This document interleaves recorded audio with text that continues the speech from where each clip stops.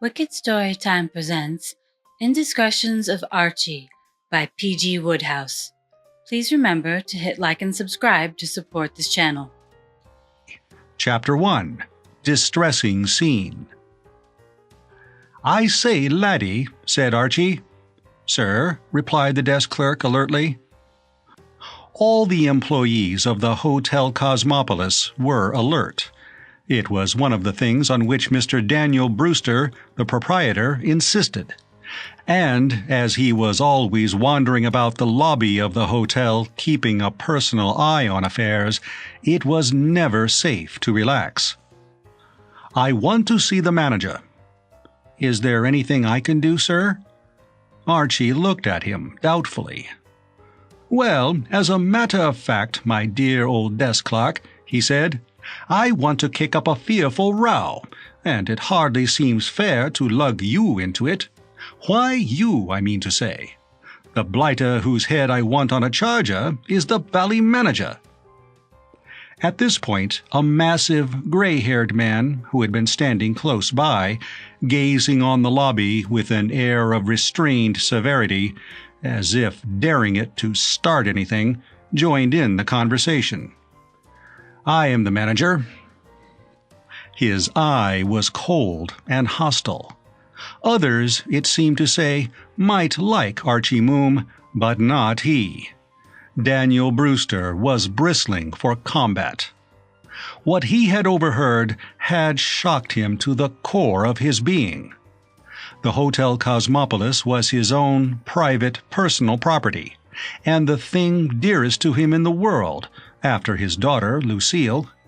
He prided himself on the fact that his hotel was not like other New York hotels, which were run by impersonal companies and shareholders and boards of directors, and consequently lacked the paternal touch which made the Cosmopolis what it was.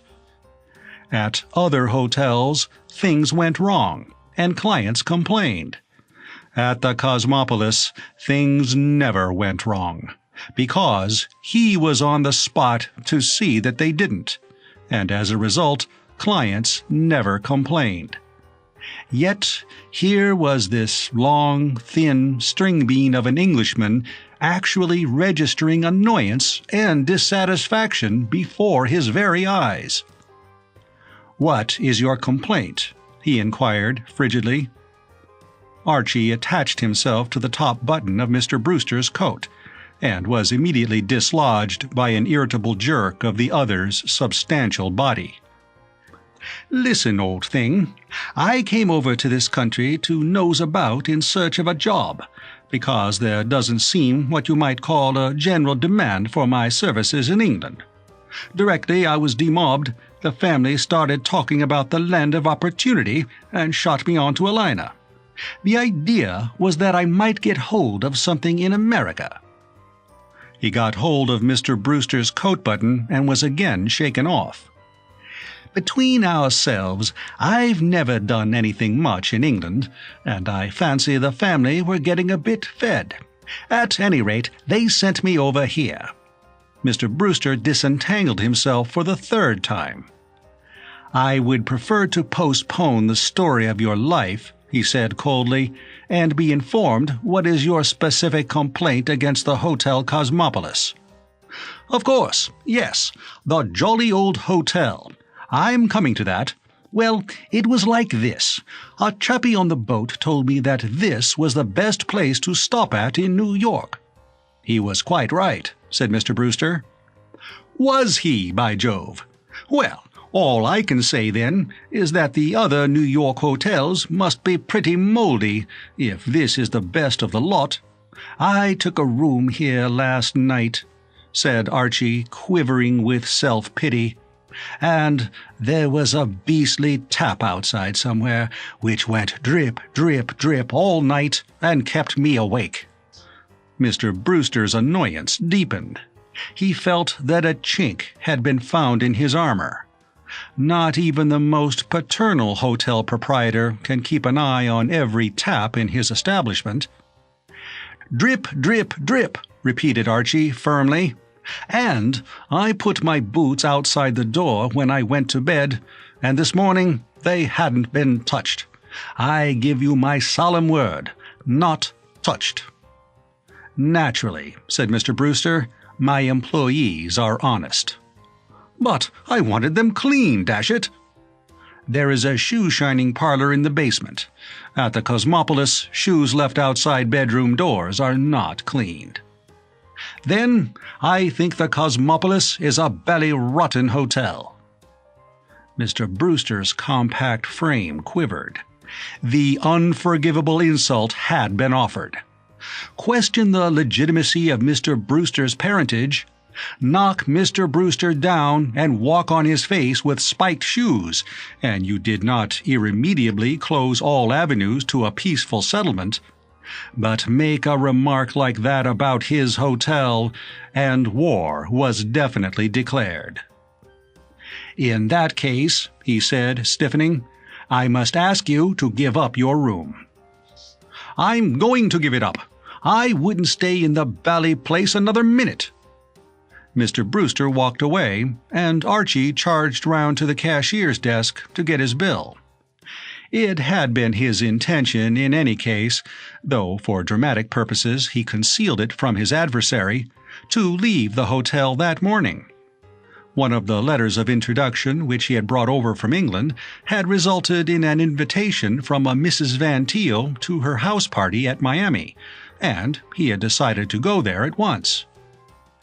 "Well," mused Archie on his way to the station, "one thing's certain, I'll never set foot in that bally place again." But nothing in this world is certain. Chapter 2. A Shock for Mr. Brewster. Mr. Daniel Brewster sat in his luxurious suite at the Cosmopolis, smoking one of his admirable cigars and chatting with his old friend, Professor Binstead. A stranger, who had only encountered Mr. Brewster in the lobby of the hotel, would have been surprised at the appearance of his sitting room, for it had none of the rugged simplicity which was the keynote of its owner's personal appearance. Daniel Brewster was a man with a hobby. He was what Parker, his valet, termed a connoisseur. His educated taste in art was one of the things which went to make the Cosmopolis different from and superior to other New York hotels. He had personally selected the tapestries in the dining room and the various paintings throughout the building. And in his private capacity, he was an enthusiastic collector of things which Professor Binstead, whose tastes lay in the same direction, would have stolen without a twinge of conscience if he could have got the chance. The professor, a small man of middle age who wore tortoise-shell-rimmed spectacles, flitted covetously about the room, inspecting its treasures with a glistening eye. In a corner, Parker, a grave, lean individual, bent over the chafing dish, in which he was preparing for his employer and his guest their simple lunch. "Brewster," said Professor Binstead, pausing at the mantelpiece. Mr. Brewster looked up amiably. He was in placid mood today.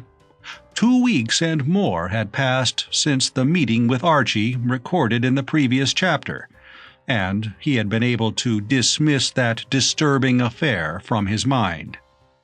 Since then, everything had gone splendidly with Daniel Brewster, for he had just accomplished his ambition of the moment by completing the negotiations for the purchase of a site further downtown, on which he proposed to erect a new hotel. He liked building hotels. He had the Cosmopolis, his firstborn, a summer hotel in the mountains, purchased in the previous year, and he was toying with the idea of running over to England and putting up another in London. That, however, would have to wait. Meanwhile, he would concentrate on this new one downtown. It had kept him busy and worried, arranging for securing the site. But his troubles were over now. "Yes," he said. Professor Binstead had picked up a small china figure of delicate workmanship. It represented a warrior of pre-khaki days advancing with a spear upon some adversary who, judging from the contented expression on the warrior's face, was smaller than himself. "Where did you get this?" "That? Mawson, my agent, found it in a little shop on the east side." "Where's the other? There ought to be another. These things go in pairs. They're valueless alone." Mr. Brewster's brow clouded. "I know that," he said shortly. "Mawson's looking for the other one everywhere. If you happen across it, I give you carte blanche to buy it for me." "It must be somewhere." "Yes. If you find it, don't worry about the expense. I'll settle up, no matter what it is." "I'll bear that in mind," said Professor Binstead. "It may cost you a lot of money. I suppose you know that." "I told you I don't care what it costs." "It's nice to be a millionaire," sighed Professor Binstead. "Luncheon is served, sir," said Parker. He had stationed himself in a statuesque pose behind Mr. Brewster's chair when there was a knock at the door. He went to the door and returned with a telegram. "Telegram for you, sir." Mr. Brewster nodded carelessly. The contents of the chafing dish had justified the advance advertising of their odor, and he was too busy to be interrupted. "Put it down, and you needn't wait, Parker." "Very good, sir." The valet withdrew, and Mr. Brewster resumed his lunch. "Aren't you going to open it?" asked Professor Binstead, to whom a telegram was a telegram. "It can wait. I get them all day long. I expect it's from Lucille, saying what train she's making." "She returns today?" "Yes, been at Miami." Mr. Brewster, having dwelt at adequate length on the contents of the chafing dish, adjusted his glasses and took up the envelope. "I shall be glad— Great Godfrey!" He sat staring at the telegram, his mouth open. His friend eyed him solicitously. "No bad news, I hope?" Mr. Brewster gurgled in a strangled way. "Bad news? Bad? Here, read it for yourself." Professor Binstead, one of the 3 most inquisitive men in New York, took the slip of paper with gratitude. "Returning New York today with darling Archie," he read. "Lots of love from us both. Lucille." He gaped at his host. "Who is Archie?" he inquired. "Who is Archie?" echoed Mr. Brewster helplessly. "Who is? That's just what I would like to know." "Darling Archie," murmured the professor, musing over the telegram. "Returning today with darling Archie. Strange." Mr. Brewster continued to stare before him. When you send your only daughter on a visit to Miami, minus any entanglements, and she mentions in a telegram that she has acquired a darling Archie, you are naturally startled. He rose from the table with a bound. It had occurred to him that by neglecting a careful study of his mail during the past week, as was his bad habit when busy, he had lost an opportunity of keeping abreast with current happenings. He recollected now that a letter had arrived from Lucille some time ago, and that he had put it away unopened till he should have leisure to read it. Lucille was a dear girl, he had felt, but her letters, when on a vacation, seldom contained anything that couldn't wait a few days for a reading. He sprang for his desk, rummaged among his papers, and found what he was seeking. It was a long letter, and there was a silence in the room for some moments while he mastered its contents. Then he turned to the professor, breathing heavily. "Good heavens!" "Yes," said Professor Binstead eagerly. "Yes." "Good Lord!" "Well?" "Good gracious!" "What is it?" demanded the professor in an agony.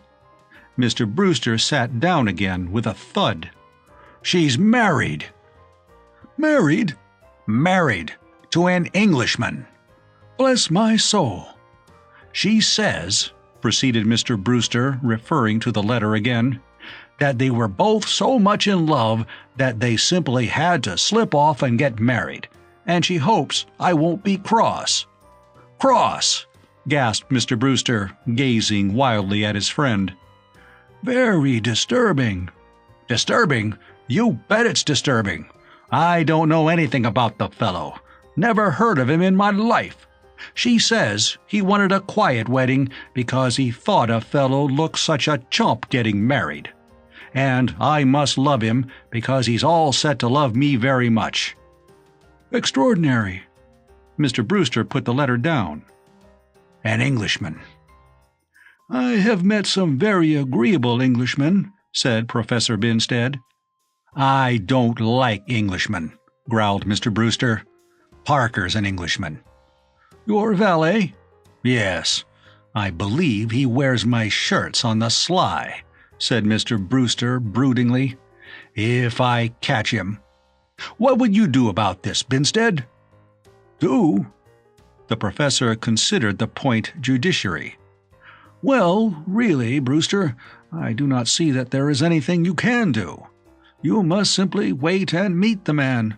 Perhaps he will turn out an admirable son-in-law." Mr. Brewster declined to take an optimistic view. "But an Englishman, Binstead," he said with pathos.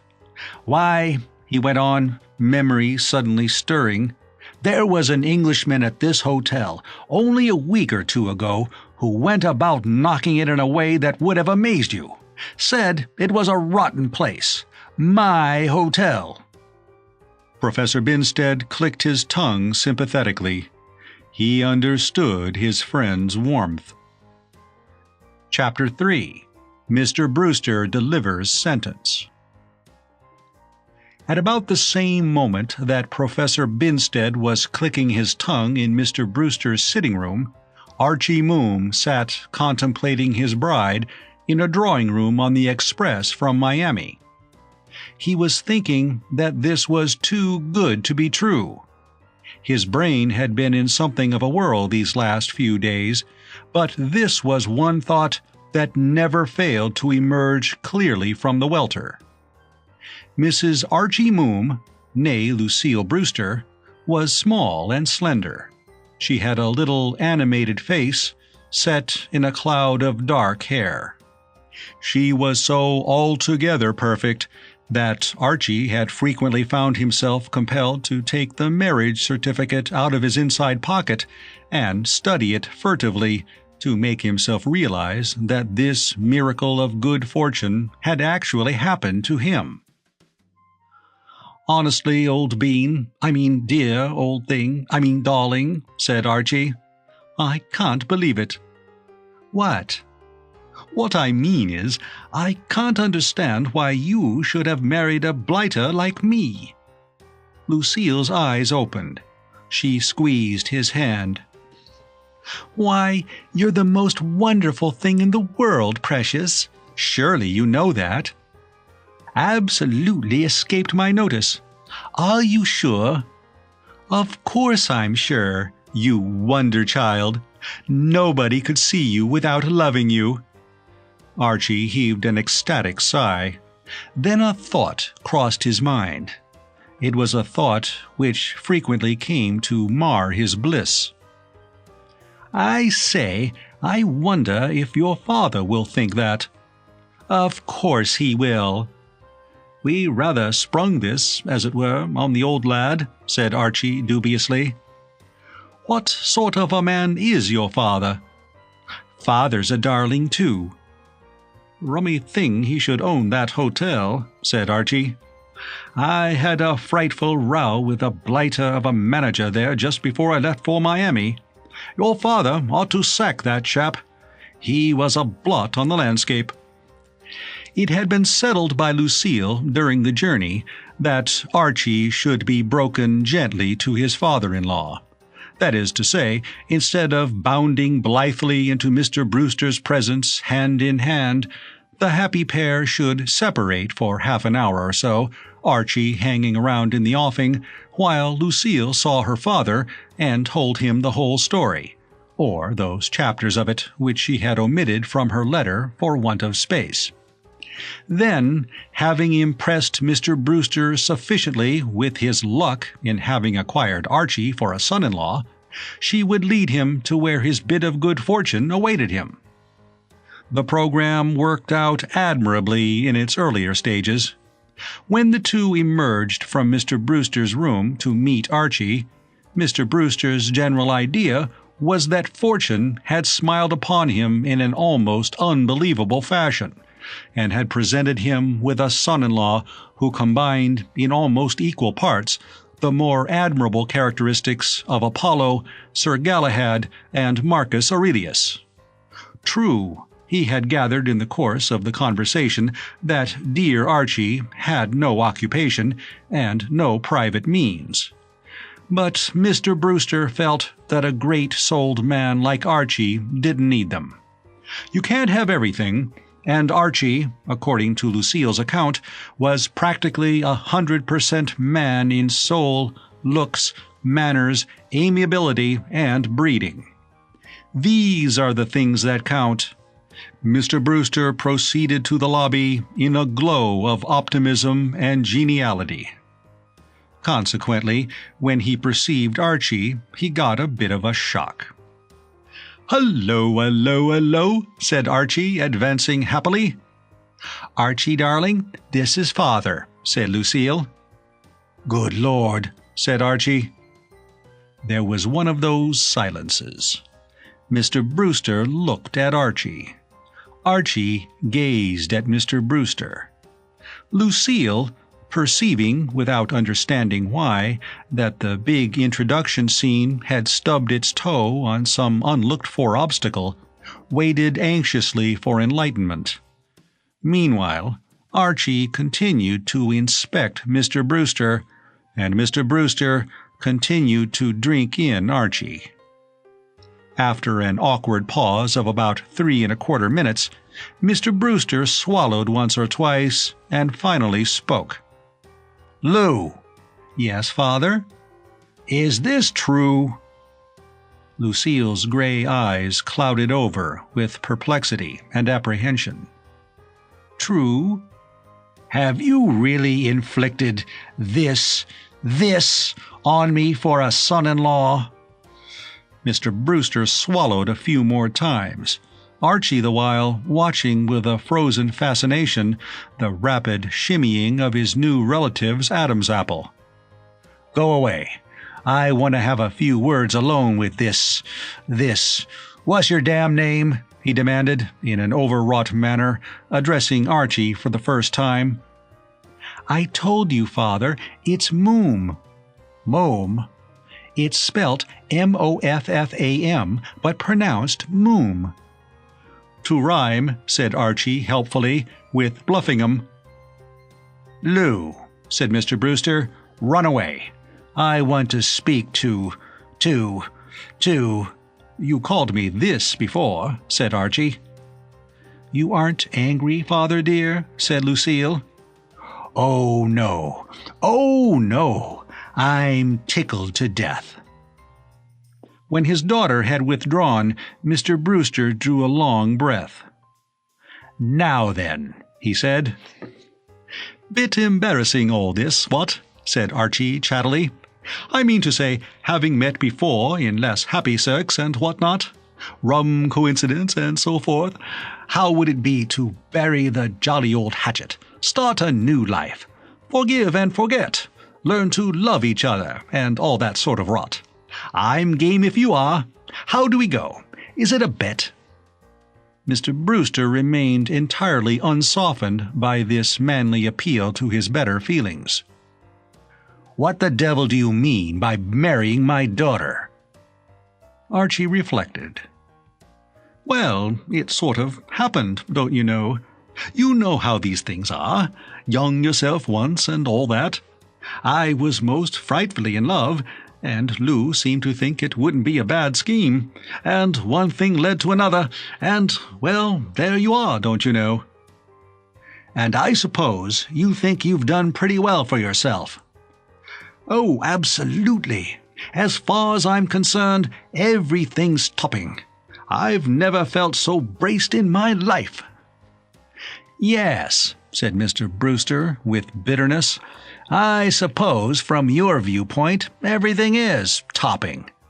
You haven't a cent to your name, and you've managed to fool a rich man's daughter into marrying you.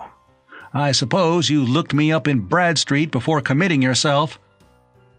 This aspect of the matter had not struck Archie until this moment. I say, he observed with dismay. I never looked at it like that before. I can see that, from your point of view, this must look like a bit of a washout. How do you propose to support Lucille anyway? Archie ran a finger round the inside of his collar. He felt embarrassed. His father-in-law was opening up all kinds of new lines of thought. Well, there, old bean, he admitted frankly. You'll rather have me. He turned the matter over for a moment. I had a sort of idea of, as it were, working, if you know what I mean. Working at what? Now, there again you stump me somewhat. The general scheme was that I should kind of look round, you know, and nose about and buzz to and fro till something turned up. That was, broadly speaking, the notion. And how did you suppose my daughter was to live while you were doing all this? Well, I think, said Archie, I think we rather expected you to rally round a bit for the nonce. I see. You expected to live on me? Well, you put it a bit crudely, but as far as I had mapped anything out, that was what you might call the general scheme of procedure. You don't think much of it, what? Yes? No? Mr. Brewster exploded. No, I do not think much of it. Good God, you go out of my hotel, calling it all the names you could think of, roasting it to beat the band. Trifle hasty, murmured Archie apologetically. Spoke without thinking. Dashed tap had gone drip, drip, drip all night, kept me awake, hadn't had breakfast. Bygones be bygones. Don't interrupt. I say, you go out of my hotel, knocking it as no one has ever knocked it since it was built. You sneak straight off and marry my daughter without my knowledge. Did think of wiring for blessing, slipped the old bean somehow. You know how one forgets things. And now you come back and calmly expect me to fling my arms around you and kiss you and support you for the rest of your life. Only while I'm nosing about and buzzing to and fro. Well, I suppose I've got to support you. There seems no way out of it. I'll tell you exactly what I propose to do. You think my hotel is a pretty poor hotel, eh? Well, you'll have plenty of opportunity of judging, because you're coming to live here. I'll let you have a suite, and I'll let you have your meals. But outside of that, nothing doing. Nothing doing. Do you understand what I mean? Absolutely. You mean napoo. You can sign bills for a reasonable amount in my restaurant, and the hotel will look after your laundry. But not a cent do you get out me. And if you want your shoes shined, you can pay for it yourself in the basement. If you leave them outside your door, I'll instruct the floor waiter to throw them down the air shaft. Do you understand? Good. Now, is there anything more you want to ask? Archie smiled a propitiatory smile. Well, as a matter of fact, I was going to ask you if you would stagger along and have a bite with us in the grill room. I will not. I'll sign the bill, said Archie ingratiatingly. You don't think much of it. Oh, righto. Chapter 4. Work Wanted. It seemed to Archie, as he surveyed his position at the end of the first month of his married life, that all was for the best in the best of all possible worlds. In their attitude towards America, visiting Englishmen almost invariably incline to extremes, either detesting all that therein is, or else becoming enthusiasts on the subject of the country, its climate, and its institutions. Archie belonged to the second class. He liked America and got on splendidly with Americans from the start. He was a friendly soul, a mixer, and in New York, that city of mixers, he found himself at home. The atmosphere of good fellowship and the open-hearted hospitality of everybody he met appealed to him. There were moments when it seemed to him as though New York had simply been waiting for him to arrive before giving the word to let the revels commence. Nothing, of course, in this world is perfect, and rosy as were the glasses through which Archie looked on his new surroundings, he had to admit that there was one flaw, one fly in the ointment, one individual caterpillar in the salad. Mr. Daniel Brewster, his father-in-law, remained consistently unfriendly. Indeed, his manner towards his new relative became daily more and more a manner which would have caused gossip on the plantation if Simon Legree had exhibited it in his relations with Uncle Tom. And this in spite of the fact that Archie, as early as the third morning of his stay, had gone to him and in the most frank and manly way had withdrawn his criticism of the Hotel Cosmopolis, giving it as his considered opinion that the Hotel Cosmopolis, on closer inspection, appeared to be a good egg, one of the best and brightest, and a bit of all right. "A credit to you, old thing," said Archie cordially. "Don't call me old thing," growled Mr. Brewster. "Ato, old companion," said Archie amiably. Archie, a true philosopher, bore this hostility with fortitude, but it worried Lucille. "I do wish Father understood you better," was her wistful comment when Archie had related the conversation. "Well, you know," said Archie, "I'm open for being understood any time he cares to take a stab at it." "You must try and make him fond of you." "But how? I smile winsomely at him and what-not, but he doesn't respond." "Well, we shall have to think of something. I want him to realize what an angel you are. You are an angel, you know." "No, really?" "Of course you are." "It's a rummy thing," said Archie, pursuing a train of thought which was constantly with him. "The more I see of you, the more I wonder how you can have a father like— what I mean to say is, I wish I had known your mother. She must have been frightfully attractive." "What would really please him, I know," said Lucille, "would be if you got some work to do. He loves people who work." "Yes," said Archie doubtfully. "Well, you know, I heard him interviewing that chappie behind the desk this morning, who works like the dickens from early morn to dewy eve, on the subject of a mistake in his figures. And if he loved him, he dissembled it all right. Of course, I admit that so far I haven't been one of the toilers, but the dashed difficult thing is to know where to start. I'm nosing round, but the openings for a bright young man seem so scarce." "Well, keep on trying. I feel sure that if you could only find something to do, it doesn't matter what, Father would be quite different."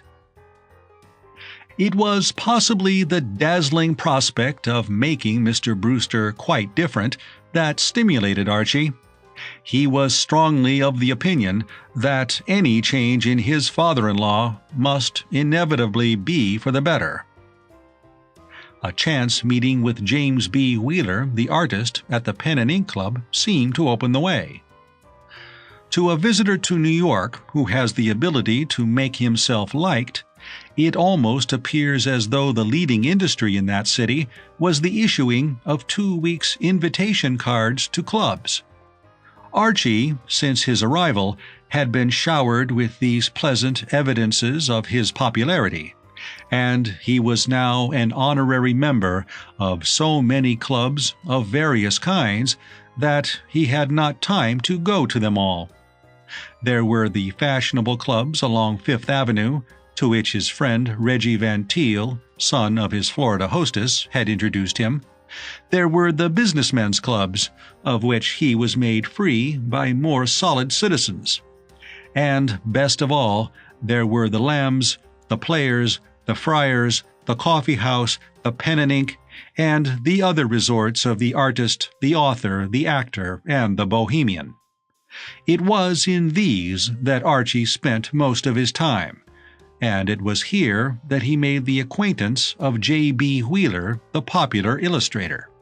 To Mr. Wheeler, over a friendly lunch, Archie had been confiding some of his ambitions to qualify as the hero of one of the Get On or Get Out Young Man Step Lively books. "You want a job?" said Mr. Wheeler. "I want a job," said Archie. Mr. Wheeler consumed 8 fried potatoes in quick succession. He was an able trencherman. "I always looked on you as one of our leading lilies of the field," he said. "Why this anxiety to toil and spin?" "Well, my wife, you know, seems to think it might put me one up with the jolly old dad if I did something." "And you're not particular what you do, so long as it has the outer aspect of work?" "Anything in the world, laddie, anything in the world." "Then come and pose for a picture I'm doing," said J.B. Wheeler. "It's for a magazine cover. You're just the model I want, and I'll pay you at the usual rates. Is it a go?" "Pose?" "You've only got to stand still and look like a chunk of wood. You can do that, surely." "I can do that," said Archie. "Then come along down to my studio tomorrow." "Ato," said Archie. Chapter 5. Strange Experiences of an Artist's Model. "I say, old thing," Archie spoke plaintively. Already he was looking back ruefully to the time when he had supposed that an artist's model had a soft job. In the first 5 minutes, muscles which he had not been aware that he possessed had started to ache like neglected teeth.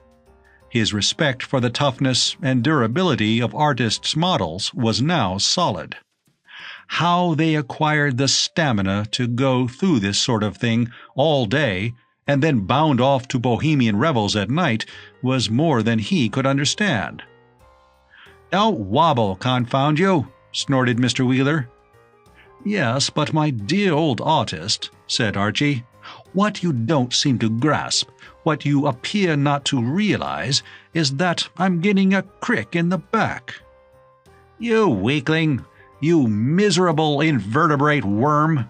Move an inch and I'll murder you, and come and dance on your grave every Wednesday and Saturday. I'm just getting it."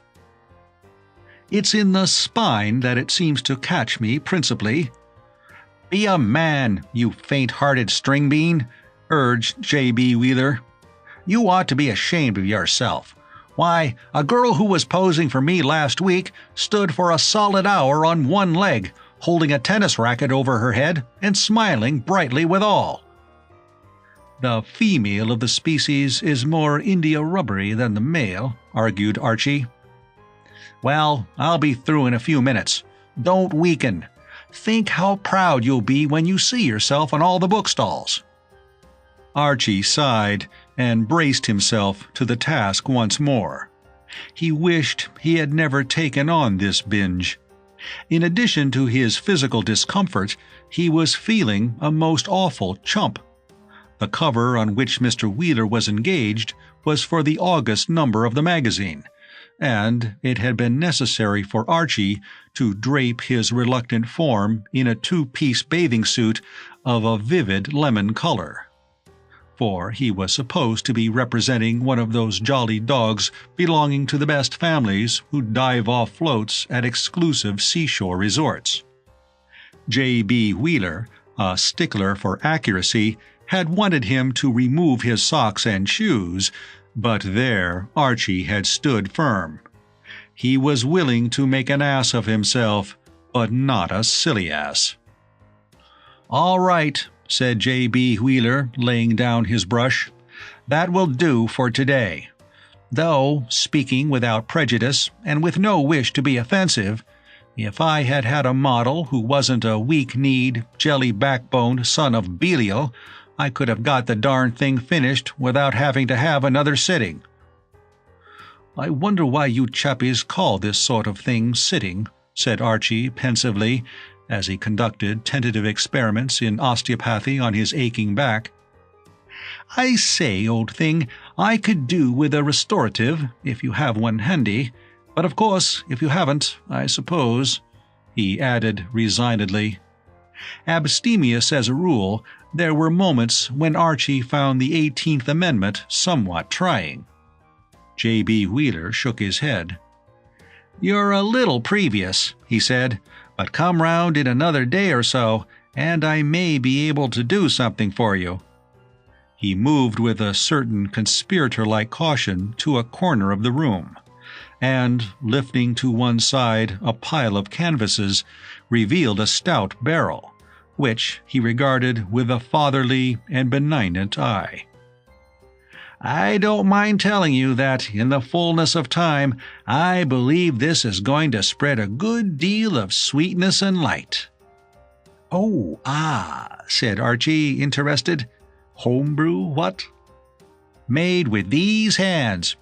I added a few more raisins yesterday to speed things up a bit. There is much virtue in your raisin. And talking of speeding things up, for goodness sake, try to be a bit more punctual tomorrow. We lost an hour of good daylight today."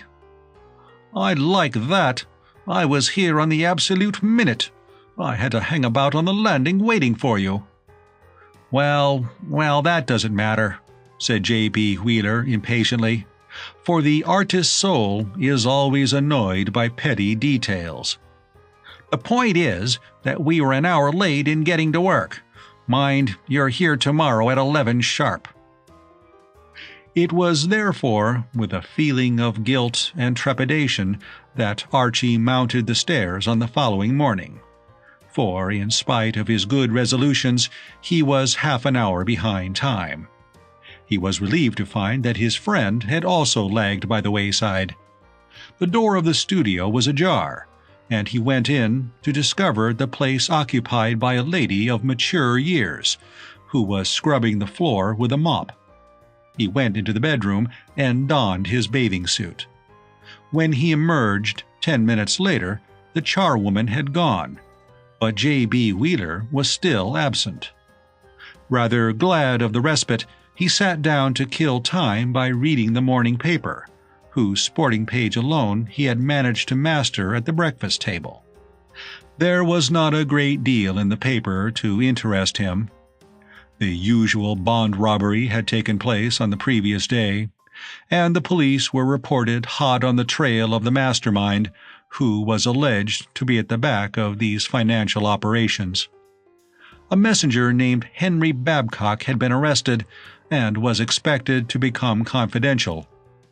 To one who, like Archie, had never owned a bond, the story made little appeal. He turned with more interest to a cheery half-column on the activities of a gentleman in Minnesota who, with what seemed to Archie, as he thought of Mr. Daniel Brewster, a good deal of resource and public spirit, had recently beaned his father-in-law with the family meat axe. It was only after he had read this through twice in a spirit of gentle approval that it occurred to him that J.B. Wheeler was uncommonly late at the tryst. He looked at his watch and found that he had been in the studio 3/4 of an hour. Archie became restless. Long-suffering old bean though he was, he considered this a bit thick. He got up and went out onto the landing to see if there were any signs of the blighter. There were none. He began to understand now what had happened. For some reason or other, the ballet artist was not coming to the studio at all that day. Probably he had called up the hotel and left a message to this effect, and Archie had just missed it. Another man might have waited to make certain that his message had reached its destination, but not woolen-headed Wheeler, the most casual individual in New York. Thoroughly aggrieved, Archie turned back to the studio to dress and go away. His progress was stayed by a solid, forbidding slab of oak. Somehow or other, since he had left the room, the door had managed to get itself shut. "Oh, dash it," said Archie. The mildness of the expletive was proof that the full horror of the situation had not immediately come home to him. His mind in the first few moments was occupied with the problem of how the door had got that way. He could not remember shutting it. Probably he had done it unconsciously. As a child, he had been taught by sedulous elders that the little gentleman always closed doors behind him, and presumably his subconscious self was still under the influence. And then, suddenly, he realized that this infernal, officious ass of a subconscious self had deposited him right in the gumbo. Behind that closed door, unattainable as youthful ambition, lay his gent's heather mixture with the green twill, and here he was, out in the world, alone, in a lemon-colored bathing suit. In all crises of human affairs, there are two broad courses open to a man. He can stay where he is, or he can go elsewhere. Archie, leaning on the banisters, examined these alternatives narrowly. If he stayed where he was, he would have to spend the night on this dashed landing. If he legged it in this kit, he would be gathered up by the constabulary before he had gone 100 yards. He was no pessimist, but he was reluctantly forced to the conclusion that he was up against it. It was while he was musing with a certain tenseness on these things that the sound of footsteps came to him from below. But almost in the first instant, the hope that this might be J.B. Wheeler, the curse of the human race, died away. Whoever was coming up the stairs was running, and J.B. Wheeler never ran upstairs. He was not one of your lean, haggard, spiritual-looking geniuses. He made a large income with his brush and pencil, and spent most of it in creature comforts. This couldn't be J.B. Wheeler. It was not. It was a tall, thin man whom he had never seen before. He appeared to be in a considerable hurry. He let himself into the studio on the floor below, and vanished without even waiting to shut the door. He had come and disappeared in almost record time, but brief though his passing had been, it had been long enough to bring consolation to Archie. A sudden bright light had been vouchsafed to Archie, and he now saw an admirably ripe and fruity scheme for ending his troubles. What could be simpler than to toddle down one flight of stairs and, in an easy and debonair manner, ask the chappie's permission to use his telephone? And what could be simpler, once he was at the phone, than to get in touch with somebody at the Cosmopolis who would send down a few trousers and whatnot in a kit bag? It was a priceless solution, thought Archie, as he made his way downstairs. Not even embarrassing, he meant to say. This chappie, living in a place like this, wouldn't bat an eyelid at the spectacle of a fellow trickling about the place in a bathing suit. They would have a good laugh about the whole thing. "I say, I hate to bother you, dare say you're busy and all that sort of thing, but would you mind if I popped in for half a second and used your phone?" That was the speech, the extremely gentlemanly and well-phrased speech, which Archie had prepared to deliver the moment the man appeared. The reason he did not deliver it was that the man did not appear. He knocked, but nothing stirred. "I say—" Archie now perceived that the door was ajar, and that on an envelope attached with a tack to one of the panels was the name Elmer M. Moon. He pushed the door a little farther open and tried again. "Oh, Mr. Moon, Mr. Moon!" He waited a moment. "Oh, Mr. Moon, Mr. Moon, are you there, Mr. Moon?" He blushed hotly. To his sensitive ear, the words had sounded exactly like the opening line of the refrain of a vaudeville song hit. He decided to waste no further speech on a man with such an unfortunate surname until he could see him face to face and get a chance of lowering his voice a bit. Absolutely absurd to stand outside a chappie's door singing song hits in a lemon-colored bathing suit. He pushed the door open and walked in, and his subconscious self, always the gentleman, closed it gently behind him. "Up!" said a low, sinister, harsh, unfriendly, and unpleasant voice. "Eh?" said Archie, revolving sharply on his axis. He found himself confronting the hurried gentleman who had run upstairs. This sprinter had produced an automatic pistol, and was pointing it in a truculent manner at his head. Archie stared at his host, and his host stared at him. "Put your hands up," he said. "Oh, righto, absolutely," said Archie.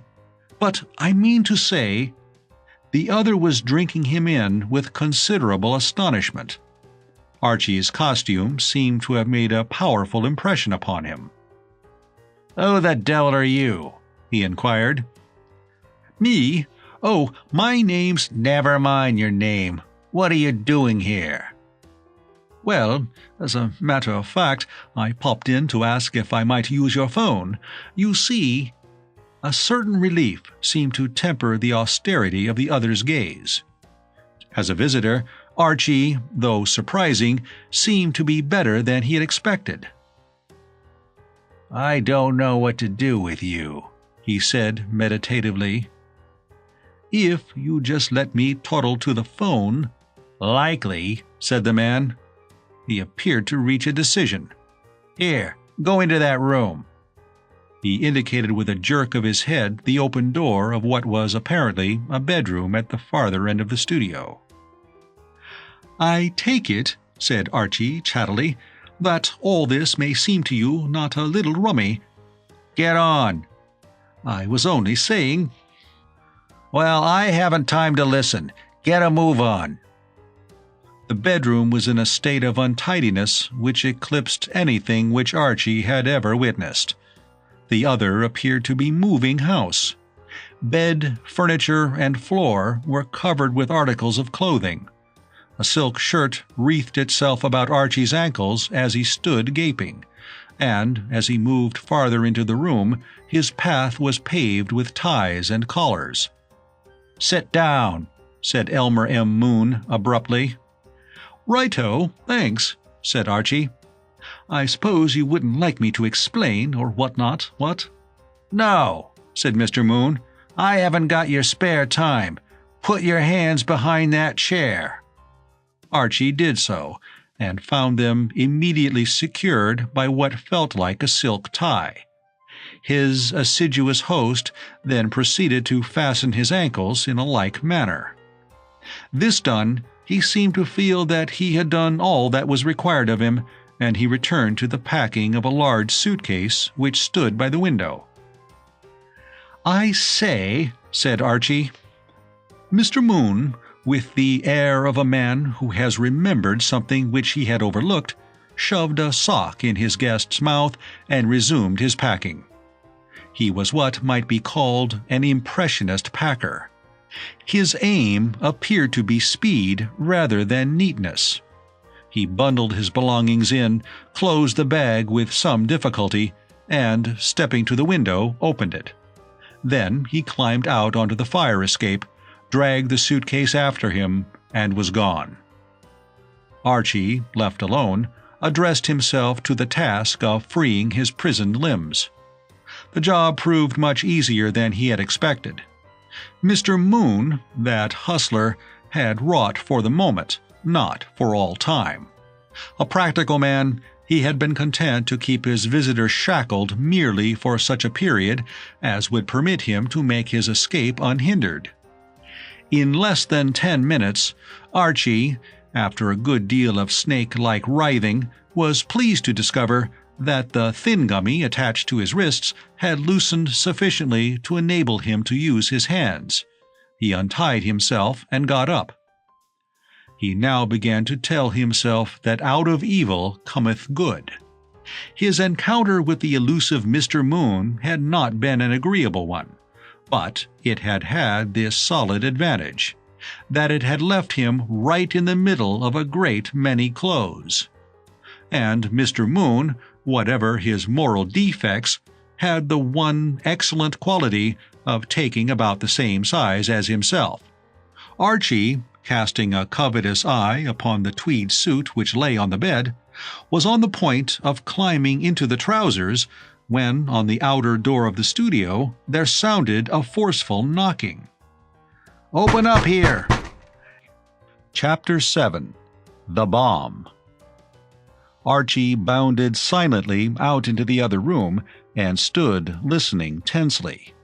He was not a naturally querulous man, but he did feel at this point that fate was picking on him with a somewhat undue severity.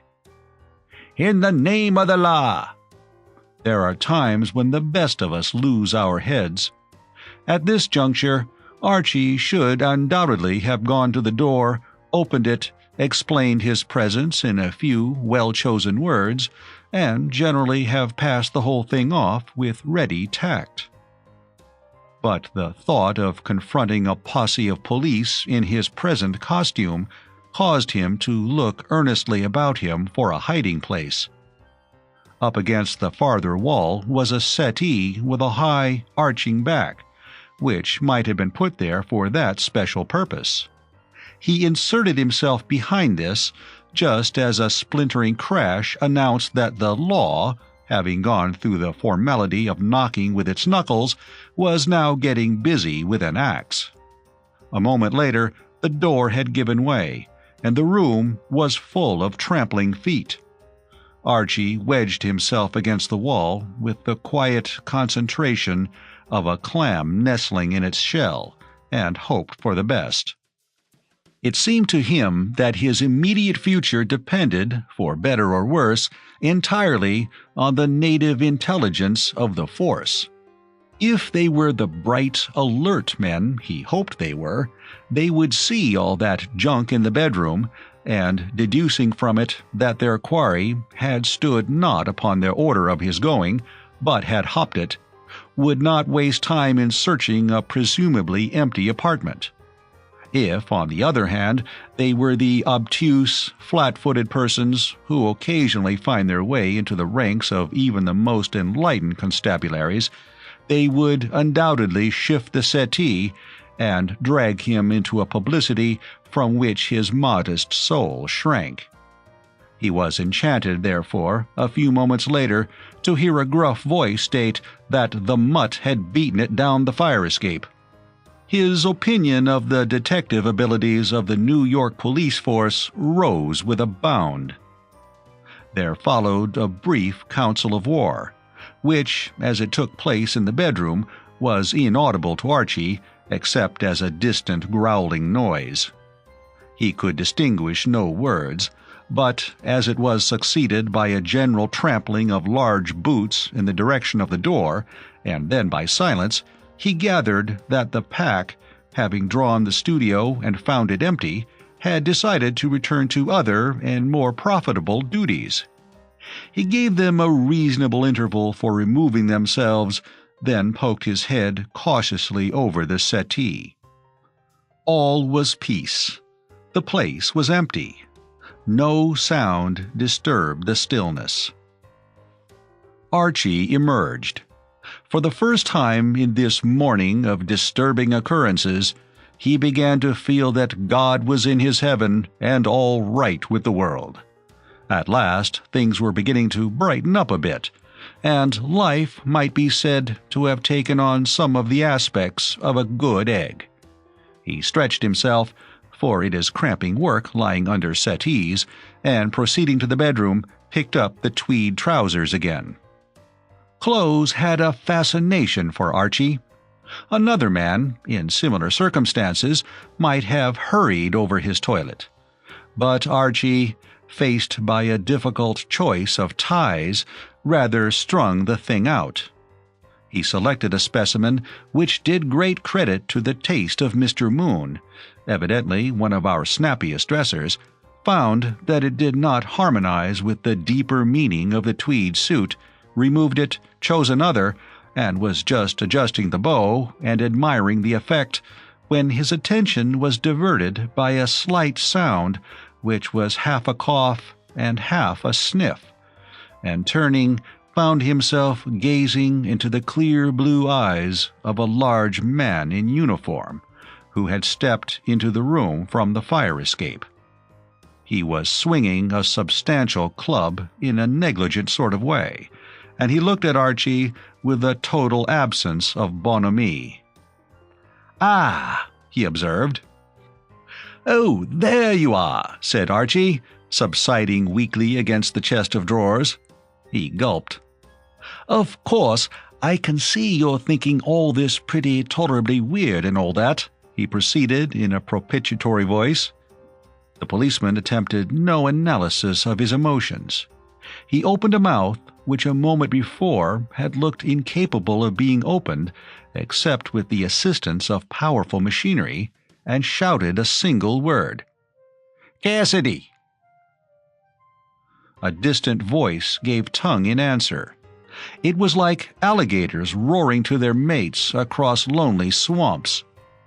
There was a rumble of footsteps in the region of the stairs, and presently there entered an even larger guardian of the law than the first exhibit. He, too, swung a massive club, and, like his colleague, he gazed frostily at Archie. "God save Ireland," he remarked. The words appeared to be more in the nature of an expletive than a practical comment on the situation. Having uttered them, he draped himself in the doorway like a colossus and chewed gum. "Where you get him?" he inquired after a pause. "Found him here attempting to disguise himself. I told Kep he was hiding somewheres, but he would have it that he beat it down the skip," said the gum chewer, with the somber triumph of the underling whose sound advice has been overruled by those above him. He shifted his wholesome, or as some say, unwholesome, morsel to the other side of his mouth, and for the first time addressed Archie directly. "Ye're pinched," he observed. Archie started violently. The bleak directness of the speech roused him with a jerk from the dreamlike state into which he had fallen. He had not anticipated this. He had assumed that there would be a period of tedious explanations to be gone through before he was at liberty to depart to the cozy little lunch for which his interior had been sighing wistfully this long time past. But that he should be arrested had been outside his calculations. Of course, he could put everything right eventually. He could call witnesses to his character and the purity of his intentions. But in the meantime, the whole dashed business would be in all the papers, embellished with all those unpleasant flippancies to which your newspaper reporter is so prone to stoop when he sees half a chance. He would feel a frightful chump. Chappies would rot him about it to the most fearful extent. Old Brewster's name would come into it, and he could not disguise it from himself that his father-in-law, who liked his name in the papers as little as possible, would be sorer than a sunburned neck. "No, I say, you know. I mean to say." "Pinched," repeated the larger policeman. "And anything you say," added his slightly smaller colleague, "will be used against you at the trial." "And if you try to escape," said the first speaker, twiddling his club, "you'll get your block knocked off."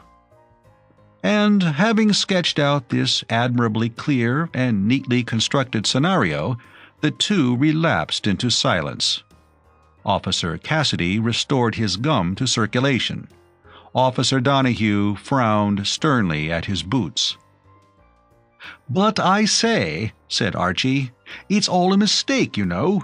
Absolutely a frightful error, my dear old constables. I'm not the lad you're after at all. The chappie you want is a different sort of fellow altogether. Another blighter entirely." New York policemen never laugh when on duty. There is probably something in the regulations against it. But Officer Donahue permitted the left corner of his mouth to twitch slightly, and a momentary muscular spasm disturbed the calm of Officer Cassidy's granite features, as a passing breeze ruffles the surface of some bottomless lake. "That's what they all say," observed Officer Donahue. "It's no use trying that line of talk," said Officer Cassidy. "Babcock squealed." "Sure, squealed this morning," said Officer Donahue. Archie's memory stirred vaguely. "Babcock," he said. "Do you know, that name seems familiar to me somehow. I'm almost sure I read it in the paper or something." "Ah, cut it out," said Officer Cassidy disgustedly. The two constables exchanged a glance of austere disapproval. This hypocrisy pained them. "Read it in the paper or something." "By Jove, I remember now. He's the chappie who was arrested in that bond business.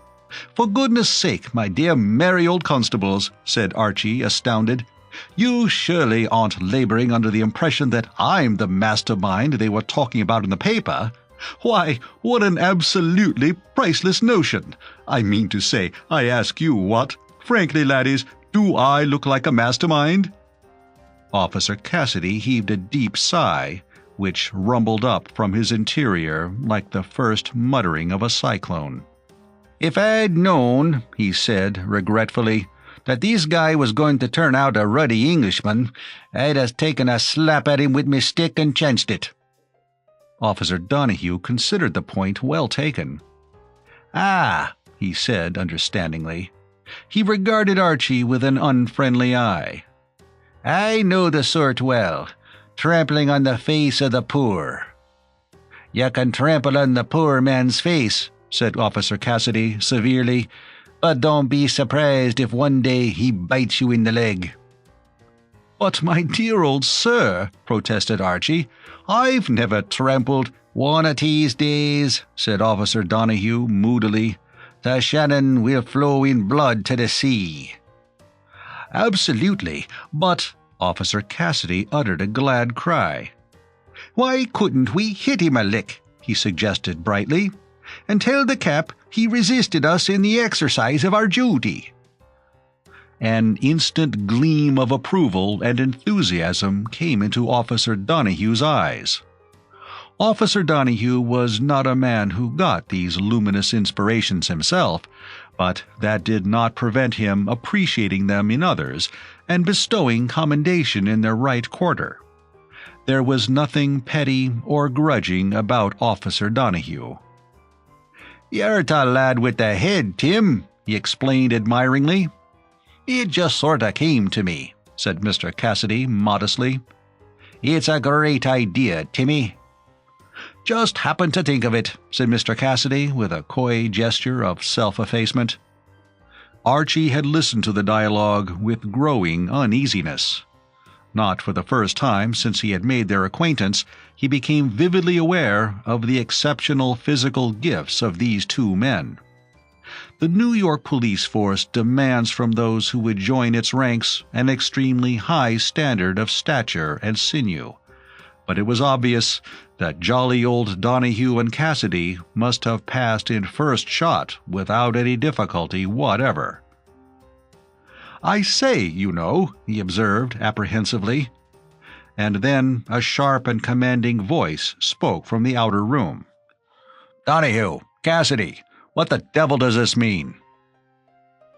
Archie had a momentary impression that an angel had fluttered down to his rescue.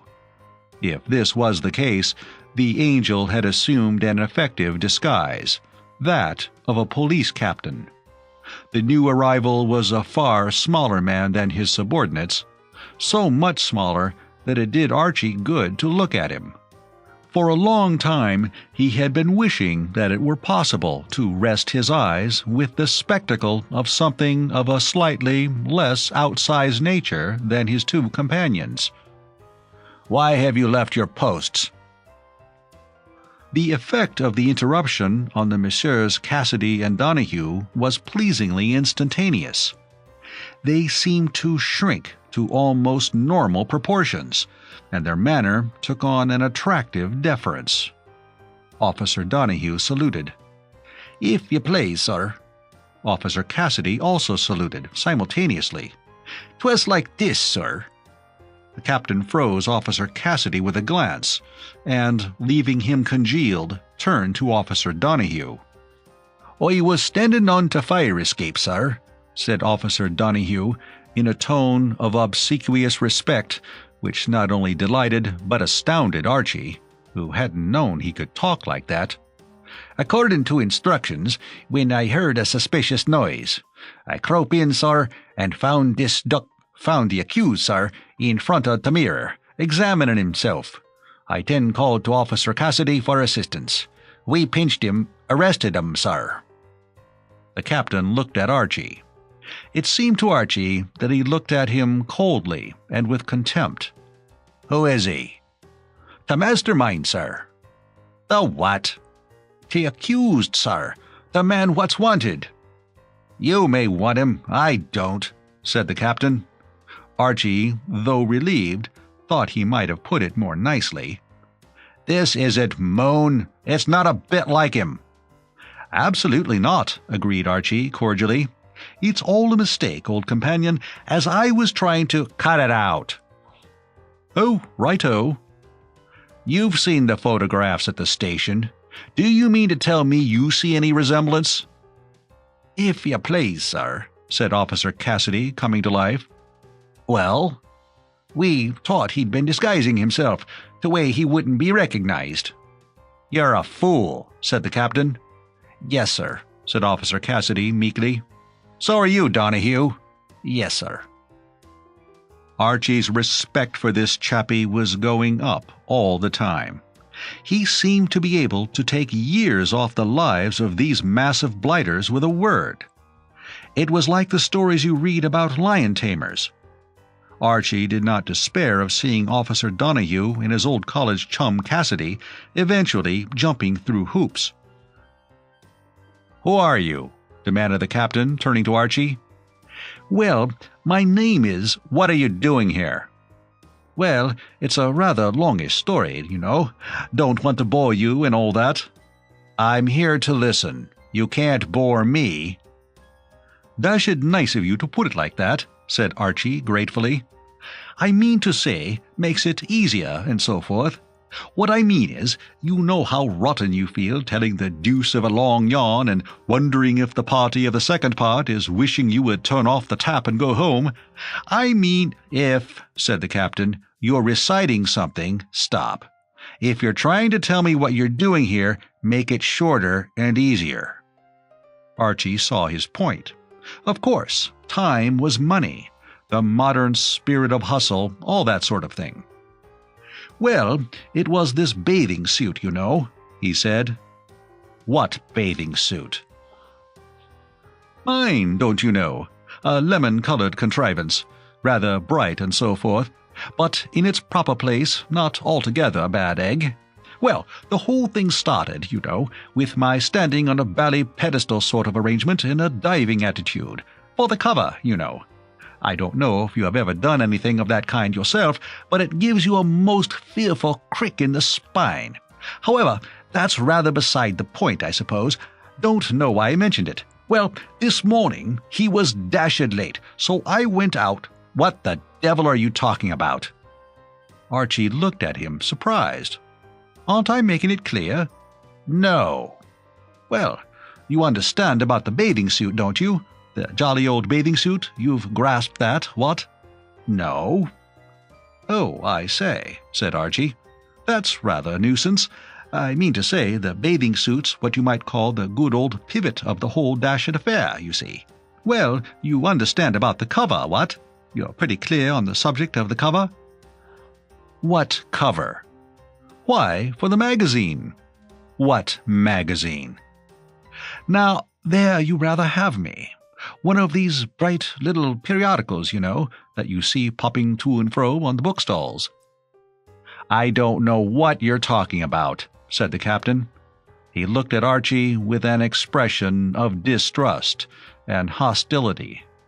And I'll tell you straight out, I don't like the looks of you. I believe you're a pal of his. No longer, said Archie firmly. I mean to say, a chappie who makes you stand on a bally pedestal sort of arrangement and get a crick in the spine, and then doesn't turn up and leaves you biffing all over the countryside in a bathing suit. The reintroduction of the bathing suit motive seemed to have the worst effect on the captain. He flushed darkly. Are you trying to josh me? I've a mind to soak you. If you please, sir, cried Officer Donahue and Officer Cassidy in chorus. In the course of their professional career, they did not often hear their superior make many suggestions with which they saw eye to eye, but he had certainly, in their opinion, spoken a mouthful now. No, honestly, my dear old thing, nothing was farther from my thoughts. He would have spoken further, but at this moment the world came to an end. At least, that was how it sounded. Somewhere in the immediate neighborhood, something went off with a vast explosion, shattering the glass in the window, peeling the plaster from the ceiling, and sending him staggering into the inhospitable arms of Officer Donahue. The three guardians of the law stared at one another. If you please, sir, said Officer Cassidy, saluting. Well? May I speak, sir? Well? Something's exploded, sir. The information, kindly meant though it was, seemed to annoy the captain. What the devil did you think I thought had happened? He demanded, with not a little irritation. It was a bomb. Archie could have corrected this diagnosis, for already a faint but appealing aroma of an alcoholic nature was creeping into the room through a hole in the ceiling, and there had risen before his eyes the picture of J.B. Wheeler affectionately regarding that barrel of his on the previous morning in the studio upstairs. J.B. Wheeler had wanted quick results, and he got them. Archie had long since ceased to regard J.B. Wheeler as anything but a tumor on the social system, but he was bound to admit that he had certainly done him a good turn now.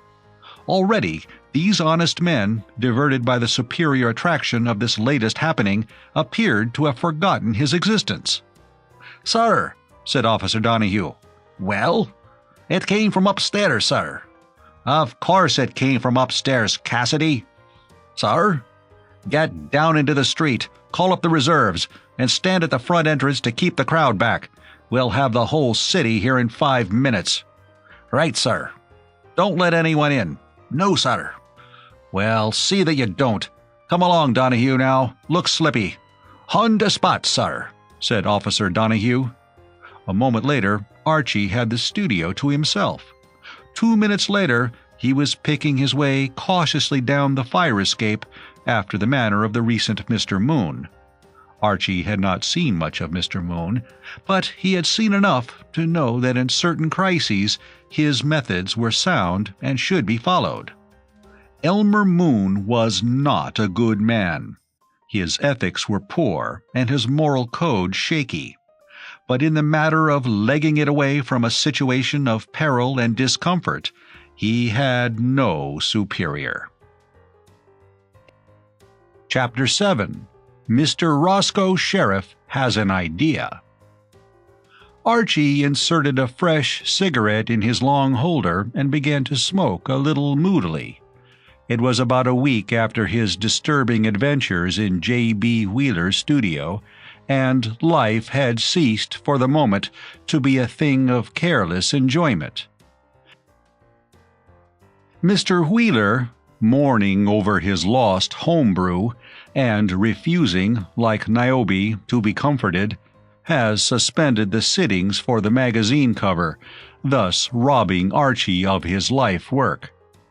Mr. Brewster had not been in a genial mood of late, and, in addition to all this, Lucille was away on a visit to a school friend, and when Lucille went away, she took with her the sunshine.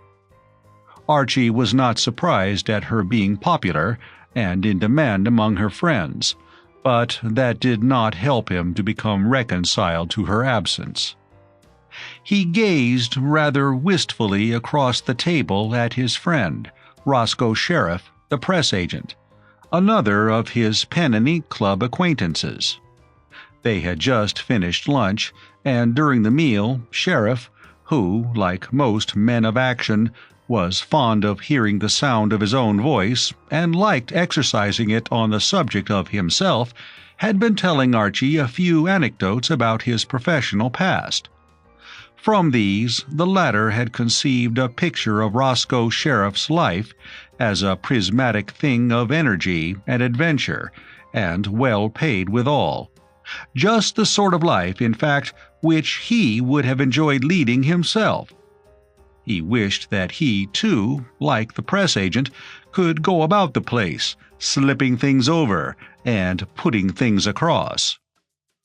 Daniel Brewster, he felt, would have beamed upon a son-in-law like Roscoe Sheriff. "The more I see of America," sighed Archie, "the more it amazes me. All you birds seem to have been doing things from the cradle upwards. I wish I could do things." "Well, why don't you?" Archie flicked the ash from his cigarette into the finger bowl. "Oh, I don't know, you know," he said. "Somehow, none of our family ever have. I don't know why it is, but whenever a Moom starts out to do things, he infallibly makes a bloomer. There was a Moom in the Middle Ages who had a sudden spasm of energy and set out to make a pilgrimage to Jerusalem, dressed as a wandering friar. Rum ideas they had in those days. Did he get there? Absolutely not. Just as he was leaving the front door, his favorite hound mistook him for a tramp, or a varlet, or a scurvy knave, or whatever they used to call them at that time, and bit him in the fleshy part of the leg. Well, at least he started." "Enough to make a chappie start, what?" Roscoe Sheriff sipped his coffee thoughtfully. He was an apostle of energy, and it seemed to him that he could make a convert of Archie, and, incidentally, do himself a bit of good. For several days he had been looking for someone like Archie to help him in a small matter which he had in mind. "If you're really keen on doing things," he said, "there's something you can do for me right away." Archie beamed. Action was what his soul demanded. "Anything, dear boy, anything. State your case." "Would you have any objection to putting up a snake for me?" "Putting up a snake? Just for a day or two." "But how do you mean, old soul? Put him up where?" "Wherever you live. Where do you live? The Cosmopolis, isn't it? Of course. You married old Brewster's daughter. I remember reading about it." "But I say, laddie, I don't want to spoil your day and disappoint you and so forth, But my jolly old father-in-law would never let me keep a snake. Why, it's as much as I can do to make him let me stop on in the place." "He wouldn't know." "There's not much that goes on in the hotel that he doesn't know," said Archie doubtfully. "He mustn't know. The whole point of the thing is that it must be a dead secret." Archie flicked some more ash into the finger bowl. "I don't seem absolutely to have grasped the affair in all its aspects, if you know what I mean," he said. "I mean to say, in the first place, why would it brighten your young existence if I entertained this snake of yours? It's not mine. It belongs to Madame Brudowska. You've heard of her, of course." "Oh, yes.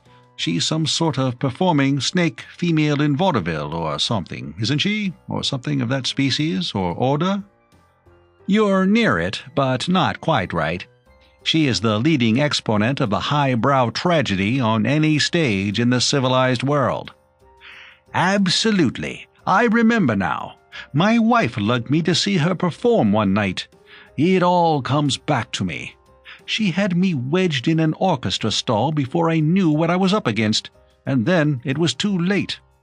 I remember reading in some journal or other that she had a pet snake, given her by some Russian prince or other, what?"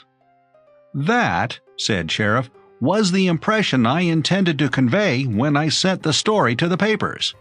I'm her press agent. As a matter of fact, I bought Peter, its name's Peter, myself down on the east side. I always believe in animals for press agent stunts. I've nearly always had good results. But with her nibs, I'm handicapped, shackled, so to speak. You might almost say my genius is stifled, or strangled if you prefer it." "Anything you say," agreed Archie courteously. "But how? Why is your what's-its-name?" "She keeps me on a leash.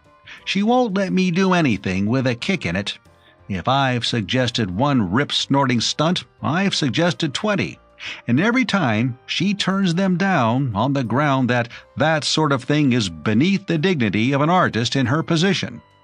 It doesn't give a fellow a chance. So now I've made up my mind to do her good by stealth. I'm going to steal her snake." "Steal it? Pinch it, as it were?" "Yes. Big story for the papers, you see. She's grown very much attached to Peter.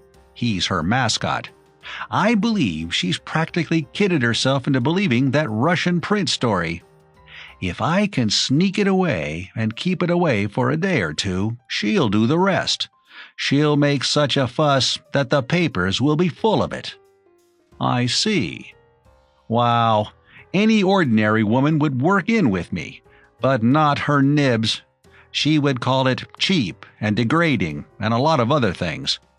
It's got to be a genuine steal, and if I'm caught at it, I lose my job. So that's where you come in." "But where am I going to keep the jolly old reptile?" "Oh, anywhere. Punch a few holes in a hat box and make it up a shakedown inside. It'll be company for you." "Something in that. My wife's away just now, and it's a bit lonely in the evenings." "You'll never be lonely with Peter around. He's a great scout, always merry and bright." "He doesn't bite, I suppose, or sting, or whatnot?" "He may whatnot occasionally. It depends on the weather, but outside of that, he's as harmless as a canary." "Dashed dangerous things, canaries," said Archie thoughtfully. "They peck at you." "Don't weaken," pleaded the press agent. "Oh, all right. I'll take him. By the way, touching the matter of browsing and sluicing, what do I feed him on?" "Oh, anything.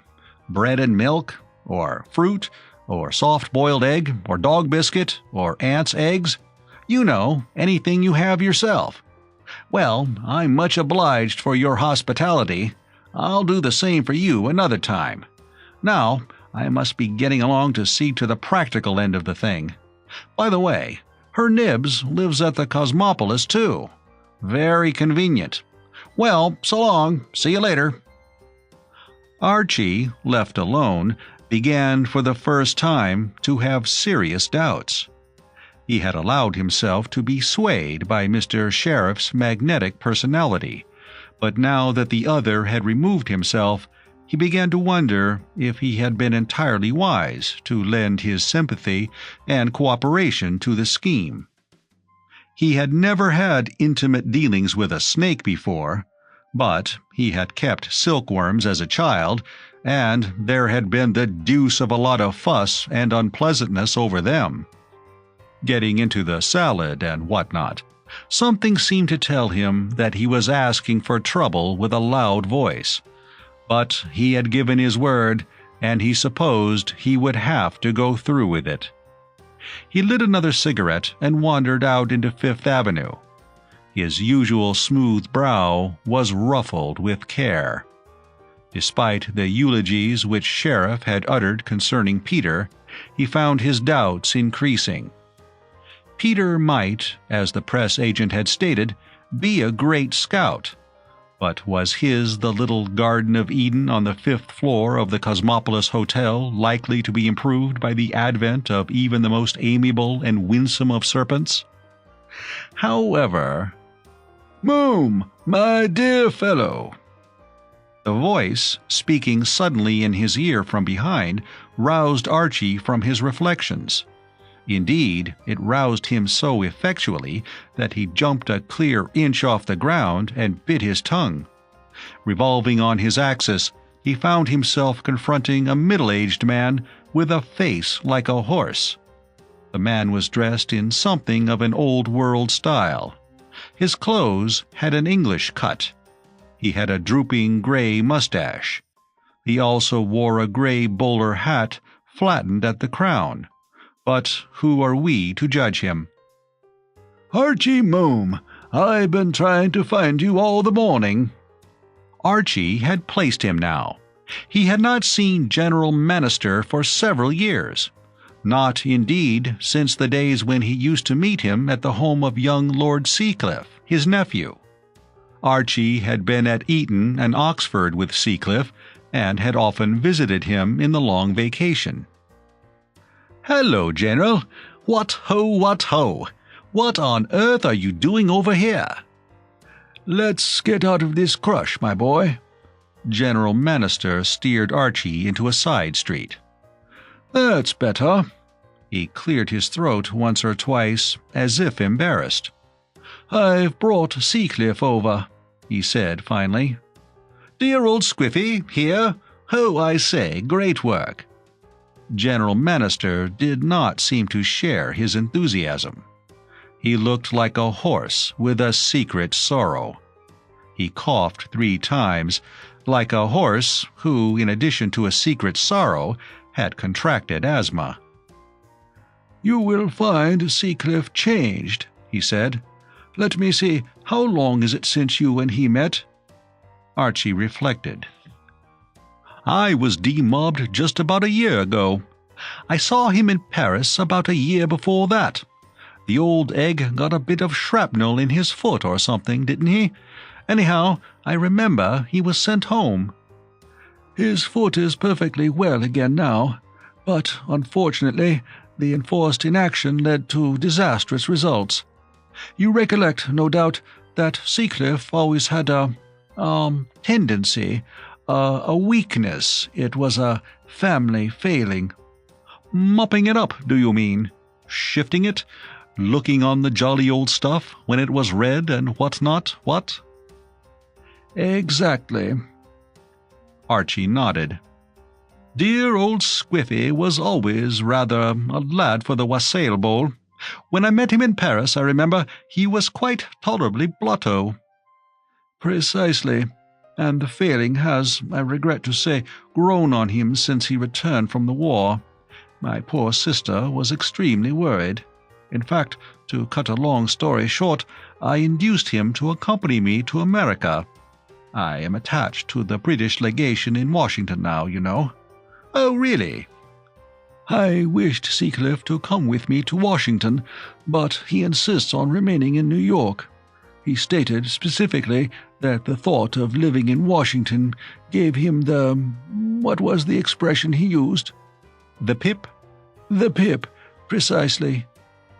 But what was the idea of bringing him to America? This admirable prohibition enactment has rendered America, to my mind, the ideal place for a young man of his views. The general looked at his watch. It is most fortunate that I happen to run into you, my dear fellow. My train for Washington leaves in another hour, and I have packing to do. I want to leave poor Seacliff in your charge while I am gone. Oh, I say, what? You can look after him. I am credibly informed that even now there are places in New York where a determined young man may obtain the— stuff, and I should be infinitely obliged, and my poor sister would be infinitely grateful if you would keep an eye on him. He hailed a taxicab. I am sending Seacliff round to the Cosmopolis tonight. I am sure you will do everything you can. Goodbye, my boy, goodbye. Archie continued his walk. This, he felt, was beginning to be a bit thick. He smiled a bitter, mirthless smile as he recalled the fact that less than half an hour had elapsed since he had expressed a regret that he did not belong to the ranks of those who do things. Fate, since then, had certainly supplied him with jobs with a lavish hand. By bedtime, he would be an active accomplice to a theft, valet and companion to a snake he had never met, and, as far as could gather the scope of his duties, a combination of nursemaid and private detective to dear old Squiffy. It was past 4 o'clock when he returned to the Cosmopolis. Roscoe Sheriff was pacing the lobby of the hotel nervously, carrying a small handbag. "Here you are at last. Good heavens, man, I've been waiting 2 hours. "Sorry, old bean. I was musing a bit and lost track of the time."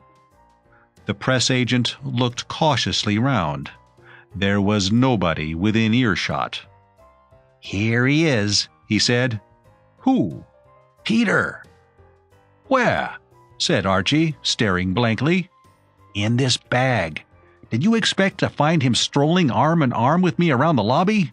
Here you are, take him." He was gone, and Archie, holding the bag, made his way to the lift. The bag squirmed gently in his grip. The only other occupant of the lift was a striking-looking woman of foreign appearance, dressed in a way that made Archie feel that she must be somebody, or she couldn't look like that. Her face, too, seemed vaguely familiar. She entered the lift at the second floor where the tea room is, and she had the contented expression of one who'd had tea to her satisfaction. She got off at the same floor as Archie, and walked swiftly in a lithe, pantherist way round the bend in the corridor. Archie followed more slowly. When he reached the door of his room, the passage was empty. He inserted the key in his door, turned it, pushed the door open, and pocketed the key. He was about to enter when the bag again squirmed gently in his grip. From the days of Pandora, through the epic of Bluebeard's wife, down to the present time, one of the chief failings of humanity has been the disposition to open things that were better closed. It would have been simple for Archie to have taken another step and put a door between himself and the world, but there came to him the irresistible desire to peep into the bag now, not 3 seconds later, but now. All the way up in the lift he had been battling with the temptation, and now he succumbed. The bag was one of those simple bags with a thingummy which you press. Archie pressed it, and as it opened, out popped the head of Peter. His eyes met Archie's. Over his head there seemed to be an invisible mark of interrogation. His gaze was curious, but kindly. He appeared to be saying to himself, "Have I found a friend?" Serpents, or snakes, says the encyclopedia, are reptiles of the saurian class Ophidia, characterized by an elongated, cylindrical, limbless, scaly form, and distinguished from lizards by the fact that the halves of the lower jaw are not solidly united at the chin, but movably connected by an elastic ligament. The vertebrae are very numerous, gastrocentrous and procellus, and of course, when they put it like that, you can see at once that a man might spend hours with combined entertainment and profit just looking at a snake. Archie would no doubt have done this, but long before he had time to really inspect the halves of his new friend's lower jaw and to admire its elastic fittings, and long before the gastrocentrous and procellus character of the other's vertebrae had made any real impression on him, a piercing scream almost at his elbow startled him out of his scientific reverie. A door opposite had opened, and the woman of the elevator was standing, staring at him with an expression of horror and fury that went through him like a knife. It was the expression which, more than anything else, had made Madame Brudowska what she was professionally. Combined with a deep voice and a sinuous walk, it enabled her to draw down a matter of $1,000 per week. Indeed, though the fact gave him little pleasure, Archie, as a matter of fact, was at this moment getting about, including war tax, $2.75 worth of the great emotional star for nothing. For having treated him gratis to the look of horror and fury, she now moved towards him with the sinuous walk and spoke in the tone which she seldom permitted herself to use before the curtain of Act 2, unless there was a whale of a situation that called for it in Act 1. "Thief!" It was the way she said it. Archie staggered backwards as though he had been hit between the eyes, fell through the open door of his room, kicked it to with a flying foot, and collapsed on the bed. Peter, the snake, who had fallen on the floor with a squashy sound, looked surprised and pained for a moment, then, being a philosopher at heart, cheered up and began hunting for flies under the bureau. Chapter 8. A Disturbed Night for Dear Old Squiffy. Peril sharpens the intellect. Archie's mind, as a rule, worked in rather a languid and restful sort of way, but now it got going with a rush and a whir. He glared round the room. He had never seen a room so devoid of satisfactory cover. And then there came to him a scheme, a ruse. It offered a chance of escape. It was, indeed, a bit of all right. Peter the snake, loafing contentedly about the carpet, found himself seized by what the encyclopedia calls the distensible gullet, and looked up reproachfully.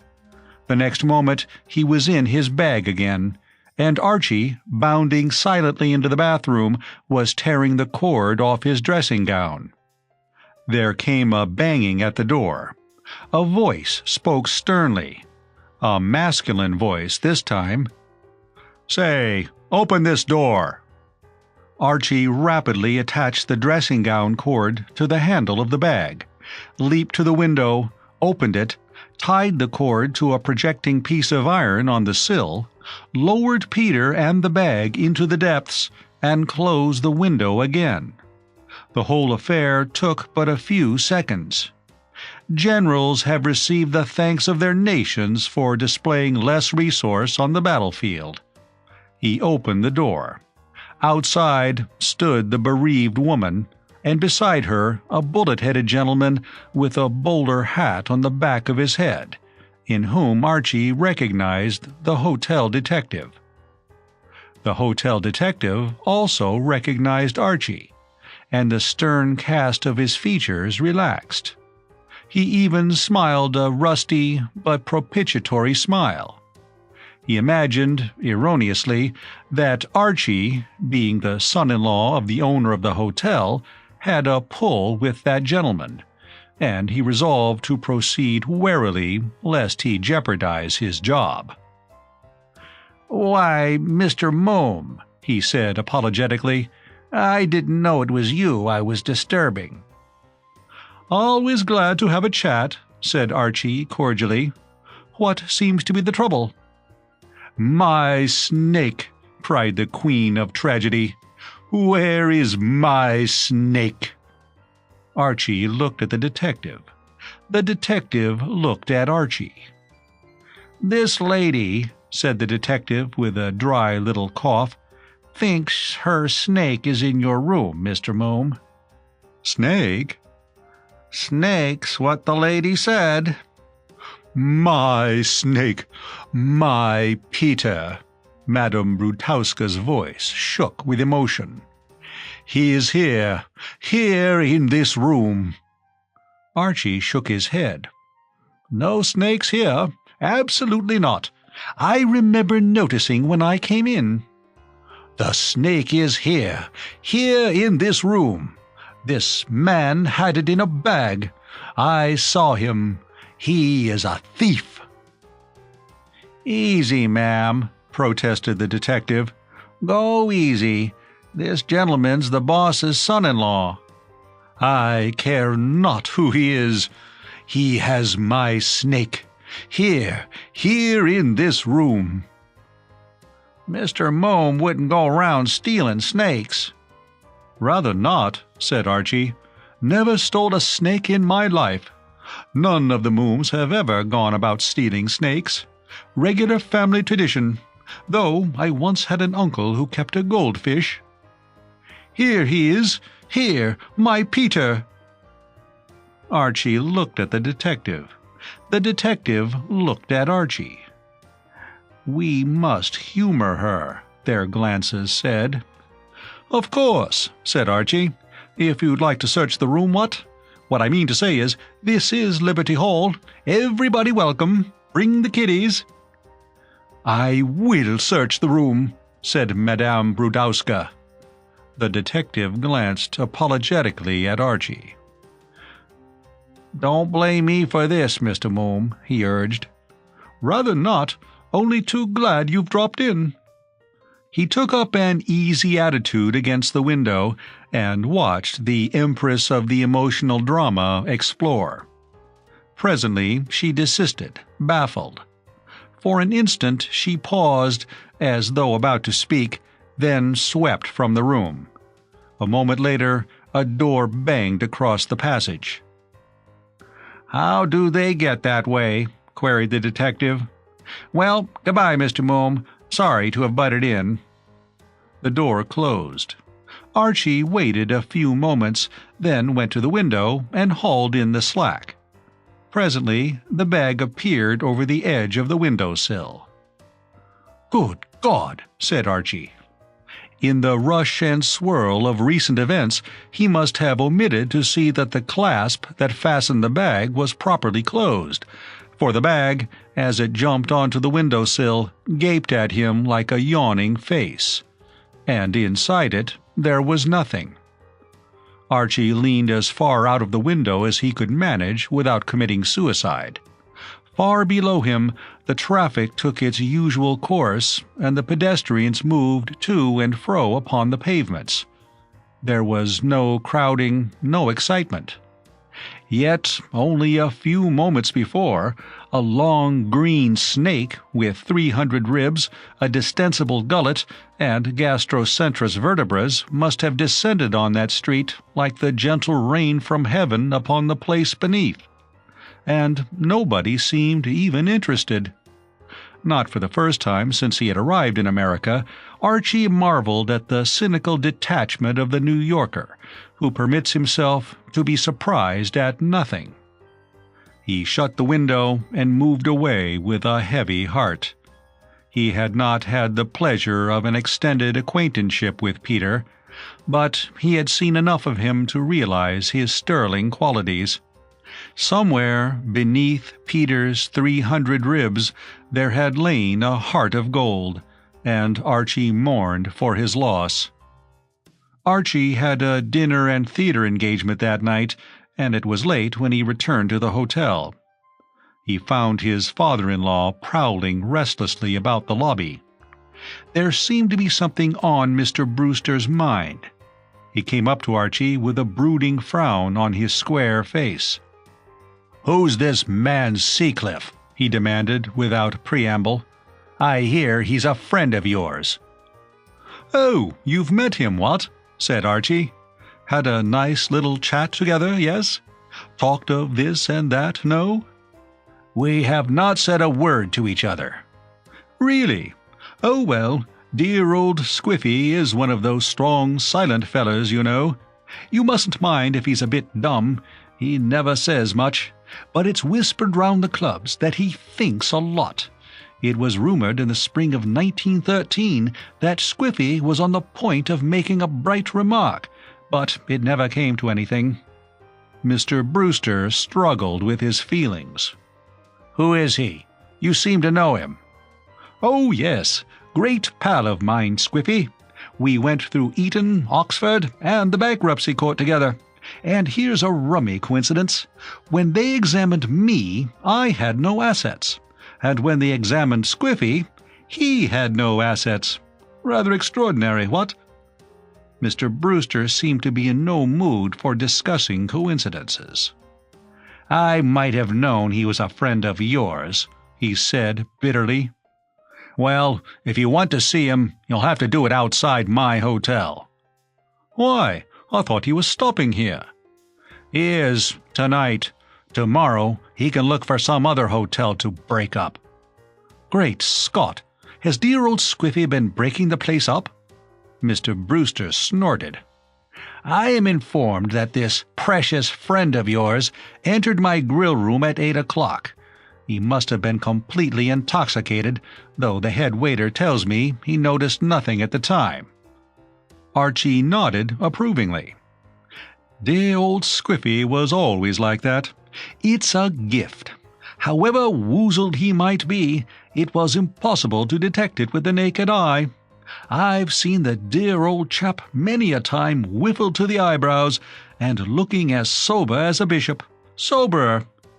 When did it begin to dawn on the lads in the grill room that the old egg had been pushing the boat out?" "The head waiter," said Brewster with cold fury, "tells me that he got a hint of the man's condition when he suddenly got up from his table and went the round of the room, pulling off all the tablecloths and breaking everything that was on them. He then threw a number of rolls at the diners and left. He seemed to have gone straight to bed." "Dashed sensible of him, what?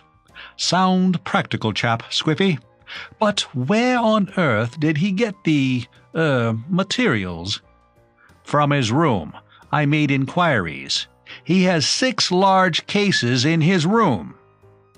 "Squiffy always was a chap of infinite resource. Well, I'm dashed sorry this should have happened, don't you know?"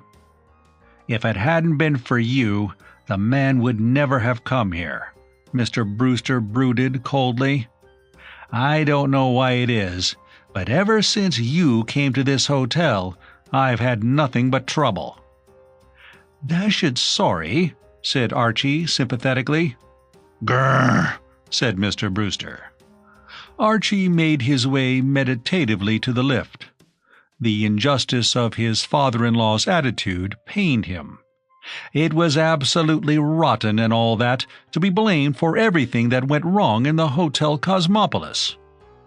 While this conversation was in progress, Lord Seacliff was enjoying a refreshing sleep in his room on the 4th floor. 2 hours passed. The noise of the traffic in the street below faded away. Only the rattle of an occasional belated cab broke the silence. In the hotel, all was still. Mr. Brewster had gone to bed. Archie, in his room, smoked meditatively. Peace may have been said to reign. At 2:30, Lord Seacliff awoke. His hours of slumber were always irregular. He sat up in bed and switched the light on. He was a shock-headed young man with a red face and a hot brown eye. He yawned and stretched himself. His head was aching a little. The room seemed to him a trifle close. He got out of bed and threw open the window. Then, returning to bed, he picked up a book and began to read. He was conscious of feeling a little jumpy, and reading generally sent him to sleep. Much has been written on the subject of bed books. The general consensus of opinion is that a gentle, slow-moving story makes the best opiate. If this be so, dear old Squiffy's choice of literature had been rather injudicious. His book was The Adventures of Sherlock Holmes, and the particular story which he selected for perusal was the one entitled The Speckled Band. He was not a great reader, but when he read, he liked something with a bit of zip to it. Squiffy became absorbed. He had read the book before, but a long time back, and its complications were fresh to him. The tale, it may be remembered, deals with the activities of an ingenious gentleman who kept a snake and used to loose it into people's bedrooms as a preliminary to collecting on their insurance.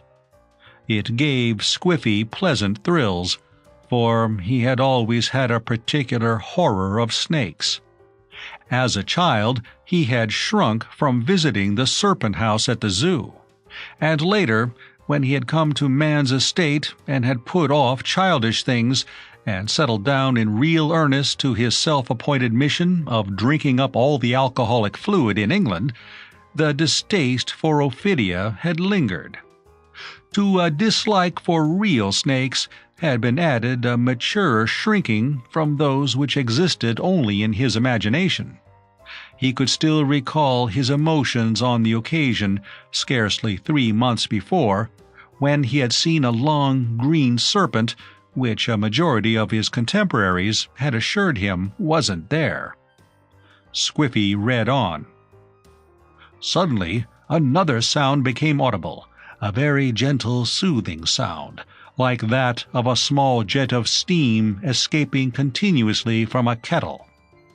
Lord Seacliff looked up from his book with a start. Imagination was beginning to play him tricks. He could have sworn that he had actually heard that identical sound. It had seemed to come from the window. He listened again. No, all was still. He returned to his book and went on reading. It was a singular sight that met our eyes. Beside the table, on a wooden chair, sat Dr. Grimesby Rylott, clad in a long dressing gown. His chin was cocked upward, and his eyes were fixed in a dreadful, rigid stare at the corner of the ceiling. Round his brow he had a peculiar yellow band with brownish speckles, which seemed to be bound tightly round his head. I took a step forward. In an instant his strange headgear began to move, and there reared itself from among his hair the squat, diamond-shaped head and puffed neck of a loathsome serpent. "Ugh!" said Squiffy. He closed the book and put it down. His head was aching worse than ever. He wished now that he had read something else. No fellow could read himself to sleep with this sort of thing. People ought not to write this sort of thing. His heart gave a bound. There it was again, that hissing sound. And this time he was sure it came from the window. He looked at the window and remained staring, frozen. Over the sill, with a graceful, leisurely movement, a green snake was crawling. As it crawled, it raised its head and peered from side to side, like a short-sighted man looking for his spectacles. It hesitated a moment on the edge of the sill, then wriggled to the floor and began to cross the room. Squiffy stared on. It would have pained Peter deeply, for he was a snake of great sensibility, if he had known how much his entrance had disturbed the occupant of the room. He himself had no feeling but gratitude for the man who had opened the window and so enabled him to get in out of the rather nippy night air. Ever since the bag had swung open and shot him out onto the sill of the window below Archie's, he had been waiting patiently for something of the kind to happen. He was a snake who took things as they came, and was prepared to rough it a bit if necessary. But for the last hour or two, he had been hoping that somebody would do something practical in the way of getting him in out of the cold. When at home, he had an eiderdown quilt to sleep on, and the stone of the windowsill was a little trying to a snake of regular habits. He crawled thankfully across the floor under Squiffy's bed. There was a pair of trousers there, for his host had undressed when not in a frame of mind to fold his clothes neatly and place them upon a chair. Peter looked the trousers over. They were not an eiderdown quilt, but they would serve. He curled up in them and went to sleep. He had had an exciting day and was glad to turn in. After about 10 minutes, the tension of Squiffy's attitude relaxed. His heart, which had seemed to suspend its operations, began beating again. Reason reasserted itself. He peeped cautiously under the bed. He could see nothing. Squiffy was convinced. He told himself that he had never really believed in Peter as a living thing. It stood to reason that there couldn't really be a snake in his room. The window looked out on emptiness. His room was several stories above the ground. There was a stern, set expression on Squiffy's face as he climbed out of bed. It was the expression of a man who is turning over a new leaf, starting a new life. He looked about the room for some implement which would carry out the deed he had to do, and finally pulled out one of the curtain rods. Using this as a lever, he broke open the topmost of the 6 cases which stood in the corner. The soft wood cracked and split. Squiffy drew out a straw-covered bottle. For a moment he stood looking at it as a man might gaze at a friend on the point of death. Then, with a sudden determination, he went into the bathroom. There was a crash of glass and a gurgling sound. Half an hour later, the telephone in Archie's room rang. "I say, Archie, old top," said the voice of Squiffy. "Hello, old bean. Is that you?" "I say, could you pop down here for a second? I'm rather upset." "Absolutely. Which room?" 441. "I'll be with you eftsoons or right speedily." "Thanks, old man." "What appears to be the difficulty?" "Well, as a matter of fact, I thought I saw a snake." "A snake?" "I'll tell you all about it when you come down." Archie found Lord Seacliff seated on his bed. An arresting aroma of mixed drinks pervaded the atmosphere. "I say, what?" said Archie, inhaling. "That's all right. I've been pouring my stock away. Just finished the last bottle." "But why?" "I told you. I thought I saw a snake." "Green?" Squiffy shivered slightly. "Frightfully green." Archie hesitated. He perceived that there are moments when silence is the best policy. He had been worrying himself over the unfortunate case of his friend, and now that fate seemed to have provided a solution, it would be rash to interfere merely to ease the old bean's mind. If Squiffy was going to reform because he thought he had seen an imaginary snake, better not to let him know that the snake was a real one. "Dashed serious," he said. "Bally-dashed serious," agreed Squiffy. "I'm going to cut it out." "Great scheme." "You don't think," asked Squiffy with a touch of hopefulness, "that it could have been a real snake?" "Never heard of the management supplying them." "I thought it went under the bed." "Well, take a look." Squiffy shuddered. "Not me. I say, old top, you know, I simply can't sleep in this room now. I was wondering if you could give me a doss somewhere in yours." "Rather. I'm in 541, just above. Trot along up. Here's the key. I'll tidy up a bit here and join you in a minute." Squiffy put on a dressing gown and disappeared. Archie looked under the bed. From the trousers, the head of Peter popped up with its usual expression of amiable inquiry. Archie nodded pleasantly and sat down on the bed. The problem of his little friend's immediate future wanted thinking over. He lit a cigarette and remained for a while in thought. Then he rose. An admirable solution had presented itself. He picked Peter up and placed him in the pocket of his dressing gown. Then, leaving the room, he mounted the stairs till he reached the 7th floor. Outside a room halfway down the corridor, he paused. From within, through the open transom, came the rhythmical snoring of a good man taking his rest after the labors of the day. Mr. Brewster was always a heavy sleeper. "There's always a way," thought Archie philosophically, "if a chappie only thinks of it." His father-in-law's snoring took on a deeper note. Archie extracted Peter from his pocket and dropped him gently through the transom. Chapter 9. A Letter from Parker. As the days went by and he settled down at the Hotel Cosmopolis, Archie, looking about him and revising earlier judgments, was inclined to think that of all his immediate circle he most admired Parker, the lean, grave valet of Mr. Daniel Brewster.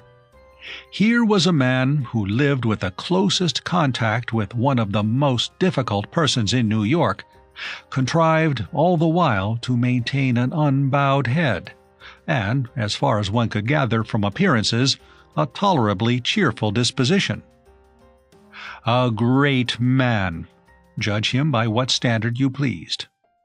Anxious as he was to earn an honest living, Archie would not have changed places with Parker for the salary of a movie star. It was Parker who first directed Archie's attention to the hidden merits of Pongo. Archie had drifted into his father-in-law's suite one morning, as he sometimes did in the effort to establish more amicable relations, and found it occupied only by the valet, who was dusting the furniture and bric-a-brac with a feather broom, rather in the style of a manservant at the rise of the curtain of an old-fashioned farce. After a courteous exchange of greetings, Archie sat down and lit a cigarette. Parker went on dusting. "The governor," said Parker, breaking the silence, "has some nice little objets d'art, sir." "Little what?"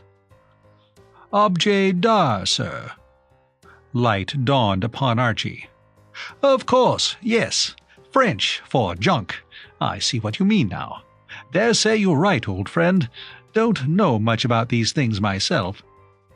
Parker gave an appreciative flick at a vase on the mantelpiece. "Very valuable, some of the governor's things." He had picked up the small china figure of the warrior with the spear, and was grooming it with the ostentatious care of one brushing flies off a sleeping Venus.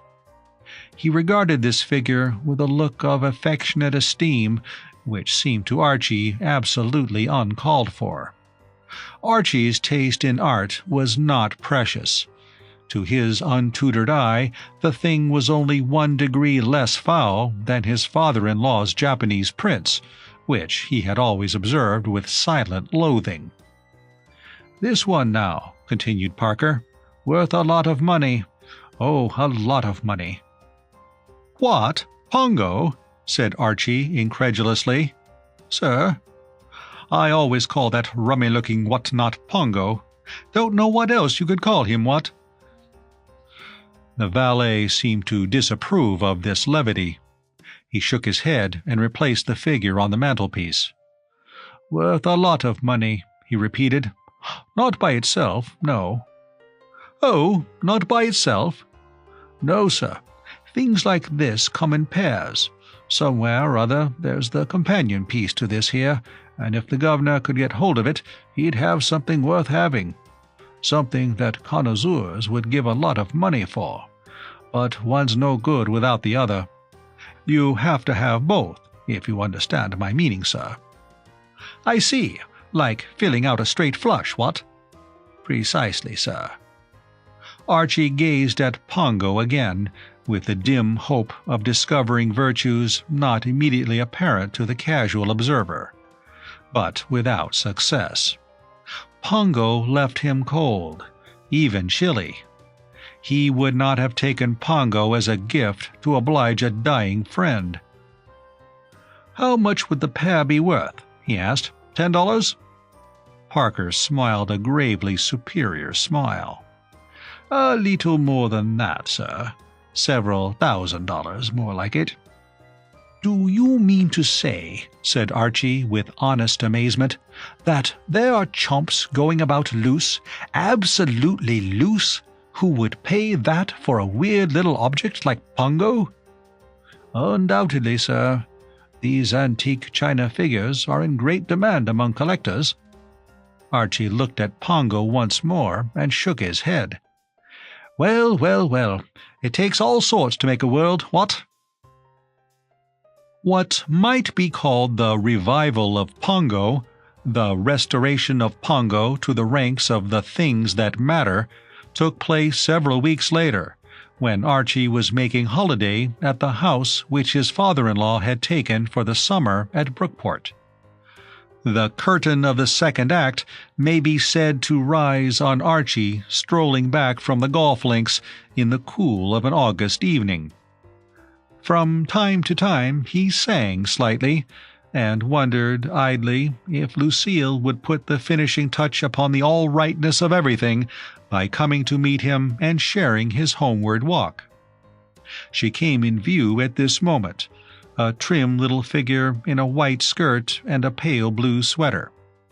She waved to Archie, and Archie, as always at the sight of her, was conscious of that jumpy, fluttering sensation about the heart, which translated into words would have formed the question, what on earth could have made a girl like that fall in love with a chump like me?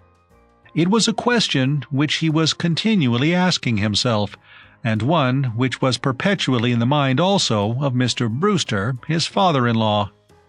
The matter of Archie's unworthiness to be the husband of Lucille was practically the only one on which the two men saw eye to eye. "Hello, hello, hello," said Archie. "Here we are, what? I was just hoping you would drift over the horizon." Lucille kissed him. "You're a darling," she said, "and you look like a Greek god in that suit." "Glad you like it." Archie squinted with some complacency down his chest. "I always say it doesn't matter what you pay for a suit so long as it's right. I hope your jolly old father will feel that way when he settles up for it." "Where is father? Why didn't he come back with you?" "Well, as a matter of fact, he didn't seem any too keen on my company. I left him in the locker room chewing a cigar. Gave me the impression of having something on his mind."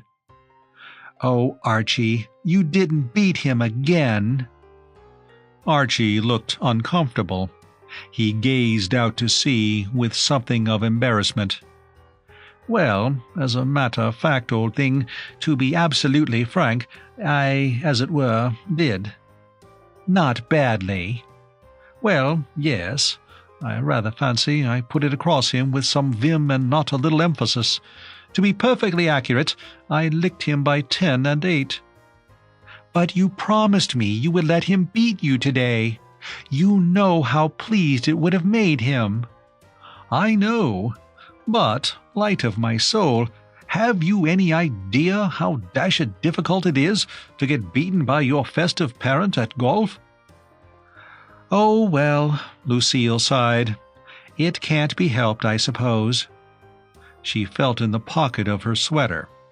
"Oh, there's a letter for you. I've just been to fetch the mail. I don't know who it can be from. The handwriting looks like a vampire's, kind of scrawly." Archie inspected the envelope. It provided no solution. "That's rummy. Who could be writing to me?" "Open it and see." "Dashed bright scheme. I will. Herbert Parker. Who the deuce is Herbert Parker?" "Parker? Father's valet's name was Parker. The one he dismissed when he found he was wearing his shirts." "Do you mean to say any reasonable chappie would willingly wear the sort of shirts your father— I mean to say, there must have been some mistake." "Do read the letter. I expect he wants to use your influence with Father to have him taken back." "My influence? With your father? Well, I'm dashed. Sanguine sort of Johnny if he does. Well, here's what he says. Of course, I remember jolly old Parker now, great pal of mine. Dear Sir, it is some time since the undersigned had the honor of conversing with you, but I am respectfully trusting that you may recall me to mind when I mention that until recently I served Mr. Brewster, your father-in-law, in the capacity of valet. Owing to an unfortunate misunderstanding, I was dismissed from that position and am now temporarily out of a job. How art thou fallen from heaven, O Lucifer, son of the morning? Isaiah 14:12. "You know," said Archie admiringly, "this bird is hot stuff. I mean to say he writes dashed well. It is not, however, with my own affairs that I desire to trouble you, dear sir. I have little doubt that all will be well with me, and that I shall not fall like a sparrow to the ground. I have been young, and now am old, yet have I not seen the righteous forsaken, nor his seed begging bread." Psalms XZXVII 25. My object in writing to you is as follows. You may recall that I had the pleasure of meeting you one morning in Mr. Brewster's suite, when we had an interesting talk on the subject of Mr. B's objet d'art. You may recall being particularly interested in a small china figure. To assist your memory, the figure to which I allude is the one which you whimsically referred to as Pongo.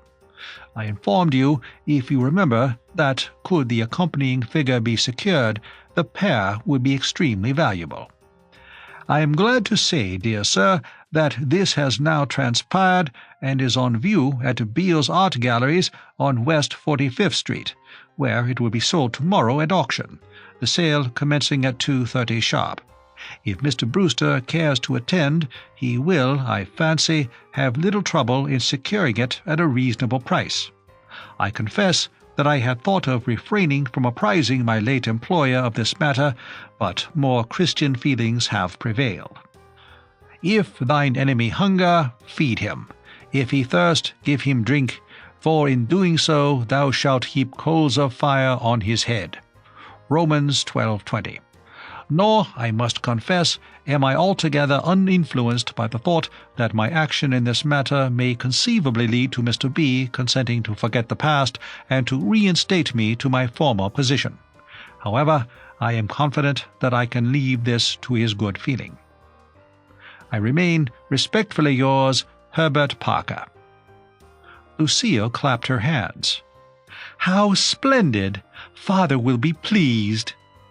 "Yes, friend Parker has certainly found a way to make the old dad fond of him. Wish I could." "But you can, silly. He'll be delighted when you show him that letter." "Yes, with Parker. Old Herb. Parker's the neck he'll fall on, not mine." Lucille reflected. "I wish—" she began. She stopped. Her eyes lit up. "Oh, Archie, darling, I've got an idea." "Decant it." Why don't you slip up to New York tomorrow and buy the thing and give it to Father as a surprise?" Archie patted her hand kindly. He hated to spoil her girlish daydreams. "Yes," he said, "but reflect, Queen of my heart. I have at the moment of going to press just $2.50 in specie, which I took off your father this afternoon. We were playing 25 cents a hole. He coughed it up without enthusiasm, in fact, with a nasty hacking sound. But I've got it. But that's all I have got." "That's all right. You can pawn that ring and that bracelet of mine." "Oh, I say, what? Pop the family jewels?" "Only for a day or two. Of course, once you've got the thing, Father will pay us back. He would give you all the money we asked him for, if he knew what it was for. But I want to surprise him. And if you were to go to him and ask him for $1,000 without telling him what it was for, he might refuse." "He might," said Archie. "He might." "It all works out splendidly. Tomorrow's the invitation handicap, and Father's been looking forward to it for weeks. He'd hate to have to go up to town himself and not play in it. But you can slip up and slip back without his knowing anything about it." Archie pondered. "It sounds a ripe scheme. Yes, it has all the earmarks of a somewhat fruity wheeze. By Jove, it is a fruity wheeze. It's an egg." "An egg?" "Good egg, you know. Hello, here's a postscript. I didn't see it. P.S. I should be glad if you would convey my most cordial respects to Mrs. Moom. Will you also inform her that I chanced to meet Mr. William this morning on Broadway, just off the boat. He desired me to send his regards and to say that he would be joining you at Brookport in the course of a day or so. Mr. B. will be pleased to have him back. A wise son maketh a glad father. Proverbs 10:1. "Who's Mr. William?" asked Archie. "My brother Bill, of course. I've told you all about him." "Oh, yes, of course. Your brother Bill. Rummy to think I've got a brother-in-law I've never seen." "You see, we married so suddenly. When we married, Bill was in Yale." "Good God, what for?" "Not jail, silly. Yale, the university." "Oh, yes." "Then he went over to Europe for a trip to broaden his mind. You must look him up tomorrow when you get back to New York. He's sure to be at his club." "I'll make a point of it. Well, vote of thanks to good old Parker. This really does begin to look like the point in my career where I start to have your forbidding old parent eating out of my hand." "Yes, it's an egg, isn't it?" "Queen of my soul," said Archie enthusiastically, "it's an omelette." The business negotiations in connection with the bracelet and the ring occupied Archie on his arrival in New York to an extent which made it impossible for him to call on Brother Bill before lunch.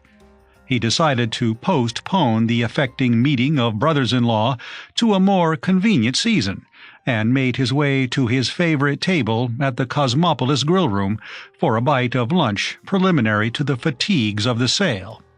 He found Salvatore hovering about as usual, and instructed him to come to the rescue with a minute steak. Salvatore was the dark, sinister-looking waiter who attended, among other tables, to the one at the far end of the grill room at which Archie usually sat. For several weeks, Archie's conversations with the other had dealt exclusively with the bill of fare and its contents.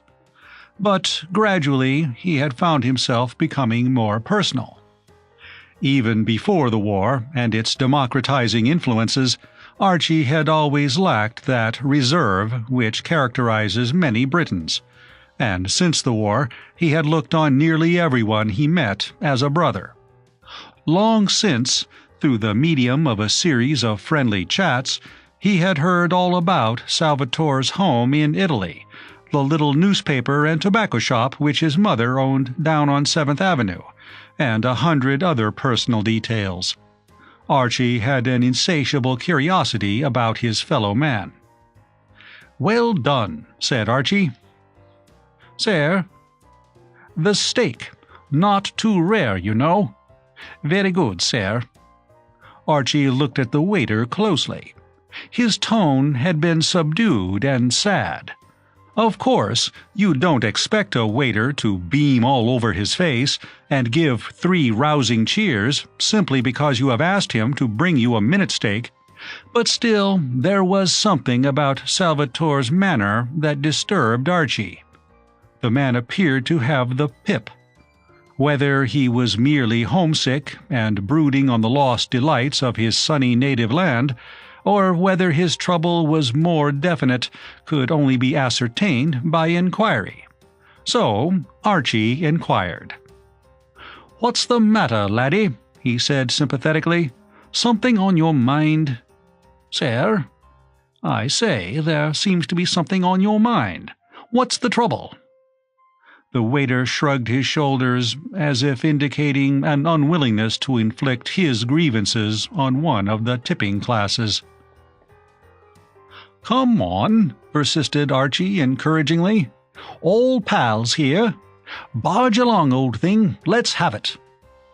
Salvatore, thus admonished, proceeded in a hurried undertone, with one eye on the head waiter, to lay bare his soul. What he said was not very coherent, but Archie could make out enough of it to gather that it was a sad story of excessive hours and insufficient pay. He mused a while. The waiter's hard case touched him. "I'll tell you what," he said at last.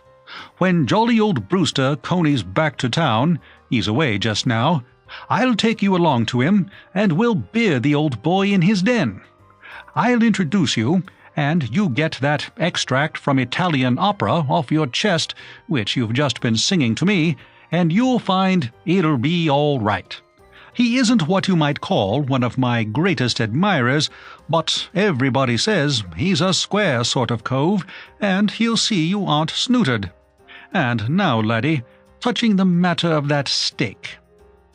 The waiter disappeared, greatly cheered, and Archie, turning, perceived that his friend Reggie Van Teel was entering the room.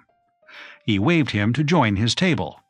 He liked Reggie, and it also occurred to him that a man of the world like the heir of the Van Teels, who had been popping about New York for years, might be able to give him some much-needed information on the procedure at an auction sale, a matter on which he himself was profoundly ignorant.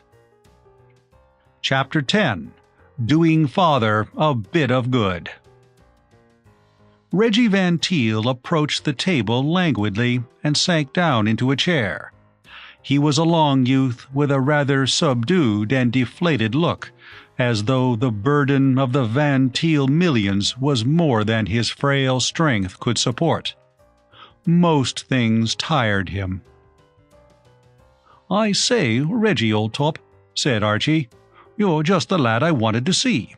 I require the assistance of a blighter of ripe intellect. Tell me, laddie, do you know anything about sales?" Reggie eyed him sleepily. "Sales?" "Auction sales." Reggie considered. "Well, they're sales, you know." He checked a yawn. "Auction sales, you understand." "Yes," said Archie encouragingly. "Something, the name or something, seemed to tell me that. Fellows put up things for sale, you know, and other fellows go in and buy them, if you follow me." "Yes, but what's the procedure? I mean, what do I do? That's what I'm after. I've got to buy something at Beale's this afternoon. How do I set about it?" "Well," said Reggie drowsily, "there are several ways of bidding, you know. You can shout, or you can nod, or you can twiddle your fingers." The effort of concentration was too much for him. He leaned back limply in his chair. "I'll tell you what. I've nothing to do this afternoon. I'll come with you and show you." When he entered the art galleries a few minutes later, Archie was glad of the moral support of even such a wobbly reed as Reggie Van Teel. There is something about an auction room which weighs heavily upon the novice. The hushed interior was bathed in a dim, religious light, and the congregation, seated on small wooden chairs, gazed in reverent silence at the pulpit, where a gentleman of commanding presence and sparkling pince-nez was delivering a species of chant. Behind a gold curtain at the end of the room, mysterious forms flitted to and fro. Archie, who had been expecting something on the lines of the New York Stock Exchange, which he had once been privileged to visit when it was in a more than usually feverish mood, found the atmosphere oppressively ecclesiastical. He sat down and looked about him. The presiding priest went on with his chant. 16, 16, 16, 16, 16, worth 300. 16, 16, 16, 16, 16, ought to bring 500. 16, 16, 17, 17, 18, 18, 19, 19, 19. He stopped and eyed the worshippers with a glittering and reproachful eye. They had, it seemed, disappointed him. His lips curled, and he waved a hand towards the grimly uncomfortable-looking chair with insecure legs and a good deal of gold paint about it. "Gentlemen, ladies and gentlemen, you are not here to waste my time. I am not here to waste yours. Am I seriously offered $19 for this 18th century chair, acknowledged to be the finest piece sold in New York for months and months? Am I 20, I thank you. 20, 20, 20. Your opportunity. Priceless. Very few extant. 25, 25, 5, 5, 30, 30. Just what you are looking for.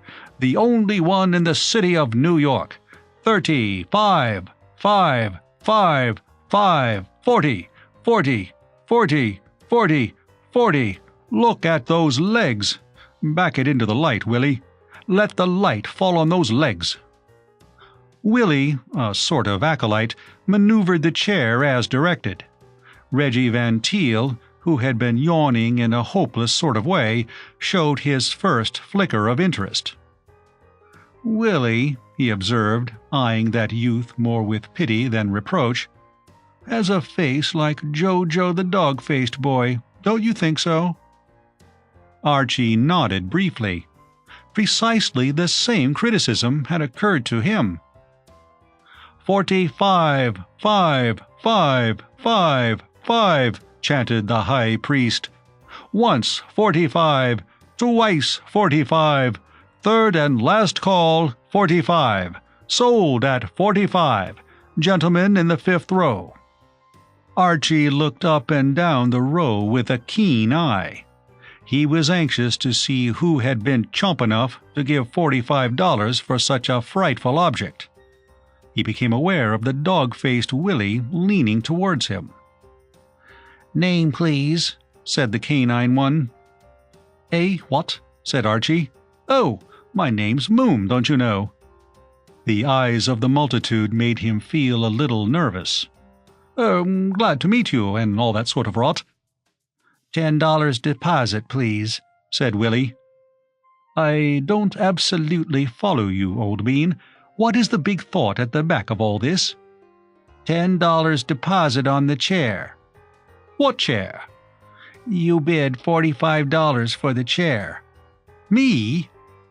"You nodded," said Willie accusingly. "If," he went on, reasoning closely, "you didn't want to bid, why did you nod?" Archie was embarrassed. He could, of course, have pointed out that he had merely nodded in adhesion to the statement that the other had a face like Jojo the dog-faced boy. but something seemed to tell him that a purist might consider the excuse deficient in tact. He hesitated a moment, then handed over a $10 bill, the price of Willie's feelings. Willie withdrew like a tiger slinking from the body of its victim. "I say, old thing," said Archie to Reggie, "this is a bit thick, you know. No purse will stand this drain." Reggie considered the matter. His face seemed drawn under the mental strain. "Don't nod again," he advised. "If you aren't careful, you get into the habit of it. When you want to bid, just twiddle your fingers. Yes, that's the thing, twiddle." He sighed drowsily. The atmosphere of the auction room was close. You weren't allowed to smoke, and altogether he was beginning to regret that he had come. The service continued. Objects of varying unattractiveness came and went, eulogized by the officiating priest, but coldly received by the congregation. Relations between the former and the latter were growing more and more distant. The congregation seemed to suspect the priest of having an ulterior motive in his eulogies, and the priest seemed to suspect the congregation of a frivolous desire to waste his time. He had begun to speculate openly as to why they were there at all. Once, when a particularly repellent statuette of a nude female with an unwholesome green skin had been offered at $2 and found no bidders, the congregation, appearing silently grateful for his statement that it was the only specimen of its kind on the continent, he had specifically accused them of having come into the auction room merely with the purpose of sitting down and taking the weight off their feet. "If your thing, your whatever it is, doesn't come up soon, Archie," said Reggie, fighting off with an effort the mists of sleep, "I rather think I shall be toddling along. What was it you came to get?" "It's rather difficult to describe. It's a rummy-looking sort of whatnot, made of china or something. I call it Pongo. At least this one isn't Pongo, don't you know? It's his little brother, but presumably equally foul in every respect. It's all rather complicated, I know, but hello." He pointed excitedly. "By Jove, we're off. There it is. Look, Willie's unleashing it now." Willie, who had disappeared through the gold curtain, had now returned and was placing on a pedestal a small china figure of delicate workmanship. It was the figure of a warrior in a suit of armor advancing with raised spear upon an adversary. A thrill permeated Archie's frame. Parker had not been mistaken. This was undoubtedly the companion figure to the redoubtable Pongo. The two were identical. Even from where he sat, Archie could detect on the features of the figure on the pedestal the same expression of insufferable complacency which had alienated his sympathies from the original Pongo. The high priest, undaunted by previous rebuffs, regarded the figure with a gloating enthusiasm wholly unshared by the congregation, who were plainly looking upon Pongo's little brother as just another of those things. "This," he said with a shake in his voice, "is something very special. China figure, said to date back to the Ming Dynasty. Unique, nothing like it on either side of the Atlantic. If I were selling this at Christie's in London, where people," he said nastily, "have an educated appreciation of the beautiful, the rare, and the exquisite, I should start the bidding at $1,000. This afternoon's experience has taught me that that might possibly be too high." His pince-nez sparkled militantly as he gazed upon the stolid throng. "Will anyone offer me $1 for this unique figure?" "Leap at it, old top," said Reggie Van Teel. Twiddle, dear boy, twiddle. $1's reasonable. Archie twiddled. $1 I am offered, said the high priest bitterly. One gentleman here is not afraid to take a chance. One gentleman here knows a good thing when he sees one. He abandoned the gently sarcastic manner for one of crisp and direct reproach. Come, come, gentlemen, we are not here to waste time. Will anyone offer me $100 for this superb piece of—" He broke off and seemed for a moment almost unnerved. He stared at someone in one of the seats in front of Archie. "Thank you," he said, with a sort of gulp. $100 I am offered. 100, 100, 100. Archie was startled. This sudden, tremendous jump, this wholly unforeseen boom in pongos, if one might so describe it, was more than a little disturbing. He could not see who his rival was, but it was evident that at least one among those present did not intend to allow Pongo's brother to slip by without a fight. He looked helplessly at Reggie for counsel, but Reggie had now definitely given up the struggle. Exhausted nature had done its utmost, and now he was leaning back with closed eyes, breathing softly through his nose. Thrown on his own resources, Archie could think of no better course than to twiddle his fingers again. He did so, and the high priest's chant took on a note of positive exuberance. 200 I am offered. Much better. Turn the pedestal round, Willie, and let them look at it. Slowly, slowly. You aren't spinning a roulette wheel. 200. 2, 2, 2, 2, 2. He became suddenly lyrical. 2, 2, 2. There was a young lady named Lou who was catching a train at 2, 2. Said the porter, don't worry or hurry or scurry. It's a minute or two, 2, 2, 2, 2, 2, 2, 2, 2. Archie's concern increased. He seemed to be twiddling at his voluble man across the seas of misunderstanding. Nothing is harder to interpret to a nicety than a twiddle, and Archie's idea of the language of twiddles and the high priest's idea did not coincide by a mile. The high priest appeared to consider that, when Archie twiddled, it was his intention to bid in hundreds, whereas in fact Archie had meant to signify that he raised the previous bid by just $1. Archie felt that, if given time, he could make this clear to the high priest, but the latter gave him no time. He had got his audience, so to speak, on the run, and he proposed to hustle them before they could rally. 200, 200, 2, 3, thank you, sir. 3, 3, 3, 4, 4, 5, 5, 6, 6, 7, 7, 7. Archie sat limply in his wooden chair. He was conscious of a feeling which he had only experienced twice in his life. Once, when he had taken his first lesson in driving a motor and had trodden on the accelerator instead of the brake. The second time, more recently, when he had made his first down trip on an express lift. He had now precisely the same sensation of being run away with by an uncontrollable machine, and of having left most of his internal organs at some little distance from the rest of his body. Emerging from this welter of emotion stood out the one clear fact that, be the opposition bidding what it might, he must nevertheless secure the prize.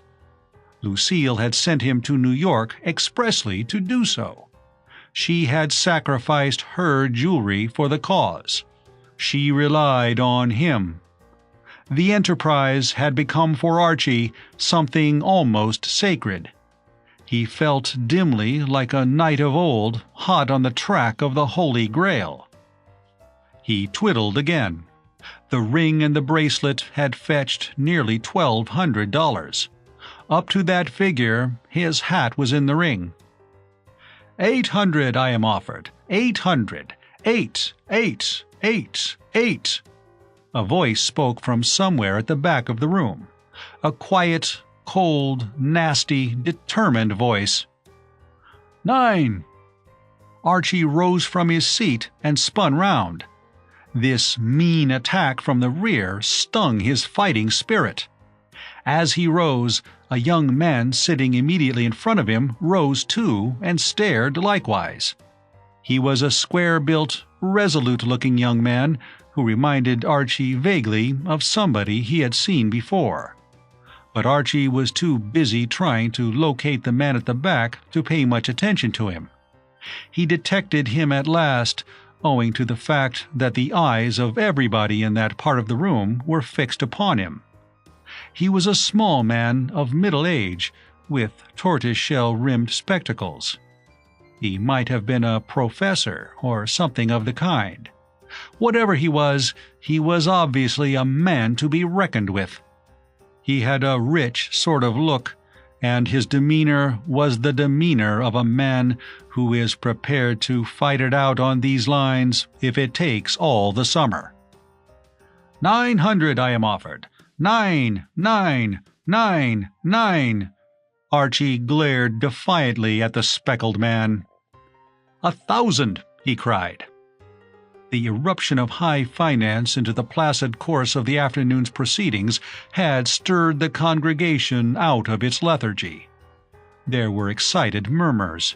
Necks were craned, feet shuffled. As for the high priest, his cheerfulness was now more than restored, and his faith in his fellow man had soared from the depths to a very lofty altitude. He beamed with approval. Despite the warmth of his praise, he would have been quite satisfied to see Pongo's little brother go it at $20, and the reflection that the bidding had already reached 1,000, and that his commission was 20%, had engendered a mood of sunny happiness. 1,000 is bid, he caroled. Now, gentlemen, I don't want to hurry you over this. You are all connoisseurs here, and you don't want to see a priceless china figure of the Ming Dynasty get away from you at a sacrifice price. Perhaps you can't all see the figure where it is. Willie, take it round and show it to 'em. We'll take a little intermission while you look carefully at this wonderful figure. Get a move on, Willie. Pick up your feet. Archie, sitting dazedly, was aware that Reggie Van Teel had finished his beauty sleep and was addressing the young man in the seat in front. "Why, hello," said Reggie. "I didn't know you were back. You remember me, don't you? Reggie Van Teel. I know your sister very well. Archie, old man, I want you to meet my friend Bill Brewster." "Why, dash it," he chuckled sleepily. "I was forgetting. Of course, he's your—" "How are you?" said the young man. "Talking of my sister," he said to Reggie, "I suppose you haven't met her husband by any chance. I suppose you know she married some awful chump." "Me," said Archie. "How's that?" "I married your sister. My name's Moom." The young man seemed a trifle taken aback. "Sorry," he said. "Not at all," said Archie. "I was only going by what my father said in his letters," he explained in extenuation. Archie nodded. "I'm afraid your jolly old father doesn't appreciate me. But I'm hoping for the best. If I can rope in that rummy-looking little china thing that Jojo the dog-faced boy is showing the customers, he will be all over me. I mean to say, you know, he's got another like it, and if he can get a full house, as it were, I'm given to understand he'll be bucked, cheered, and even braced." The young man stared. "Are you the fellow who's been bidding against me?" "Eh, what? Were you bidding against me?" "I wanted to buy the thing for my father. I've a special reason for wanting to get in right with him just now." "Are you buying it for him, too?" "Absolutely. As a surprise. It was Lucille's idea. His valet, a chappie named Parker, tipped us off that the thing was to be sold." "Parker? Great Scott! It was Parker who tipped me off. I met him on Broadway, and he told me about it." "Rummy he never mentioned it in his letter to me." Why, dash it, we could have got the thing for about $2 if we had pooled our bids." "Well, we'd better pool them now and extinguish that pill at the back there. I can't go above 1100. That's all I've got." "I can't go above 1100 myself." "There's just one thing. I wish you'd let me be the one to hand the thing over to Father. I've a special reason for wanting to make a hit with him." "Absolutely," said Archie magnanimously. "It's all the same to me. I only wanted to get him generally braced, as it were, if you know what I mean." "That's awfully good of you." "Not a bit, laddie. No, and far from it. Only too glad." Willie had returned from his rambles among the connoisseurs, and Pongo's brother was back on his pedestal. The high priest cleared his throat and resumed his discourse. "Now that you have all seen this superb figure, we will. I was offered 1,000, 1,000, 1,100. Thank you, sir. 1,100 I am offered." The high priest was now exuberant. You could see him doing figures in his head. "You do the bidding," said Brother Bill. "Righto," said Archie. He waved a defiant hand. 13, said the man at the back. 14, dash it. 15, 16, 17, 18, 19, 2,000. The high priest did everything but sing. He radiated goodwill and bonhomie. 2,000 I am offered. Is there any advance on 2,000? Come, gentlemen, I don't want to give this superb figure away. 2,100, 21, 1, 1, 1. This is more the sort of thing I have been accustomed to. When I was at Sotheby's rooms in London, this kind of bidding was commonplace. 22, 2, 2, 2, 2. One hardly noticed it. 3, 3, 3, 23, 3, 3, $2,300 I am offered. He gazed expectantly at Archie, as a man gazes at some favorite dog which he calls upon to perform a trick. But Archie had reached the end of his tether. The hand that had twiddled so often and so bravely lay inert beside his trouser leg, twitching feebly. Archie was through. 2,300, said the high priest ingratiatingly. Archie made no movement. There was a tense pause. The high priest gave a little sigh, like one waking from a beautiful dream. 2,300, he said. Once 23, twice 23, third, last and final call, 23. Sold at 2,300. I congratulate you, sir, on a genuine bargain. Reggie Van Teel had dozed off again. Archie tapped his brother-in-law on the shoulder. May as well be popping, what? They threaded their way sadly together through the crowd and made for the street. They passed into Fifth Avenue without breaking the silence. Bally nuisance, said Archie at last. Rotten. Wonder who that chappie was. Some collector, probably. Well, it can't be helped, said Archie. Brother Bill attached himself to Archie's arm and became communicative. I didn't want to mention it in front of Van Teel, he said, because he's such a talking machine, and it would have been all over New York before dinner time. But you're one of the family, and you can keep a secret. Absolutely. Silent tomb and whatnot. The reason I wanted that darn thing was because I've just got engaged to a girl over in England. I thought that if I could hand my father that china figure thing with one hand and break the news with the other, it might help a bit. She's the most wonderful girl. I'll bet she is, said Archie cordially. The trouble is, she's in the chorus of one of the revues over there, and father is apt to kick. So I thought, oh well, it's no good worrying now. Come along where it's quiet, and I'll tell you all about her. That'll be jolly, said Archie. Chapter 11. Salvatore chooses the wrong moment.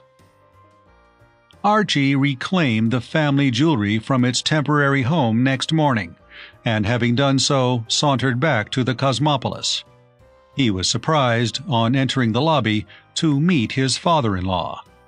More surprising still, Mr. Brewster was manifestly in a mood of extraordinary geniality.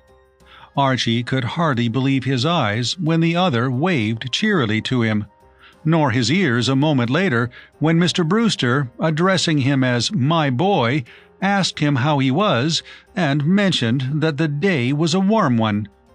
Obviously, this jovial frame of mind must be taken advantage of, and Archie's first thought was that of the downtrodden Salvatore, to the tale of whose wrongs he had listened so sympathetically on the previous day.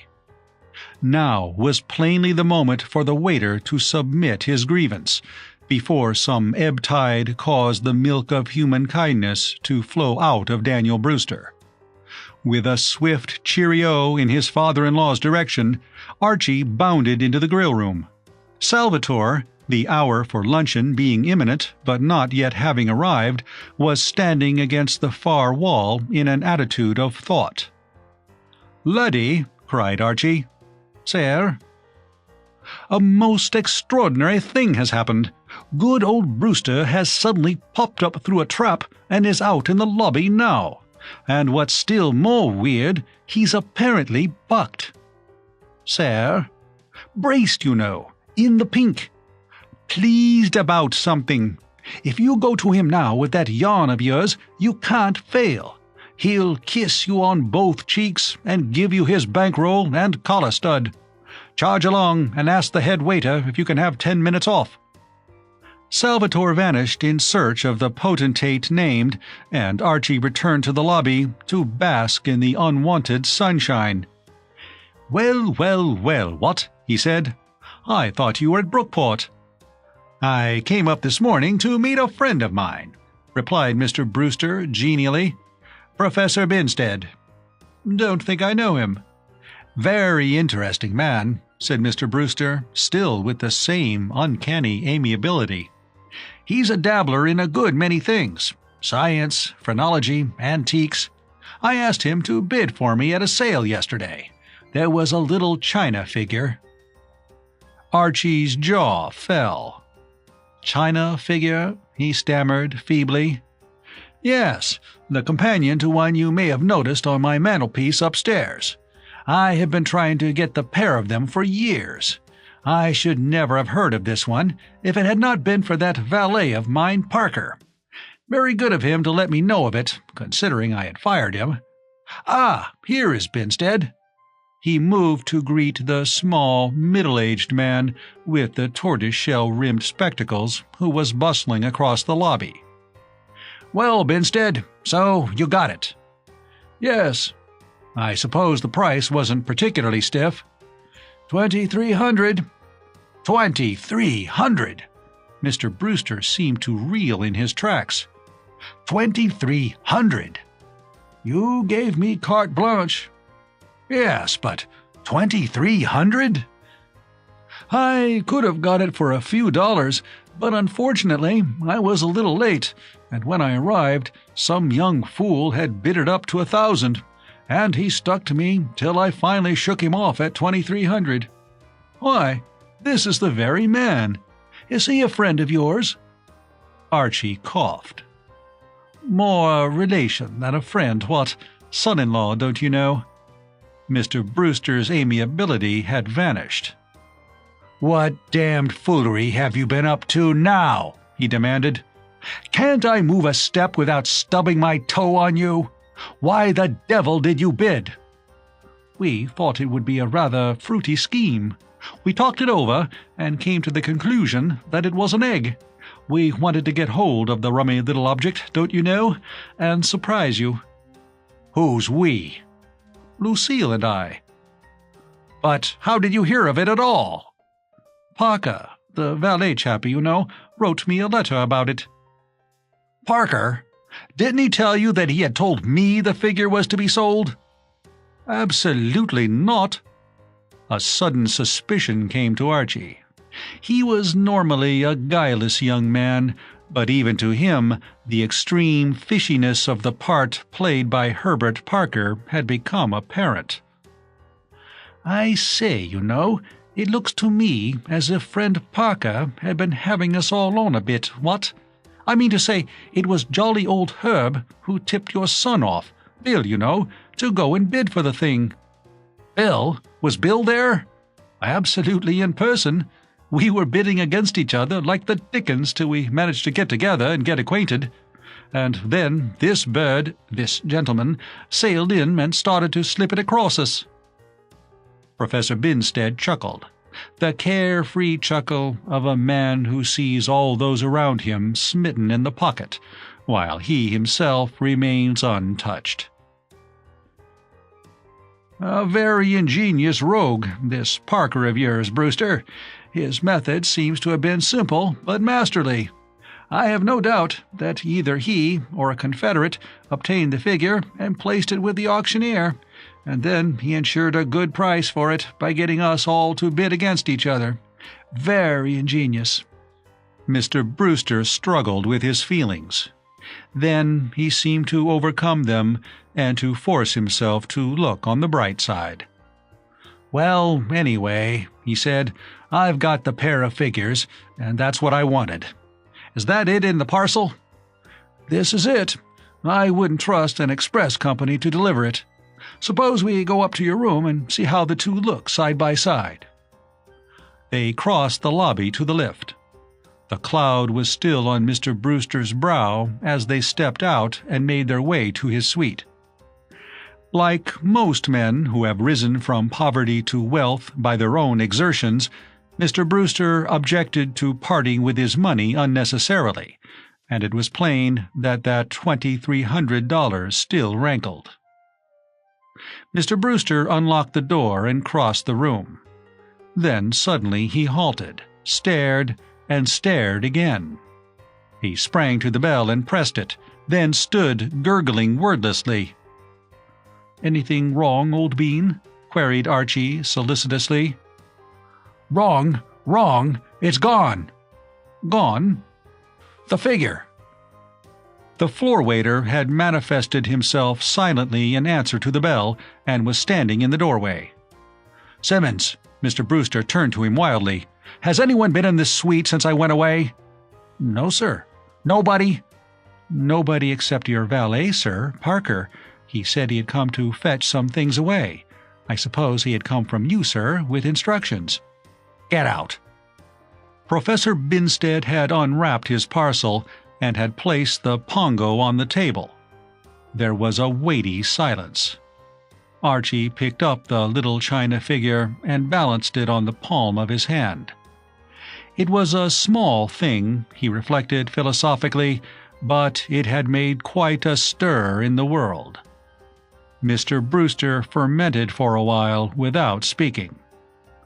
"So," he said at last in a voice trembling with self-pity, "I have been to all this trouble." "And expense," put in Professor Binstead gently. "Merely to buy back something which had been stolen from me. And owing to your damned officiousness," he cried, turning on Archie, "I have had to pay $2,300 for it. I don't know why they make such a fuss about Job. Job never had anything like you around." "Of course," argued Archie, "he had one or two boils." "Boils? What are boils?" "Dashed sorry," murmured Archie. "Acted for the best. Meant well, and all that sort of rot."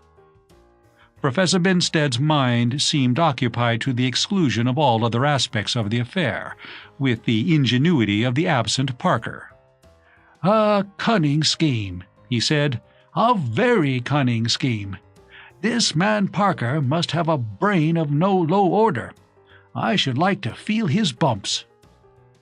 "I should like to give him some," said the stricken Mr. Brewster.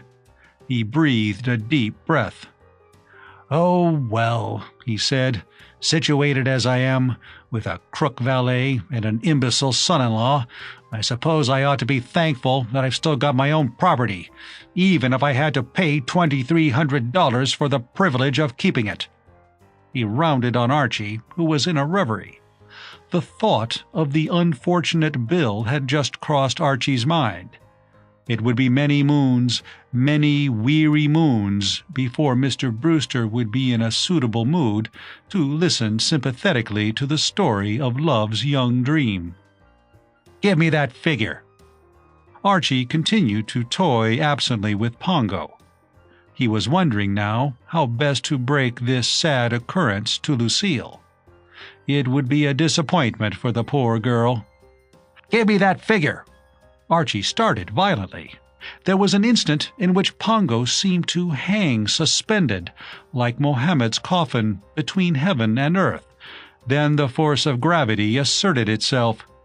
Pongo fell with a sharp crack and disintegrated. And as it did so, there was a knock at the door, and in walked a dark, furtive person who, to the inflamed vision of Mr. Daniel Brewster, looked like something connected with the executive staff of the Black Hand. With all time at his disposal, the unfortunate Salvatore had selected this moment for stating his case. "Get out!" bellowed Mr. Brewster. "I didn't ring for a waiter." Archie, his mind reeling beneath the catastrophe, recovered himself sufficiently to do the honors. It was at his instigation that Salvatore was there, and, greatly as he wished that he could have seen fit to choose a more auspicious moment for his business chat, he felt compelled to do his best to see him through. "Oh, I say, half a second," he said. "You don't quite understand. As a matter of fact, this chappie is by way of being downtrodden and oppressed and what-not, and I suggested that he should get hold of you and speak a few well-chosen words. Of course, if you'd rather, some other time—" But Mr. Brewster was not permitted to postpone the interview. Before he could get his breath, Salvatore had begun to talk. He was a strong, ambidextrous talker whom it was hard to interrupt, and it was not for some moments that Mr. Brewster succeeded in getting a word in. When he did, he spoke to the point. Though not a linguist, he had been able to follow the discourse closely enough to realize that the waiter was dissatisfied with conditions in his hotel, and Mr. Brewster, as has been indicated, had a short way with people who criticized the Cosmopolis. "You're fired," said Mr. Brewster. "Oh, I say," protested Archie. Salvatore muttered what sounded like a passage from Dante. "Fired," repeated Mr. Brewster resolutely. "And I wish to heaven," he added, eyeing his son-in-law malignantly, "I could fire you." "Well," said Professor Binstead cheerfully, breaking the grim silence which followed this outburst, "if you will give me your check, Brewster, I think I will be going. $2,300. Make it open, if you will, and then I can run round the corner and cash it before lunch. That will be capital." Chapter 12. Bright Eyes and a Fly.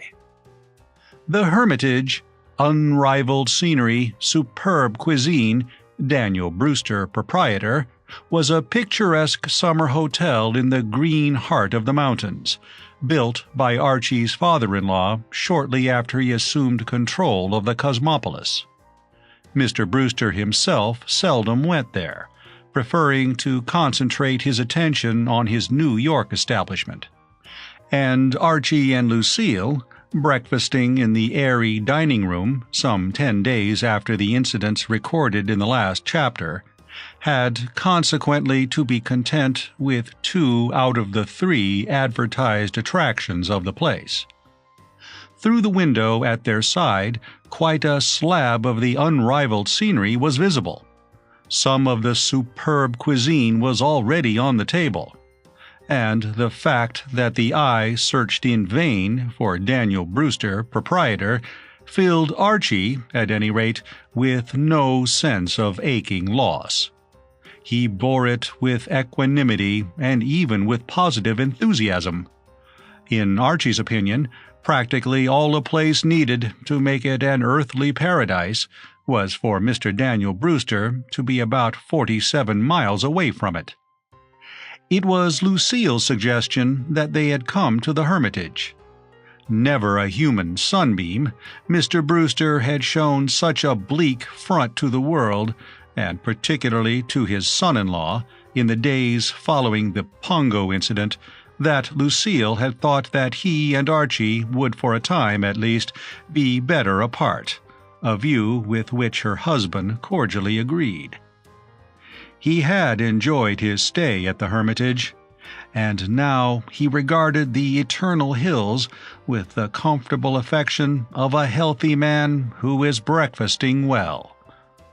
"It's going to be another perfectly topping day," he observed, eyeing the shimmering landscape from which the morning mists were swiftly shredding away like faint puffs of smoke.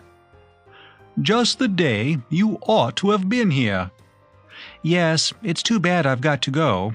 New York will be like an oven." "Put it off." "I can't, I'm afraid. I've a fitting." Archie argued no further. He was a married man of old enough standing to know the importance of fittings. "Besides," said Lucille, "I want to see Father." Archie repressed an exclamation of astonishment. "I'll be back tomorrow evening. You will be perfectly happy." "Queen of my soul, you know I can't be happy with you away." "You know—" "Yes," murmured Lucille appreciatively. She never tired of hearing Archie say this sort of thing. Archie's voice had trailed off. He was looking across the room. "By Jove!" he exclaimed. "What an awfully pretty woman!" "Where?" "Over there, just coming in. I say, what wonderful eyes! I don't think I ever saw such eyes. Did you notice her eyes? Sort of flashing. Awfully pretty woman." Warm though the morning was, a suspicion of chill descended upon the breakfast table. A certain coldness seemed to come into Lucille's face. She could not always share Archie's fresh young enthusiasms. "Do you think so?" "Wonderful figure, too." "Yes." "Well, I mean to say, fair to medium," said Archie, recovering a certain amount of that intelligence which raises man above the level of the beasts of the field. "Not the sort of type I admire myself, of course." "You know her, don't you?" "Absolutely not, and far from it," said Archie hastily. "Never met her in my life." "You've seen her on the stage. Her name's Vera Silverton. We saw her in—" "Of course, yes, so we did. I say, I wonder what she's doing here. She ought to be in New York, rehearsing. I remember meeting what's-his-name, you know, chappie who writes plays and whatnot. George Benham. I remember meeting George Benham, and he told me she was rehearsing in a piece of his called— I forget the name, but I know it was called something or other. Well, why isn't she?" "She probably lost her temper and broke her contract and came away. She's always doing that sort of thing. She's known for it. She must be a horrid woman." "Yes." "I don't want to talk about her. She used to be married to someone, and she divorced him. And then she was married to someone else, and he divorced her. And I'm certain her hair wasn't that color 2 years ago, and I don't think a woman ought to make up like that, and her dress is all wrong for the country, and those pearls can't be genuine, and I hate the way she rolls her eyes about, and pink doesn't suit her a bit. I think she's an awful woman, and I wish you wouldn't keep on talking about her." "Righto," said Archie dutifully. They finished breakfast, and Lucille went up to pack her bag. Archie strolled out onto the terrace outside the hotel, where he smoked, communed with nature, and thought of Lucille.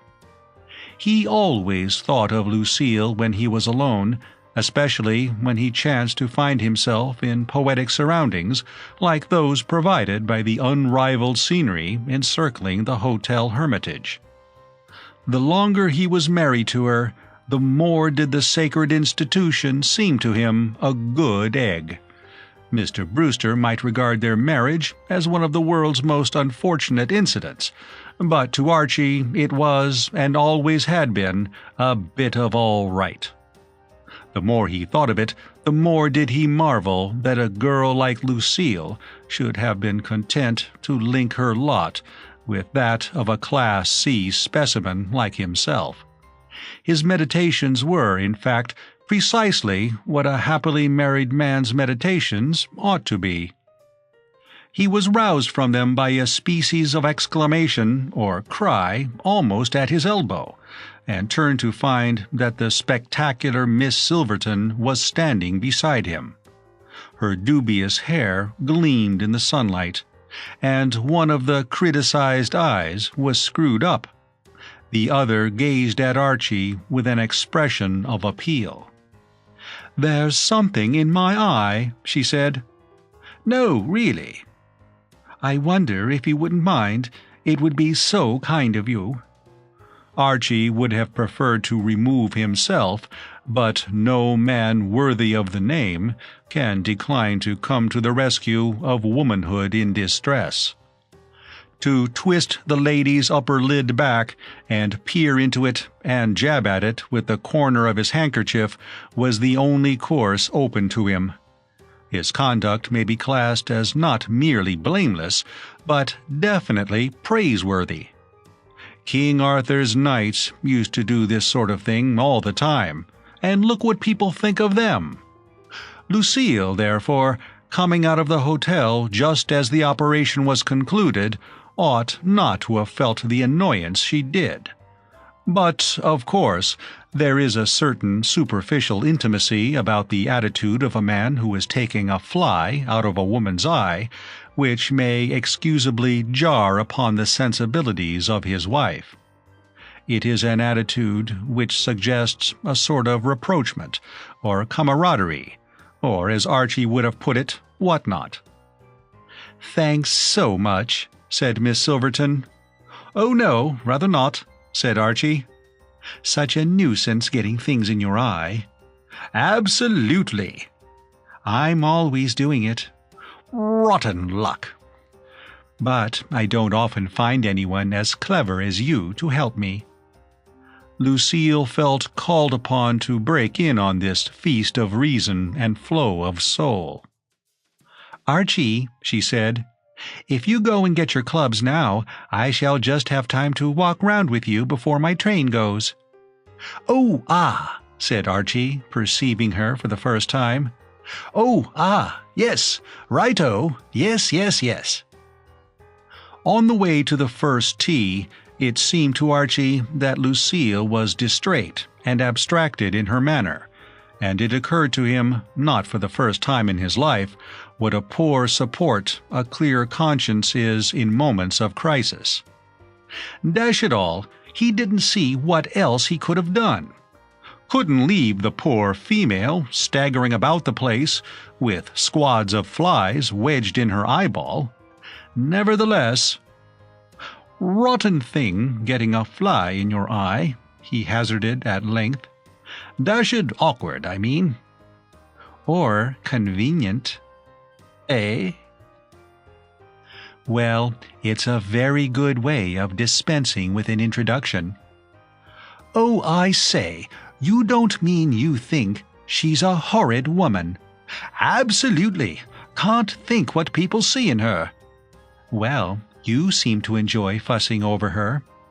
"No, no, nothing of the kind. She inspired me with absolute, what do you call it, the sort of thing chappies do get inspired with, you know." "You were beaming all over your face." "I wasn't. I was just screwing up my face because the sun was in my eye." All sorts of things seemed to be in people's eyes this morning. Archie was saddened. That this sort of misunderstanding should have occurred on such a topping day, and at a moment when they were to be torn asunder for about 36 hours, made him feel, well, it gave him the pip. He had an idea that there were words which would have straightened everything out, but he was not an eloquent young man and could not find them. He felt aggrieved. Lucille, he considered, ought to have known that he was immune as regarded females with flashing eyes and experimentally colored hair.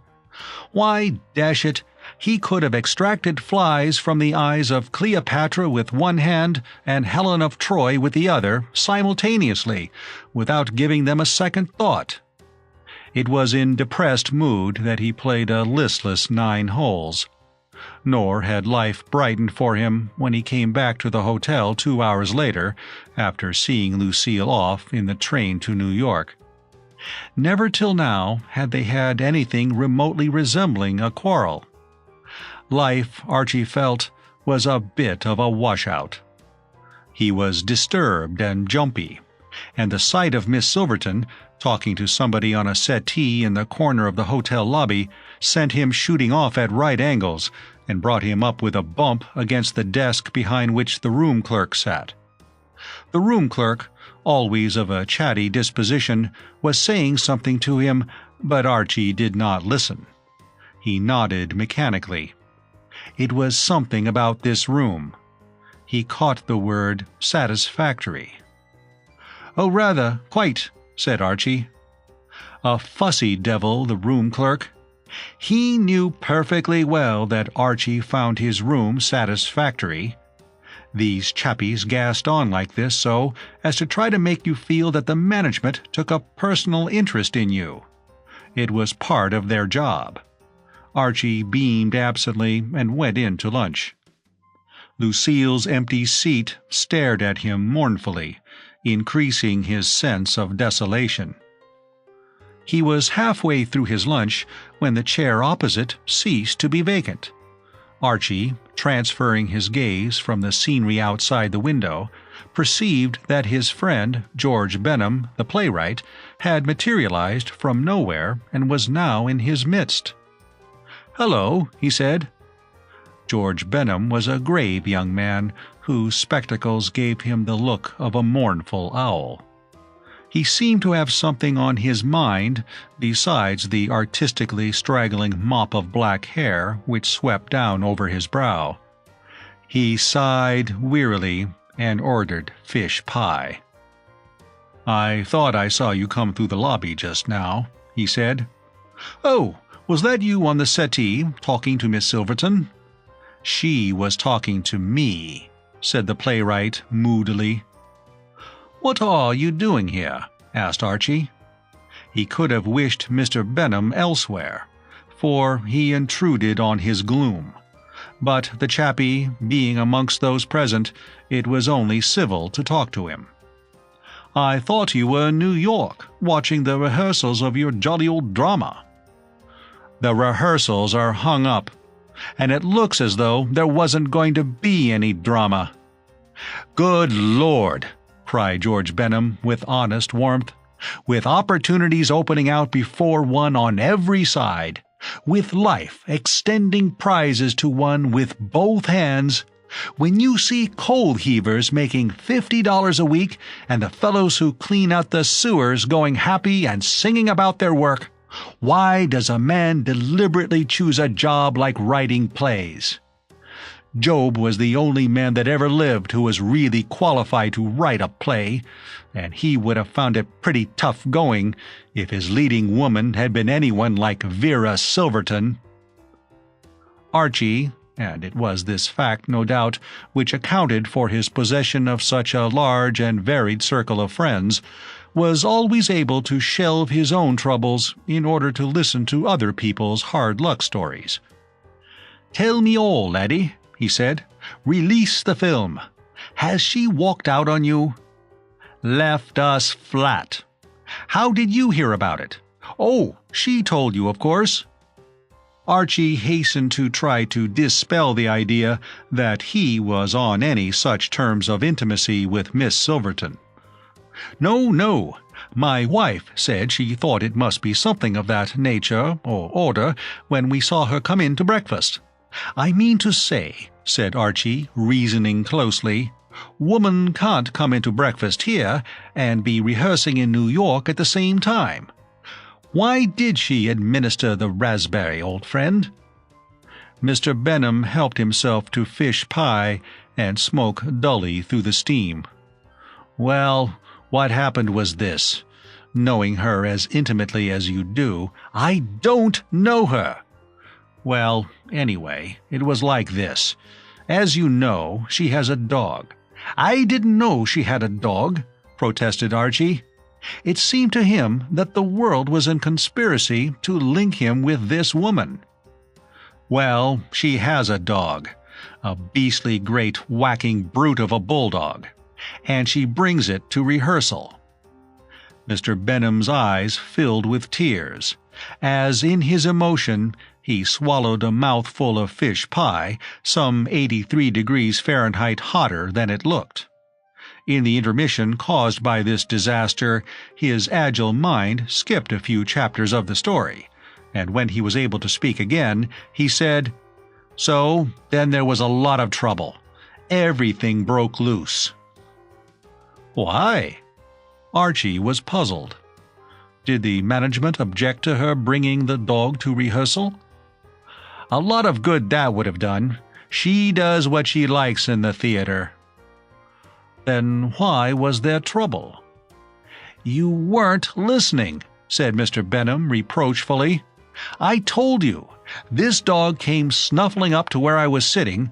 It was quite dark in the body of the theater, you know, and I got up to say something about something that was happening on the stage, and somehow I must have given it a push with my foot." "I see," said Archie, beginning to get the run of the plot. "You kicked her dog." "Pushed it. Accidentally. With my foot." "I understand." "And when you brought off this kick—" "Push," said Mr. Benham austerely. "This kick or push. When you administered this kick or push, it was more a sort of light shove." "Well, when you did whatever you did, the trouble started." Mr. Benham gave a slight shiver. "She talked for a while and then walked out, taking the dog with her. You see, this wasn't the first time it had happened." "Good Lord! Do you spend your whole time doing that sort of thing?" "It wasn't me the first time. It was the stage manager. He didn't know whose dog it was, and it came waddling onto the stage, and he gave it a sort of pat, a kind of flick." "A slosh?" "Not a slosh," corrected Mr. Benham firmly. "You might call it a tap, with the prompt script. Well, we had a lot of difficulty smoothing her over that time. Still, we managed to do it, but she said that if anything of the sort occurred again, she would chuck up her part." "She must be fond of the dog," said Archie, for the first time feeling a touch of goodwill and sympathy towards the lady. "She's crazy about it. That's what made it so awkward when I happened, quite inadvertently, to give it this sort of accidental shove. Well, we spent the rest of the day trying to get her on the phone at her apartment, and finally we heard that she had come here. So I took the next train and tried to persuade her to come back. She wouldn't listen, and that's how matters stand." "Pretty rotten," said Archie sympathetically. "You can bet it's pretty rotten, for me. There's nobody else who can play the part. Like a chump, I wrote the thing specially for her. It means the play won't be produced at all if she doesn't do it. So, you're my last hope." Archie, who was lighting a cigarette, nearly swallowed it. "I am?" "I thought you might persuade her. Point out to her what a lot hangs on her coming back. Jolly her along. You know the sort of thing." But, my dear old friend, I tell you I don't know her." Mr. Benham's eyes opened behind the zareba of glass. "Well, she knows you. When you came through the lobby just now, she said that you were the only real human being she had ever met." "Well, as a matter of fact, I did take a fly out of her eye, but—" "You did? Well then, the whole thing's simple. All you have to do is to ask her how the eye is, and tell her she has the most beautiful eyes you ever saw, and coo a bit." "But, my dear old son—" The frightful program which his friend had mapped out stunned Archie. "I simply can't. Anything to oblige and all that sort of thing, but when it comes to cooing, distinctly napoo." "Nonsense! It isn't hard to coo." "You don't understand, laddie. You're not a married man. I mean to say, whatever you say for or against marriage, personally, I'm all for it and consider it a ripe egg. The fact remains that it practically makes a chappie a spent force as a cooer. I don't want to dish you in any way, old bean, but I must firmly and resolutely decline to coo." Mr. Benham rose and looked at his watch. "I'll have to be moving," he said. "I've got to get back to New York and report. I'll tell them that I haven't been able to do anything myself, but that I've left the matter in good hands. I know you will do your best." "But, laddie—" "Think," said Mr. Benham solemnly, "of all that depends on it. The other actors, the small part people thrown out of a job, myself. But no, perhaps you had better touch very lightly, or not at all, on my connection with the thing. Well, you know how to handle it. I feel I can leave it to you. Pitch it strong. Goodbye, my dear old man, and 1,000 thanks. I'll do the same for you another time." He moved towards the door, leaving Archie transfixed. Halfway there, he turned and came back. "Oh, by the way," he said, "my lunch. Have it put on your bill, will you? I haven't time to stay and settle. Goodbye, goodbye." Chapter 13. Rallying Round Percy. It amazed Archie through the whole of a long afternoon to reflect how swiftly and unexpectedly the blue and brilliant sky of life can cloud over, and with what abruptness a man who fancies that his feet are on solid ground can find himself immersed in fate's gumbo. He recalled, with the bitterness with which one does recall such things, that morning he had risen from his bed without a care in the world, his happiness unruffled even by the thought that Lucille would be leaving him for a short space. He had sung in his bath. Yes, he had chirruped like a bally linnet.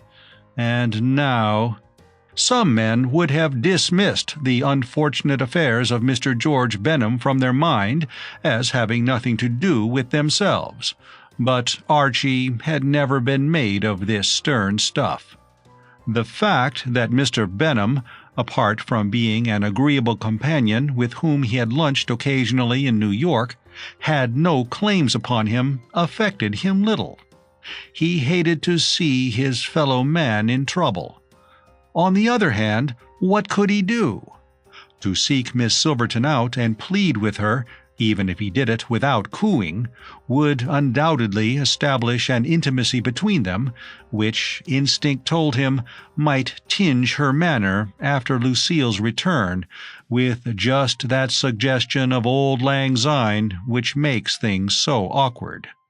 His whole being shrank from extending to Miss Silverton that inch which the female artistic temperament is so apt to turn into an L. And when, just as he was about to go in to dinner, he met her in the lobby, and she smiled brightly at him and informed him that her eye was now completely recovered, he shied away like a startled mustang of the prairie. and, abandoning his intention of worrying the table d'hote in the same room with the amiable creature, tottered off to the smoking room, where he did the best he could with sandwiches and coffee. Having got through the time as best he could till 11 o'clock, he went up to bed. The room to which he and Lucille had been assigned by the management was on the second floor, pleasantly sunny by day, and at night filled with cool and heartening fragrance of the pines. Hitherto, Archie had always enjoyed taking a final smoke on the balcony overlooking the woods, but tonight such was his mental stress that he prepared to go to bed directly he had closed the door. He turned to the cupboard to get his pajamas. His first thought, when even after a second scrutiny no pajamas were visible, was that this was merely another of those things which happen on days when life goes wrong. He raked the cupboard for a third time with an annoyed eye. From every hook hung various garments of Lucille's, but no pajamas. He was breathing a soft malediction preparatory to embarking on a point-to-point hunt for his missing property, when something in the cupboard caught his eye and held him for a moment puzzled. He could have sworn that Lucille did not possess a mauve negligee. Why, she had told him a dozen times that mauve was a color which she did not like. He frowned perplexedly, and as he did so, from near the window came a soft cough. Archie spun round and subjected the room to as close a scrutiny as that which he had bestowed upon the cupboard. Nothing was visible. The window opening onto the balcony gaped wide. The balcony was manifestly empty. "Urph!" This time there was no possibility of error. The cough had come from the immediate neighborhood of the window. Archie was conscious of a pringly sensation about the roots of his closely cropped back hair as he moved cautiously across the room. The affair was becoming uncanny, and as he tiptoed towards the window, old ghost stories, read in lighter moments before cheerful fires with plenty of light in the room, flitted through his mind. He had the feeling, precisely as every chappie in those stories had, that he was not alone. Nor was he. In a basket behind an armchair, curled up, with his massive chin resting on the edge of the wickerwork, lay a fine bulldog. "Urph," said the bulldog. "Good God," said Archie. There was a lengthy pause in which the bulldog looked earnestly at Archie, and Archie looked earnestly at the bulldog. Normally, Archie was a dog lover. His hurry was never so great as to prevent him stopping when in the street and introducing himself to any dog he met. In a strange house, his first act was to assemble the canine population, roll it on its back or backs, and punch it in the ribs. As a boy, his earliest ambition had been to become a veterinary surgeon, and though the years had cheated him of his career, he knew all about dogs, their points, their manners, their customs, and their treatment in sickness and in health. In short, he loved dogs, and, had they met under happier conditions, he would undoubtedly have been on excellent terms with this one within the space of a minute. But as things were, he abstained from fraternizing and continued to goggle dumbly. And then his eye, wandering aside, collided with the following objects. A fluffy pink dressing gown hung over the back of a chair, an entirely strange suitcase, and on the bureau a photograph in a silver frame of a stout gentleman in evening dress whom he had never seen before in his life.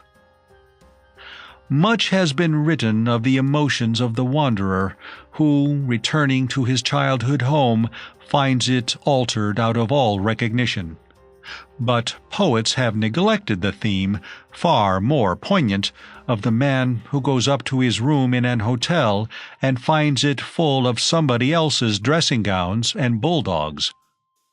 Bulldogs! Archie's heart jumped sideways and upwards with a wiggling movement, turning 2 somersaults and stopped beating. The hideous truth, working its way slowly through the concrete, had at last penetrated to his brain. He was not only in somebody else's room, and a woman's at that, he was in the room belonging to Miss Vera Silverton. He could not understand it. He would have been prepared to stake the last cent he could borrow from his father-in-law on the fact that he had made no error in the number over the door. Yet, nevertheless, such was the case, and below par though his faculties were at the moment, he was sufficiently alert to perceive that it behoved him to withdraw. He leaped to the door, and as he did so, the handle began to turn. The cloud which had settled on Archie's mind lifted abruptly. For an instant he was unable to think about 100 times more quickly than was his leisurely wont. Good fortune had brought him to within easy reach of the electric light switch. He snapped it back and was in darkness.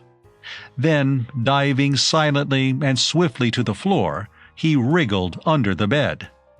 The thud of his head against what appeared to be some sort of joist or support, unless it had been placed there by the maker as a practical joke on the chance of this kind of thing happening some day, coincided with the creak of the opening door.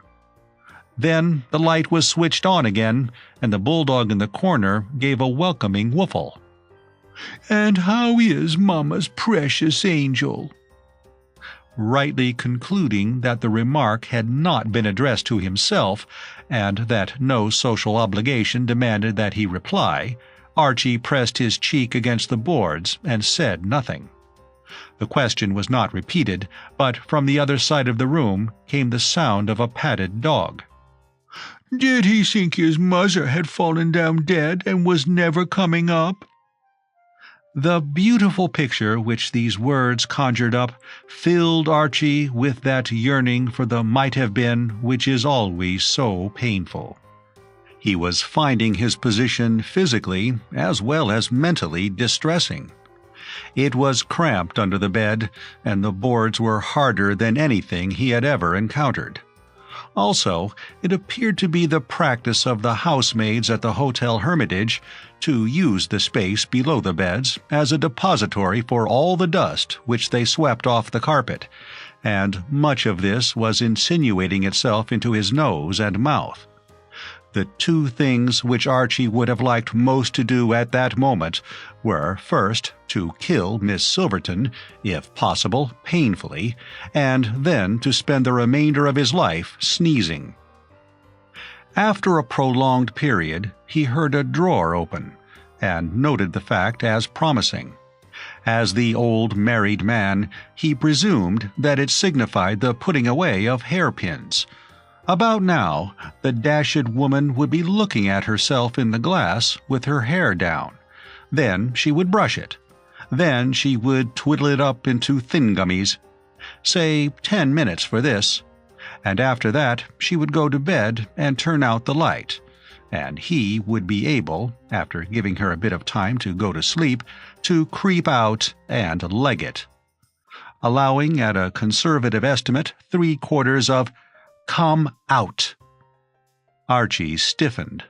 For an instant, a feeble hope came to him that this remark, like the others, might be addressed to the dog. "Come out from under that bed," said a stern voice, "and mind how you come. I've got a pistol." "Well, I mean to say, you know," said Archie in a propitiatory voice, emerging from his lair like a tortoise, and smiling as winningly as a man can who has just bumped his head against the leg of a bed.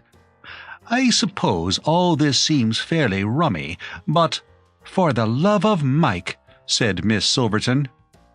The point seemed to Archie well taken, and the comment on the situation neatly expressed. What are you doing in my room?" "Well, if it comes to that, you know, shouldn't have mentioned it if you hadn't brought the subject up in the course of general chit-chat. What are you doing in mine?" "Yours?" "Well, apparently there's been a bloomer of some species somewhere, but this was the room I had last night," said Archie. "But the desk clerk said that he had asked you if it would be quite satisfactory to you giving it up to me, and you said yes. I come here every summer when I'm not working, and I always have this room." "By Jove, I remember now.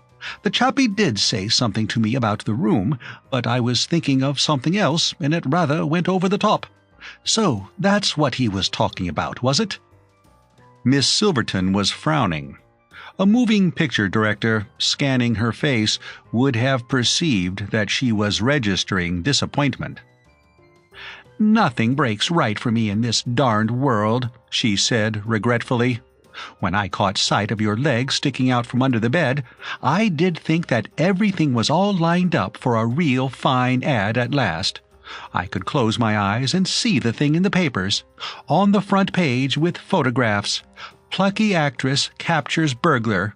Darn it. Fearfully sorry, you know. I just needed something like that. I've got a press agent, and I will say for him that he eats well and he sleeps well and has just enough intelligence to cash his monthly check without forgetting what he went into the bank for. But outside of that, you can take it from me, he's not one of the world's workers. He's about as much solid use to a girl with aspirations as a pain in the lower ribs. It's 3 weeks since he got me into print at all, and then the brightest thing he could think up was that my favorite breakfast fruit was an apple. Well, I ask you." "Rotten," said Archie. "I did think that for once my guardian angel had gone back to work and was doing something for me. Stage star and midnight marauder," murmured Miss Silverton wistfully. "Footlight favorite foils felon." "Bit thick," agreed Archie sympathetically. "Well, you'll probably be wanting to get to bed and all that sort of rot, so I may as well be popping, what? Cheerio!" A sudden gleam came into Miss Silverton's compelling eyes. "Wait. Eh? Wait, I've got an idea." The wistful sadness had gone from her manner. She was bright and alert. "Sit down." "Sit down?" "Sure. Sit down and take the chill off the armchair. I've thought of something."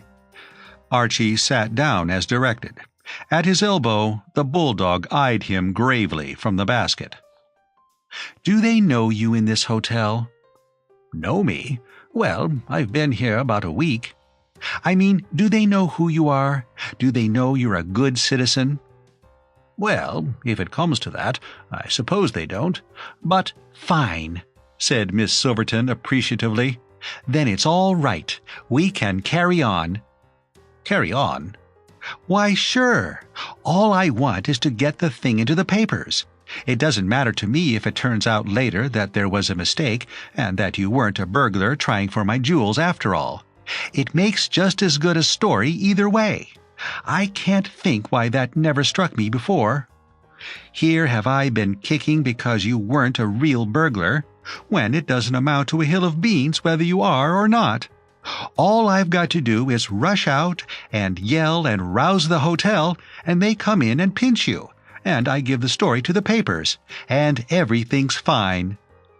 Archie leaped from his chair. "I say, what?" "What's on your mind?" inquired Miss Silverton considerately. "Don't you think it's a nifty scheme?" "Nifty? My dear old soul, it's frightful." "Can't see what's wrong with it," grumbled Miss Silverton. "After I've had someone get New York on the long-distance phone and give the story to the papers, you can explain, and they'll let you out. Surely to goodness you don't object, as a personal favor to me, to spending an hour or two in a cell. Why, probably they haven't got a prison at all out in these parts, and you'll simply be locked in a room. A child of 10 could do it on his head," said Miss Silverton. "A child of 6, she amended. But, dash it, what I mean to say, I'm married." "Yes," said Miss Silverton, with the politeness of faint interest. "I've been married myself.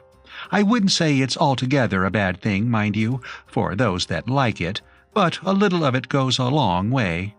My first husband," she proceeded reminiscently, "was a traveling man. I gave him a 2 weeks tryout, and then I told him to go on traveling. My second husband, now he wasn't a gentleman in any sense of the word. I remember once—" "You don't grasp the point. The jolly old point. You fail to grasp it. If this bally thing comes out, my wife will be most frightfully sick." Miss Silverton regarded him with pained surprise. "Do you mean to say you would let a little thing like that stand in the way of my getting on the front page of all the papers, with photographs? Where's your chivalry?" "Never mind my dashed chivalry. Besides, what does it matter if she does get a little sore? She'll soon get over it. You can put that right. Buy her a box of candy. Not that I'm strong for candy myself. What I always say is, it may taste good, but look what it does to your hips. I give you my honest word that when I gave up eating candy, I'd lost 11 ounces the first week. My second husband—no, I'm a liar, it was my third. My third husband said, 'Say, what's the big idea? Where are you going?' 'Out,' said Archie firmly. 'Bally out.'" A dangerous light flickered in Miss Silverton's eyes. "That'll be all of that," she said, raising the pistol.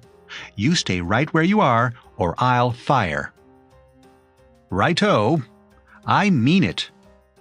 "My dear old soul," said Archie, "in the recent unpleasantness in France, I had chappies popping off things like that at me all day and every day for close on 5 years, and here I am, what?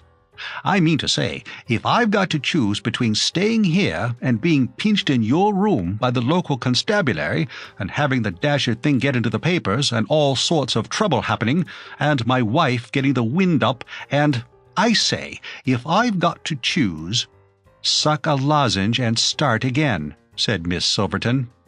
"Well, what I mean to say is, I'd much rather take a chance of getting a bullet in the old bean than that. So loose it off and the best o' luck." Miss Silverton lowered the pistol, sank into a chair, and burst into tears. "I think you're the meanest man I ever met," she sobbed. "You know perfectly well the bang would send me into a fit." "In that case," said Archie, relieved, "cheerio, good luck, pip-pip, toodaloo, and goodbye. I'll be shifting." "Yes, you will," cried Miss Silverton, energetically, recovering with amazing swiftness from her collapse. "Yes, you will. I by no means suppose. You think just because I'm no champion with a pistol, I'm helpless. You wait. Percy!" "My name is not Percy." "I never said it was. Percy, Percy, come to muzzer." There was a creaking rustle from behind the armchair. A heavy body flopped on the carpet. Out into the room, heaving himself along as though sleep had stiffened his joints, and breathing stertorously through his tilted nose, moved the fine bulldog. Seen in the open, he looked even more formidable than he had done in his basket. "Guard him, Percy. Good dog, guard him. Oh, heavens, what's the matter with him?" And with these words, the emotional woman, uttering a wail of anguish, flung herself on the floor beside the animal. Percy was indeed in manifestly bad shape. He seemed quite unable to drag his limbs across the room. There was a curious arch in his back, and as his mistress touched him, he cried out plaintively, "Percy! Oh, what is the matter with him? His nose is burning." Now was the time, with both sections of the enemy's forces occupied, for Archie to have departed softly from the room.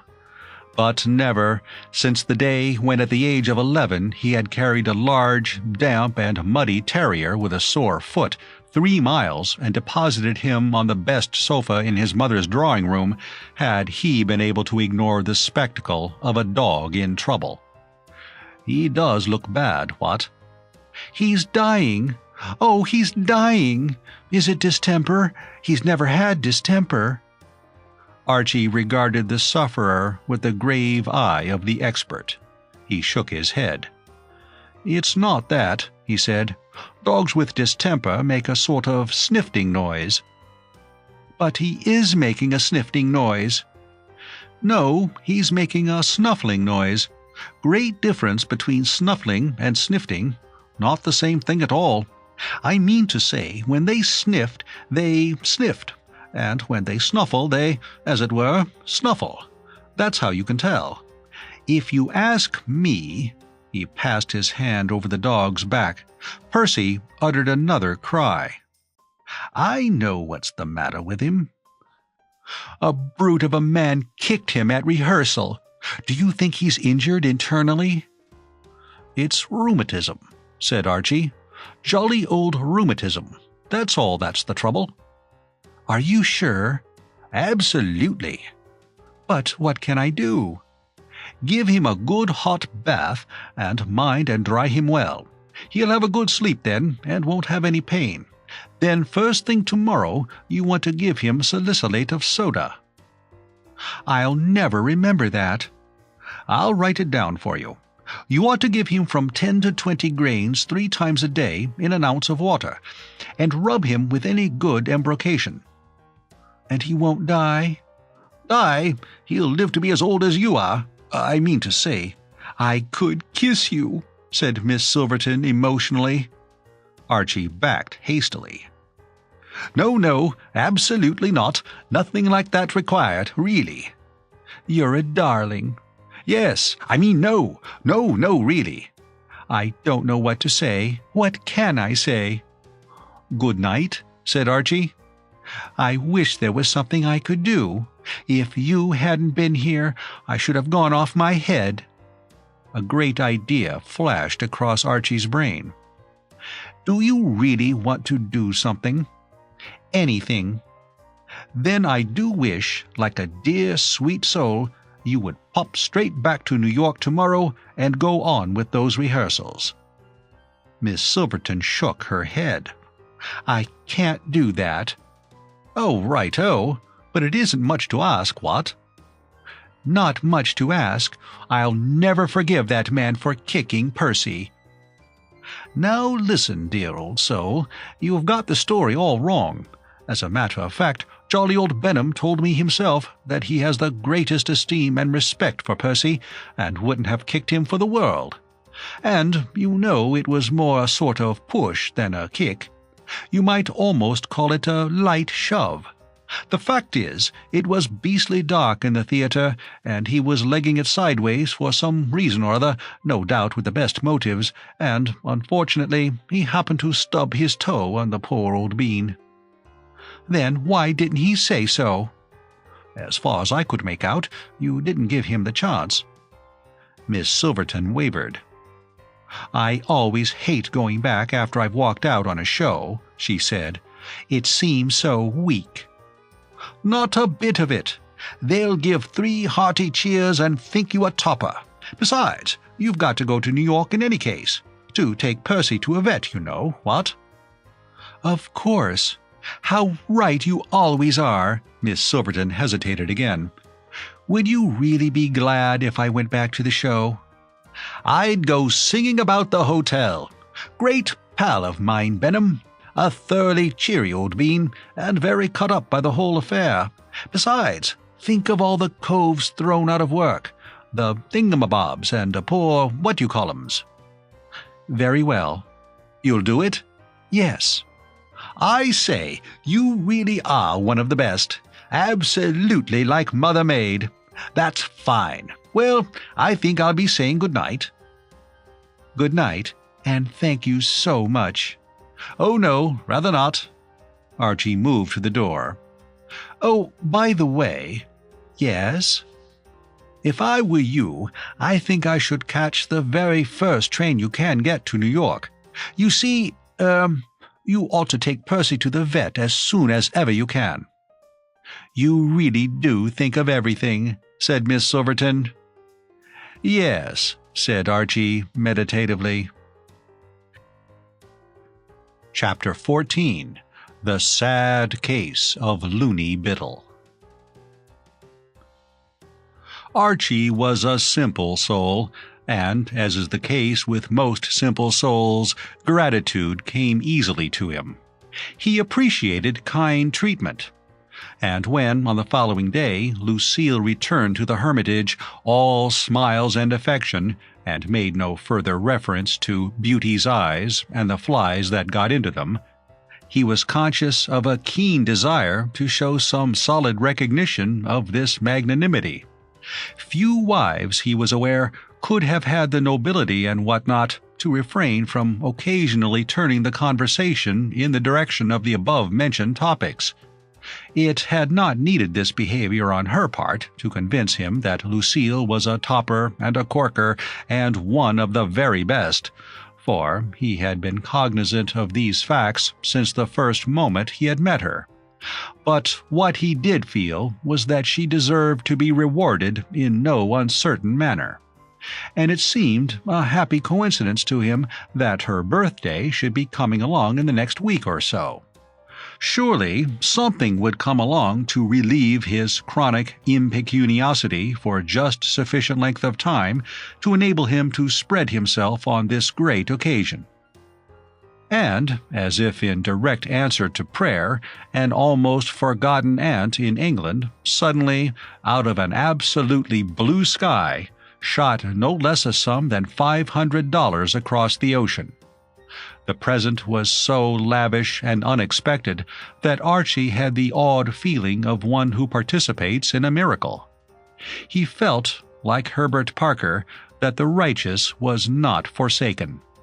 It was the sort of thing that restored a fellow's faith in human nature. For nearly a week he went about in a happy trance, and when, by thrift and enterprise, that is to say, by betting Reggie Van Teel that the New York Giants would win the opening game of the series against the Pittsburgh baseball team, he contrived to double his capital, what it amounted to was simply that life had nothing more to offer. He was actually in a position to go to $1,000 for Lucille's birthday present.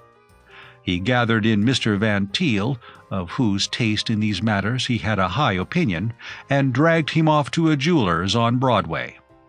The jeweler, a stout, comfortable man, leaned on the counter and fingered lovingly the bracelet which he had lifted out of its nest of blue plush.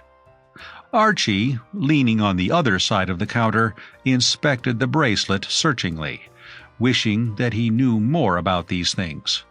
For he had rather a sort of idea that the merchant was scheming to do him in the eyeball.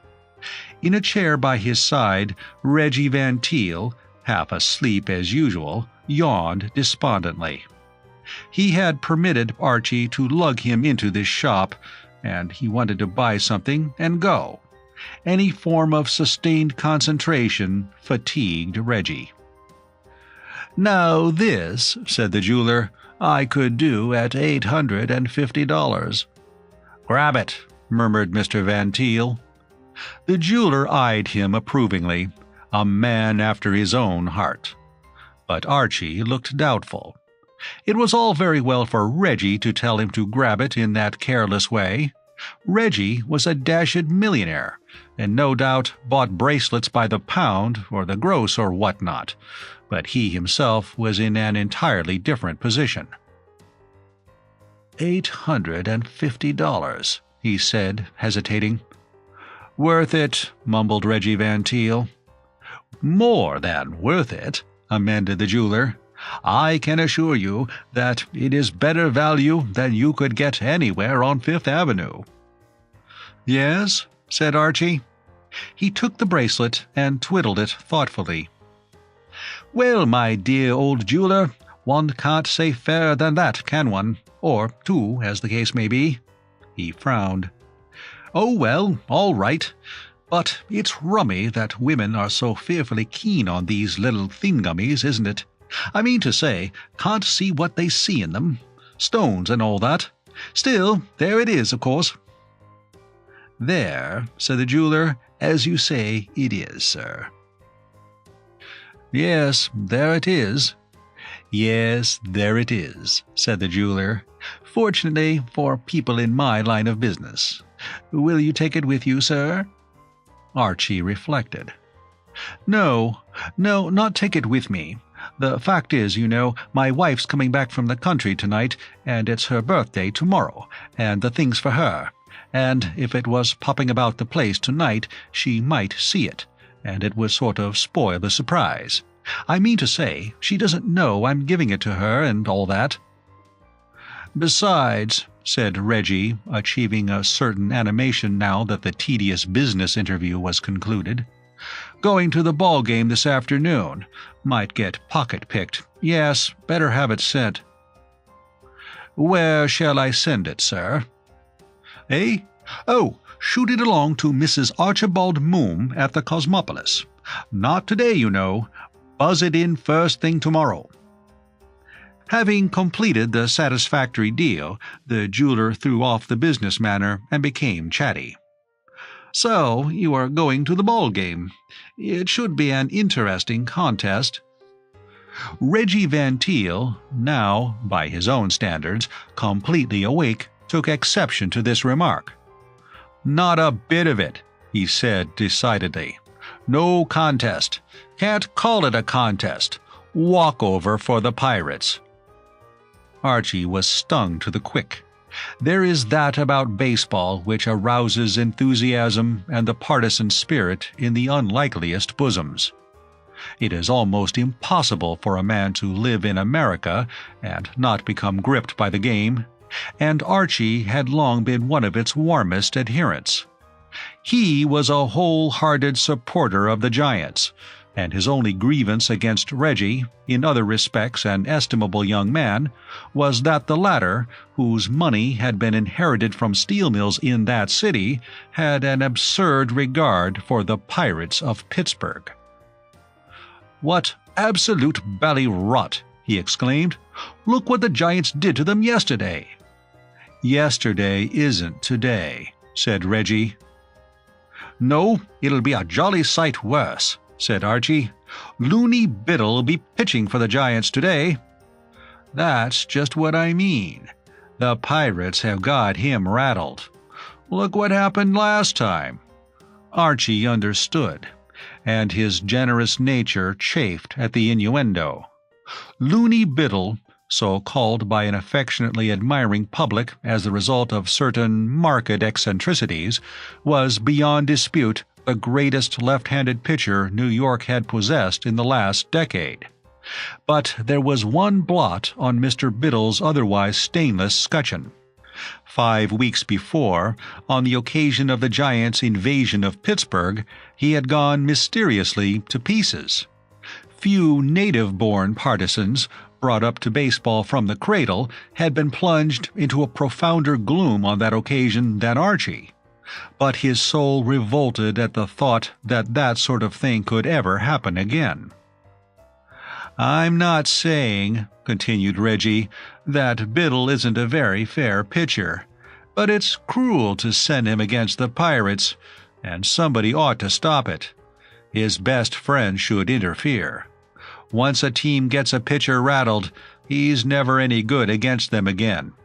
He loses his nerve." The jeweler nodded approval of this sentiment. "They never come back," he said sententiously. The fighting blood of the Mooms was now thoroughly stirred. Archie eyed his friend sternly. Reggie was a good chap, in many respects an extremely sound egg, but he must not be allowed to talk rot of this description about the greatest left-handed pitcher of the age. "It seems to me, old companion," he said, "that a small bet is indicated at this juncture. How about it?" "Don't want to take your money." You won't have to. In the cool twilight of the merry old summer evening, I, friend of my youth and companion of my riper years, shall be trousering yours."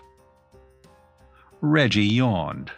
The day was very hot, and this argument was making him feel sleepy again. "Well, just as you like, of course. Double or quits on yesterday's bet, if that suits you." For a moment, Archie hesitated. Firm as his faith was in Mr. Biddle's stout left arm, he had not intended to do the thing on quite this scale. That $1,000 of his was earmarked for Lucille's birthday present, and he doubted whether he ought to risk it.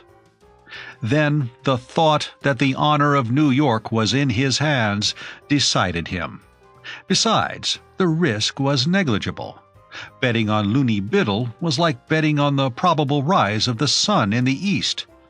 The thing began to seem to Archie a rather unusually sound and conservative investment. He remembered that the jeweler, until he drew him firmly but kindly to earth and urged him to curb his exuberance and talk business on a reasonable plane, had started brandishing bracelets that cost about $2,000. There would be time to pop in at the shop this evening after the game and change the one he had selected for one of those. Nothing was too good for Lucille on her birthday. "Righto," he said. "Make it so, old friend." Archie walked back to the Cosmopolis. No misgivings came to mar his perfect contentment. He felt no qualms about separating Reggie from another $1,000. Except for a little small change in the possession of the Messrs. Rockefeller and Vincent Astor, Reggie had all the money in the world and could afford to lose. He hummed a gay air as he entered the lobby and crossed to the cigar stand to buy a few cigarettes to see him through the afternoon. The girl behind the cigar counter welcomed him with a bright smile. Archie was popular with all the employees of the Cosmopolis. "It's a great day, Mr. Moom." "One of the brightest and best," agreed Archie. "Could you dig me out 2, or possibly 3 cigarettes of the usual description? I shall want something to smoke at the ball game." "You going to the ball game?" "Rather. Wouldn't miss it for a fortune." "No?" "Absolutely no. Not with jolly old Biddle pitching." The cigar-stand girl laughed amusedly. "Is he pitching this afternoon? Say, that feller's a nut. Do you know him?" "Know him? Well, I've seen him pitch and so forth." "I've got a girlfriend who's engaged to him." Archie looked at her with positive respect. It would have been more dramatic, of course, if she had been engaged to the great man herself, but still the mere fact that she had a girlfriend in that astounding position gave her a sort of halo. "No, really," he said. "I say, by Jove, really? Fancy that." "Yes, she's engaged to him all right. Been engaged close on a couple of months now." "I say, that's frightfully interesting. Fearfully interesting, really." "It's funny about that guy," said the cigar-stand girl. "He's a nut. The fellow who said there's plenty of room at the top must have been thinking of Gus Biddle's head. He's crazy about my girlfriend, you know, and whenever they have a fuss, it seems like he sort of flies right off the handle." "Goes off the deep end, eh?" "Yes, sir. Loses what little sense he's got. Why, the last time he and my girlfriend got to scrapping was when he was going on to Pittsburgh to play about a month ago. He'd been out with her the day he left for there, and he had a grouch or something, and he started making low, sneaky cracks about her Uncle Sigsbee. Well, my girlfriend's got a nice disposition, but she can get mad, and she just left him flat and told him it was all over. And he went off to Pittsburgh, and when he started into pitching the opening game, he just couldn't keep his mind on his job. And look what them assassins done to him. 5 runs in the first innings. Yes, sir, he's a nut, all right." Archie was deeply concerned. So this was the explanation of that mysterious disaster, that weird tragedy which had puzzled the sporting press from coast to coast. Good God, is he often taken like that?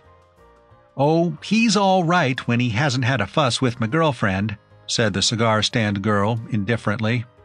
Her interest in baseball was tepid.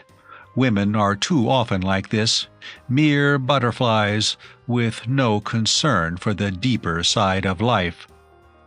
"Yes, but I say, what I mean to say, you know, are they pretty pally now? The good old dove of peace flapping its little wings fairly briskly and all that?" "Oh, I guess everything's nice and smooth just now. I seen my girlfriend yesterday, and Gus was taking her to the movies last night, so I guess everything's nice and smooth." Archie breathed a sigh of relief. "Took her to the movies, did he? Stout fellow." "I was at the funniest picture last week," said the cigar-stand girl. "Honest, it was a scream. It was like this." Archie listened politely, then went in to get a bite of lunch. His equanimity, shaken by the discovery of the rift in the peerless one's armor, was restored. Good old Biddle had taken the girl to the movies last night. Probably he had squeezed her hand a goodish bit in the dark. With what result? Why, the fellow would be feeling like one of those chappies who used to joust for the smiles of females in the Middle Ages. What he meant to say, presumably the girl would be at the game this afternoon, whooping him on, and good old Biddle would be so full of beans and buck that there would be no holding him. Encouraged by these thoughts, Archie lunched with an untroubled mind. Luncheon concluded, he proceeded to the lobby to buy back his hat and stick from the boy brigand with whom he had left them. It was while he was conducting this financial operation that he observed that at the cigar-stand, which adjoined the coat and hat alcove, his friend behind the counter had become engaged in conversation with another girl. This was a determined-looking young woman in a blue dress and a large hat of a bold and flowery species. Archie happening to attract her attention, she gave him a glance out of a pair of fine brown eyes, then, as if she did not think much of him, turned to her companion and resumed their conversation, which, being of an essentially private and intimate nature, she conducted, after the manner of her kind, in a ringing soprano which penetrated into every corner of the lobby. Archie, waiting while the brigand reluctantly made change for $1 bill, was privileged to hear her every word. "Right from the start, I could see he was in a ugly mood. You know how he gets, dearie, chewing his upper lip and looking at you as if you were so much dirt beneath his feet. How was I to know he'd lost $15.55 playing poker? And anyway, I don't see where he gets a license to work off his grouches on me. And I told him so. I said to him, 'Gus,' I said, 'if you can't be bright and smiling and cheerful when you take me out, why do you come round at all?' Was I wrong or right, dearie?" The girl behind the counter heartily endorsed her conduct. "Once you let a man think he can use you as a doormat, where are you? What happened then, honey?" "Well, after that we went to the movies." Archie started convulsively. The change from his $1 bill leaped in his hand. Some of it sprang overboard and tinkled across the floor, with the brigand in pursuit. A monstrous suspicion had begun to take root in his mind. "Well, we got good seats, but, well, you know how it is once things start going wrong. You know that hat of mine, the one with the daisies and cherries and the feather? I'd taken it off and given it to him to hold when we went in. And what do you think that feller done? Put it on the floor and crammed it under the seat, just to save himself the trouble of holding it on his lap. And when I showed him I was upset, all he said was that he was a pitcher and not a hat stand." Archie was paralyzed. He paid no attention to the hat-check boy, who was trying to induce him to accept treasure trove to the amount of 45 cents. His whole being was concentrated on this frightful tragedy, which had burst upon him like a tidal wave. No possible room for doubt remained. Gus was the only Gus in New York that mattered, and this resolute and injured female before him was the girlfriend, in whose slim hands rested the happiness of New York's baseball followers, the destiny of the unconscious Giants, and the fate of his $1,000. A strangled croak proceeded from his parched lips. "Well, I didn't say anything at the moment. It just shows how them movies can work on a girl's feelings. It was a Bryant Washburn film, and somehow, whenever I see him on the screen, nothing else seems to matter. I just get that gooey feeling, and couldn't start a fight if you asked me to. So we go off to have a soda, and I said to him, 'That sure was a lovely film, Gus.' And would you believe me, he says straight out that he didn't think it was such a much, and he thought Bryant Washburn was a pill. A pill!" The girlfriend's penetrating voice shook with emotion. "He never!" exclaimed the shocked cigar-stand girl. "He did if I die the next moment. I wasn't more than halfway through my vanilla and maple, but I got up without a word and left him. And I ain't seen a sight of him since. So there you are, dearie. Was I right or wrong?" The cigar-stand girl gave unqualified approval. What men like Gus Biddle needed for the salvation of their souls was an occasional good jolt right where it would do most good. "I'm glad you think I acted right, dearie," said the girlfriend. "I guess I've been too weak with Gus, and he's took advantage of it. I suppose I'll have to forgive him one of these old days, but believe me, it won't be for a week." The cigar-stand girl was in favor of a fortnight. "No," said the girlfriend regretfully. "I don't believe I could hold out that long, but if I speak to him inside a week, well, I gotta be going. Goodbye, honey." The cigar-stand girl turned to attend to an impatient customer, and the girlfriend, walking with the firm and decisive steps which indicate character, made for the swing door leading to the street. And as she went, the paralysis which had pipped Archie released its hold. Still ignoring the 45 cents which the boy continued to proffer, he leaped in her wake like a panther and came upon her just as she was stepping into a car. The car was full, but not too full for Archie. He dropped his 5 cents into the box and reached for a vacant strap. He looked down upon the flowered hat. There she was, and there he was. Archie rested his left ear against the forearm of a long, strongly built young man in a gray suit who had followed him into the car and was sharing his strap, and pondered. Chapter 15. Summer Storms. Of course, in a way, the thing was simple. The wheeze was, in a sense, straightforward and uncomplicated. What he wanted to do was to point out to the injured girl all that hung on her. He wished to touch her heart, to plead with her, to desire her to restate her war aims, and to persuade her, before 3 o'clock, when that stricken gentleman would be stepping into the pitcher's box to loose off the first ball against the Pittsburgh Pirates, to let bygones be bygones and forgive Augustus Biddle. But the blighted problem was how the deuce to find the opportunity to start.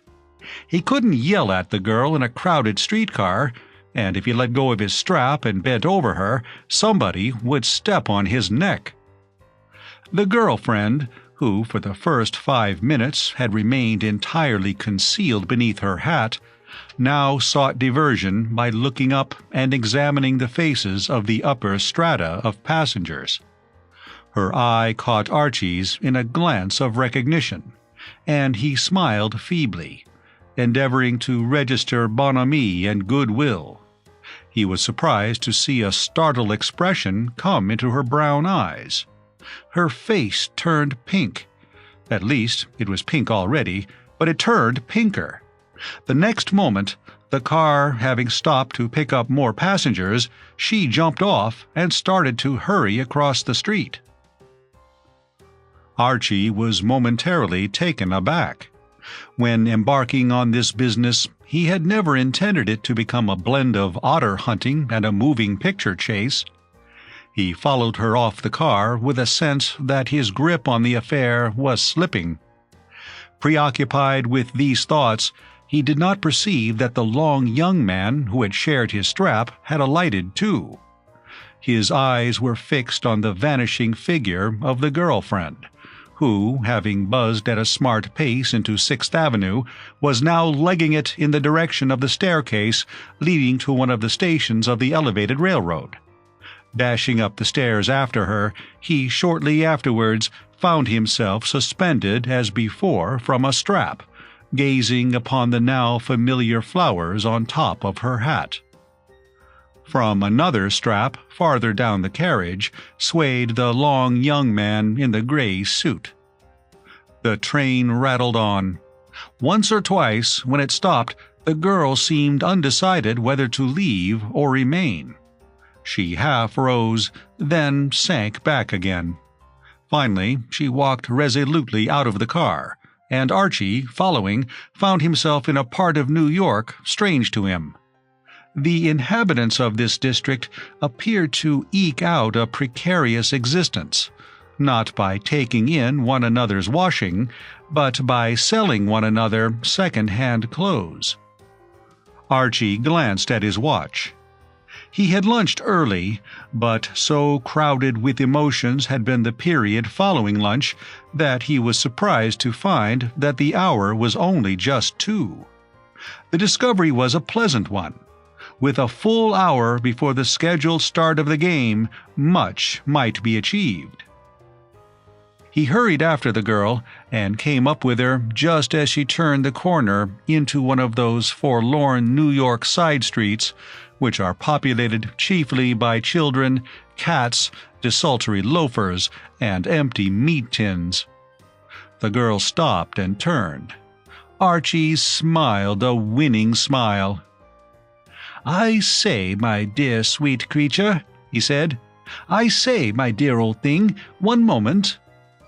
"Is that so?" said the girlfriend. "I beg your pardon?" "Is that so?" Archie began to feel certain tremors.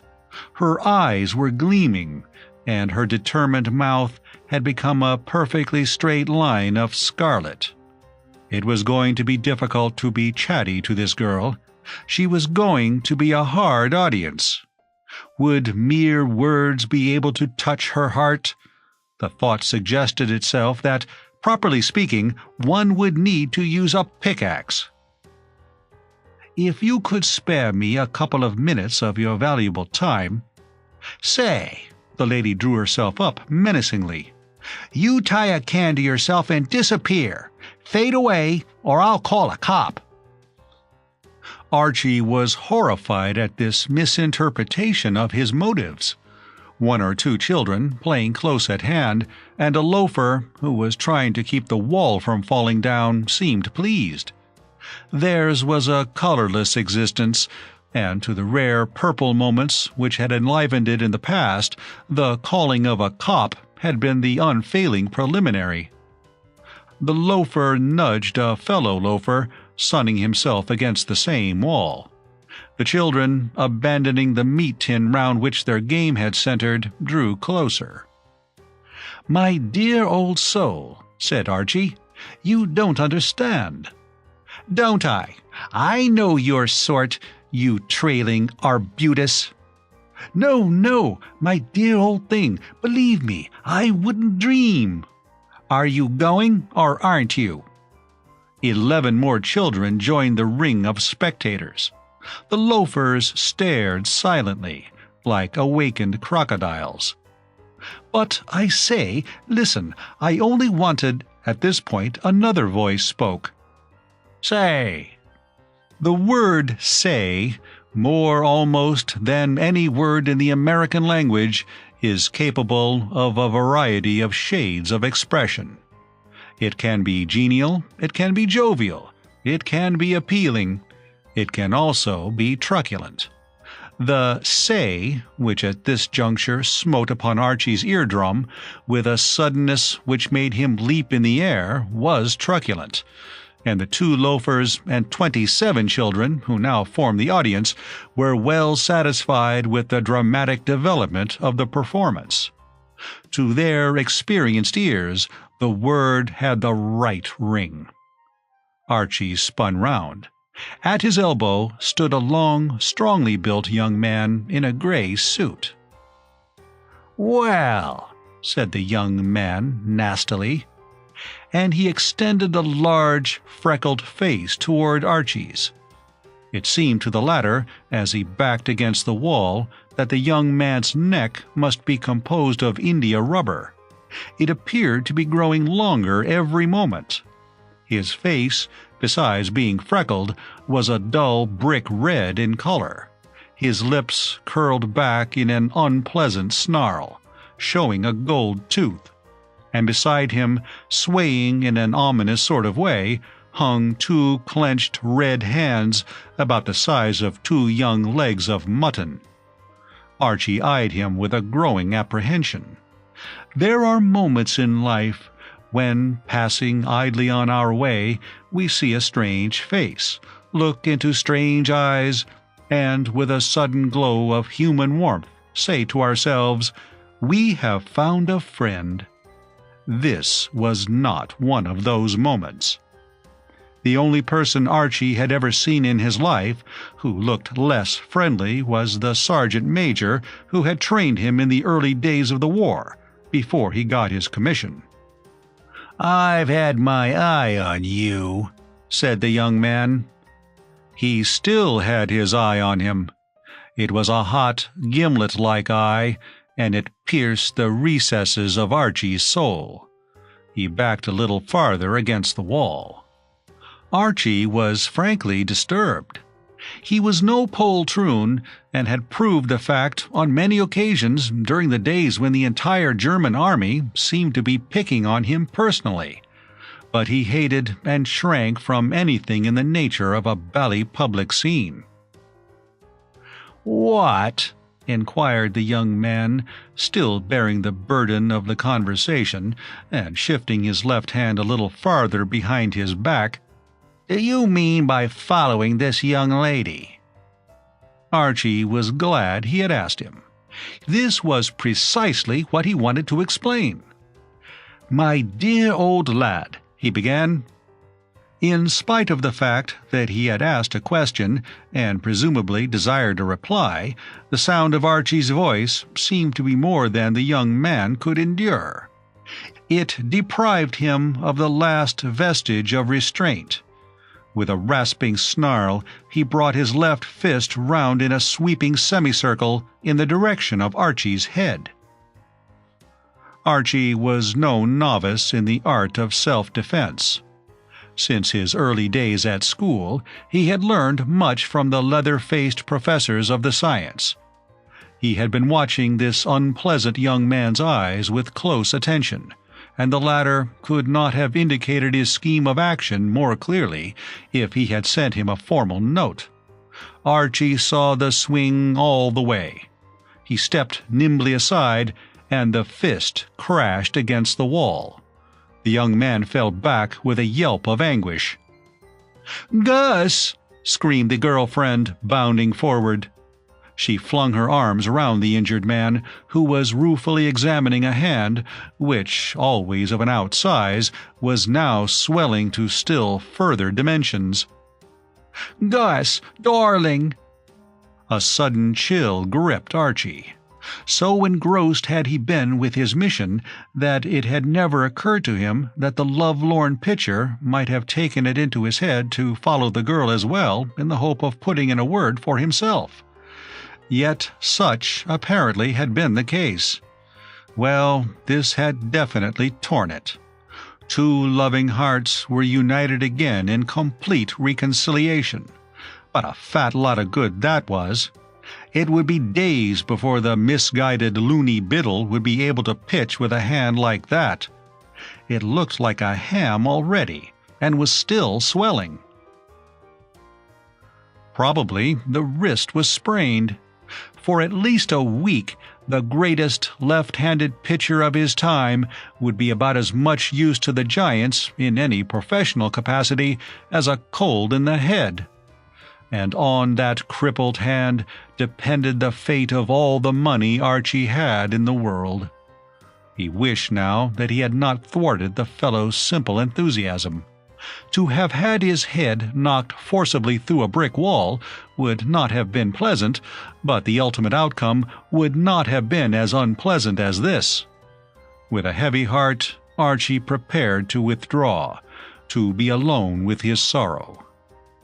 At this moment, however, the girlfriend, releasing her wounded lover, made a sudden dash for him, with the plainest intention of blotting him from the earth. "No, I say, really," said Archie, bounding backwards. "I mean to say—" In a series of events, all of which had been a bit thick, this, in his opinion, achieved the maximum of thickness. It was the extreme, ragged, outside edge of the limit.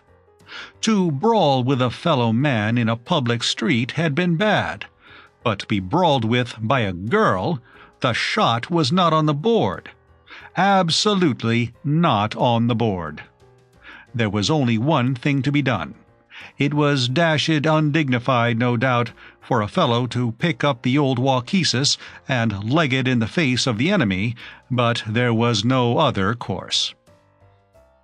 Archie started to run, and as he did so, one of the loafers made the mistake of gripping him by the collar of his coat.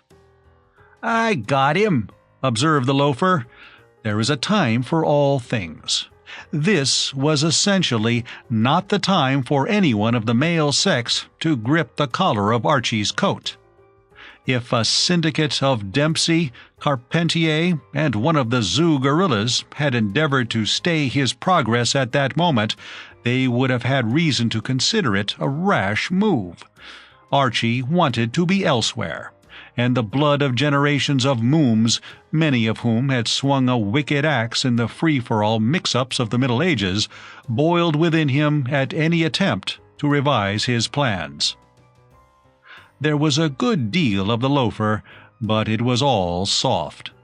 Releasing his hold when Archie's heel took him shrewdly on the shin, he received a nasty punch in what would have been the middle of his waistcoat if he had worn one, uttered a gurgling bleat like a wounded sheep, and collapsed against the wall. Archie, with a torn coat, rounded the corner and sprinted down 9th Avenue. The suddenness of the move gave him an initial advantage. He was halfway down the first block before the vanguard of the pursuit poured out of the side street. Continuing to travel well, he skimmed past a large dray which had pulled up across the road, and moved on.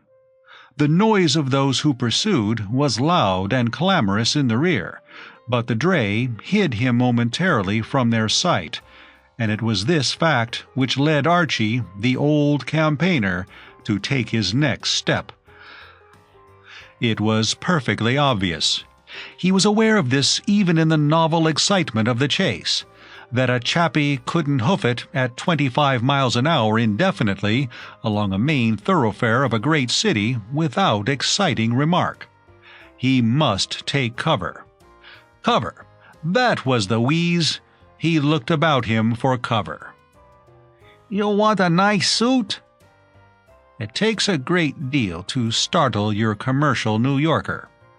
The small tailor, standing in his doorway, seemed in no way surprised at the spectacle of Archie, whom he had seen pass at a conventional walk some 5 minutes before, returning like this at top speed. He assumed that Archie had suddenly remembered that he wanted to buy something. This was exactly what Archie had done.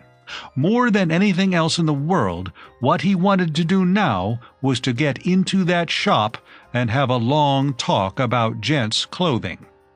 Pulling himself up abruptly, he shot past the small tailor into the dim interior. A confused aroma of cheap clothing greeted him. Except for a small oasis behind a grubby counter, practically all the available space was occupied by suits. Stiff suits, looking like the body when discovered by the police, hung from hooks. Limp suits, with the appearance of having swooned from exhaustion, lay about on chairs and boxes. The place was a cloth morgue, a Sargasso sea of serge. Archie would not have had it otherwise. In these quiet groves of clothing, a regiment could have lain hid. "Something nifty in tweeds?" inquired the businesslike proprietor of this haven, following him amiably into the shop. "Or maybe, yes, a nice serge. Say, mister, I got a sweet thing in a blue serge that'll fit you like the paper on the wall." Archie wanted to talk about clothes, but not yet. "I say, laddie," he said hurriedly, "lend me your ear for half a jiffy." Outside, the baying of the pack had become imminent. "Stow me away for a moment in the undergrowth, and I'll buy anything you want." He withdrew into the jungle. The noise outside grew in volume. The pursuit had been delayed for a priceless few instants by the arrival of another dray, moving northwards, which had drawn level with the first dray and dexterously bottled up the fairway. This obstacle had now been overcome, and the original searchers, their ranks swelled by a few dozen more of the leisured classes, were hot on the trail again. "You done a murder?" inquired the voice of the proprietor, mildly interested, filtering through a wall of cloth. "Well, boys will be boys," he said philosophically. "See anything there that you like? There are some sweet things there." "I'm inspecting them narrowly," replied Archie. "If you don't let those chappies find me, I shouldn't be surprised if I bought one." "One?" said the proprietor, with a touch of austerity. "Two," said Archie quickly, "or possibly 3 or 6. The proprietor's cordiality returned. "You can't have too many nice suits," he said approvingly. "Not a young feller like you that wants to look nice. All the nice girls like a young feller that dresses nice. When you go out of here in a suit I got hanging up there at the back, the girls will be all over you like flies round a honey pot." "Would you mind," said Archie, "would you mind, as a personal favor to me, old companion, not mentioning that word, girls?" He broke off. A heavy foot had crossed the threshold of the shop. "Say, uncle," said a deep voice, one of those beastly voices that only the most poisonous blighters have, "you see a young feller run past here?" "Young feller?" The proprietor appeared to reflect. "Do you mean a young feller in blue with a Homburg hat?" "That's the duck. We lost him. Where did he go?" "Him? Why, he come running past quick as he could go. I wondered what he was running for, a hot day like this. He went round the corner at the bottom of the block." There was silence. "Well, I guess he's got away," said the voice regretfully. "The way he was traveling," agreed the proprietor, "I would be surprised if he was in Europe by this. You want a nice suit?" The other, curtly expressing a wish that the proprietor would go to eternal perdition and take his entire stock with him, stomped out. "This," said the proprietor tranquilly, burrowing his way to where Archie stood and exhibiting a saffron-colored outrage, which appeared to be a poor relation of the flannel family, "would put you back $50, and cheap." "$50? 60, I said. I don't speak always distinct." Archie regarded the distressing garment with a shuddering horror. A young man with an educated taste in clothes, it got right in among his nerve centers. But honestly, old soul, I don't want to hurt your feelings, but that isn't a suit, it's just a regrettable incident." The proprietor turned to the door in a listening attitude. "I believe I hear that feller coming back," he said. Archie gulped. "How about trying it on?" he said. "I'm not sure, after all, it isn't fairly ripe." "That's the way to talk," said the proprietor cordially. "You try it on. You can't judge a suit, not a real nice suit like this, by looking at it. You want to put it on. There." He led the way to a dusty mirror at the back of the shop. "Isn't that a bargain at $70? Why, say, your mother would be proud if she could see her boy now." A quarter of an hour later, the proprietor, lovingly kneading a little sheaf of currency bills, eyed with a fond look the heap of clothes which lay on the counter. "As nice a little lot as I've ever had in my shop." Archie did not deny this. It was, he thought, probably only too true. "I only wish I could see you walking up Fifth Avenue in them," rhapsodized the proprietor. "You'll give 'em a treat.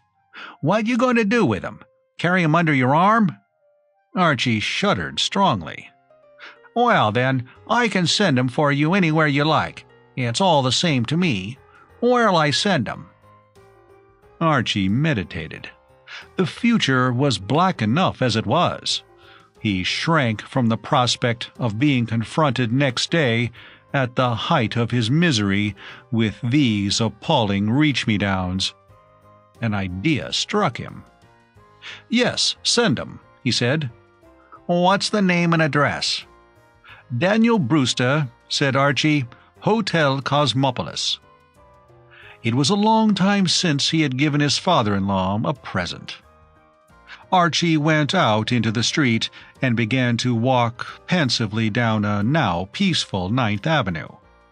Out of the depths that covered him, black as the pit from pole to pole, no single ray of hope came to cheer him.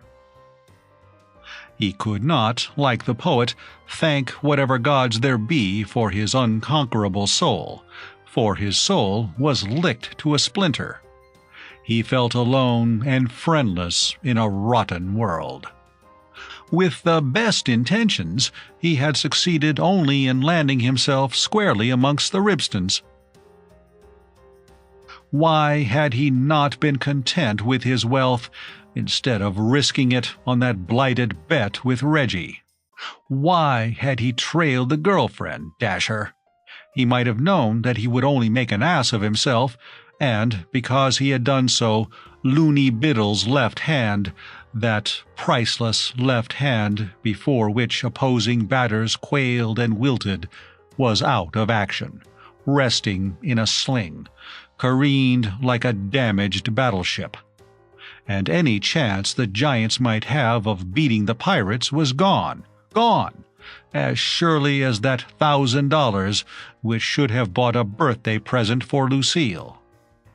A birthday present for Lucille! He groaned in bitterness of spirit. She would be coming back tonight, dear girl, all smiles and happiness, wondering what he was going to give her tomorrow. And when tomorrow dawned, all he would be able to give her would be a kind smile. A nice state of things. A jolly situation. A thoroughly good egg, he did not think. It seemed to Archie that nature, contrary to her usual custom of indifference to human suffering, was mourning with him. The sky was overcast, and the sun had ceased to shine. There was a sort of somberness in the afternoon, which fitted in with his mood. And then something splashed on his face. It says much for Archie's preoccupation that his first thought, as, after a few scattered drops, as though the clouds were submitting samples for approval, the whole sky suddenly began to stream like a shower bath, was that this was simply an additional infliction which he was called upon to bear. On top of all his other troubles, he would get soaked to the skin or have to hang about in some doorway. He cursed richly and sped for shelter. The rain was setting about its work in earnest. The world was full of that rending, swishing sound which accompanies the more violent summer storms. Thunder crashed, and lightning flicked out of the gray heavens. Out in the street, the raindrops bounded up off the stones like fairy fountains. Archie surveyed them morosely from his refuge in the entrance of a shop. And then suddenly, like one of those flashes which were lighting up the gloomy sky, a thought lit up his mind. By Jove! If this keeps up, there won't be a ball game today. With trembling fingers, he pulled out his watch. The hands pointed to 5 minutes to 3. A blessed vision came to him of a moist and disappointed crowd receiving rain checks up at the polo grounds. "Switch it on, you blighters!" he cried, addressing the leaden clouds. "Switch it on more and more!" It was shortly before 5 o'clock that a young man bounded into a jeweler's shop near the Hotel Cosmopolis. A young man who, in spite of the fact that his coat was torn near the collar and that he oozed water from every inch of his drenched clothes, appeared in the highest spirits. It was only when he spoke that the jeweler recognized in the human sponge the immaculate youth who had looked in that morning to order a bracelet. "I say, old lad," said this young man, "you remember that jolly little what-not you showed me before lunch?" "The bracelet, sir." "As you observe with a manly candour which does you credit, my dear old jeweler, the bracelet. Well, produce, exhibit, and bring it forth, would you mind? Trot it out. Slip it across on a lordly dish." "You wished me, surely, to put it aside and send it to the Cosmopolis tomorrow." The young man tapped the jeweler earnestly on his substantial chest. "What I wished and what I wish now are two bally separate and dashed distinct things, friend of my college days. Never put off till tomorrow what you can do today and all that. I'm not taking any more chances. Not for me. For others, yes, but not for Archibald. Here are the doubloons. Produce the jolly bracelet. Thanks." The jeweler counted the notes with the same unction which Archie had observed earlier in the day in the proprietor of the second-hand clothes shop. The process made him genial. "A nasty wet day, sir, it's been," he observed chattily. Archie shook his head. "Old friend," he said, "you're all wrong. Far otherwise, and not a bit like it, my dear old trafficker in gems. You've put your finger on the one aspect of this blighted PM that really deserves credit and respect. Rarely in the experience of a lifetime have I encountered a day so absolutely bally in nearly every shape and form. But there was one thing that saved it, and that was its merry old wetness. Toodaloo, laddie." "Good evening, sir," said the jeweler. Chapter 16. Archie accepts a situation. Lucille moved her wrist slowly round, the better to examine the new bracelet. "You really are an angel, Angel," she murmured. "Like it?" said Archie complacently. "Like it? Why, it's gorgeous. It must have cost a fortune." "Oh, nothing to speak of. Just a few hard-earned pieces of 8, just a few doubloons from the old oak chest." "But I didn't know there were any doubloons in the old oak chest." "Well, as a matter of fact," admitted Archie, "at one point in the proceedings there weren't, but an aunt of mine in England, peace be on her head, happened to send me a chunk of the necessary at what you might call the psychological moment." And you spent it all on a birthday present for me, Archie." Lucille gazed at her husband adoringly. "Archie, do you know what I think?" "What?" "You're the perfect man." "No, really? What ho?" "Yes," said Lucille firmly. "I've long suspected it, and now I know. I don't think there's anybody like you in the world." Archie patted her hand. "It's a rummy thing," he observed, "but your father said almost exactly that to me only yesterday. Only I don't fancy he meant the same as you. To be absolutely frank, his exact expression was that he thanked God there was only one of me." A troubled look came into Lucille's gray eyes. "It's a shame about Father. I do wish he appreciated you. But you mustn't be too hard on him." "Me?" said Archie. "Hard on your father? Well, dash it all, I don't think I treat him with what you might call actual brutality, what? I mean to say, my whole idea is rather to keep out of the old lad's way, and curl up in a ball if I can't dodge him. I'd just as soon be hard on a stampeding elephant. I wouldn't for the world say anything derogatory, as it were, to your jolly old pater, but there is no getting away from the fact that he's by way of being one of our leading man-eating fishes. It would be idle to deny that he considers that you let down the proud old name of Brewster a bit when you brought me in and laid me on the mat." "Anyone would be lucky to get you for a son-in-law, precious." "I fear me, light of my life, that Dad doesn't see eye to eye with you on that point. No, every time I get hold of a daisy, I give him another chance, but it always works out he loves me not." "You must make allowances for him, darling." "Right-o, but I hope devoutly that he doesn't catch me at it. I've a sort of idea that if the old dad discovered that I was making allowances for him, he would have from 10 to 15 fits." "He's worried just now, you know." "I didn't know. He doesn't confide in me much." "He's worried about that waiter." "What waiter, queen of my soul?" "The man called Salvatore. Father dismissed him some time ago." "Salvatore?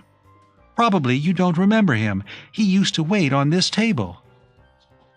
"Why—" "And Father dismissed him, apparently, and now there's all sorts of trouble. You see, Father wants to build this new hotel of his, and he thought he'd got the site, and everything could start building right away. And now he finds that this man Salvatore's mother owns a little newspaper and tobacco shop right in the middle of the site, and there's no way of getting him out without buying the shop, and he won't sell. At least he's made his mother promise that she won't sell." "A boy's best friend is his mother," said Archie approvingly. "I had a sort of idea all along. So Father's in despair." Archie drew at his cigarette meditatively. "I remember a chappie, a policeman he was, as a matter of fact, and incidentally a fairly pronounced blighter, remarking to me some time ago that you could trample on the poor man's face, but you mustn't be surprised if he bit you in the leg while you were doing it. Apparently this is what has happened to the old dad. I had a sort of idea all along that old friend Salvatore would come out strong in the end if you only gave him time. Brainy sort of fella. Great pal of mine." Lucille's small face lightened. She gazed at Archie with proud affection. She felt that she ought to have known that he was the one to solve this difficulty. "You're wonderful, darling. Is he really a friend of yours?" "Absolutely. Many's the time he and I have chatted in this very grill room." "Then it's all right. If you went to him and argued with him, he would agree to sell the shop, and Father would be happy. Think how grateful Father would be to you. It would make all the difference." Archie turned this over in his mind. "Something in that," he agreed. "It would make him see what a pet lambkin you really are." "Well," said Archie, "I'm bound to say that any scheme which what you might call culminates in your father regarding me as a pet lambkin ought to receive one's best attention. How much did he offer Salvatore for his shop?" "I don't know. There's father. Call him over and ask him." Archie glanced over to where Mr. Brewster had sunk moodily into a chair at a neighboring table. It was plain, even at that distance, that Daniel Brewster had his troubles and was bearing them with an ill grace. He was scowling absently at the tablecloth. "You called him," said Archie, having inspected his formidable relative. "You know him better. Let's go over to him." They crossed the room. Lucille sat down opposite her father. Archie draped himself over a chair in the background. "Father, dear," said Lucille, "Archie has got an idea." "Archie?" said Mr. Brewster incredulously. "This is me," said Archie, indicating himself with a spoon. "The tall, distinguished-looking bird." "What new fool thing is he up to now?" "It's a splendid idea, Father. He wants to help you over your new hotel." "Wants to run it for me, I suppose." "By Jove," said Archie reflectively, "that's not a bad scheme. I never thought of running an hotel. I shouldn't mind taking a stab at it." "He has thought of a way of getting rid of Salvatore and his shop." For the first time, Mr. Brewster's interest in the conversation seemed to stir. He looked sharply at his son-in-law. "He has he?" he said.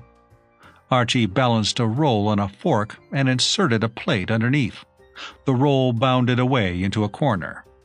"Sorry," said Archie. "My fault, absolutely. I owe you a roll. I'll sign a bill for it. Oh, about this sportsman Salvatore. Well, it's like this, you know. He and I are great pals. I've known him for years and years. At least, it seems like years and years. Lou was suggesting that I seek him out in his lair and ensnare him with my diplomatic manner and superior brain power and whatnot." "It was your idea, Precious," said Lucille. Mr. Brewster was silent. Much as it went against the grain to have to admit it, there seemed to be something in this. "What do you propose to do?" "Become a jolly old ambassador. How much did you offer the chappie?" $3,000, twice as much as the place is worth. He's holding out on me for revenge." "Ah, but how did you offer it to him, what? I mean to say, I bet you got your lawyer to write him a letter full of whereases, peradventures, and parties of the first part, and so forth. No good, old companion." "Don't call me old companion. All wrong, laddie. Nothing like it, dear heart. No good at all, friend of my youth. Take it from your Uncle Archibald. I'm a student of human nature, and I know a thing or two." "That's not much," growled Mr. Brewster, who was finding his son-in-law's superior manner a little trying. "Now don't interrupt, Father," said Lucille severely. "Can't you see that Archie is going to be tremendously clever in a minute?" "He's got to show me." "What you ought to do," said Archie, "is to let me go and see him, taking the stuff in crackling bills. I'll roll them about on the table in front of him. That'll fetch him." He prodded Mr. Brewster encouragingly with a roll. "I'll tell you what to do. Give me 3,000 of the best and crispest, and I'll undertake to buy that shop. It can't fail, laddie." "Don't call me laddie." Mr. Brewster pondered. "Very well," he said at last.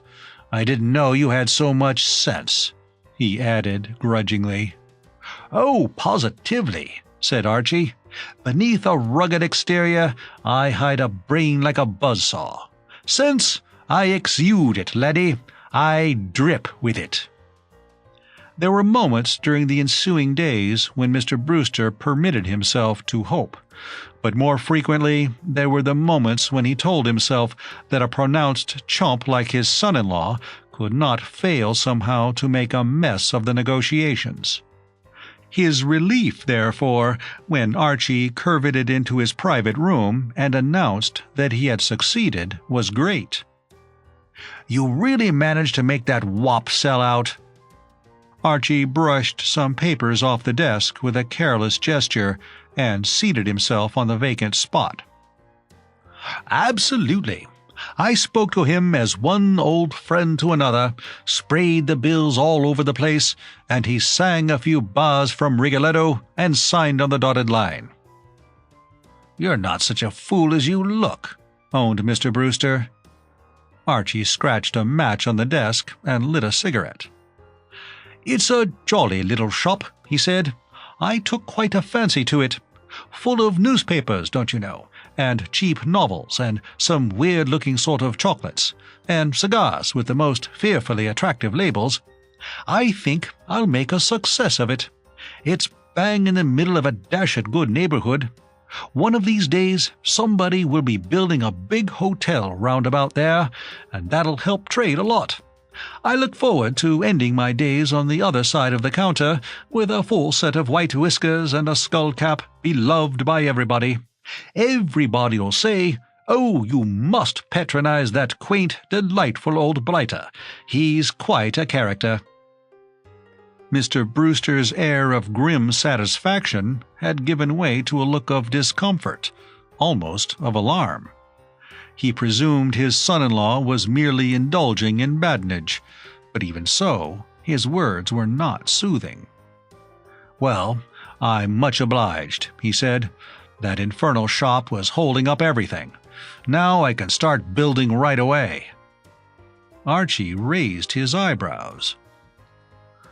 "But, my dear old top, I'm sorry to spoil your daydreams and stop you chasing rainbows and all that, but aren't you forgetting that the shop belongs to me? I don't at all know that I want to sell either." "I gave you the money to buy that shop." "And dashed generous of you it was, too," admitted Archie unreservedly. "It was the first money you ever gave me, and I shall always tell interviewers that it was you who founded my fortunes. Some day, when I'm the newspaper and tobacco shop king, I'll tell the world all about it in my autobiography." Mr. Brewster rose dangerously from his seat. "Do you think you can hold me up, you worm?" "Well," said Archie, "the way I look at it is this. Ever since we met, you've been after me to become one of the world's workers, and earn a living for myself and what-not, and now I see a way to repay you for your confidence and encouragement. You'll look me up sometimes at the good old shop, won't you?" He slid off the table and moved towards the door. "There won't be any formalities where you are concerned. You can sign bills for any reasonable amount any time you want a cigar or a stick of chocolate. Well, toodaloo." "Stop." "Now what?" "How much do you want for that damn shop?" "I don't want money. I want a job. If you are going to take my life work away from me, you ought to give me something else to do." "What job?" "You suggested it yourself the other day. I want to manage your new hotel."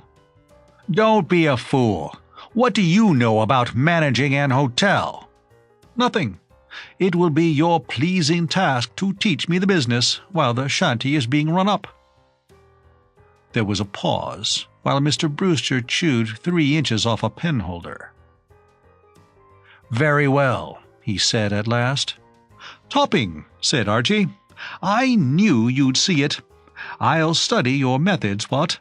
Adding some of my own, of course. You know, I've thought of one improvement on the Cosmopolis already." "Improvement on the Cosmopolis?" cried Mr. Brewster, gashed in his finest feelings. "Yes, there's one point where the old Cosmop slips up badly, and I'm going to see that it's corrected at my little shack. Customers will be entreated to leave their boots outside their doors at night, and they'll find them cleaned in the morning. Well, pip pip, I must be popping. Time is money, you know, with us businessmen. Chapter 17. Brother Bill's Romance. "Her eyes," said Bill Brewster, "are like, what's the word I want?" He looked across at Lucille and Archie. Lucille was leaning forward with an eager and interested face. Archie was leaning back with his fingertips together and his eyes closed. This was not the first time since their meeting in Beale's auction rooms that his brother-in-law had touched on the subject of the girl he had become engaged to marry during his trip to England. Indeed, Brother Bill had touched on very little else, and Archie, though of a sympathetic nature and fond of his young relative, was beginning to feel that he had heard all he wished to hear about Mabel Winchester. Lucille, on the other hand, was absorbed. Her brother's recital had thrilled her. "Like," said Bill, "like—" "Stars," suggested Lucille. "Stars," said Bill gratefully. "Exactly the word. Twin stars shining in a clear sky on a summer night. Her teeth are like, what shall I say? Pearls? Pearls. And her hair is a lovely brown, like leaves in autumn. In fact," concluded Bill, slipping down from the heights with something of a jerk, "she's a corker, isn't she, Archie?" Archie opened his eyes. "Quite right, old top," he said. "It was the only thing to do." "What the devil are you talking about?" demanded Bill coldly. He had been suspicious all along of Archie's statement that he could listen better with his eyes shut. Oh, sorry, thinking of something else." "You were asleep." No, positively and distinctly not. Frightfully interested and rapt and all that, only I didn't quite get what you said." "I said that Mabel was a corker." "Oh, absolutely, in every respect." "There." Bill turned to Lucille triumphantly. "You hear that? And Archie has only seen her photograph. Wait till he sees her in the flesh." "My dear old chap," said Archie, shocked. "Ladies present? I mean to say, what?" "I'm afraid that father will be the one you'll find it hard to convince." "Yes," admitted her brother gloomily. "Your Mabel sounds perfectly charming. But, well, you know what father is. It is a pity she sings in the chorus." "She hasn't much of a voice," argued Bill in extenuation. "All the same—" Archie, the conversation having reached a topic on which he considered himself one of the greatest living authorities, to wit, the unlovable disposition of his father-in-law, addressed the meeting as one who has a right to be heard. "Lucille's absolutely right, old thing. Absolutely correcto. Your esteemed progenitor is a pretty tough nut, and it's no good trying to get away from it. And I'm sorry to have to say it, old bird, but if you come bounding in with that part of the personnel of the ensemble on your arm and try to dig a father's blessing out of him, he's extremely apt to stab you in the gizzard." "I wish," said Bill, annoyed, "you wouldn't talk as though Mabel were the ordinary kind of chorus girl. She's only on the stage because her mother's hard up, and she wants to educate her little brother." "I say," said Archie, concerned, "take my tip, old top. In chatting the matter over with the pater, don't dwell too much on that aspect of the affair. I've been watching him closely, and it's about all he can stick having to support me. If you ring in a mother and a little brother on him, he'll crack under the strain." "Well, I've got to do something about it. Mabel will be over here in a week." "Great Scott! You never told us that." "Yes, She's going to be in the new Billington show. And, naturally, she will expect to meet my family. I've told her all about you." "Did you explain Father to her?" asked Lucille. "Well, I just said she mustn't mind him, as his bark was worse than his bite." "Well," said Archie thoughtfully, "he hasn't bitten me yet, so you may be right.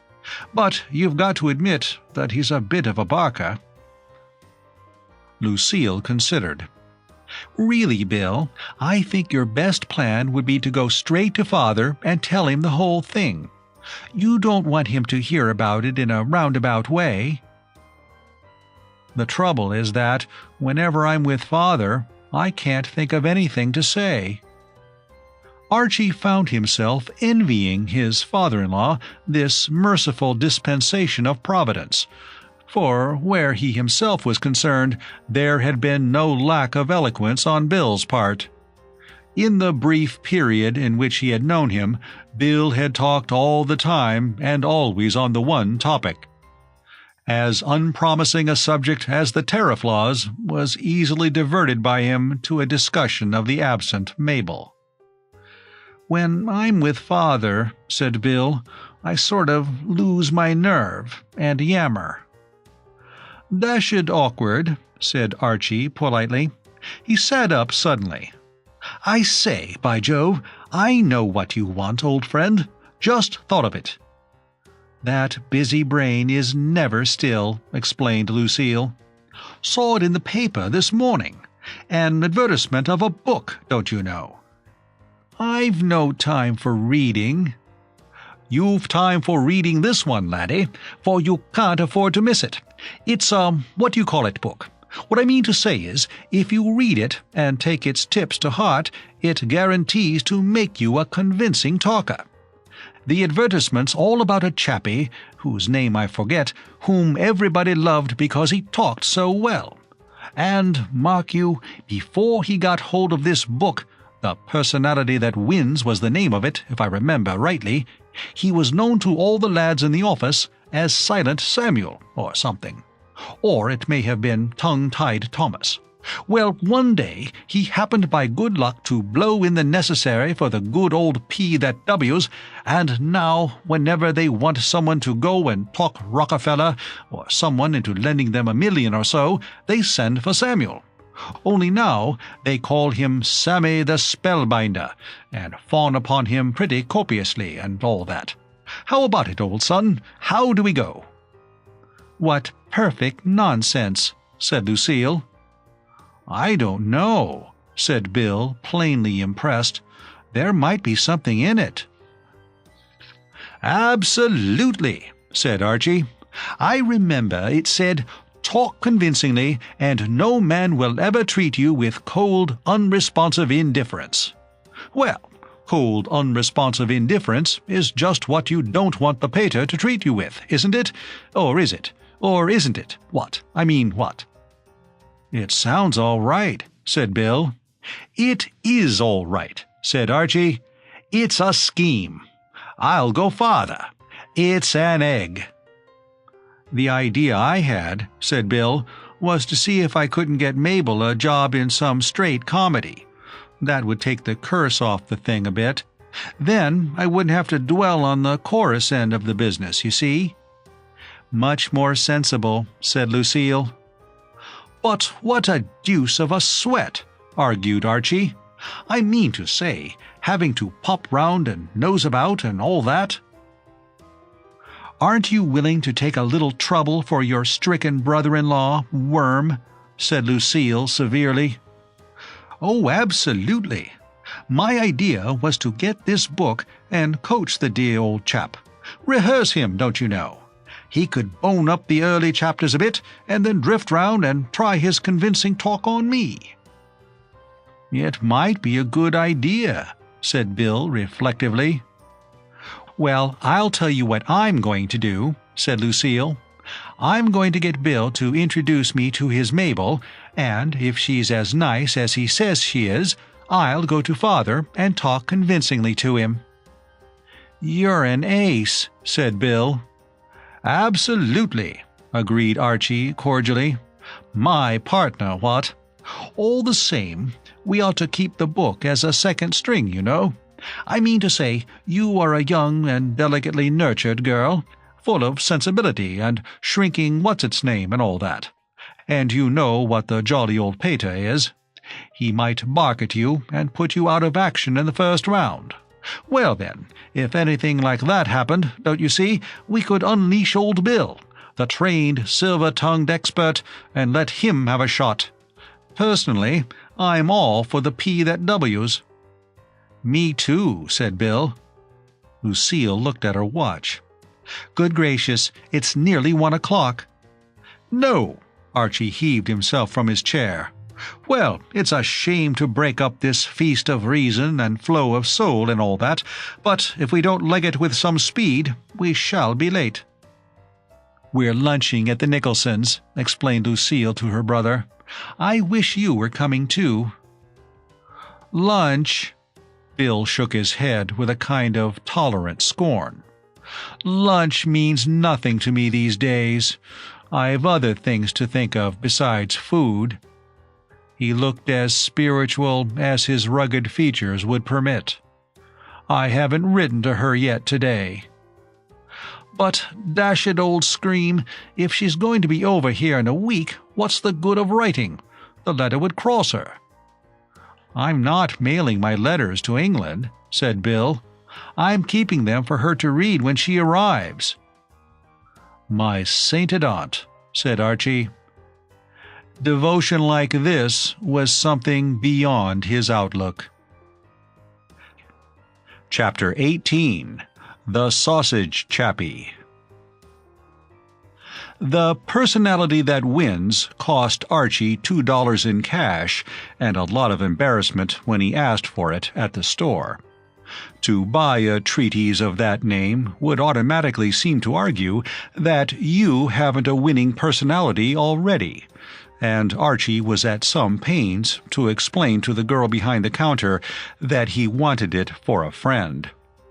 The girl seemed more interested in his English accent than in his explanation, and Archie was uncomfortably aware, as he receded, that she was practicing it in an undertone for the benefit of her colleagues and fellow workers. However, what is a little discomfort if endured in friendship's name? He was proceeding up Broadway after leaving the store when he encountered Reggie Van Teel, who was drifting along in somnambulistic fashion near 39th Street. "Hello, Reggie, old thing," said Archie. "Hello," said Reggie, a man of few words. "I've just been buying a book for Bill Brewster," went on Archie. "It appears that old Bill— What's the matter?" He broke off his recital abruptly. A sort of spasm had passed across his companion's features. The hand holding Archie's arm had tightened convulsively. One would have said that Reginald had received a shock. "It's nothing," said Reggie. "I'm all right now. I caught sight of that fellow's clothes rather suddenly. They shook me a bit. I'm all right now," he said bravely. Archie, following his friend's gaze, understood. Reggie Van Teel was never at his strongest in the morning, and he had a sensitive eye for clothes. He had been known to resign from clubs because members exceeded the bounds in the matter of soft shirts with dinner jackets, and the short, thick-set man who was standing just in front of them in an attitude of restful immobility was certainly no dandy. His best friend could not have called him dapper. Take him for all in all and on the hoof, he might have been posing as a model for a sketch of what the well-dressed man should not wear. In costume, as in most other things, it is best to take a definite line and stick to it. This man had obviously vacillated. His neck was swathed in a green scarf. He wore an evening dress coat, and his lower limbs were draped in a pair of tweed trousers built for a larger man. To the north, he was bounded by a straw hat, to the south by brown shoes. Archie surveyed the man's back carefully. "Bit thick," he said sympathetically. "But of course, Broadway isn't Fifth Avenue. What I mean to say is, bohemian license and whatnot. Broadway's crammed with deuced brainy devils who don't care how they look. Probably this bird is a mastermind of some species. All the same, man's no right to wear evening dress coat with tweed trousers." "Absolutely not. I see what you mean." At this point, the sartorial offender turned. Seen from the front, he was even more unnerving. He appeared to possess no shirt, though this defect was offset by the fact that the tweed trousers fitted snugly under the arms. He was not a handsome man. At his best, he could never have been that, and in the recent past he had managed to acquire a scar that ran from the corner of his mouth halfway across his cheek. Even when his face was in repose, he had an odd expression, and when, as he chanced to do now, he smiled, odd became a mild adjective, quite inadequate for purposes of description. It was not an unpleasant face, however. Unquestionably genial, indeed. There was something in it that had a quality of humorous appeal. Archie started. He stared at the man. Memory stirred. "Great Scott!" he cried. "It's the sausage chappie!" Reginald Van Teel gave a little moan. He was not used to this sort of thing. A sensitive young man as regarded scenes, Archie's behavior unmanned him. For Archie, releasing his arm, had bounded forward and was shaking the other's hand warmly. "Well, well, well, my dear old chap, you must remember me, what? No, yes?" The man with the scar seemed puzzled. He shuffled the brown shoes, patted the straw hat, and eyed Archie questioningly. "I don't seem to place you," he said. Archie slapped the back of the evening dress coat. He linked his arm affectionately with that of the dress reformer. "We met outside San Miguel in the war. You gave me a bit of sausage. One of the most sporting events in history. Nobody but a real sportsman would have parted with a bit of sausage at that moment to a stranger. Never forgotten it, by Jove. Saved my life, absolutely. Hadn't chewed a morsel for 8 hours. Well, have you got anything on? I mean to say, you aren't booked for lunch or any rot of that species, are you? Fine. Then I move we all toddle off and get a bite somewhere." He squeezed the other's arm fondly. "Fancy meeting you again like this. I've often wondered what became of you. But, by Jove, I was forgetting. Dashed rude of me. My friend, Mr. Van Teel." Reggie gulped. The longer he looked at it, the harder this man's costume was to bear. His eye passed shudderingly from the brown shoes to the tweed trousers, to the green scarf, from the green scarf to the straw hat. "Sorry," he mumbled. "Just remembered. Important date. Late already. See you sometime." He melted away, a broken man. Archie was not sorry to see him go. Reggie was a good chap, but he would undoubtedly have been de trop at this reunion. "I vote we go to the Cosmopolis," he said, steering his newly found friend through the crowd. "The browsing and sluicing isn't bad there, and I can sign the bill, which is no small consideration nowadays." The sausage chappie chuckled amusedly. "I can't go to a place like the Cosmopolis looking like this." Archie was a little embarrassed. "Oh, I don't know. You know, don't you know?" he said. "Still, since you have brought the topic up, you did get the good old wardrobe a bit mixed this morning, what? I mean to say, you seem absent-mindedly, as it were, to have got hold of samples from a good number of your various suitings." "Suitings? How do you mean, suitings? I haven't any suitings. Who do you think I am, Vincent Astor? All I have is what I stand up in." Archie was shocked. This tragedy touched him. He himself had never had any money in his life, but somehow he had always seemed to manage to have plenty of clothes. How this was, he could not say. He had always had a vague sort of idea that tailors were kindly birds who never failed to have a pair of trousers or something up their sleeve to present to the deserving. There was the drawback, of course, that once they had given you things, they were apt to write you rather a lot of letters about it. But you soon managed to recognize their handwriting, and then it was a simple task to extract their communications from your morning mail and drop them in the waste paper basket. This was the first case he had encountered of a man who was really short of clothes. "My dear old lad," he said briskly, "this must be remedied. Oh, positively. This must be remedied at once. I suppose my things wouldn't fit you? No. Well, I tell you what. We'll wangle something from my father-in-law. Old Brewster, you know, the fellow who runs the Cosmopolis. His'll fit you like the paper on the wall, because he's a tubby little blighter too. What I mean to say is, he's also one of those sturdy, square, fine-looking chappies of about the middle height. By the way, where are you stopping these days?" "Nowhere just at present. I thought of taking one of those self-contained park benches." "Are you broke?" "Am I?" Archie was concerned. "You ought to get a job." "I ought, but somehow I don't seem able to." "What did you do before the war?" "I've forgotten."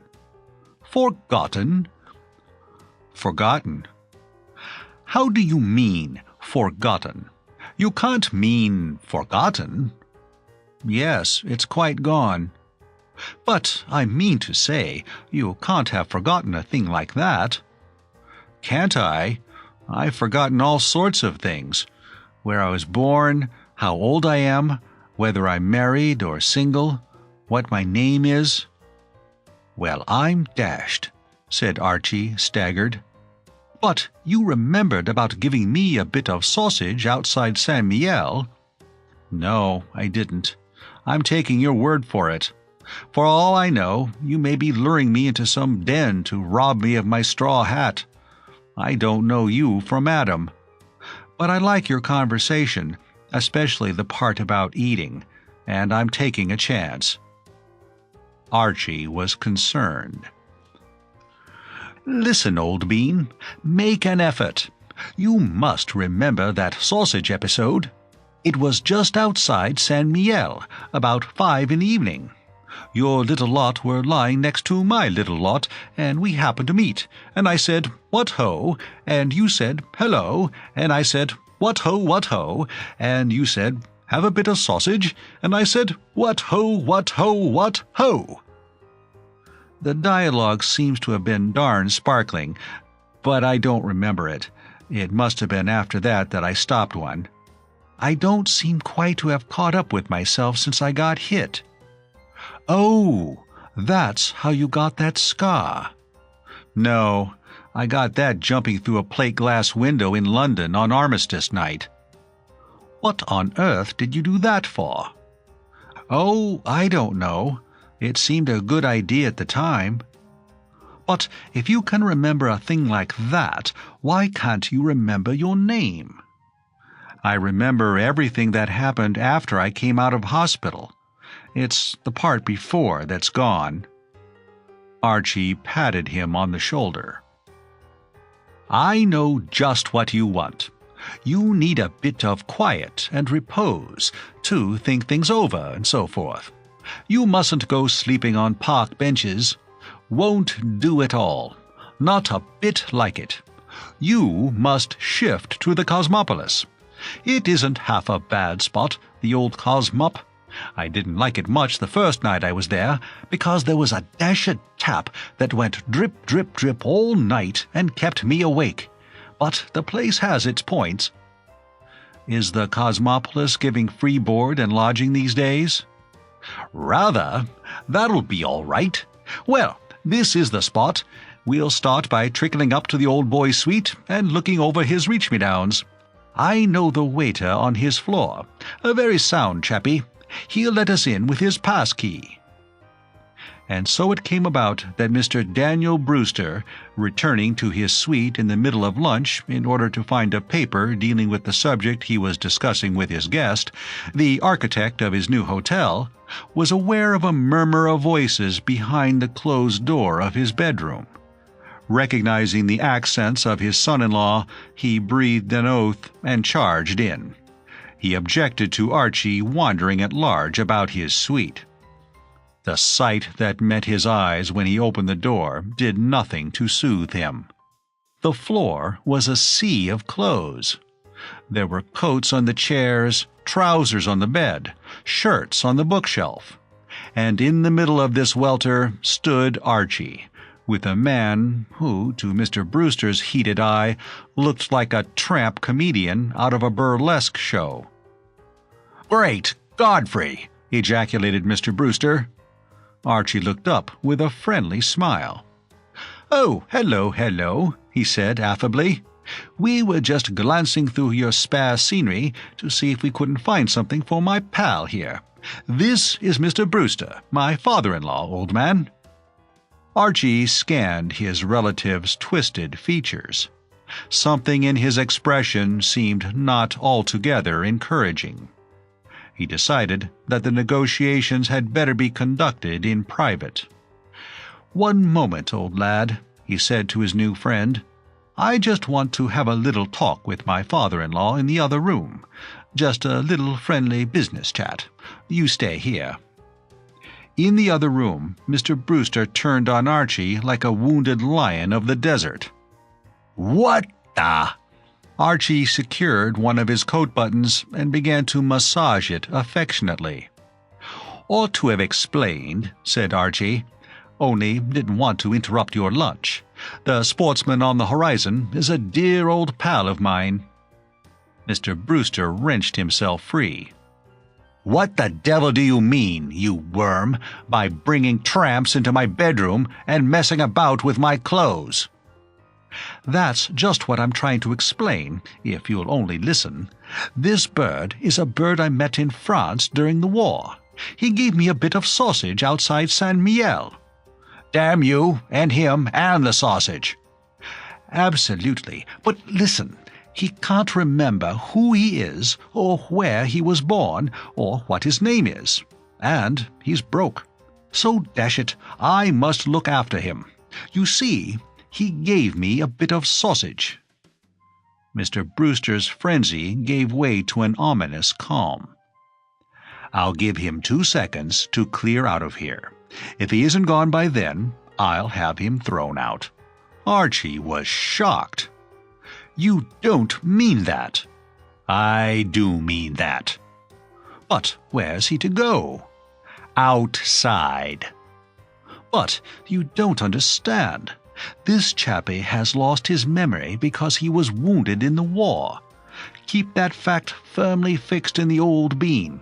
He fought for you, fought and bled for you, bled profusely, by Jove, and he saved my life. If I got nothing else against him, that would be enough. But you can't slink a chappie out into the cold, hard world who bled in gallons to make the world safe for the Hotel Cosmopolis." Mr. Brewster looked ostentatiously at his watch. 2 seconds, he said. There was a silence. Archie appeared to be thinking. "Righto," he said at last. "No need to get the wind up. I know where he can go. It's just occurred to me I'll put him up at my little shop." The purple ebbed from Mr. Brewster's face. Such was his emotion that he had forgotten that infernal shop. He sat down. There was more silence. "Oh, gosh," said Mr. Brewster. "I knew you would be reasonable about it," said Archie approvingly. "Now, honestly, as man to man, how do we go?" "What do you want me to do?" growled Mr. Brewster. "I thought you might put the chappie up for a while, and give him a chance to look round and nose about a bit." "I absolutely refuse to give any more loafers free board and lodging." "Any more? Well, he would be the second, wouldn't he?" Archie looked pained. "It's true," he said, "that when I first came here I was temporarily resting, so to speak. But didn't I go right out and grab the managership of your new hotel? Positively." "I will not adopt this tramp." "Well, find him a job, then." "What sort of a job?" "Oh, any old sort." "He can be a waiter if he likes." "All right, I'll put the matter before him." He returned to the bedroom. The sausage chappie was gazing fondly into the mirror, with a spotted tie draped round his neck. "I say, old top," said Archie apologetically, "the Emperor of the Blighters out yonder says that you can have a job here as a waiter, and he won't do another dashed thing for you. How about it?" "Do waiters eat?" "I suppose so. Though, by Jove, come to think of it, I've never seen one at it." "That's good enough for me," said the sausage chappie. "When do I begin?" Chapter 19. Reggie Comes to Life. The advantage of having plenty of time on one's hands is that one has leisure to attend to the affairs of all one's circle of friends, and Archie, assiduously as he watched over the destinies of the sausage chappie, did not neglect the romantic needs of his brother-in-law, Bill. A few days later, Lucille, returning one morning to their mutual suite, found her husband seated in an upright chair at the table, an unusually stern expression on his amiable face. A large cigar was in the corner of his mouth. The fingers of one hand rested in the armhole of his waistcoat. With the other hand he tapped menacingly on the table. As she gazed upon him, wondering what could be the matter with him, Lucille was suddenly aware of Bill's presence. He had emerged sharply from the bedroom and was walking briskly across the floor. He came to a halt in front of the table. "Father," said Bill. Archie looked up sharply, frowning heavily over his cigar. "Well, my boy," he said in a strange, rasping voice, "what is it? Speak up, my boy, speak up! Why the devil can't you speak up? This is my busy day." "What on earth are you doing?" asked Lucille. Archie waved her away with the large gesture of a man of blood and iron interrupted while concentrating. "Leave us, woman. We would be alone. Retire into the jolly old background and amuse yourself for a bit. Read a book. Do acrostics. Charge ahead, laddie." "Father," said Bill again. "Yes, my boy, yes. What is it?" "Father." Archie picked up the red-covered volume that lay on the table. "Half a mo, old son. Sorry to stop you, but I knew there was something. I've just remembered. Your walk. All wrong." "All wrong?" "All wrong. Where's the chapter on the art of walking? Here we are. Listen, dear old soul. Drink this in. In walking, one should strive to acquire that swinging, easy movement from the hips. The correctly poised walker seems to float along, as it were. Now, old bean, you didn't float a damn bit. You just galloped in like a chappie charging into a railway restaurant for a bowl of soup when his train leaves in 2 minutes. Dashed important, this walking business, you know. Get started wrong, and where are you? Try it again. Much better." He turned to Lucille. Notice him float along that time? Absolutely skimmed, what?" Lucille had taken a seat and was waiting for enlightenment. "Are you and Bill going into vaudeville?" she asked. Archie, scrutinizing his brother-in-law closely, had further criticism to make. "The man of self-respect and self-confidence," he read, "stands erect in an easy, natural, graceful attitude. Heels not too far apart, head erect, eyes to the front with a level gaze. Get your gaze level, old thing. Shoulders thrown back, arms hanging naturally at the sides when not otherwise employed. That means that if he tries to hit you, it's all right to guard. Chest expanded naturally, and abdomen— this is no place for you, Lucille. Leg it out of earshot. What I said before, drawn in somewhat, and above all, not protruded. Now, have you got all that? Yes, you look all right. Carry on, laddie, carry on. Let's have a two-pennyworth of the dynamic voice and the tone of authority, some of the full, rich, round stuff we hear so much about." Bill fastened a gimlet eye upon his brother-in-law and drew a deep breath. "Father," he said. "Father—" "You'll have to brighten up Bill's dialogue a lot," said Lucille critically, "or you will never get bookings." "Father—" "I mean, it's all right as far as it goes, but it's sort of monotonous. Besides, one of you ought to be asking questions and the other answering. Bill ought to be saying, 'Who was that lady I saw you coming down the street with?' so that you would be able to say, 'That wasn't a lady, that was my wife.' I know, I've been to lots of vaudeville shows." Bill relaxed his attitude. He deflated his chest, spread his heels, and ceased to draw in his abdomen. "We'd better try this another time when we're alone," he said frigidly. "I can't do myself justice." "Why do you want to do yourself justice?" asked Lucille. "Righto," said Archie affably, casting off his forbidding expression like a garment. "Rehearsal postponed. I was just putting old Bill through it," he explained, "with a view to getting him into mid-season form for the jolly old pater." "Oh!" Lucille's voice was the voice of one who sees light in darkness. "When Bill walked in like a cat on hot bricks and stood there looking stuffed, that was just the personality that wins." "That was it." "Well, you couldn't blame me for not recognizing it, could you?" Archie patted her head paternally. "A little less of the caustic critic stuff," he said. "Bill will be all right on the night. If you hadn't come in then and put him off his stroke, he would have shot out some amazing stuff, full of authority and dynamic accents and whatnot. I tell you, light of my soul, old Bill is all right. He's got the winning personality up a tree, ready whenever he wants to go and get it.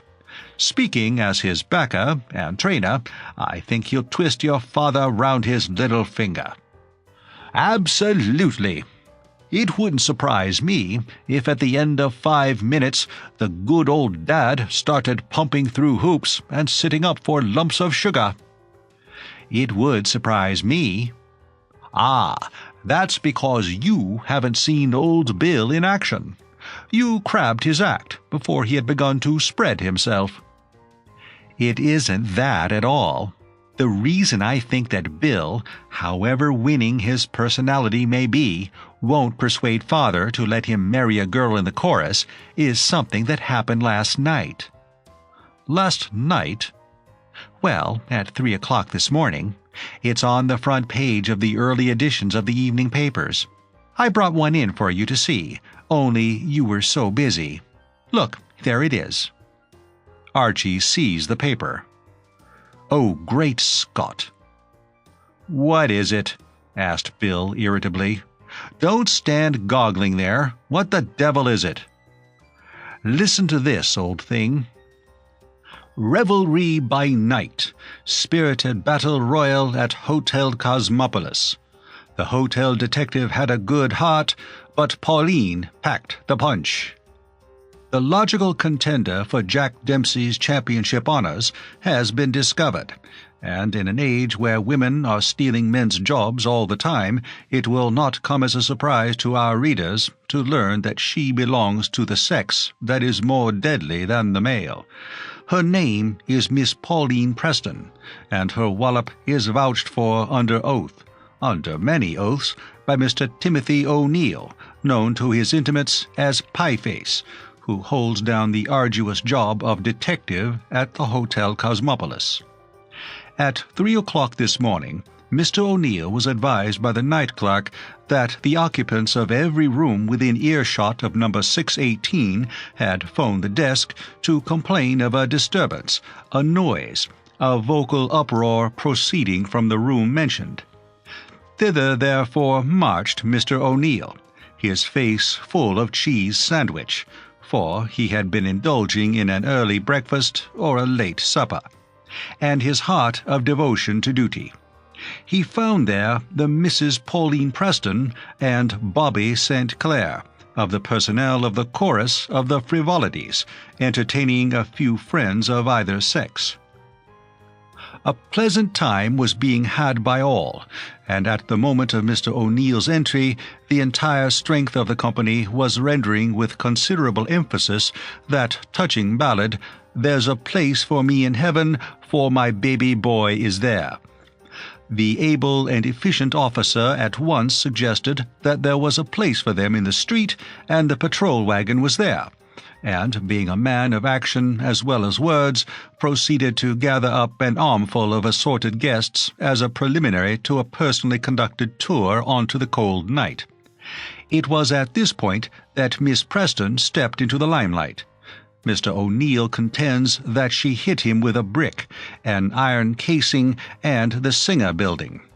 Be that as it may, her efforts were sufficiently able to induce him to retire for reinforcements, which, arriving, arrested the supper party regardless of age or sex. At the police court this morning, Miss Preston maintained that she and her friends were merely having a quiet home evening, and that Mr. O'Neill was no gentleman. The male guests gave their names respectively as Woodrow Wilson, David Lloyd George, and William J. Bryan. These, however, are believed to be incorrect. But the moral is, if you want excitement rather than sleep, stay at the Hotel Cosmopolis. Bill may have quaked inwardly as he listened to this epic, but outwardly he was unmoved. "Well," he said, "what about it?" "What about it?" said Lucille. "What about it?" said Archie. "Why, my dear old friend, it simply means that all the time we've been putting in making your personality winning has been chucked away. Absolutely a dead loss. We might just as well have read a manual on how to knit sweaters."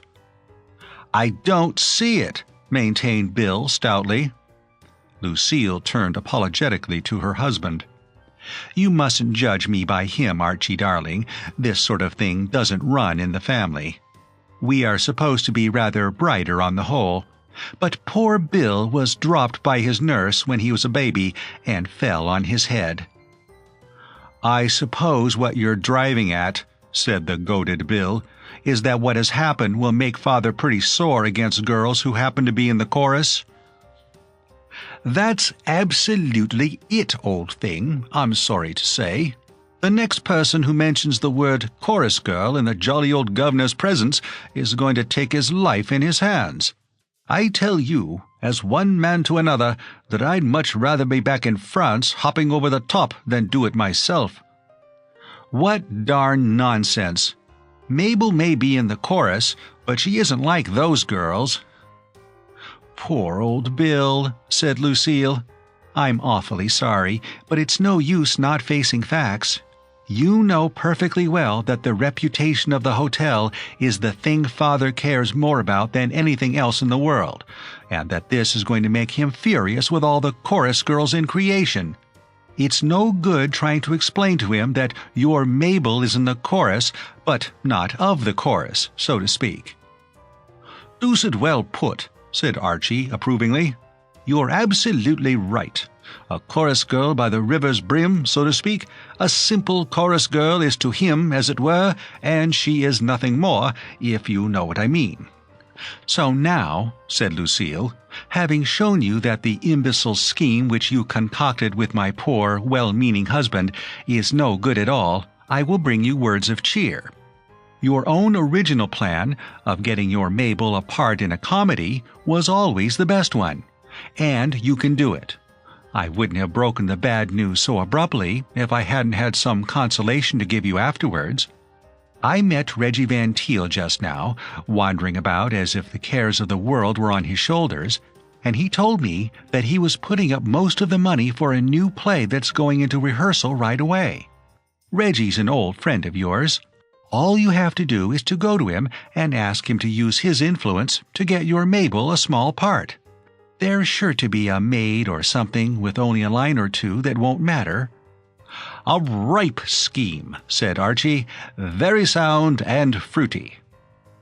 The cloud did not lift from Bill's corrugated brow. "That's all very well," he said, "but you know what a talker Reggie is. He's an obliging sort of chump, but his tongue's fastened on at the middle and waggles at both ends. I don't want the whole of New York to know about my engagement, and have somebody spilling the news to Father before I'm ready." "That's all right," said Lucille. "Archie can speak to him. There's no need for him to mention your name at all. He can just say there's a girl he wants to get a part for. You would do it, wouldn't you, Angel Face?" "Like a bird, queen of my soul." "Then that's splendid. You'd better give Archie that photograph of Mabel to give to Reggie, Bill." "Photograph?" said Bill. "Which photograph?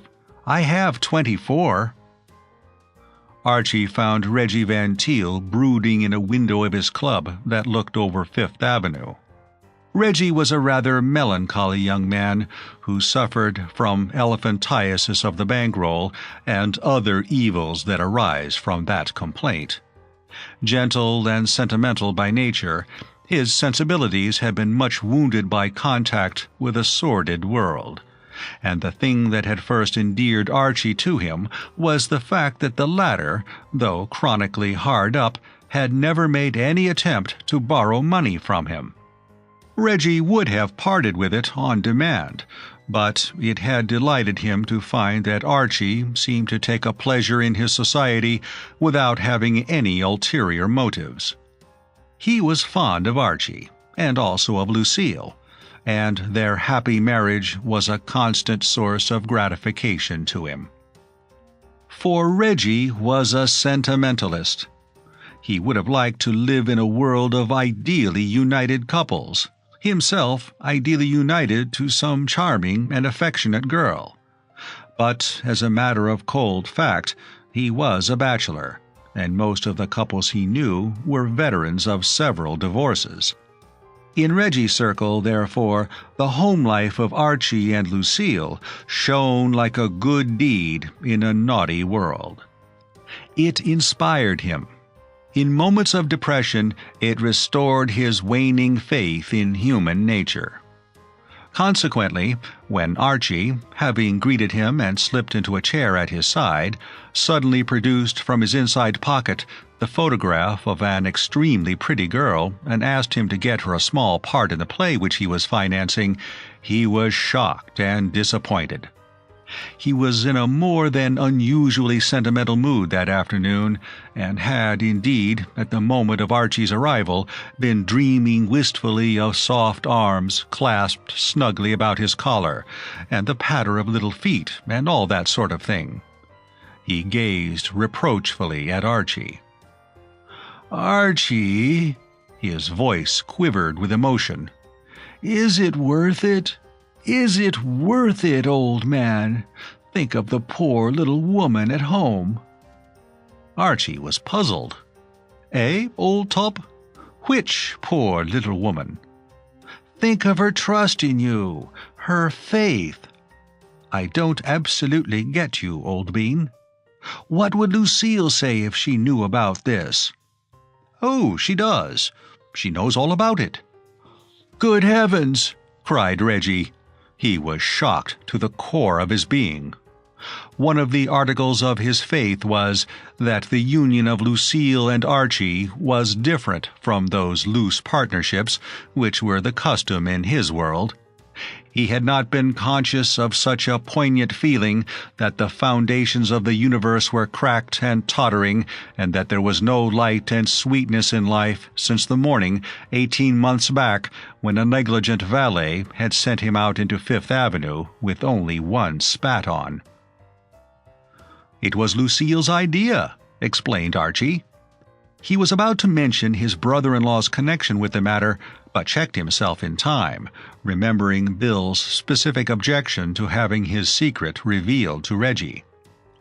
It's like this, old thing. I've never met this female, but she's a pal of Lucille's. He comforted his conscience by the reflection that, if she wasn't now, she would be in a few days. And Lucille wants to do her a bit of good. She's been on the stage in England, you know, supporting a jolly old widowed mother and educating a little brother and all that kind of species of rot, you understand, and now she's coming over to America, and Lucille wants you to rally round and shove her into your show and generally keep the home fires burning and so forth. How do we go? Reggie beamed with relief. He felt just as he had felt on that other occasion, at the moments when a taxicab had rolled up and enabled him to hide his spatless leg from the public gaze. "Oh, I see," he said.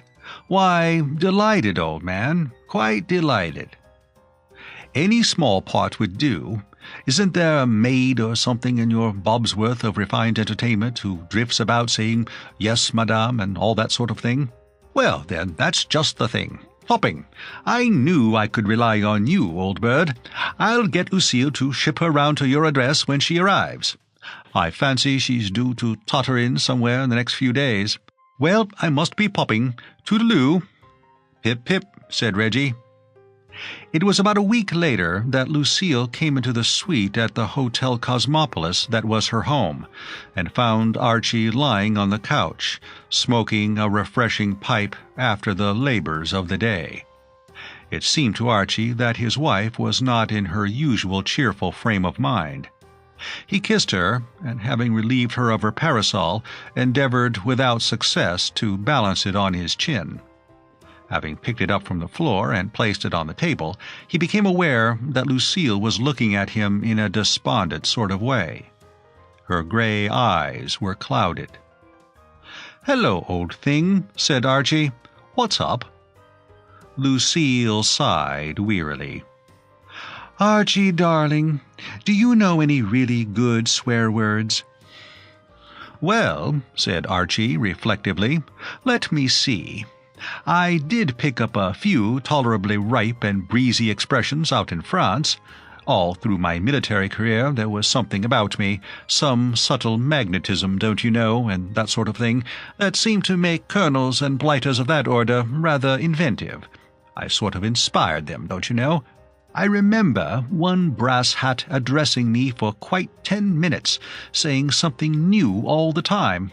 And even then, he seemed to think he had only touched the fringe of the subject. As a matter of fact, he said straight out in the most frank and confiding way that mere words couldn't do justice to me. But why? Because I want to relieve my feelings. Anything wrong? Everything's wrong. I've just been having tea with Bill and his Mabel." "Oh, ah," said Archie, interested. "And what's the verdict?" "Guilty," said Lucille. "And the sentence, if I had anything to do with it, would be transportation for life." She peeled off her gloves irritably.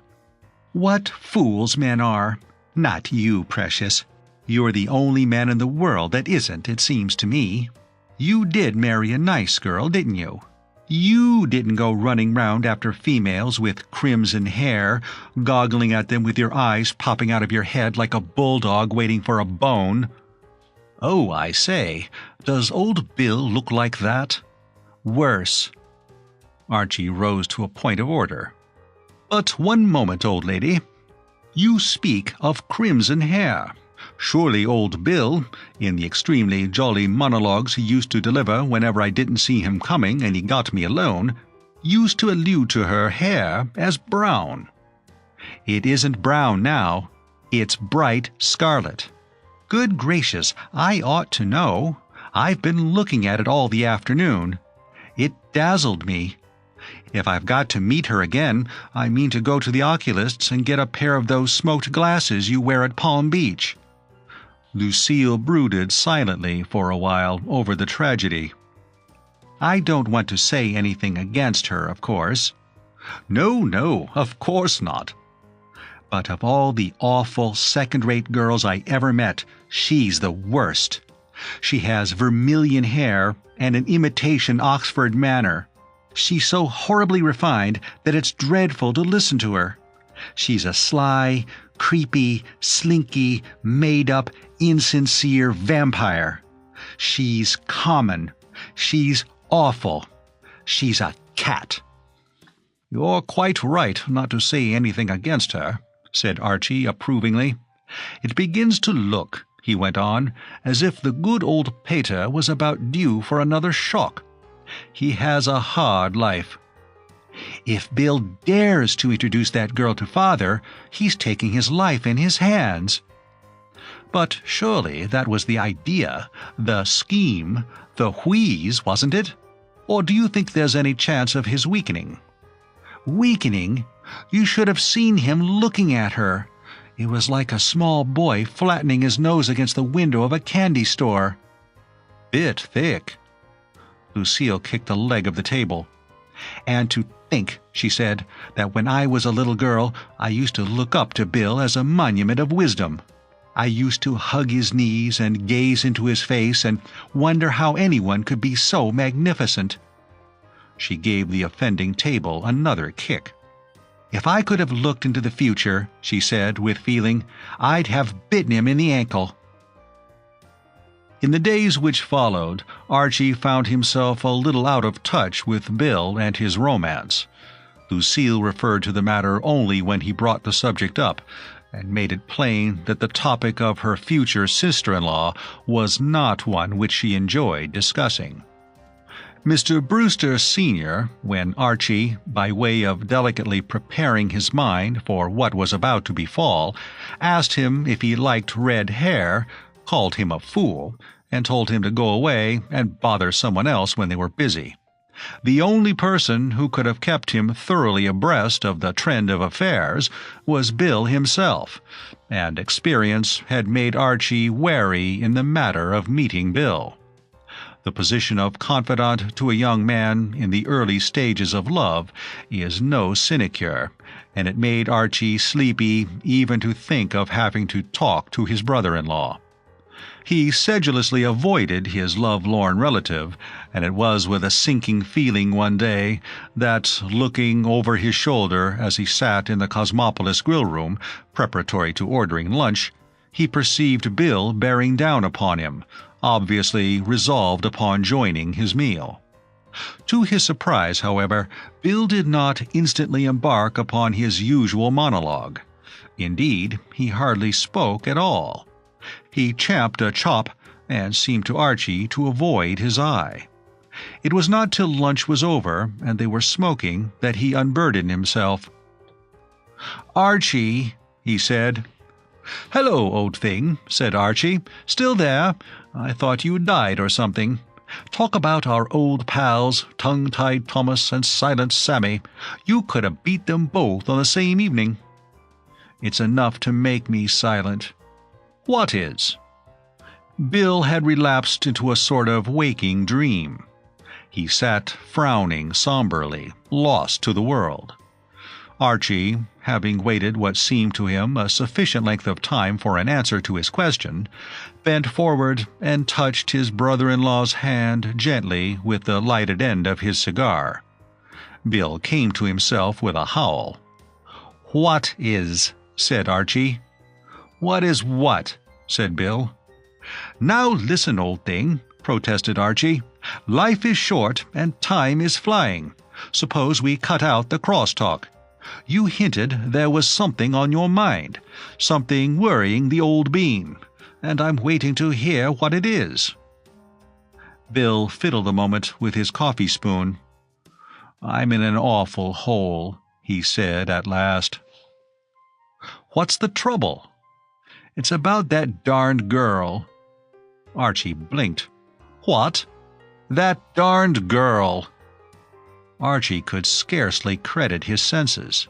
He had been prepared, indeed he had steeled himself, to hear Bill allude to his affinity in a number of ways. But that darned girl was not one of them. "Companion of my riper years," he said, "let's get this thing straight. When you say that darned girl, do you by any possibility allude to—" "Of course I do." "But, William, old bird—" "Oh, I know, said Bill irritably. "You're surprised to hear me talk like that about her." "A trifle, yes, possibly a trifle. When last heard from, laddie, you must recollect you were speaking of the lady as your soul-mate, and at least once, if I remember rightly, you alluded to her as your dusky-haired lamb." A sharp howl escaped Bill. "Don't!" A strong shudder convulsed his frame. "Don't remind me of it." "There's been a species of slump, then, in the dusky-haired lambs?" "How," demanded Bill savagely, "can a girl be a dusky-haired lamb when her hair's bright scarlet?" "Dashed difficult," admitted Archie. "I suppose Lucille told you about that." "She did touch on it. Lightly, as it were. With a sort of gossamer touch, so to speak." Bill threw off the last fragments of reserve. "Archie, I'm in a devil of a fix.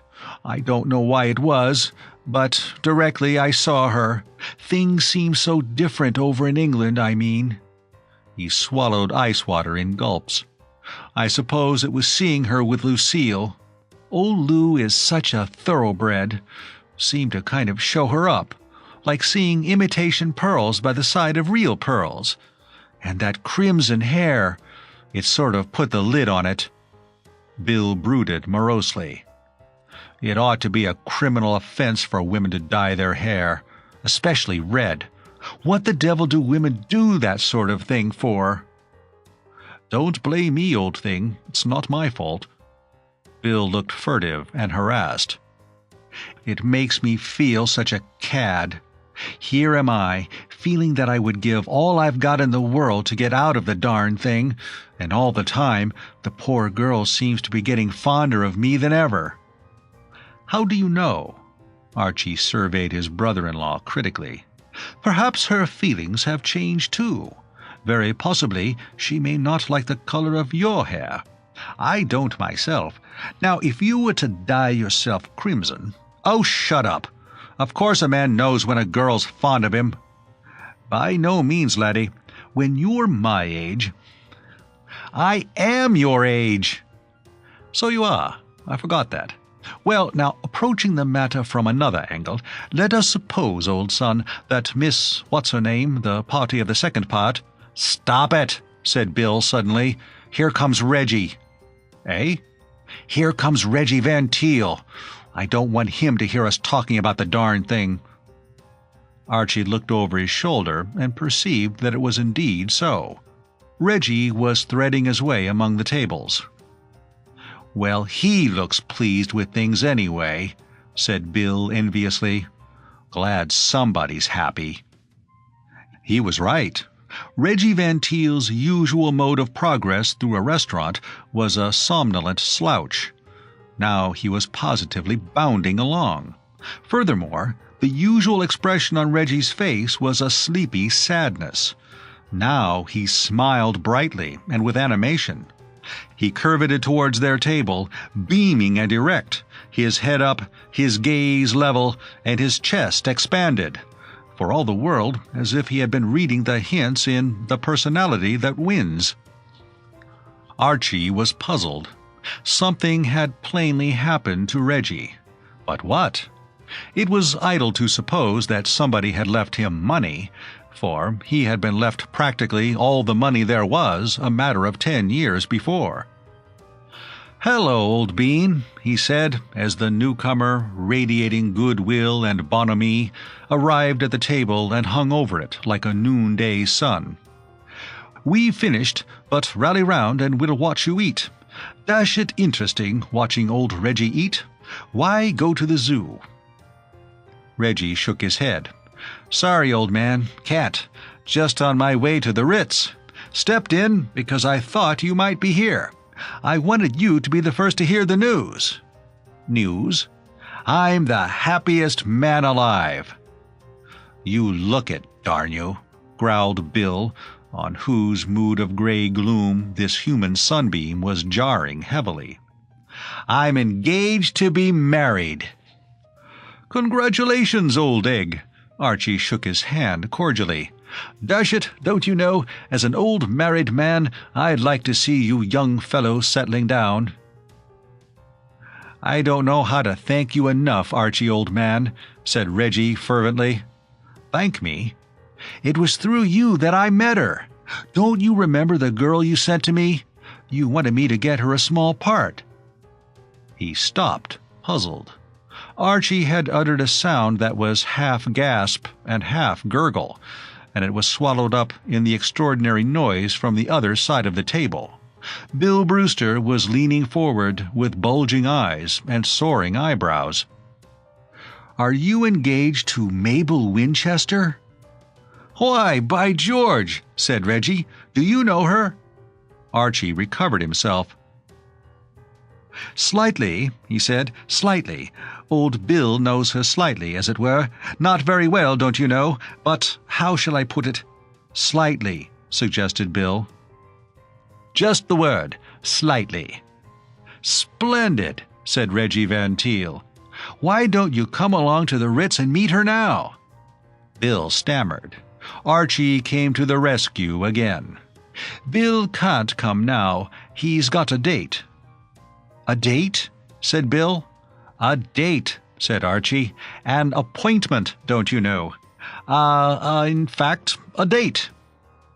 "But, wish her happiness from me," said Bill cordially. "Thanks very much, old man," said Reggie. "And say I'm delighted, will you?" "Certainly." "You won't forget the word, will you? Delighted." "Delighted." "That's right, delighted." Reggie looked at his watch. "Hello, I must rush." Bill and Archie watched him as he bounded out of the restaurant. "Poor old Reggie," said Bill with a fleeting compunction. "Not necessarily," said Archie. "What I mean to say is, tastes differ, don't you know? One man's peach is another man's poison, and vice versa." "There's something in that." "Absolutely. Well," said Archie judicially, "this would appear to be, as it were, the maddest, merriest day in all the glad New Year. Yes? No?" Bill drew a deep breath. "You bet your sorrowful existence it is," he said. "I'd like to do something to celebrate it." "The right spirit," said Archie. "Absolutely the right spirit. Begin by paying for my lunch." Chapter 20. The Sausage Chappie Clicks. Rendered restless by relief, Bill Brewster did not linger long at the luncheon table. Shortly after Reggie Van Teel had retired, he got up and announced his intention of going for a bit of a walk to calm his excited mind. Archie dismissed him with a courteous wave of the hand, and beckoning to the sausage chappie, who in his role of waiter was hovering near, requested him to bring the best cigar the hotel could supply. The padded seat in which he sat was comfortable. He had no engagements, and it seemed to him that a pleasant half-hour could be passed in smoking dreamily and watching his fellow men eat. The grill room had filled up. The sausage chappie, having brought Archie his cigar, was attending to a table close by, at which a woman with a small boy in a sailor suit had seated themselves. The woman was engrossed with the bill of fare, but the child's attention seemed riveted upon the sausage chappie. He was drinking him in with wide eyes. He seemed to be brooding on him. Archie, too, was brooding on the sausage chappie. The latter made an excellent waiter. He was brisk and attentive, and did the work as if he liked it. But Archie was not satisfied. Something seemed to tell him that the man was fitted for higher things. Archie was a grateful soul. That sausage, coming at the end of a 5-hour hike, had made a deep impression on his plastic nature. Reason told him that only an exceptional man could have parted with half a sausage at such a moment, and he could not feel that a job as a waiter at a New York hotel was an adequate job for an exceptional man. Of course, the root of the trouble lay in the fact that the fellow could not remember what his real-life work had been before the war. It was exasperating to reflect, as the other moved away to take his order to the kitchen, that there, for all one knew, went the dickens of a lawyer, or doctor, or architect, or what not. His meditations were broken by the voice of the child. "Mummy," asked the child interestedly, following the sausage chappie with his eyes as the latter disappeared towards the kitchen, "why has that man got such a funny face?" "Hush, darling." "Yes, but why has he?" "I don't know, darling." The child's faith in the maternal omniscience seemed to have received a shock. He had the air of a seeker after truth who has been baffled. His eyes roamed the room discontentedly. "He's got a funnier face than that man there," he said, pointing to Archie. "Hush, darling." "But he has. Much funnier." In a way, it was a sort of compliment, but Archie felt embarrassed. He withdrew coyly into the cushioned recess. Presently, the sausage chappie returned, attended to the needs of the woman and the child, and came over to Archie. His homely face was beaming. "Say, I had a big night last night," he said, leaning on the table. "Yes," said Archie. "Party or something?" "No, I mean I suddenly began to remember things. Something seems to have happened to the works." Archie sat up excitedly.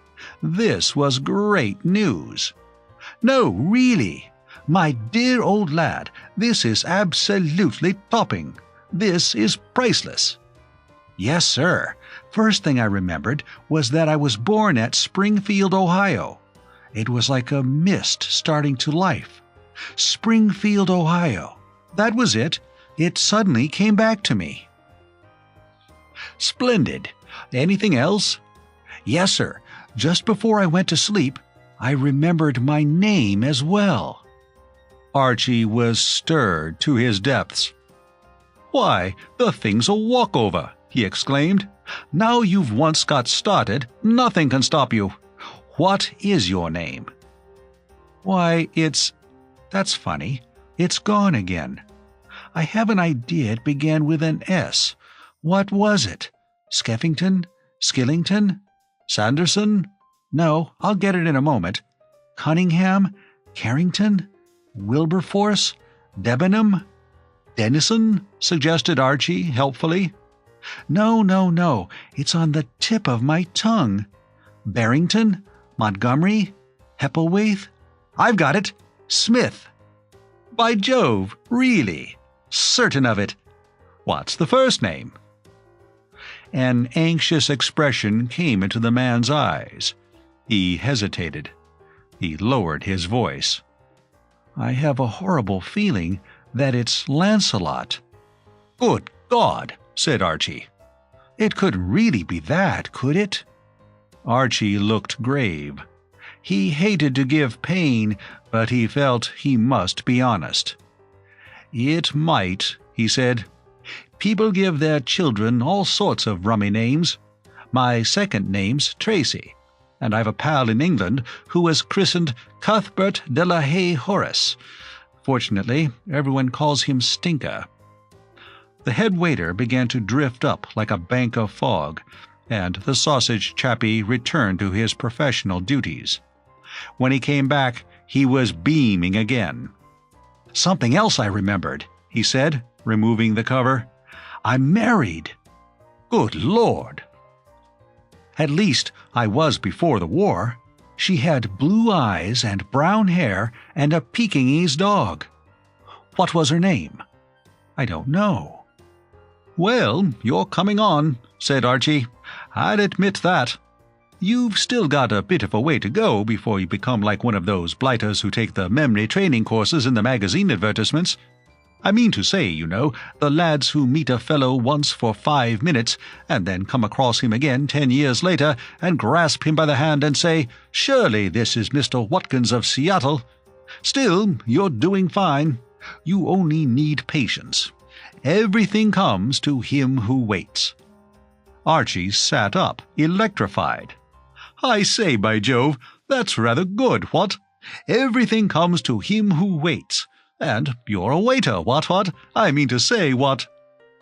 "Mummy," said the child at the other table, still speculative, "do you think something trod on his face?" "Hush, darling. Perhaps it was bitten by something." "Eat your nice fish, darling," said the mother, who seemed to be one of those dull-witted persons whom it is impossible to interest in a discussion on first causes. Archie felt stimulated. Not even the advent of his father-in-law, who came in a few moments later and sat down at the other end of the room, could depress his spirits. The sausage chappie came to his table again. "It's a funny thing," he said, "like waking up after you've been asleep. Everything seems to be getting clearer.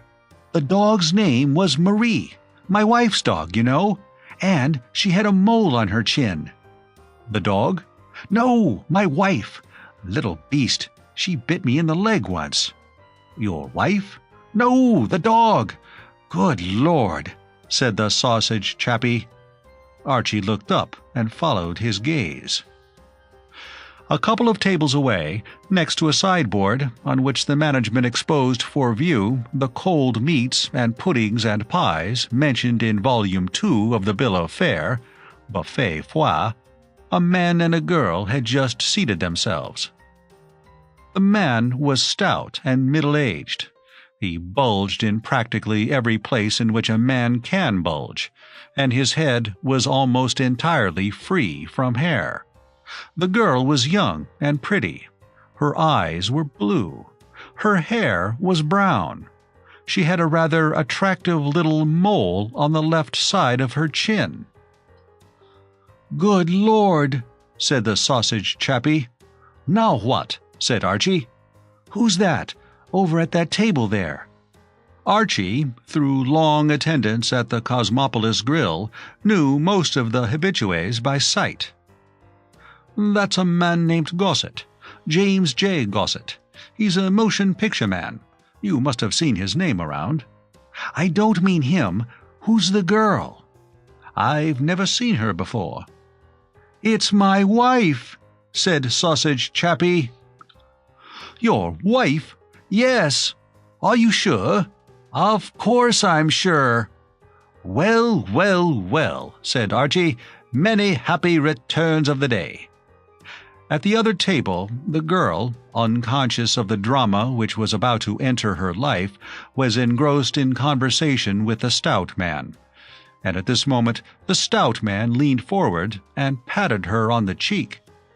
It was a paternal pat, the pat which a genial uncle might bestow on a favorite niece, but it did not strike the sausage chappie in that light.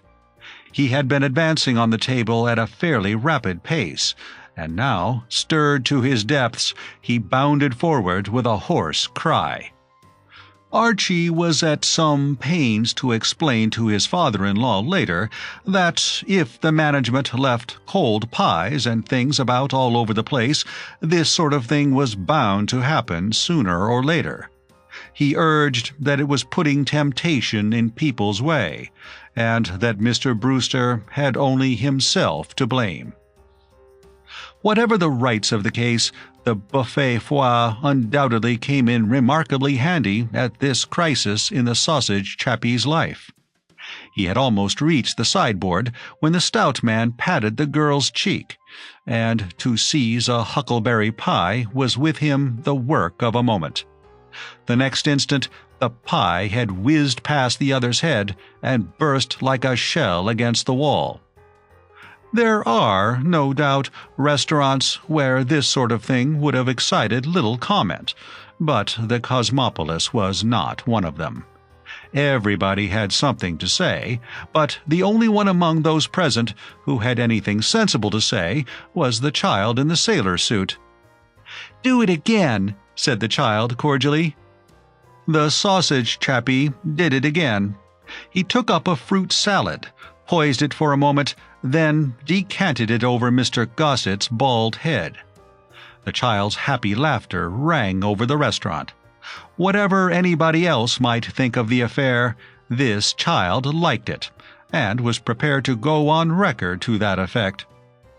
Epic events have a stunning quality. They paralyze the faculties. For a moment there was a pause. The world stood still.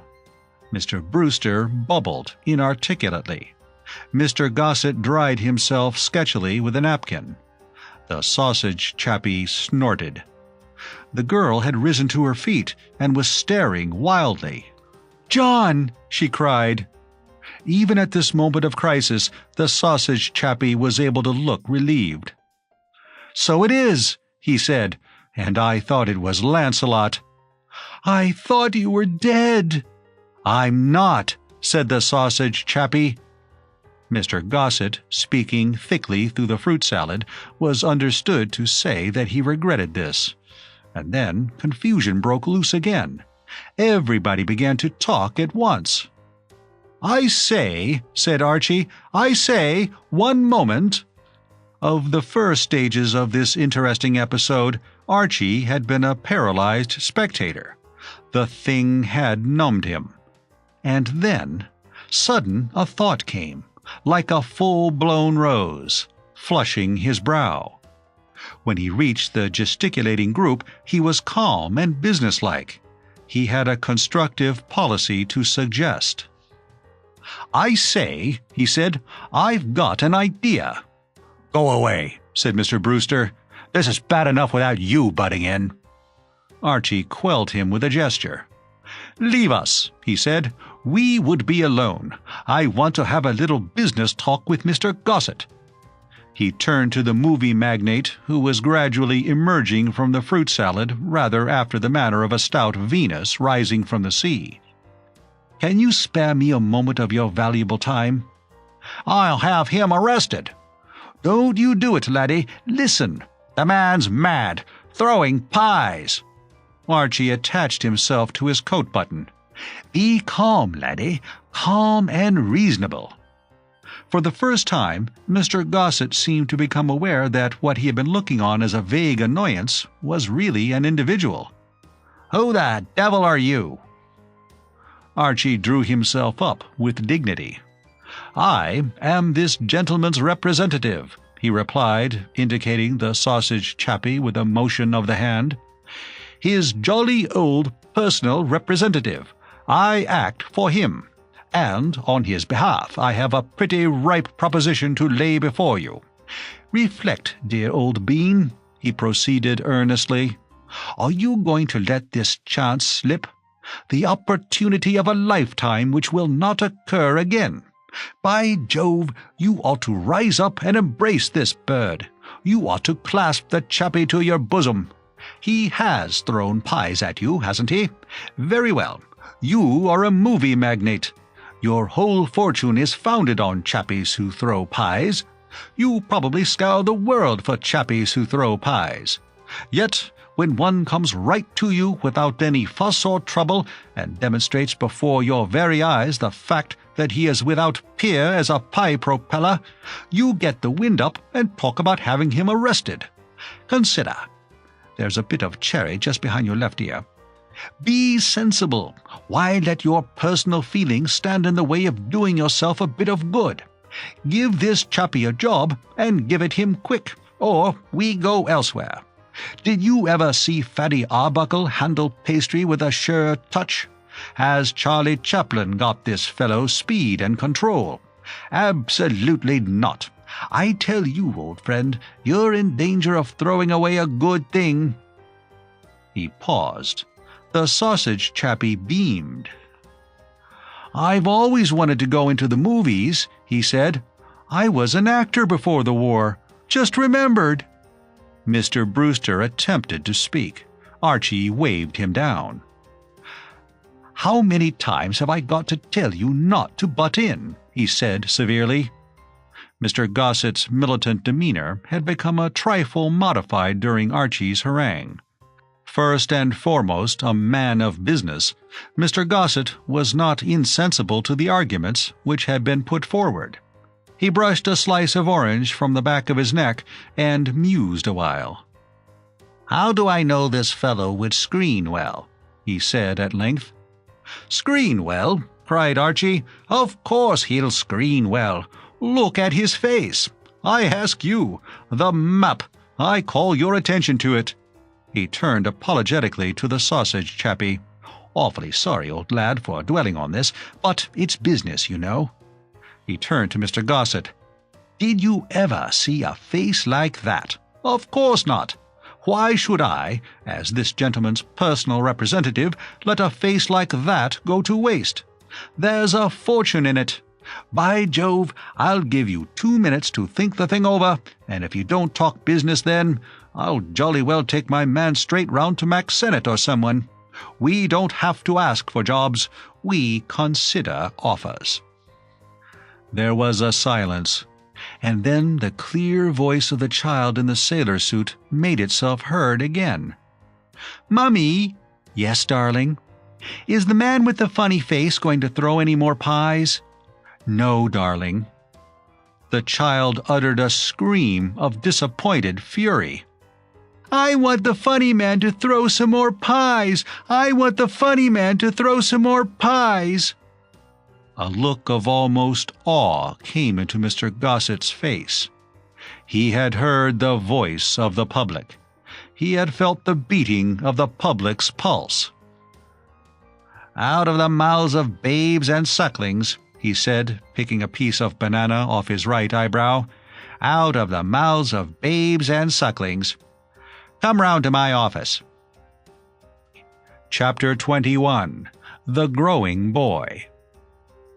The lobby of the Cosmopolis Hotel was a favorite stamping ground of Mr. Daniel Brewster, its proprietor.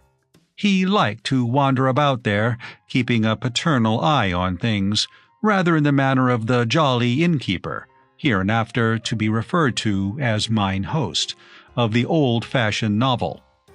Customers who, hurrying in to dinner, tripped over Mr. Brewster were apt to mistake him for the hotel detective, for his eye was keen and his aspect a trifle austere.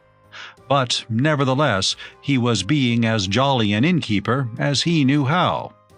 His presence in the lobby supplied a personal touch to the Cosmopolis which other New York hotels lacked, and it undeniably made the girl at the bookstall extraordinarily civil to her clients, which was all to the good. Most of the time Mr. Brewster stood in one spot and just looked thoughtful. But now and again he would wander to the marble slab behind which he kept the desk clerk and run his eye over the register to see who had booked rooms, like a child examining the stocking on Christmas morning to ascertain what Santa Claus had brought him. As a rule, Mr. Brewster concluded this performance by shoving the book back across the marble slab and resuming his meditations. But one night, a week or two after the sausage chappie's sudden restoration to the normal, He varied this procedure by starting rather violently, turning purple, and uttering an exclamation which was manifestly an exclamation of chagrin. He turned abruptly and cannoned into Archie, who, in company with Lucille, happened to be crossing the lobby at the moment on his way to dine in their suite. Mr. Brewster apologized gruffly, then, recognizing his victim, seemed to regret having done so. "Oh, it's you. Why can't you look where you're going?" he demanded. He had suffered much from his son-in-law. "Frightfully sorry," said Archie amiably. "Never thought you were going to foxtrot backwards all over the fairway."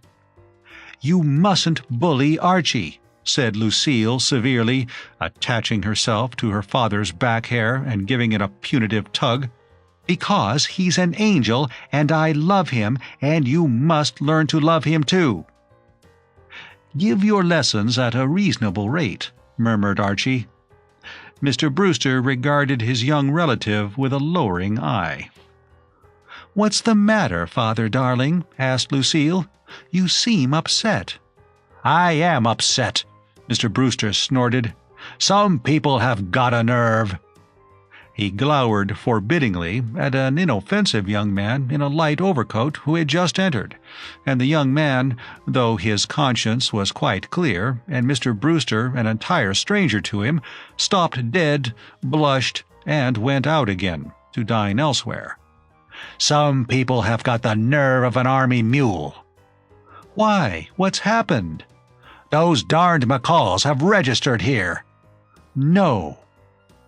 "Bit beyond me, this," said Archie, insinuating himself into the conversation. "Deep waters and what not. Who are the McCalls?" "Some people father dislikes," said Lucille, "and they've chosen his hotel to stop at." "But, father dear, you mustn't mind. It's really a compliment. They've come because they know it's the best hotel in New York." "Absolutely," said Archie. "Good accommodation for man and beast. All the comforts of home. Look on the bright side, old bean. No good getting the wind up. Cheerio, old companion." "Don't call me old companion." "Eh, what? Oh, righto." Lucille steered her husband out of the danger zone, and they entered the lift. "Poor father," she said as they went to their suite. "It's a shame. They must have done it to annoy him. This man McCall has a place next to some property father bought in Westchester, and he's bringing a lawsuit against father about a bit of land which he claims belongs to him. He might have had the tact to go to another hotel, but after all, I don't suppose it was the poor little fellow's fault. He does whatever his wife tells him to." "We all do that," said Archie, the married man. Lucille eyed him fondly. "Isn't it a shame, precious, that all husbands haven't nice wives like me?" "When I think of you, by Jove," said Archie fervently, "I want to babble. Absolutely babble." "Oh, I was telling you about the McCalls. Mr. McCall is one of those little meek men, and his wife's one of those big bullying women. It was she who started all the trouble with father. Father and Mr. McCall were very fond of each other till she made him begin the suit. I feel sure she made him come to this hotel just to annoy father. Still, they've probably taken the most expensive suite in the place, which is something." Archie was at the telephone. His mood was now one of quiet peace. Of all the happenings which went to make up existence in New York, he liked best the cozy tete-a-tete dinners with Lucille in their suite, which, owing to their engagements, for Lucille was a popular girl with many friends, occurred all too seldom. "Touching now the question of browsing and sluicing," he said, "I'll be getting them to send along a waiter." "Oh, good gracious!" "What's the matter?" "I've just remembered. I promised faithfully I would go and see Jane Murchison today, and I clean forgot. I must rush." "But, light of my soul, we are about to eat. Hop around and see her after dinner." "I can't. She's going to a theater tonight." Give her the jolly old missing baulk then for the nonce, and spring round tomorrow. She's sailing for England tomorrow morning, early. No, I must go and see her now. What a shame. She's sure to make me stop to dinner, I tell you what. Order something for me, and if I'm not back in half an hour, start. Jane Murchison, said Archie, is a bally nuisance. Yes, but I've known her since she was 8. If her parents had had any proper feeling, said Archie, they would have drowned her long before that. He unhooked the receiver and asked despondently to be connected with room service. He thought bitterly of the exigent Jane, whom he recollected dimly as a tall female with teeth. He half thought of going down to the grill room on the chance of finding a friend there, but the waiter was on his way to the room. He decided that he might as well stay where he was. The waiter arrived, booked the order, and departed. Archie had just completed his toilet after a shower bath when a musical clinking without announced the advent of the meal. He opened the door. The waiter was there, with a table congested with things under covers, from which escaped a savory and appetizing odor. In spite of his depression, Archie's soul perked up a trifle. Suddenly he became aware that he was not the only person present who was deriving enjoyment from the scent of the meal. Standing beside the waiter, and gazing wistfully at the foodstuffs, was a long, thin boy of about 16. He was one of those boys who seem all legs and knuckles. He had pale red hair, sandy eyelashes, and a long neck. And his eyes, as he removed them from the table and raised them to Archie's, had a hungry look. He reminded Archie of a half-grown, half-starved hound. "That smells good," said the long boy. He inhaled deeply. "Yes, sir," he continued, as one whose mind is definitely made up. "That smells good." Before Archie could reply, the telephone bell rang. It was Lucille, confirming her prophecy that the pest Jane would insist on her staying to dine.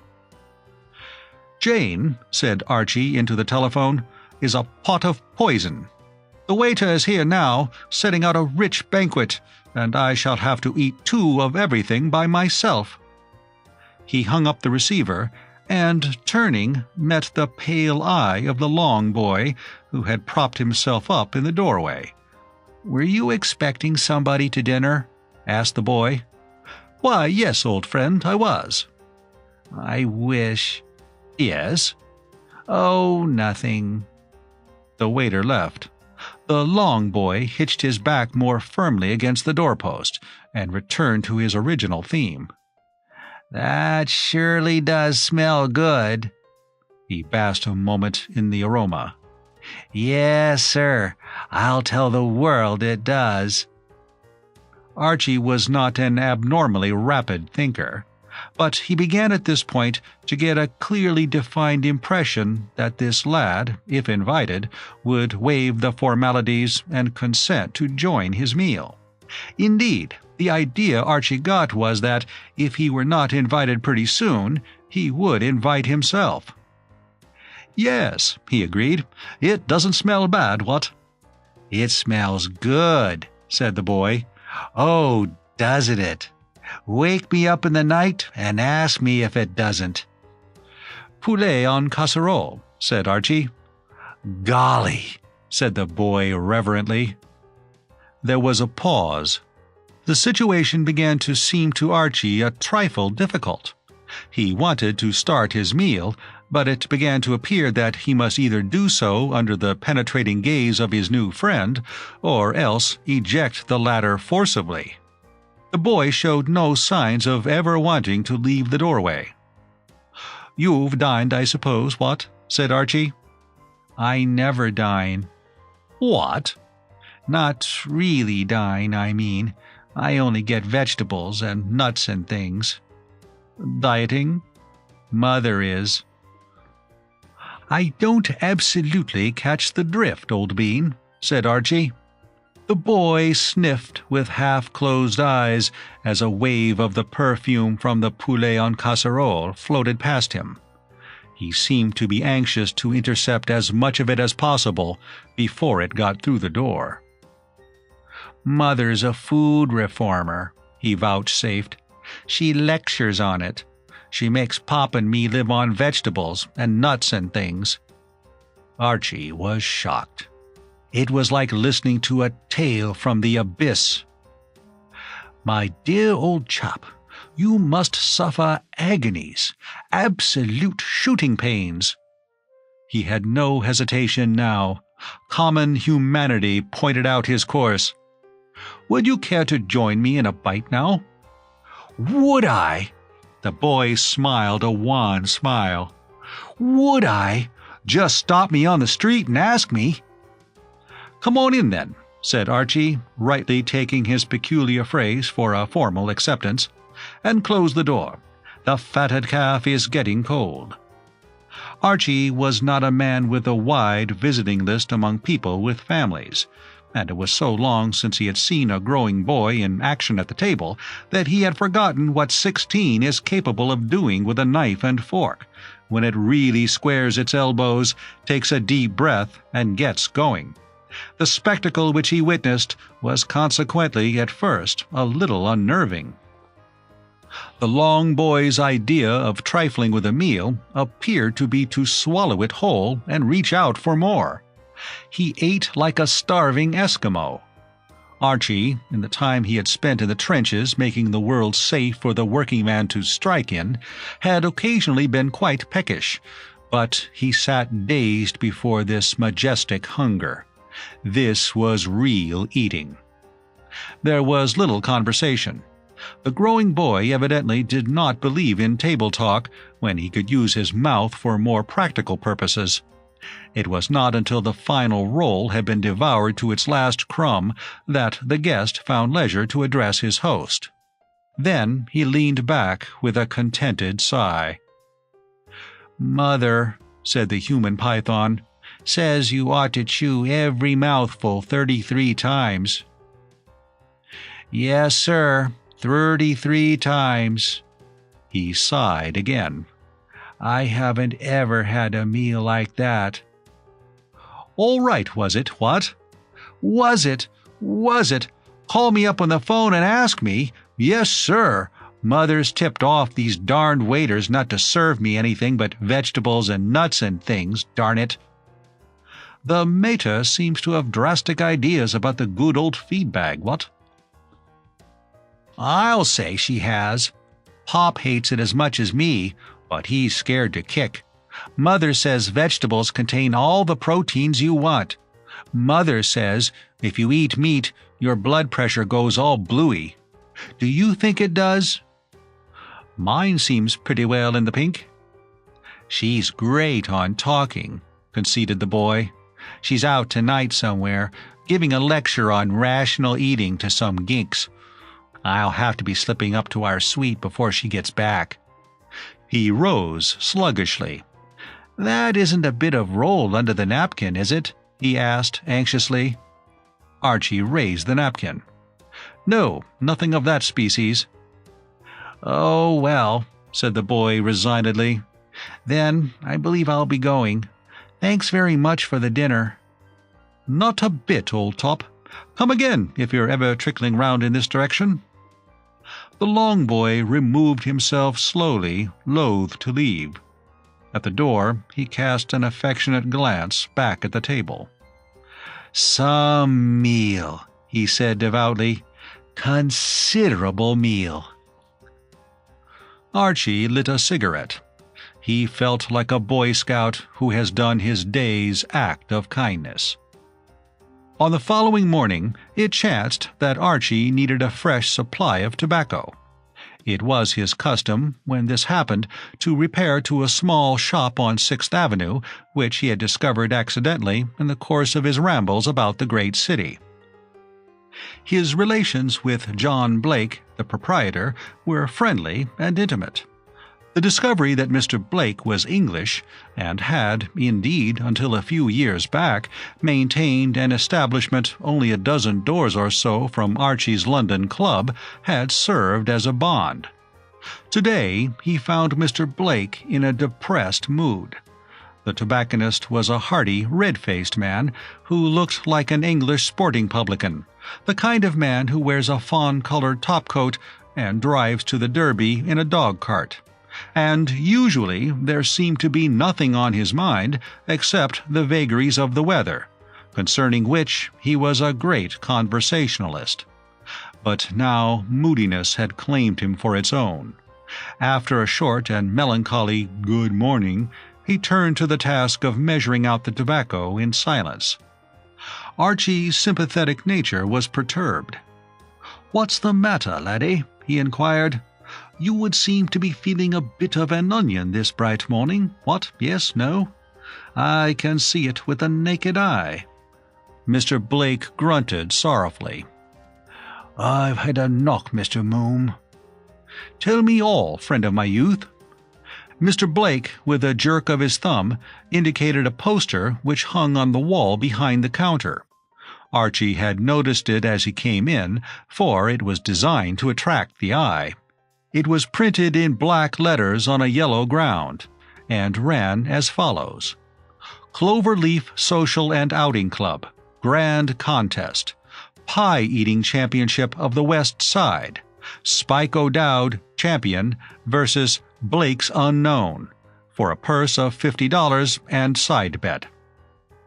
Archie examined this document gravely.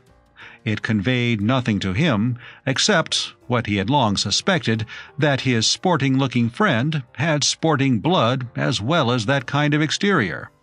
He expressed a kindly hope that the other's unknown would bring home the bacon. Mr. Blake laughed one of those hollow, mirthless laughs. "There ain't no bloomin' unknown," he said bitterly. This man had plainly suffered. "Yesterday, yes, but not now." Archie sighed. "In the midst of life, dead?" he inquired delicately. "As good as," replied the stricken tobacconist. He cast aside his artificial restraint and became voluble. Archie was one of those sympathetic souls in whom even strangers readily confided their most intimate troubles. He was to those in travail of spirit very much what catnip is to a cat. "It's hard, sir. It's bloomin' hard. I'd got the event all sold up in a parcel, and now this young feller, me lad, has to give me the knock. This lad of mine, sort of cousin he is, comes from London, like you and me, has always had, ever since he landed in this country, a most amazing knack of stowing away grub. He'd been a bit underfed these last 2 or 3 years over in the old country, what with food restrictions and all, and he took to the food over here amazing. I'd have backed him against a ruddy ostrich. I'd have backed him against half-a-dozen ostriches. Take 'em on one after the other, in the same ring on the same evening, and given 'em a handicap too. He was a jewel, that boy. I've seen him polish off 4 pounds of steak and mealy potatoes, and then look round kind of wolfish, as much as to ask when dinner was going to begin. That's the kind of lad he was, till this very morning. He would have out-swallowed this here O'Dowd without turning a hair, as a relish before his tea. I got a couple of $100 on him, and I thought myself lucky to get the odds. And now—" Mr. Blake relapsed into a tortured silence. "But what's the matter with the blighter? Why can't he go over the top? Has he got indigestion?" "Indigestion?" Mr. Blake laughed another of his hollow laughs. "You couldn't give that boy indigestion if you fed him on safety razor blades. Religion's more like what he's got." "Religion?" "Well, you can call it that. Seems last night, instead of going and resting his mind at a picture palace like I told him to, he sneaked off to some sort of a lecture down on 8th Avenue. He said he'd seen a piece about it in the papers, and it was about rational eating, and that kind of attracted him. He sort of thought he might pick up a few hints like. He didn't know what rational eating was, but it sounded to him as if it must be something to do with food, and he didn't want to miss it. He came in here just now," said Mr. Blake dully, "and he was a changed lad. Scared to death he was. Said the way he'd been going on in the past, it was a wonder he got any stomach left.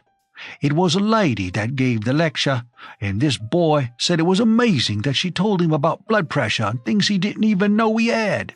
She showed him pictures, colored pictures, of what happens inside the injudicious eater's stomach who doesn't chew his food, and it was like a battlefield. He said he would no more think of eating a lot of pie than he would of shooting himself, and anyhow eating pie would be a quicker death. I reasoned with him, Mr. Moon, with tears in my eyes. I asked him was he going to chuck away fame and wealth just because a woman who didn't know what she was talking about had showed him a lot of faked pictures. But there wasn't any doing anything with him. He gave me the knock and upped it down the street to buy nuts." Mr. Blake moaned. $200 and more gone pop, not to talk of the $50 he would have won and me to get 25 of. Archie took his tobacco and walked pensively back to the hotel. He was fond of John Blake and grieved for the trouble that had come upon him. It was odd, he felt, how things seemed to link themselves up together. The woman who had delivered the fateful lecture to injudicious eaters could not be other than the mother of his young guest of last night. An uncomfortable woman, not content with starving her own family. Archie stopped in his tracks. A pedestrian, walking behind him, charged into his back, but Archie paid no attention. He had had one of those sudden, luminous ideas, which help a man who does not do much thinking as a rule to restore his average.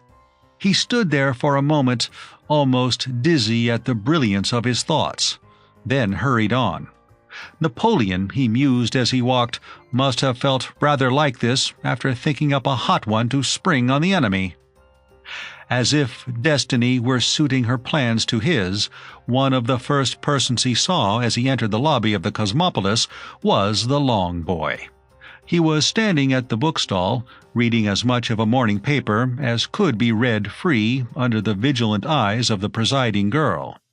Both he and she were observing the unwritten rules which govern these affairs, to wit, that you may read without interference as much as can be read without touching the paper. If you touch the paper, you lose, and you have to buy. "Well, well, well," said Archie. "Here we are again, what?" He prodded the boy amiably in the lower ribs. "You're just the chap I was looking for. Got anything gone for the time being?" The boy said he had no engagements. "Then I want you to stagger round with me to a chappie I know on 6th Avenue. It's only a couple of blocks away. I think I can do you a bit of good. Put you onto something tolerably ripe, if you know what I mean. Trickle along, laddie. You don't need a hat." They found Mr. Blake brooding over his troubles in an empty shop. "Cheer up, old thing," said Archie. "The relief expedition has arrived." He directed his companion's gaze to the poster. "Cast your eyes over that. How does that strike you?" The Long Boy scanned the poster. A gleam appeared in his rather dull eye. "Well?" "Some people have all the luck," said the Long Boy feelingly. "Would you like to compete, what?" The boy smiled a sad smile. Would I? Would I? Say, I know," interrupted Archie. "Wake you up in the night and ask you. I knew I could rely on you, old thing." He turned to Mr. Blake. "Here's the fellow you've been wanting to meet. The finest left and right-hand eater east of the Rockies. He'll fight the good fight for you." Mr. Blake's English training had not been wholly overcome by residence in New York. He still retained a nice eye for the distinctions of class. "But this young gentleman's a young gentleman," he urged, doubtfully, yet with hope shining in his eye. "He wouldn't do it." "Of course he would. Don't be ridic, old thing." "Wouldn't do what?" asked the boy. "Why save the old homestead by taking on the champion? Dashed sad case between ourselves. This poor egg's nominee has given him the raspberry at the 11th hour, and only you can save him. And you owe it to him to do something, you know, because it was your jolly old mater's lecture last night that made the nominee quit. You must charge in and take his place. Sort of poetic justice, don't you know, and what not."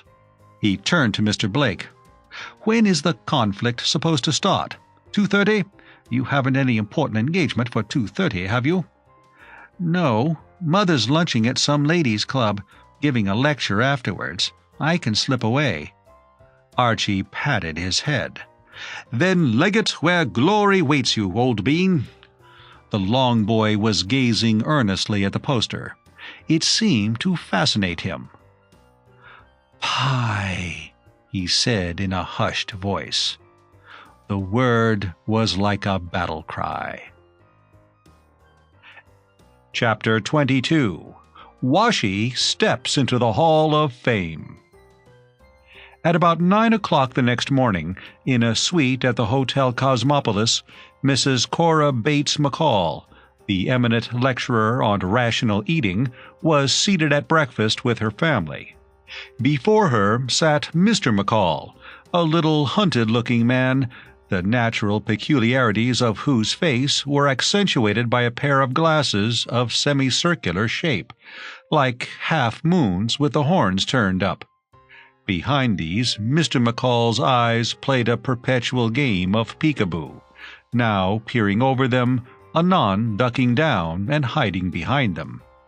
He was sipping a cup of anti-caffeine. On his right, toying listlessly with a plateful of cereal, sat his son, Washington. Mrs. McCall herself was eating a slice of health bread and nut butter, for she practiced as well as preached the doctrines which she had striven for so many years to inculcate in an unthinking populace.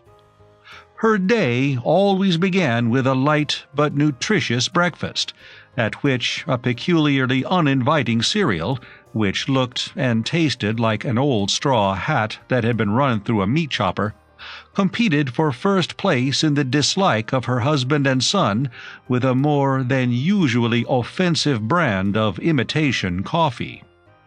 Mr. McCall was inclined to think that he loathed the imitation coffee rather more than the cereal, but Washington held strong views on the latter's superior ghastliness.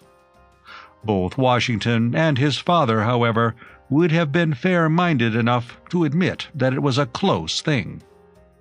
Mrs. McCall regarded her offspring with grave approval. "I am glad to see, Lindsay," she said to her husband, whose eyes sprang dutifully over the glass fence as he heard his name, "that Washi has recovered his appetite. When he refused his dinner last night, I was afraid that he might be sickening for something, especially as he had quite a flushed look. You noticed his flushed look?" "He did look flushed." "Very flushed, and his breathing was almost stertorous. And when he said that he had no appetite, I am bound to say that I was anxious. But he is evidently perfectly well this morning. Do you feel perfectly well this morning, Washi?" The heir of the McCalls looked up from his cereal. He was a long, thin boy of about 16, with pale red hair, sandy eyelashes, and a long neck. "Uh-huh," he said. Mrs. McCall nodded. "Surely you now will agree, Lindsay, that a careful and rational diet is what a boy needs. Rashi's constitution is superb. He has a remarkable stamina, and I attribute it entirely to my careful supervision of his food. I shudder when I think of the growing boys who are permitted by irresponsible people to devour meat, candy, pie—" She broke off. "What is the matter, Washi?" It seemed that the habit of shuddering at the thought of pie ran in the McCall family, for at the mention of the word a kind of internal shimmy had convulsed Washington's lean frame, and over his face there had come an expression that was almost one of pain. He had been reaching out his hand for a slice of health bread, but now he withdrew it rather hurriedly and sat back, breathing hard. "I'm all right," he said huskily. "Pie," proceeded Mrs. McCall in her platform voice. She stopped again abruptly. "Whatever is the matter, Washington? You are making me feel nervous." "I'm all right." Mrs. McCall had lost the thread of her remarks. Moreover, having now finished her breakfast, she was inclined for a little light reading. One of the subjects allied to the matter of dietary on which she felt deeply was the question of reading at meals. She was of the opinion that the strain on the eye, coinciding with the strain on the digestion, could not fail to give the latter the short end of the contest. And it was a rule at her table that the morning paper should not even be glanced at till the conclusion of the meal. She said that it was upsetting to begin the day by reading the paper, and events were to prove that she was occasionally right. All through breakfast, the New York Chronicle had been lying neatly folded beside her plate. She now opened it, and with a remark about looking for the report of her yesterday's lecture at the Butterfly Club, directed her gaze at the front page, on which she hoped that an editor with the best interests of the public at heart had decided to place her. Mr. McCall jumped up and down behind his glasses, scrutinizing her face closely as she began to read. He always did this on these occasions, for none knew better than he that his comfort for the day depended largely on some unknown reporter whom he had never met. If this unseen individual had done his work properly, and as befitted the importance of his subject, Mrs. McCall's mood for the next 12 hours would be as uniformly sunny as it was possible for it to be. But sometimes the fellows scamped their job disgracefully, and once, on a day which lived in Mr. McCall's memory, they had failed to make a report at all. Today, he noted with relief, all seemed to be well. The report actually was on the front page, an honor rarely accorded to his wife's utterances. Moreover, judging from the time it took her to read the thing, she had evidently been reported at length. "Good, my dear," he ventured. "Satisfactory?" "Eh?" Mrs. McCall smiled meditatively. "Oh, yes. Excellent. They have used my photograph, too. Not at all badly reproduced." "Splendid," said Mr. McCall. Mrs. McCall gave a sharp shriek, and the paper fluttered from her hand. "My dear," said Mr. McCall with concern. His wife had recovered the paper and was reading with burning eyes. The bright wave of color had flowed over her masterful features. She was breathing as stertorously as ever her son Washington had done on the previous night. "Washington!" A basilisk glare shot across the table and turned the long boy to stone, all except his mouth, which opened feebly. "Washington, is this true?" Washi closed his mouth, then let it slowly open again. "My dear," Mr. McCall's voice was alarmed. "What is it?" His eyes had climbed up over his glasses and remained there.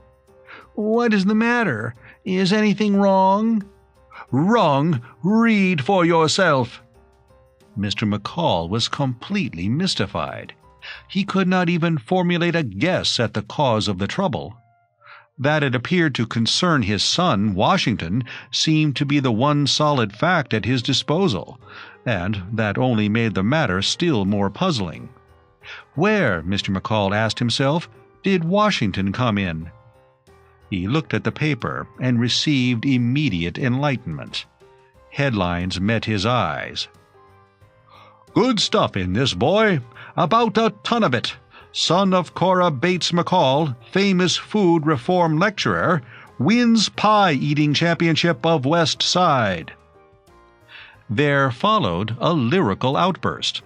So uplifted had the reporter evidently felt by the importance of his news that he had been unable to confine himself to prose. "My children, if you fail to shine or triumph in your special line, if, let us say, your hopes are bent on someday being president, and folks ignore your proper worth and say you've not a chance on earth, cheer up, for in these stirring days fame may be won in many ways. Consider when your spirits fall the case of Washington McCall. Yes, cast your eye on Washy, please. He looks just like a piece of cheese. He's not a brilliant sort of chap. He has a dull and vacant map. His eyes are blank, his face is red. His ears stick out beside his head. In fact, to end these compliments, he would be dear at 30 cents. Yet fame has welcomed to her hall this self-same Washington McCall. His mother, née Miss Cora Bates, is one who frequently orates upon the proper kind of food which every menu should include. With eloquence the world she weans from chops and steaks and pork and beans. Such horrid things she'd like to crush and make us live on milk and mush. But oh, the thing that makes her sigh is when she sees us eating pie. We heard her lecture last July upon the nation's menace, pie. Alas, the hit it made was small with Master Washington McCall. For yesterday we took a trip to see the great pie championship, where men with bulging cheeks and eyes consume vast quantities of pies. A fashionable West Side crowd beheld the champion, Spike O'Dowd, endeavor to defend his throne against an upstart, Blake's unknown. He wasn't an unknown at all. He was young Washington McCall. We freely own we'd give a leg if we could borrow, steal, or beg the skill old Homer used to show. He wrote the Iliad, you know. Old Homer swung a wicked pen, but we are ordinary men, and cannot even start to dream of doing justice to our theme. The subject of that great repast is too magnificent and vast. We can't describe, or even try, the way those rivals wolfed their pie. Enough to say that when for hours each had extended all his powers, toward the quiet even fall, O'Dowd succumbed to young McCall. The champion was a willing lad.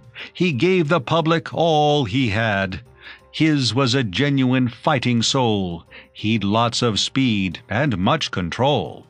No yellow streak did he evince. He tackled apple pie and mince. This was the motto on his shield: O'Dowds may burst, they never yield. His eyes began to start and roll. He eased his belt another hole.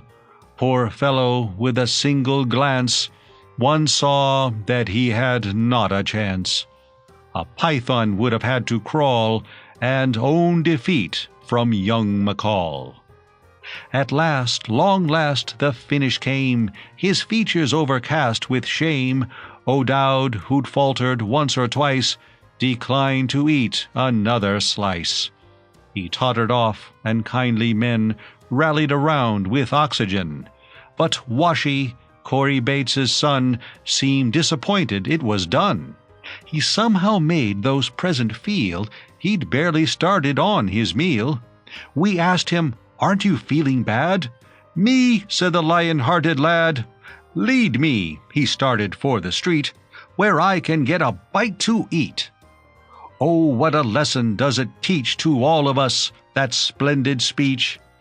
How better can the curtain fall on Master Washington McCall." Mr. McCall read this epic through, then he looked at his son. He first looked at him over his glasses, then through his glasses, then over his glasses again, then through his glasses once more. A curious expression was in his eyes. If such a thing had not been so impossible, one would have said that his gaze had in it something of respect, of admiration, even of reverence. "But how did they find out your name?" he asked at length. Mrs. McCall exclaimed impatiently, "Is that all you have to say?" "No, no, my dear, of course not, quite so. But the point struck me as curious." "Wretched boy!" cried Mrs. McCall. "Were you insane enough to reveal your name?" Washington wriggled uneasily. Unable to endure the piercing stare of his mother, he had withdrawn to the window, and was looking out with his back turned. But even there he could feel her eyes on the back of his neck. "I didn't think it'd matter," he mumbled. "A fellow with tortoiseshell-rimmed specs asked me, so I told him. How was I to know?" His stumbling defense was cut short by the opening of the door. "Hello, hello, hello! What ho, what ho!" Archie was standing in the doorway, beaming ingratiatingly on the family. The apparition of an entire stranger served to divert the lightning of Mrs. McCall's gaze from the unfortunate Washie. Archie, catching it between the eyes, blinked and held on to the wall. He had begun to regret that he had yielded so weakly to Lucille's entreaty that he should look in on the McCalls and use the magnetism of his personality upon them in the hope of inducing them to settle the lawsuit. He wished, too, if the visit had to be paid, that he had postponed it till after lunch, for he was never at his strongest in the morning. But Lucille had urged him to go now and get it over, and here he was. "I think," said Mrs. McCall icily, "that you must have mistaken your room." Archie rallied his shaken forces. "Oh, no, rather not. Better introduce myself, what? My name's Moom, you know. I'm old Brewster's son-in-law, and all that sort of rot, if you know what I mean." He gulped and continued. "I've come about this jolly old lawsuit, don't you know." Mr. McCall seemed about to speak, but his wife anticipated him. "Mr. Brewster's attorneys are in communication with ours. We do not wish to discuss the matter."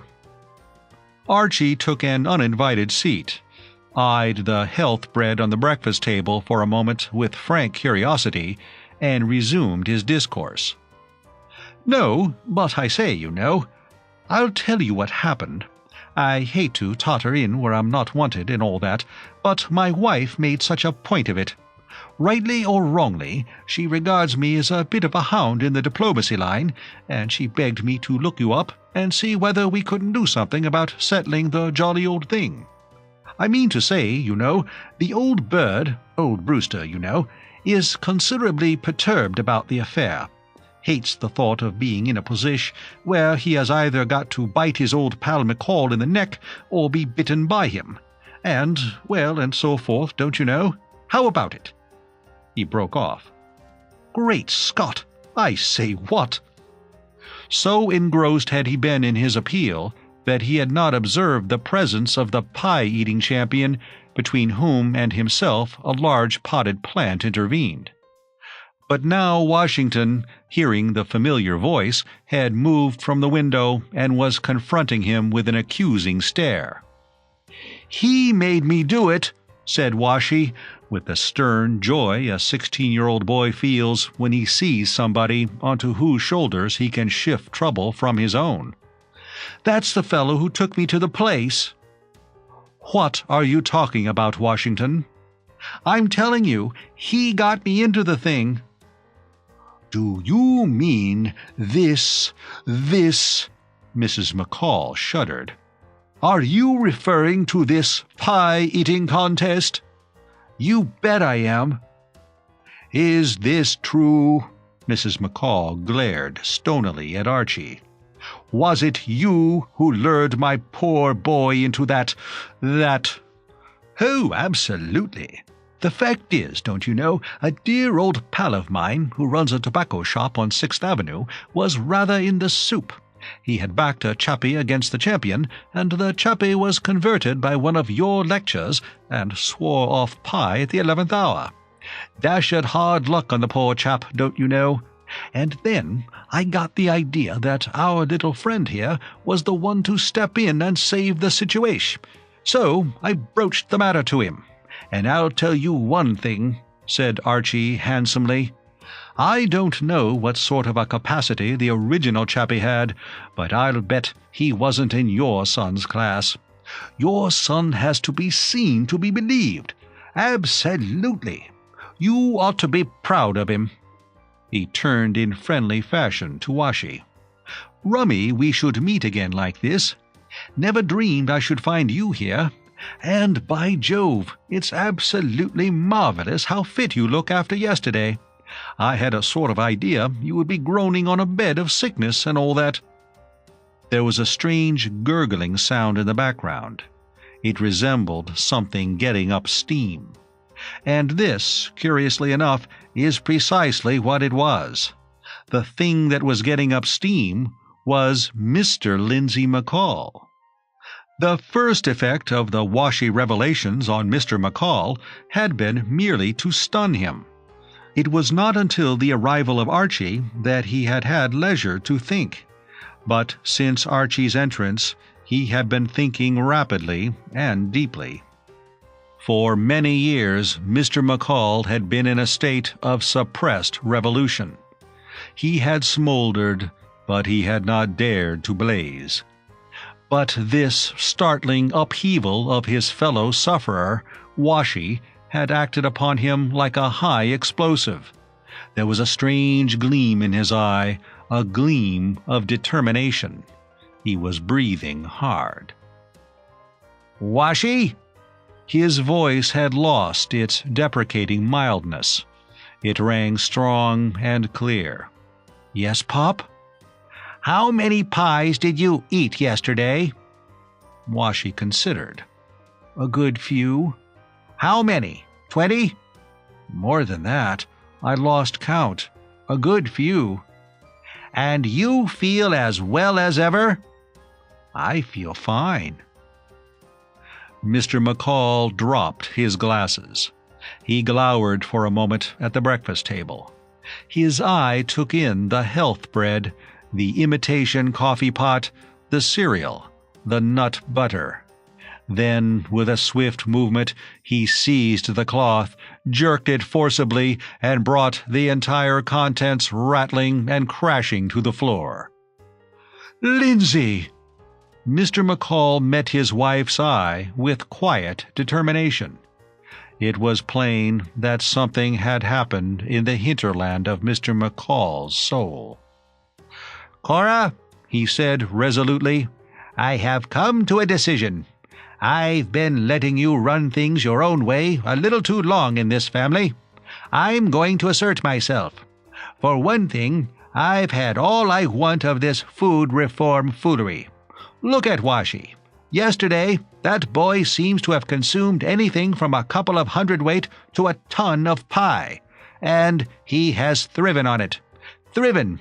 I don't want to hurt your feelings, Cora, but Washington and I have drunk your last cup of anti-caffeine. If you care to go on with the stuff, that's your lookout. But Washi and I are through." He silenced his wife with a masterful gesture and turned to Archie. "And there's another thing. I never liked the idea of that lawsuit, but I let you talk me into it. Now I'm going to do things my way. Mr. Moon, I'm glad you looked in this morning. I'll do just what you want. Take me to Dan Brewster now, and let's call the thing off, and shake hands on it." "Are you mad, Lindsay?" It was Cora Bates McCall's last shot. Mr. McCall paid no attention to it. He was shaking hands with Archie. "I consider you, Mr. Moom," he said, "the most sensible young man I have ever met."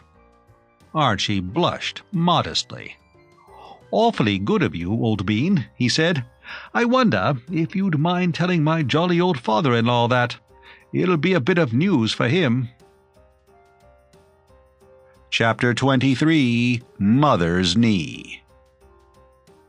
Archie Moom's connection with that devastatingly popular ballad, Mother's Knee, was one to which he always looked back later with a certain pride. Mother's Knee, it will be remembered, went through the world like a pestilence. Scots elders hummed it on their way to kirk. Cannibals crooned it to their offspring in the jungles of Borneo. It was a bestseller among the Bolshevists. In the United States alone, 3 million copies were disposed of. For a man who has not accomplished anything outstandingly great in his life, it is something to have been, in a sense, responsible for a song like that.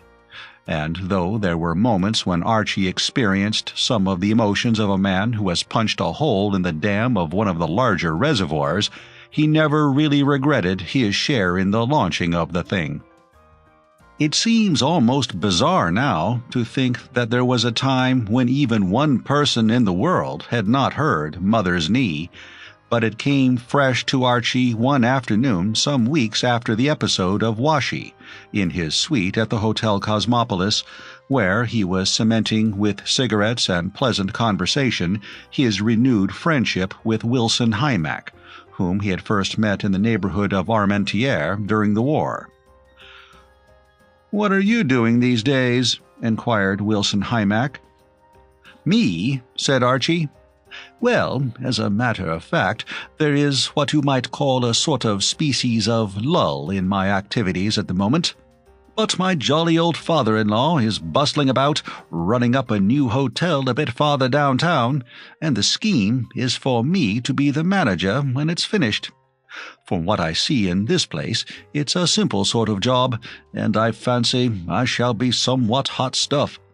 How are you feeling in the long hours?" "In my uncle's office, darn it." "Starting at the bottom and learning the business and all that. A noble pursuit, no doubt, but I'm bound to say it would give me the pip in no uncertain manner." "It gives me," said Wilson Hymack, "a pain in the thorax. I want to be a composer." "A composer, eh?" Archie felt that he should have guessed this. The chappie had a distinctly artistic look. He wore a bow tie and all that sort of thing. His trousers bagged at the knees, and his hair, which during the martial epoch of his career had been pruned to the roots, fell about his ears in a luxuriant disarray. "Say, do you want to hear the best thing I've ever done?" "Indubitably," said Archie politely. "Carry on, old bird." "I wrote the lyric as well as the melody," said Wilson Hymack, who had already seated himself at the piano. "It's got the greatest title you ever heard. It's a lollapalooza. It's called It's a Long Way Back to Mother's Knee. How's that? Poor, eh?" Archie expelled a smoke ring doubtfully. "Isn't it a little stale?" "Stale? What do you mean, stale? There's always room for another song boosting Mother." "Oh, is it boosting Mother?" Archie's face cleared. "I thought it was a hit at the short skirts. Why, of course, that makes all the difference. In that case, I see no reason why it should not be ripe, fruity, and pretty well all to the mustard. Let's have it." Wilson Hymack pushed as much of his hair out of his eyes as he could reach with one hand, cleared his throat, looked dreamily over the top of the piano at a photograph of Archie's father-in-law, Mr. Daniel Brewster, played a prelude, and began to sing in a weak, high composer's voice. All composers sing exactly alike, and they have to be heard to be believed. "One night a young man wandered through the glitter of Broadway. His money he had squandered, for a meal he couldn't pay." "Tough luck," murmured Archie sympathetically. He thought about the village where his boyhood he had spent, and yearned for all the simple joys with which he'd been content. "The right spirit," said Archie with approval. "I'm beginning to like this chappie. Don't interrupt. Oh, righto, carried away and all that.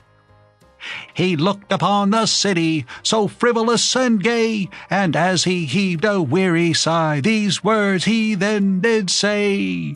It's a long way back to mother's knee, mother's knee, mother's knee. It's a long way back to mother's knee, where I used to stand and prattle with my teddy bear and rattle. Oh, those childhood days in Tennessee, they sure look good to me. It's a long, long way, but I'm gonna start today. I'm going back, believe me, oh, I'm going back. I want to go. I'm going back on the 7-3 to the dear old shack where I used to be. I'm going back to mother's knee."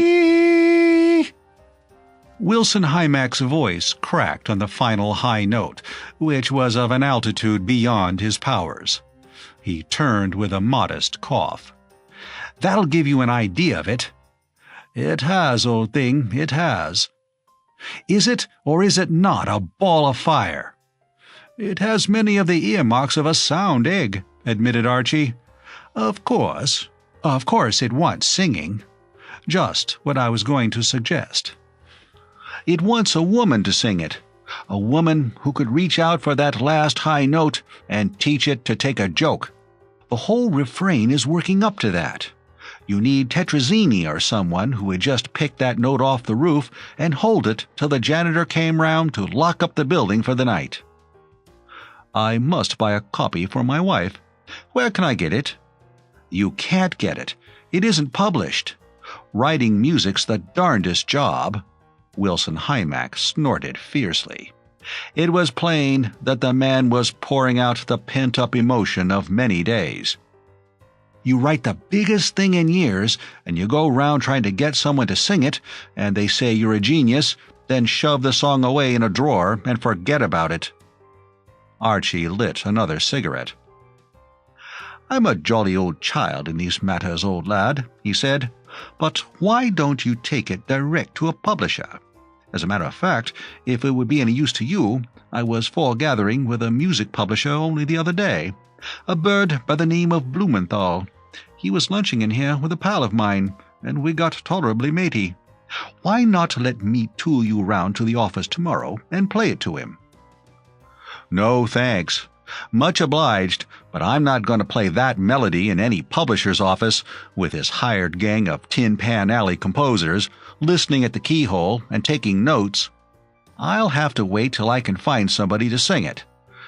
Well, I must be going along. Glad to have seen you again. Sooner or later, I'll take you to hear that high note sung by someone in a way that'll make your spine tie itself in knots round the back of your neck." "I'll count the days," said Archie courteously. "Pip, pip." Hardly had the door closed behind the composer when it opened again to admit Lucille. "Hello, light of my soul," said Archie, rising and embracing his wife. "Where have you been all the afternoon? I was expecting you this many an hour past. I wanted you to meet. I've been having tea with a girl down in Greenwich Village. I couldn't get away before. Who was that who went out just as I came along the passage?" "Chappie of the name of Hymack. I met him in France. A composer and what not." "We seem to have been moving in artistic circles this afternoon. The girl I went to see is a singer. At least, she wants to sing, but gets no encouragement." "Precisely the same with my bird. He wants to get his music sung, but nobody'll sing it. But I didn't know you knew any Greenwich Village warblers, sunshine of my home. How did you meet this female?" Lucille sat down and gazed forlornly at him with her big gray eyes. She was registering something, but Archie could not gather what it was. "Archie, darling, when you married me, you undertook to share my sorrows, didn't you?" "Absolutely. It's all in the book of words. For better or for worse, in sickness and in health, all down set him up in the other alley. Regular ironclad contract." "Then share 'em," said Lucille. "Bill's in love again." Archie blinked. "Bill? When you say Bill, do you mean Bill? Your brother Bill? My brother-in-law Bill? Jolly old William, the son and heir of the Brewsters?" "I do." "You say he's in love. Cupid's dart?" "Even so." "But I say, isn't this rather— What I mean to say is, the lad's an absolute scourge. The great lover, what? Also ran Brigham Young and all that sort of thing. Why, it's only a few weeks ago that he was moaning brokenly about that vermilion-haired female who subsequently hooked onto old Reggie Van Teel." "She's a little better than that girl, thank goodness. All the same, I don't think Father will approve." "Of what caliber is the latest exhibit?" "Well, she comes from the Middle West, and seems to be trying to be twice as bohemian as the rest of the girls down in Greenwich Village. She wears her hair bobbed and goes about in a kimono. She's probably read magazine stories about Greenwich Village and has modeled herself on them. It's so silly, when you can see Hicks Corners sticking out of her all the time." "That one got past me before I could grab it. What did you say she had sticking out of her?" "I meant that anybody could see that she came from somewhere out in the wilds. As a matter of fact, Bill tells me that she was brought up in Snakebite, Michigan." "Snakebite? What rummy names you have in America. Still, I'll admit there's a village in England called Nether Wallop, so who am I to cast the first stone? How is old Bill? Pretty feverish?" "He says this time it's the real thing." "That's what they all say. I wish I had $1 for every time— Forgotten what I was going to say," broke off Archie prudently. "So you think," he went on after a pause, "that William's latest is going to be one more shock for the old dad?" "I can't imagine Father approving of her." "I've studied your merry old progenitor pretty closely," said Archie, "and between you and me, I can't imagine him approving of anybody." "I can't understand why it is that Bill goes out of his way to pick these horrors. I know at least 20 delightful girls, all pretty and with lots of money, who would be just the thing for him, but he sneaks away and goes falling in love with someone impossible. And the worst of it is that one always feels one's got to do one's best to see him through." "Absolutely. One doesn't want to throw a spanner into the works of love's young dream. It behooves us to rally round. Have you heard this girl sing?" "Yes, she sang this afternoon." "What sort of a voice has she got?" "Well, it's loud." "Could she pick a high note off the roof and hold it till the janitor came round to lock up the building for the night?" "What on earth do you mean?" "Answer me this, woman, frankly. How is her high note? Pretty lofty?" "Why, yes." "Then say no more," said Archie. "Leave this to me, my dear old better 4/5. Hand the whole thing over to Archibald, the man who never lets you down. I have a scheme." As Archie approached his suite on the following afternoon, he heard through the closed door the drone of a gruff male voice, and going in discovered Lucille in the company of his brother-in-law. Lucille, Archie thought, was looking a trifle fatigued. Bill, on the other hand, was in great shape. His eyes were shining, and his face looked so like that of a stuffed frog that Archie had no difficulty in gathering that he had been lecturing on the subject of his latest enslaver. "Hello, Bill, old crumpet," he said. "Hello, Archie." "I'm so glad you've come," said Lucille. "Bill is telling me all about Spectatia." "Who?" "Spectatia. The girl, you know. Her name is Spectatia Huskisson." "It can't be," said Archie incredulously. "Why not?" growled Bill. "Well, how could it?" said Archie, appealing to him as a reasonable man. "I mean to say, Spectatia Huskisson. I gravely doubt whether there is such a name." "What's wrong with it?" demanded the incensed Bill. "It's a darn sight better name than Archibald Moom."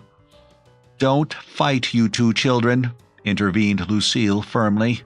"It's a good old Middle West name. Everybody knows the Huskissons of Snakebite, Michigan. Besides, Bill calls her Toodles." "Poodles," corrected Bill austerely. "Oh yes, Poodles. He calls her Poodles."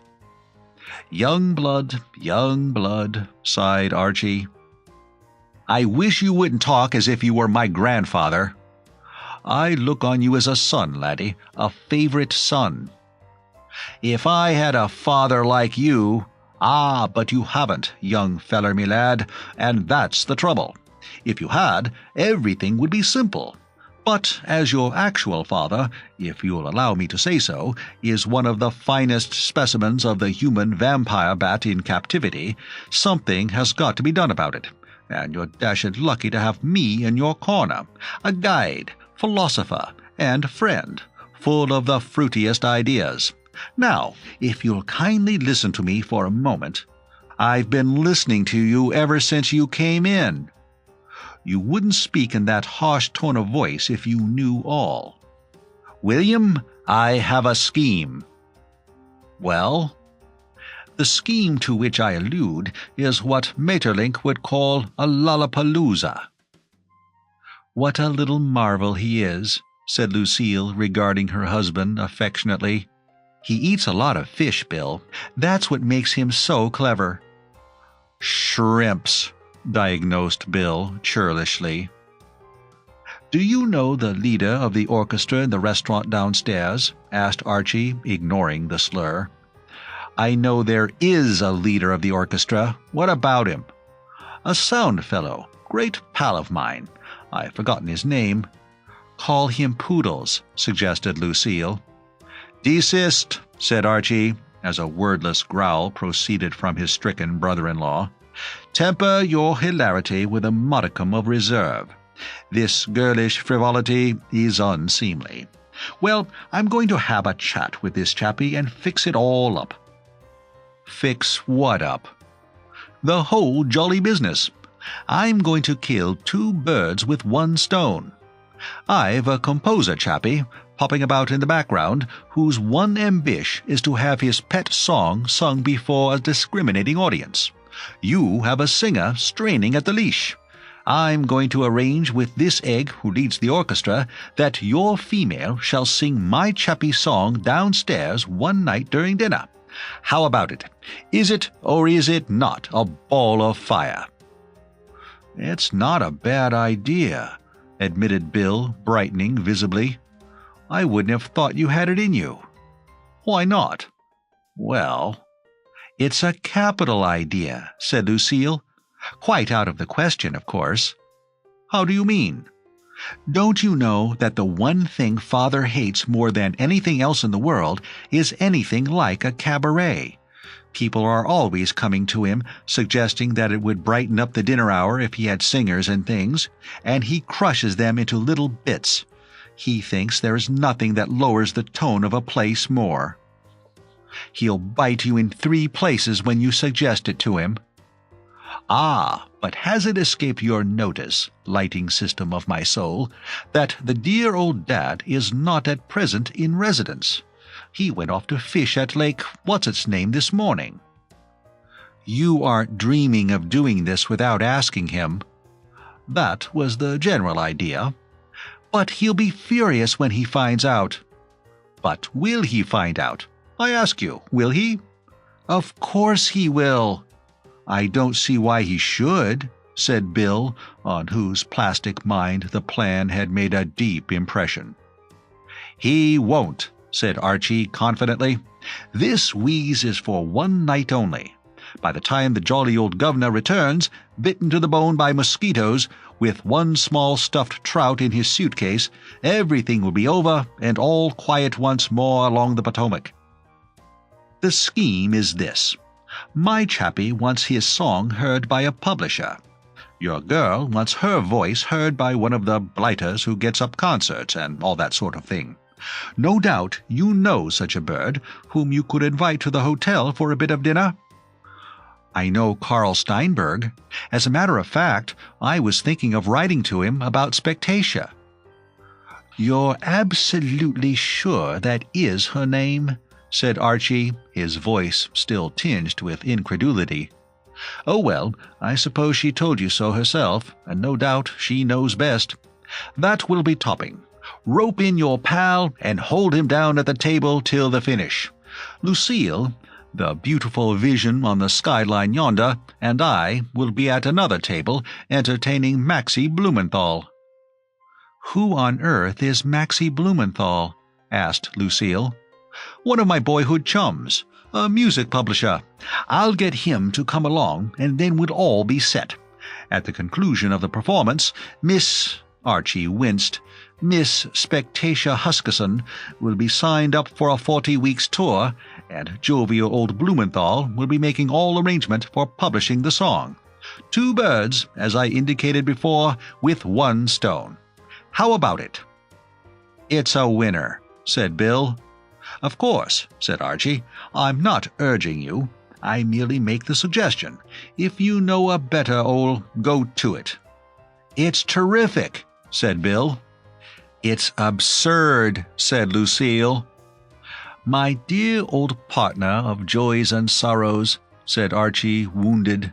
"We court criticism, but this is mere abuse. What seems to be the difficulty?"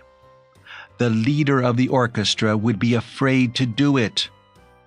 $10, supplied by William here. Push it over, Bill, old man. We'll remove his tremors." "And father's certain to find out." "Am I afraid of father?" cried Archie manfully. "Well, yes, I am," he added after a moment's reflection. "But I don't see how he can possibly get to know." "Of course he can't," said Bill decidedly. "Fix it up as soon as you can, Archie. This is what the doctor ordered." Chapter 24. The Melting of Mr. Connolly. The main dining room of the Hotel Cosmopolis is a decorous place. The lighting is artistically dim, and the genuine old tapestries on the walls seem, with their medieval calm, to discourage any essay in the riotous. Soft-footed waiters shimmer to and fro over thick, expensive carpets to the music of an orchestra which abstains wholly from the noisy modernity of jazz. To Archie, who during the past few days had been privileged to hear Miss Huskisson rehearsing, the place had a sort of brooding quiet, like the ocean just before the arrival of a cyclone. As Lucille had said, Miss Huskisson's voice was loud. It was a powerful organ, and there was no doubt that it would take the cloistered stillness of the Cosmopolis dining room and stand it on one ear.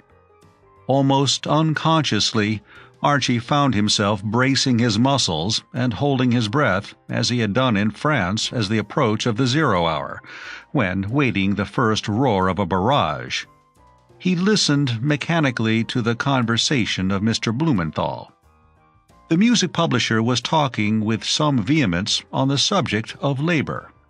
A recent printer's strike had bitten deeply into Mr. Blumenthal's soul. The working man, he considered, was rapidly landing God's country in the soup, and he had twice upset his glass with the vehemence of his gesticulation. He was an energetic right and left-hand talker. "The more you give 'em, the more they want," he complained. "There's no pleasing 'em. It isn't only in my business. There's your father, Mrs. Moom." "Good God, where?" said Archie, starting. "I say, take your father's case. He's doing all he knows to get this new hotel of his finished, and what happens? A man gets fired for loafing on his job, and Connolly calls a strike, and the building operations are held up till the thing's settled. It isn't right." "It's a great shame," agreed Lucille. "I was reading about it in the paper this morning." "That man Connolly's a tough guy. You'd think, being a personal friend of your father, he would— I didn't know they were friends. Been friends for years. But a lot of difference that makes. Out come the men just the same. It isn't right.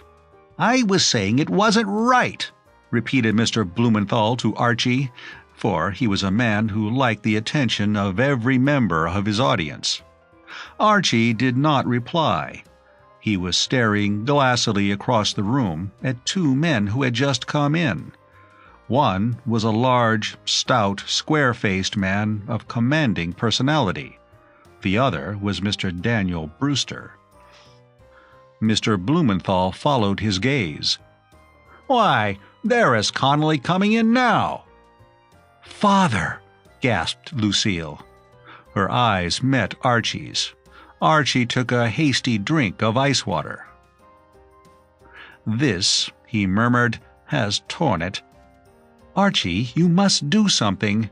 "I know, but what?" "What's the trouble?" enquired Mr. Blumenthal, mystified. "Go over to their table and talk to them," said Lucille. "Me?" Archie quivered. "No, I say, old thing, really." "Get them away." "How do you mean?" "I know," cried Lucille, inspired. "Father promised that you should be manager of the new hotel when it was built. Well, then this strike affects you just as much as anybody else. You have a perfect right to talk it over with them. Go and ask them to have dinner up in our suite where you can discuss it quietly. Say that up there they won't be disturbed by the music." At this moment, while Archie wavered, hesitating like a diver on the edge of a springboard who is trying to summon up the necessary nerve to project himself into the deep, a bellboy approached the table where the Messieurs Brewster and Connolly had seated themselves. He murmured something in Mr. Brewster's ear, and the proprietor of the Cosmopolis rose and followed him out of the room. "Quick, now's your chance," said Lucille eagerly. "Father's been called to the telephone. Hurry!" Archie took another drink of ice water to steady his shaking nerve centers, pulled down his waistcoat, straightened his tie, and then, with something of the air of a Roman gladiator entering the arena, tottered across the room. Lucille turned to entertain the perplexed music publisher. The nearer Archie got to Mr. Aloysius Connolly, the less did he like the looks of him. Even at a distance, the labor leader had a formidable aspect. Seen close to, he looked even more uninviting. His face had the appearance of having been carved out of granite, and the eye, which collided with Archie's, as the latter, with an attempt at an ingratiating smile, pulled up a chair and sat down at the table, was hard and frosty. Mr. Connolly gave the impression that he would be a good man to have on your side during a rough-and-tumble fight down on the waterfront or in some lumber camp, but he did not look chummy. "Hello, hello, hello," said Archie. "Who to devil," inquired Mr. Connolly, "are you?" "My name's Archibald Moom." "That's not my fault." "I'm jolly old Brewster's son-in-law." "Glad to meet you." "Glad to meet you," said Archie handsomely. "Well, goodbye," said Mr. Connolly. "Eh? Run along and sell your papers. Your father-in-law and I have business to discuss." "Yes, I know." "Private," added Mr. Connolly. "Oh, but I'm in on this binge, you know. I'm going to be the manager of the new hotel." "You?" "Absolutely." "Well, well," said Mr. Connolly, non-committally. Archie, pleased with the smoothness with which matters had opened, bent forward winsomely. "I say, you know, it won't do, you know. Absolutely no.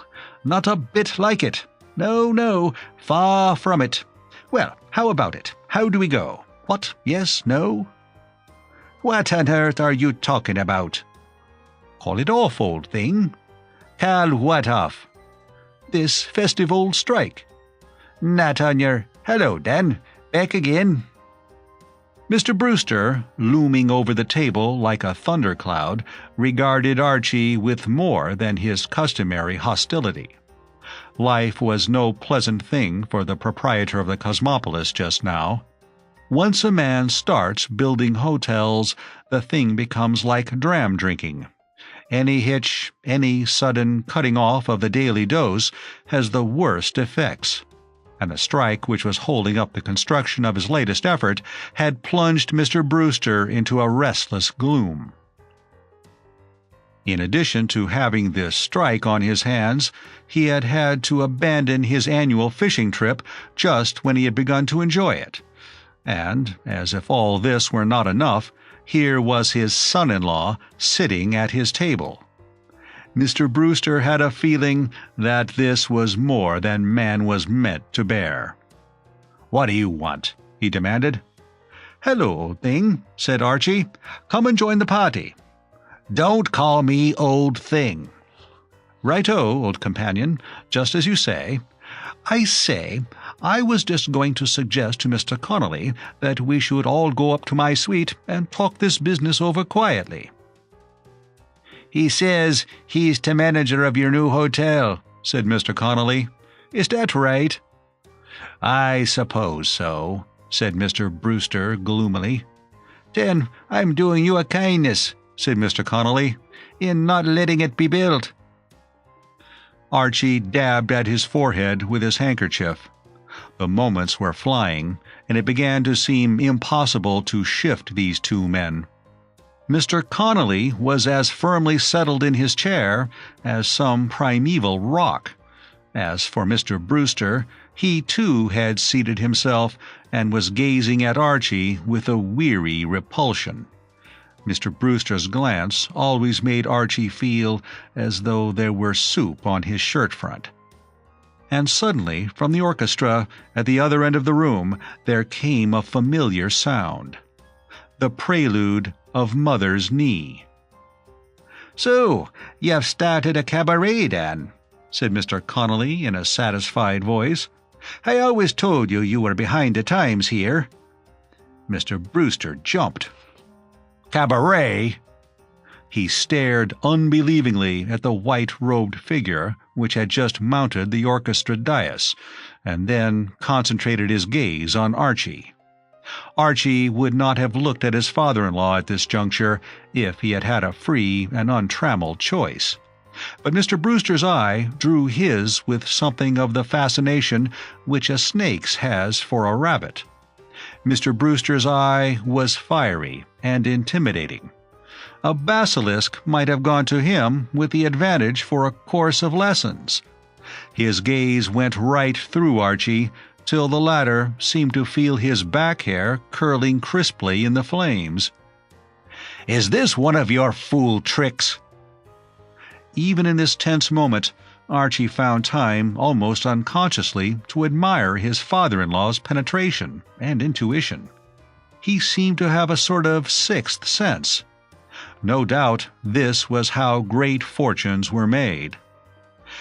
"Well, as a matter of fact, to be absolutely accurate, it was like this." "Say, cut it out," said Mr. Connolly. "Can the chatter. I want to listen."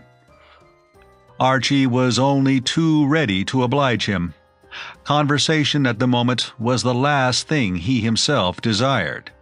He managed, with a strong effort, to disengage himself from Mr. Brewster's eye and turned to the orchestra dais, where Miss Spectacia Huskisson was now beginning the first verse of Wilson Hymack's masterpiece. Miss Huskisson, like so many of the female denizens of the Middle West, was tall and blonde and constructed on substantial lines. She was a girl whose appearance suggested the old homestead, and fried pancakes, and Pop coming home to dinner after the morning's plowing.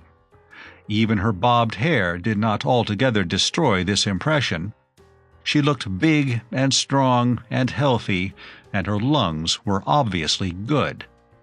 She attacked the verse of the song with something of the vigor and breadth of treatment with which in other days she had reasoned with refractory mules. Her diction was the diction of one trained to call the cattle home in the teeth of western hurricanes. Whether you wanted to or not, you heard every word. The subdued clatter of knives and forks had ceased. The diners, unused to this sort of thing at the Cosmopolis, were trying to adjust their faculties to cope with the outburst. Waiters stood transfixed, frozen in attitudes of service. In the momentary lull between the verse and the refrain, Archie could hear the deep breathing of Mr. Brewster. Involuntarily, he turned to gaze at him once more, as refugees from Pompeii may have turned to gaze upon Vesuvius. And as he did so, he caught sight of Mr. Connolly and paused in astonishment. Mr. Connolly was an altered man. His whole personality had undergone a subtle change. His face still looked as though hewn from the living rock, but into his eyes had crept an expression which in another man might almost have been called sentimental. Incredible as it seemed to Archie, Mr. Connolly's eyes were dreamy. There was even in them a suggestion of unshed tears. And when, with a vast culmination of sound, Miss Huskisson reached the high note at the end of the refrain, and, after holding it as some storming party, spent but victorious, holds the summit of a hard-won redoubt, broke off suddenly, in the stillness which followed, there proceeded from Mr. Connolly a deep sigh. Miss Huskisson began the second verse, and Mr. Brewster, seeming to recover from some kind of trance, leaped to his feet. "Great Godfrey!" "Sit down," said Mr. Connolly in a broken voice. "Sit down, then." "He kissed her on the forehead, and he whispered, 'I've come home.' He told her he was never going any more to Rome. And onward through the happy years, till he grew old and grey, he never once regretted those brave words he once did say. It's a long way back to mother's knee."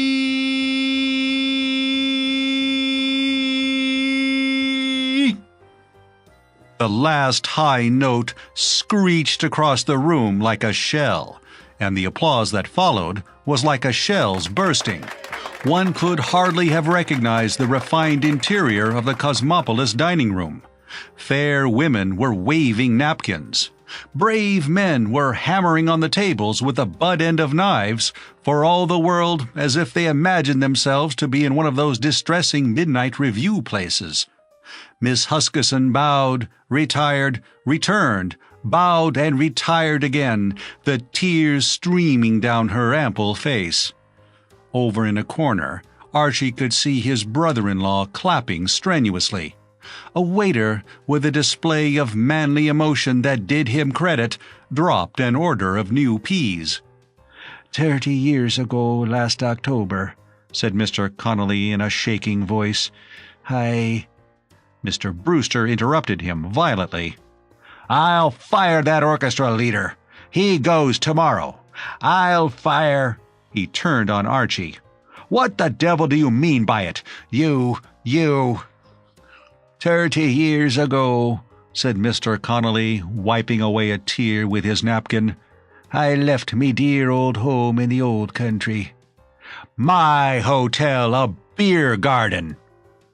"Frightfully sorry and all that, old companion." 30 years ago last October. 'Twas a fine autumn evening, the finest you'd ever wished to see. The old mother, she came to the station to see me off."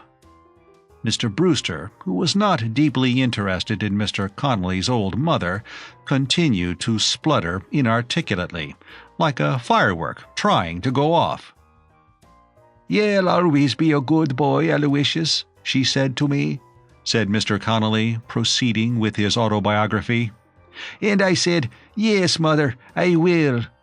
Mr. Connolly sighed and applied the napkin again. 'Twas a liar I was," he observed remorsefully. "Many's the dirty I've played since then. It's a long way back to mother's knee. 'Tis a true word." He turned impulsively to Mr. Brewster. "Then there's a deal of trouble in this world, without me going out of me way to make more. The strike is over. I'll send the men back tomorrow. There's me hand on it." Mr. Brewster, who had just managed to coordinate his views on the situation and was about to express them with the generous strength which was ever his custom when dealing with his son-in-law, checked himself abruptly. He stared at his old friend and business enemy, wondering if he could have heard aright. Hope began to creep back into Mr. Brewster's heart, like a shame-faced dog that has been away from home hunting for a day or two. "Yo, what?" "I'll send the men back tomorrow. That song was sent to guide me then. It was meant. 30 years ago, last October, me dear old mother." Mr. Brewster bent forward attentively. His views on Mr. Connolly's dear old mother had changed. He wanted to hear all about her. "'Twas that last note that the girl sang brought it all back to me as if it was yesterday. As we waited on the platform, me old mother and I, out comes the train from the tunnel, and the engine lets off a screech the way you'd hear it 10 miles away. 'Twas 30 years ago." Archie stole softly from the table. He felt that his presence, if it had ever been required, was required no longer. Looking back, he could see his father-in-law patting Mr. Connolly affectionately on the shoulder. Archie and Lucille lingered over their coffee. Mr. Blumenthal was out in the telephone box, settling the business end with Wilson Hymack. The music publisher had been unstinted in his praise of Mother's Knee. It was sure fire, he said. The words, stated Mr. Blumenthal, were gooey enough to hurt, and the tune reminded him of every other song hit he had ever heard. There was, in Mr. Blumenthal's opinion, nothing to stop this thing selling 1 million copies. Archie smoked contentedly. "Not a bad evening's work, old thing," he said. "Talk about birds with one stone." He looked at Lucille reproachfully. "You don't seem bubbling over with joy." "Oh, I am, precious," Lucille sighed. "I was only thinking about Bill." "What about Bill?" "Well, it's rather awful to think of him tied for life to that steam siren." "Oh, we mustn't look on the jolly old dark side. Perhaps. Hello, Bill, old top. We were just talking about you." "Were you?" said Bill Brewster in a dispirited voice. "I take it that you want congratulations, what?" "I want sympathy." "Sympathy?" "Sympathy, and lots of it. She's gone." "Gone? Who?" "Spectatia." "How do you mean, gone?" Bill glowered at the tablecloth. "Gone home. I've just seen her off in a cab. She's gone back to Washington Square to pack. She's catching the 10 o'clock train back to Snakebite." "It was that damned song," muttered Bill in a stricken voice. "She says she never realized before she sang it tonight how hollow New York was. She said it suddenly came over her. She says she's going to give up her career and go back to her mother." "What the deuce are you twiddling your fingers for?" he broke off irritably. "Sorry, old man. I was just counting." "Counting? Counting what?" "Birds, old thing. Only birds," said Archie. Chapter 25. The Wigmore Venus. The morning was so brilliantly fine. The population popped to and fro in so active and cheery a manner, and everybody appeared to be so absolutely in the pink that a casual observer of the city of New York would have said that it was one of those happy days. Yet Archie Moom, as he turned out of the sun-bathed street into the ramshackle building on the 3rd floor, of which was the studio belonging to his artist friend James B. Wheeler, was faintly oppressed with a kind of feeling that something was wrong. He would not have gone so far as to say that he had the pip. It was more a vague sense of discomfort. And, searching for first causes as he made his way upstairs, he came to the conclusion that the person responsible for this nebulous depression was his wife, Lucille.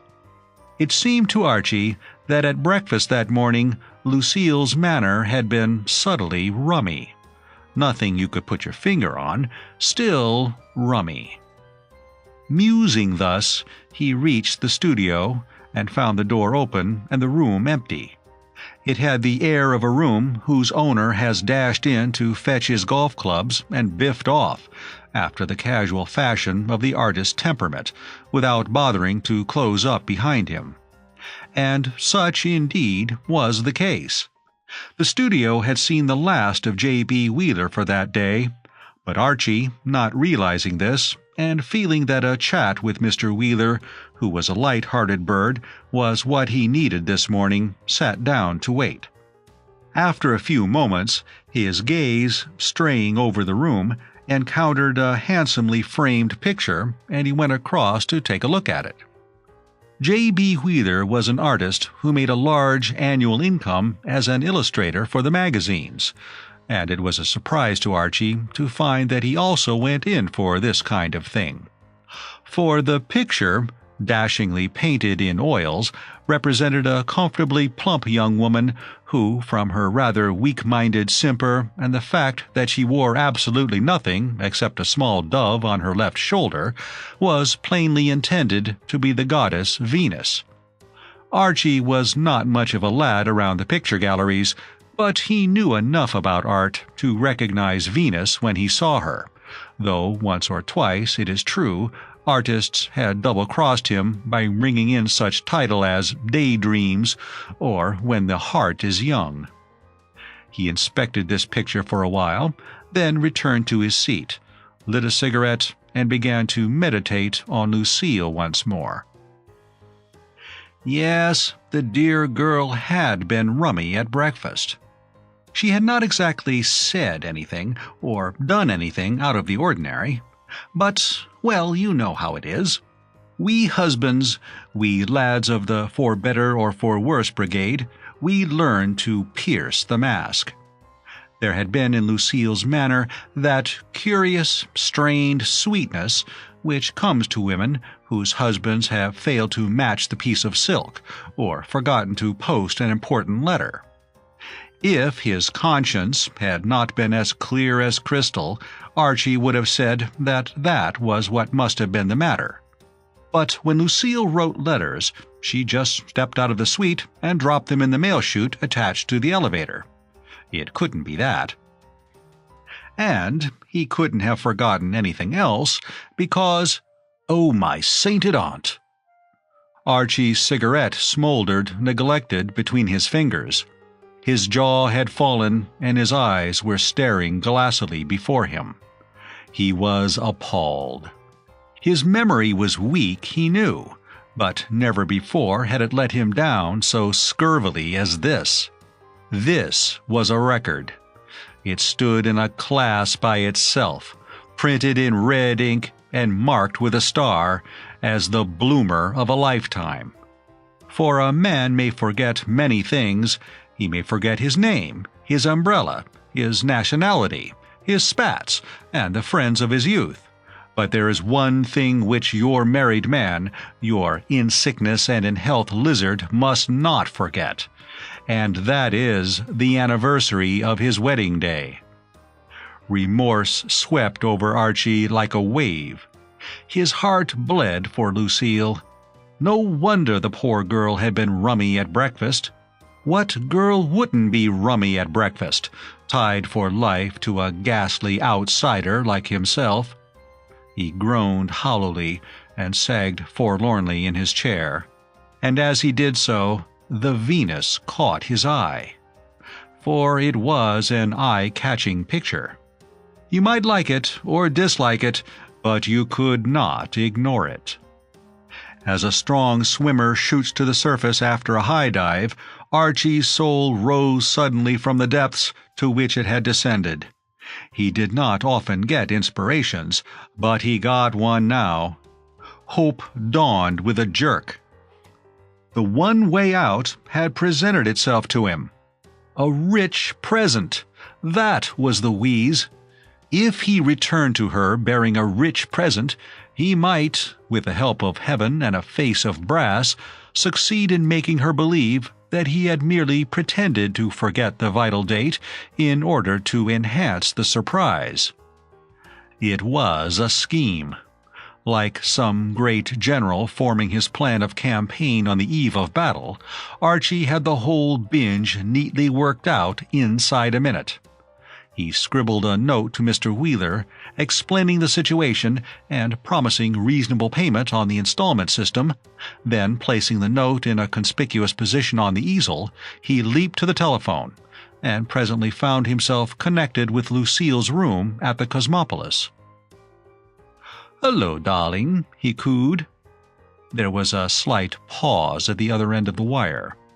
"Oh, hello, Archie." Lucille's voice was dull and listless, and Archie's experienced ear could detect that she had been crying. He raised his right foot and kicked himself indignantly on the left ankle. "Many happy returns of the day, old thing." A muffled sob floated over the wire. "Have you only just remembered?" said Lucille in a small voice.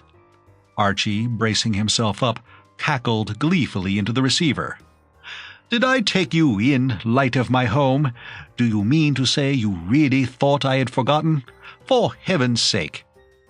"You didn't say a word at breakfast." "Ah, but that was all part of the devilish cunning. I hadn't got a present for you then. At least, I didn't know whether it was ready." "Oh, Archie, you darling." Lucille's voice had lost its crushed melancholy. She trilled like a thrush, or a linnet, or any bird that goes in largely for trilling. "Have you really got me a present?" "It's here now. The dickens of a fruity picture.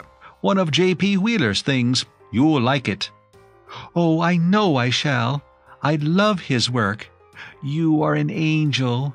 We'll hang it over the piano." "I'll be around with it something under 3 kicks, starve my soul. I'll take a taxi." "Yes, do hurry. I want to hug you." "Right-o," said Archie. "I'll take 2 taxis." It is not far from Washington Square to the Hotel Cosmopolis, and Archie made the journey without mishap. There was a little unpleasantness with the cabman before starting, he, on the prudish plea that he was a married man with a local reputation to keep up, declining at first to be seen in company with the masterpiece. But on Archie giving a promise to keep the front of the picture away from the public gaze, he consented to take the job on, and some 10 minutes later, having made his way blushfully through the hotel lobby and endured the frank curiosity of the boy who worked the elevator, Archie entered his suite, the picture under his arm. He placed it carefully against the wall in order to leave himself more scope for embracing Lucille, and when the joyful reunion, or the sacred scene if you prefer so to call it, was concluded, he stepped forward to turn it round and exhibit it. "Why, it's enormous," said Lucille. "I didn't know Mr. Wheeler ever painted pictures that size. When you said it was one of his, I thought it must be the original of a magazine drawing, or something like, oh." Archie had moved back and given her an uninterrupted view of the work of art, and she had started as if some unkindly disposed person had driven a broadawl into her. "Pretty ripe, what?" said Archie enthusiastically. Lucille did not speak for a moment. It may have been sudden joy that kept her silent, or, on the other hand, it may not. She stood looking at the picture with wide eyes and parted lips. A bird, eh?" said Archie. "Yes," said Lucille. "I knew you'd like it," proceeded Archie with animation. "You see, you're by way of being a picture hound, know all about the things and what not. Inherited from the dear old dad, I shouldn't wonder. Personally, I can't tell one picture from another as a rule, but I'm bound to say the moment I set eyes on this, I said to myself, 'What ho!' or words to that effect. I rather think this will add a touch of distinction to the home. Yes, no? I'll hang it up, shall I? Phone down to the office, light of my soul, and tell them to send up a nail, a bit of string, and the hotel hammer." "One moment, darling. I'm not quite sure." "Eh?" "Where it ought to hang, I mean. You see—" "Over the piano, you said. The jolly old piano." "Yes, but I hadn't seen it then." A monstrous suspicion flitted for an instant into Archie's mind.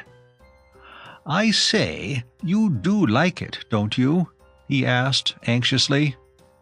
"Oh, Archie, darling, of course I do. And it was so sweet of you to give it to me. But what I was trying to say was that this picture is so striking that I feel that we ought to wait a little while and decide where it would have the best effect. The light over the piano is rather strong." "You think it ought to hang in a dimmish light, what?" Yes, the dimmer yes, in a dim light.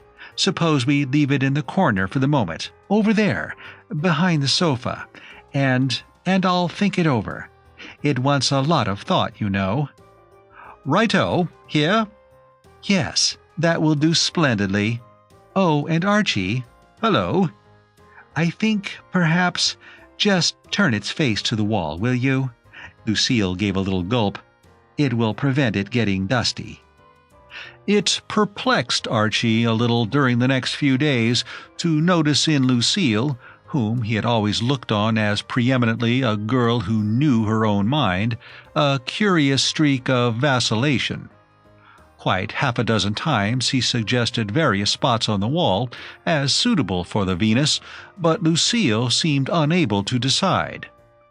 Archie wished that she would settle on something definite, for he wanted to invite J.B. Wheeler to the suite to see the thing. He had heard nothing from the artist since the day he had removed the picture, and one morning, encountering him on Broadway, he expressed his appreciation of the very decent manner in which the other had taken the whole affair. "Oh, that," said J.B. Wheeler. "My dear fellow, you're welcome." He paused for a moment. "More than welcome," he added. "You aren't much of an expert on pictures, are you?" "Well," said Archie, "I don't know that you'd call me an absolute nib, don't you know, but, of course, I know enough to see that this particular exhibit is not a little fruity. Absolutely one of the best things you've ever done, laddie." A slight purple tinge manifested itself in Mr. Wheeler's round and rosy face. His eyes bulged. "What are you talking about, you tishbite? You misguided son of Belial? Are you under the impression that I painted that thing?" "Didn't you?" Mr. Wheeler swallowed a little convulsively. "My fiancé painted it," he said shortly. "Your fiancé? My dear old lad, I didn't even know you were engaged. Who is she? Do I know her?" "Her name is Alice Wigmore. You don't know her." "And she painted that picture." Archie was perturbed. "But I say, won't she be apt to wonder where the thing has got to?" "I told her it had been stolen. She thought it a great compliment and was tickled to death, so that's all right." "And of course she'll paint you another." "Not while I have my strength, she won't," said J.B. Wheeler firmly. "She's given up painting since I taught her golf, thank goodness, and my best efforts shall be employed in seeing that she doesn't have a relapse." "But, laddie," said Archie, puzzled, "you talk as though there was something wrong with the picture. I thought it was dashed hot stuff." "God bless you," said J.B. Wheeler. Archie proceeded on his way, still mystified. Then he reflected that artists, as a class, were all pretty weird and rummy and talked more or less consistently through their hats. You could never take an artist's opinion on a picture. 9 out of 10 of them had views on art which would have admitted them to any loony bin and no questions asked. He had met several of the species who absolutely raved over things which any reasonable chappie would decline to be found dead in a ditch with. His admiration for the Wigmore Venus, which had faltered for a moment during his conversation with J.B. Wheeler, returned in all its pristine vigor. Absolute rot, he meant to say, to try to make out that it wasn't one of the ones and just like Mother used to make. Look how Lucille had liked it. At breakfast next morning, Archie once more brought up the question of the hanging of the picture. It was absurd to let a thing like that go on wasting its sweetness behind a sofa with its face to the wall. Touching on the jolly old masterpiece, he said, "How about it? I think it's time we hoisted it up somewhere." Lucille fiddled pensively with her coffee spoon. "Archie, dear," she said, "I've been thinking." "And a very good thing to do," said Archie. "I've often meant to do it myself, when I've got a bit of time." "About that picture, I mean. Did you know it was Father's birthday tomorrow?" "Why, no, old thing, I didn't, to be absolutely honest. Your revered parent doesn't confide in me much these days, as a matter of fact." "Well, it is, and I think we ought to give him a present." "Absolutely. But how? I'm all for spreading sweetness and light, and cheering up the jolly old pater's sorrowful existence, but I haven't a bean. And, what is more, things have come to such a pass that I scan the horizon without seeing a single soul I can touch. I suppose I could get into Reggie Van Teel's ribs for a bit, but I don't know. Touching poor old Reggie always seemed to me rather like potting a sitting bird." "Of course, I don't want you to do anything like that. I was thinking, Archie, darling, would you be very hurt if I gave Father the picture?" "Oh, I say." "Well, I can't think of anything else." "But wouldn't you miss it most frightfully?" "Oh, of course I should. But you see, Father's birthday—" Archie had always thought Lucille the dearest and most unselfish angel in the world, but never had the fact come home to him so forcibly as now. He kissed her fondly. "By Jove," he exclaimed, "you really are, you know. This is the biggest thing since jolly old Sir Philip What's-his-name gave the drink of water to the poor blighter whose need was greater than his, if you recall the incident. I had to sweat it up at school, I remember. Sir Philip, poor old bean, had a most ghastly thirst on, and he was just going to have one on the house, so to speak, but it's all in the history books. This is the sort of thing Boy Scouts do. Well, of course, it's up to you, Queen of my soul. If you feel like making the sacrifice, right-o. Shall I bring the pater up here and show him the picture?" "No, I shouldn't do that. Do you think you could get into his suite tomorrow morning and hang it up somewhere? You see, if he had the chance of— what I mean is, if— Yes, I think it would be best to hang it up and let him discover it there." "It would give him a surprise, you mean, what?" "Yes." Lucille sighed inaudibly. She was a girl with a conscience, and that conscience was troubling her a little. She agreed with Archie that the discovery of the Wigmore Venus in his artistically furnished suite would give Mr. Brewster a surprise. Surprise, indeed, was perhaps an inadequate word. She was sorry for her father, but the instinct of self-preservation is stronger than any other emotion. Archie whistled merrily on the following morning as, having driven a nail into his father-in-law's wallpaper, he adjusted the cord from which the Wigmore Venus was suspended. He was a kind-hearted young man, and, though Mr. Daniel Brewster had, on many occasions, treated him with a good deal of austerity, his simple soul was pleased at the thought of doing him a good turn. He had just completed his work and was stepping cautiously down when a voice behind him nearly caused him to overbalance. "What the devil?" Archie turned beamingly. "Hello, old thing. Many happy returns of the day." Mr. Brewster was standing in a frozen attitude. His strong face was slightly flushed. What? He gurgled. Mr. Brewster was not in one of his sunniest moods that morning. The proprietor of a large hotel has many things to disturb him, and today things had been going wrong. He had come up to his suite with the idea of restoring his shaken nerve system with a quiet cigar, and the sight of his son-in-law had, as so frequently happened, made him feel worse than ever. But when Archie had descended from the chair and moved aside to allow him an uninterrupted view of the picture, Mr. Brewster realized that a worse thing had befallen him than a mere visit from one who always made him feel that the world was a bleak place. He stared at the Venus dumbly. Unlike most hotel proprietors, Daniel Brewster was a connoisseur of art. Connoisseuring was, in fact, his hobby.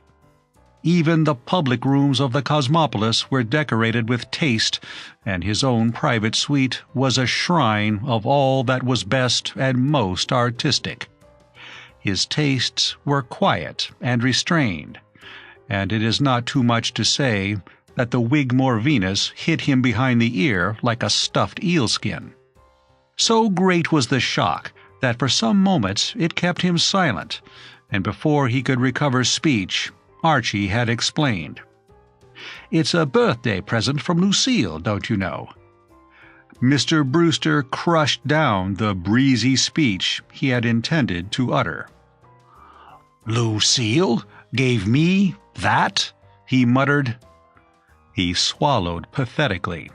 He was suffering, but the iron courage of the Brewsters stood him in good stead.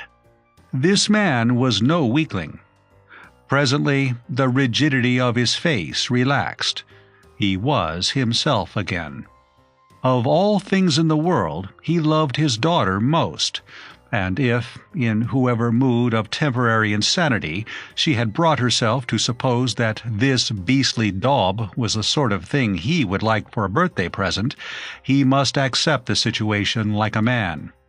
He would, on the whole, have preferred death to a life lived in the society of the Wigmore Venus, but even that torment must be endured if the alternative was the hurting of Lucille's feelings. "I think I've chosen a pretty likely spot to hang the thing, what?" said Archie cheerily. "It looks well alongside those Japanese prints, don't you think? Sort of stands out." Mr. Brewster licked his dry lips and grinned a ghastly grin. "It does stand out," he agreed. Chapter 26. A Tale of a Grandfather. Archie was not a man who readily allowed himself to become worried, especially about people who were not in his own immediate circle of friends. But in the course of the next week, he was bound to admit that he was not altogether easy in his mind about his father-in-law's mental condition. He had read all sorts of things in the Sunday papers and elsewhere about the constant strain to which captains of industry are subjected, a strain which sooner or later is only too apt to make the victim go all bluey. And it seemed to him that Mr. Brewster was beginning to find the going a trifle too tough for his stamina.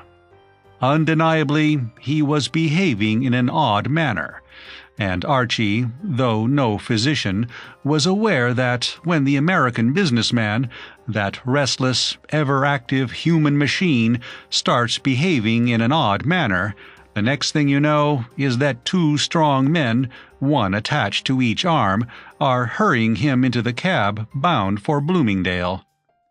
He did not confide his misgivings to Lucille, not wishing to cause her anxiety. He hunted up Reggie Van Teel at the club and sought advice from him. "I say, Reggie, old thing, present company accepted, have there been any loonies in your family?" Reggie stirred in his slumber, which always gripped him in the early afternoon. "Loonies?" he mumbled sleepily. "Rather. My Uncle Edgar thought he was twins." "Twins, eh?" "Yes, silly idea. I mean, you'd have thought one of my Uncle Edgar would have been enough for any man." "How did the thing start?" asked Archie. "Start? Well, the first thing we noticed was when he began wanting two of everything. Had to set two places for him at dinner and so on. Always wanted two seats at the theater. Ran into money, I can tell you." "He didn't behave rummily up till then? I mean to say, wasn't sort of jumpy and all that?" "Not that I remember. Why?" Archie's tone became grave. "Well, I'll tell you, old man, though I don't want it to go any farther, that I'm a bit worried about my jolly old father-in-law. I believe he's about to go in off the deep end. I think he's cracking under the strain. Dashed weird his behavior has been the last few days." "Such as?" murmured Mr. Van Teel. "Well, the other morning I happened to be in his suite. Incidentally, he wouldn't go above $10, and I wanted 25. And he suddenly picked up a whacking big paperweight and bunged it for all he was worth." "At you?" "Not at me. That was the rummy part of it. At a mosquito on the wall, he said. Well, I mean to say, do chappies bung paperweights at mosquitoes? I mean, is it done?" "Smash anything?" "Curiously enough, no. But he only just missed a rather decent picture which Lucille had given him for his birthday. Another foot to the left, and it would have been a goner." "Sounds queer. And, talking of that picture, I looked in on him about a couple of afternoons later, and he'd taken it down from the wall and laid it on the floor, and was staring at it in a dashed marked sort of manner. That was peculiar, what?" "On the floor. On the jolly old carpet. When I came in, he was goggling at it in a sort of glassy way. Absolutely rapt, don't you know. My coming in gave him a start, seemed to rouse him from a kind of trance, you know, and he jumped like an antelope. And if I hadn't happened to grab him, he would have trampled bang on the thing. It was deuced unpleasant, you know. His manner was rummy. He seemed to be brooding on something. What ought I to do about it, do you think? It's not my affair, of course, but it seems to me that if he goes on like this, one of these days he'll be stabbing someone with a pickle fork." To Archie's relief, his father-in-law's symptoms showed no signs of development. In fact, his manner reverted to the normal once more, and a few days later, meeting Archie in the lobby of the hotel, he seemed quite cheerful. It was not often that he wasted his time talking to his son-in-law, but on this occasion he chatted with him for several minutes about the big picture robbery which had formed the chief item of news on the front pages of the morning papers that day. It was Mr. Brewster's opinion that the outrage had been the work of a gang and that nobody was safe. Daniel Brewster had spoken of this matter with strange earnestness, but his words had slipped from Archie's mind when he made his way that night to his father-in-law's suite. Archie was in an exalted mood. In the course of dinner he had had a bit of good news, which was occupying his thoughts to the exclusion of all other matters. It had left him in a comfortable, if rather dizzy, condition of benevolence to all created things. He had smiled at the room clerk as he crossed the lobby, and, if he had had $1, he would have given it to the boy who took him up in the elevator. He found the door of the Brewster suite unlocked, which at any other time would have struck him as unusual. But tonight he was in no frame of mind to notice these trivialities. He went in, and finding the room dark and no one at home, sat down, too absorbed in his thoughts to switch on the lights, and gave himself up to dreamy meditation. There are certain moods in which one loses count of time, and Archie could not have said how long he had been sitting in the deep armchair near the window when he first became aware that he was not alone in the room. He had closed his eyes, the better to meditate, so had not seen anyone enter. Nor had he heard the door open. The first intimation he had that somebody had come in was when some hard substance knocked against some other hard substance, producing a sharp sound which brought him back to earth with a jerk. He sat up silently. The fact that the room was still in darkness made it obvious that something nefarious was afoot. Plainly, there was dirty work in preparation at the crossroads.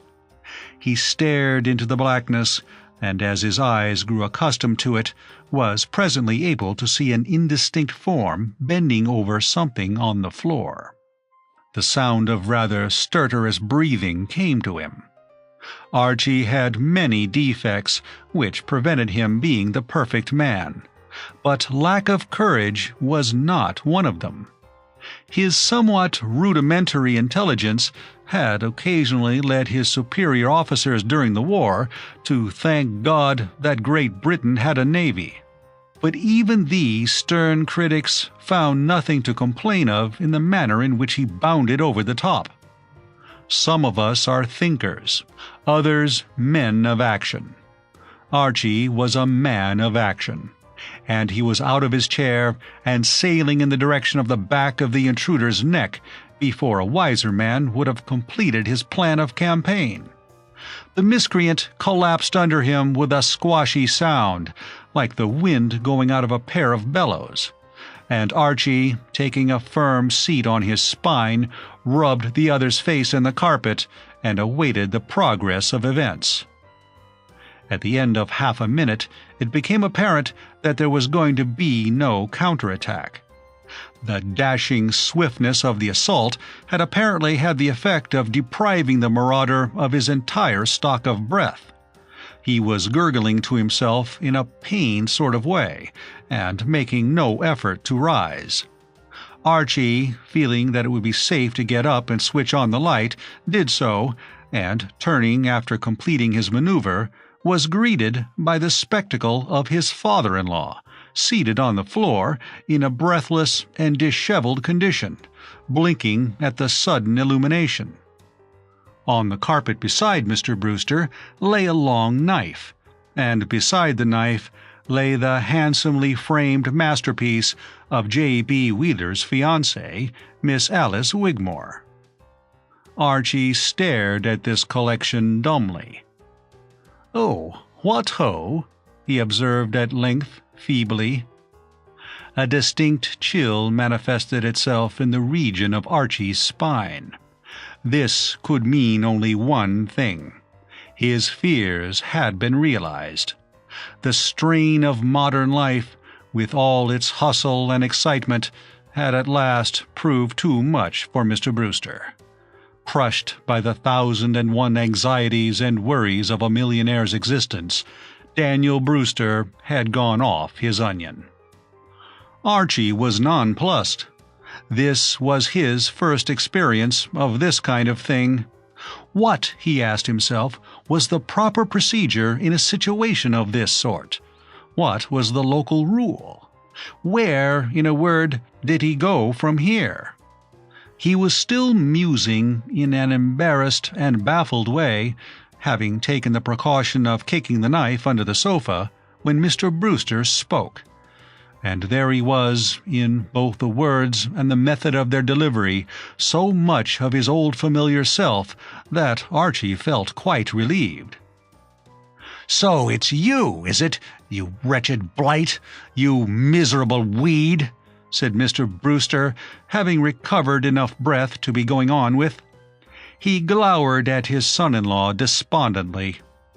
"I might have expected it. If I was on the North Pole, I could count on you butting in."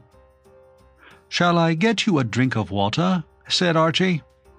"What the devil," demanded Mr. Brewster, "do you imagine I want with a drink of water?" "Well," Archie hesitated delicately, "I had a sort of idea that you had been feeling the strain a bit. I mean to say, rush of modern life and all that sort of thing." "What are you doing in my room?" said Mr. Brewster, changing the subject. "Well, I came to tell you something, and I came in here and was waiting for you, and I saw some chappie biffing about in the dark, and I thought it was a burglar or something, after some of your things. So, thinking it over, I got the idea that it would be a fairly juicy scheme to land on him with both feet. No idea it was you, old thing. Frightfully sorry and all that. Meant well." Mr. Brewster sighed deeply. He was a just man, and he could not but realize that, in the circumstances, Archie had behaved not unnaturally. "Oh, well," he said, "I might have known something would go wrong." "Awfully sorry." "It can't be helped. What was it you wanted to tell me?" He eyed his son-in-law piercingly. "Not a cent over $20, he said coldly. Archie hastened to dispel the pardonable error. "Oh, it wasn't anything like that," he said. "As a matter of fact, I think it's a good egg. It has bucked me up to no inconsiderable degree. I was dining with Lucille just now, and as we dallied with the foodstuffs, she told me something which, well, I'm bound to say it made me feel considerably braced. She told me to trot along and ask you if you would mind."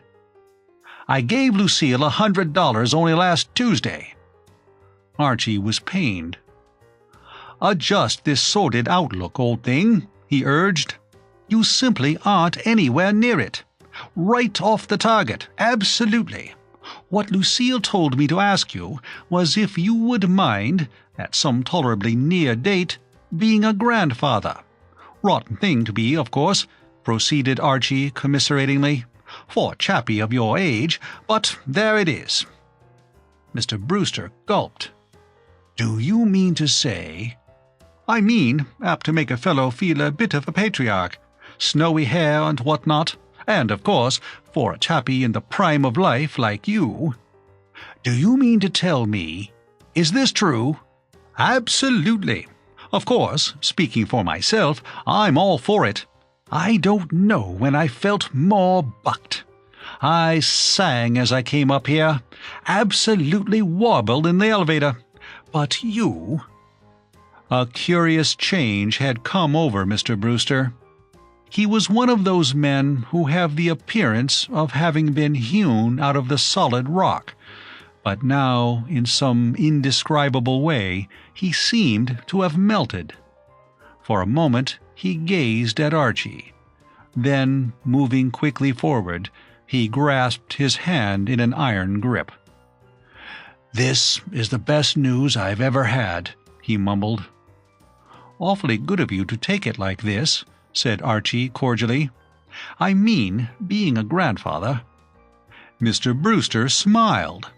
Of a man of his appearance, one could hardly say that he smiled playfully, but there was something in his expression that remotely suggested playfulness. "My dear old bean," he said. Archie started. "My dear old bean," repeated Mr. Brewster firmly. "I'm the happiest man in America." His eye fell on the picture which lay on the floor.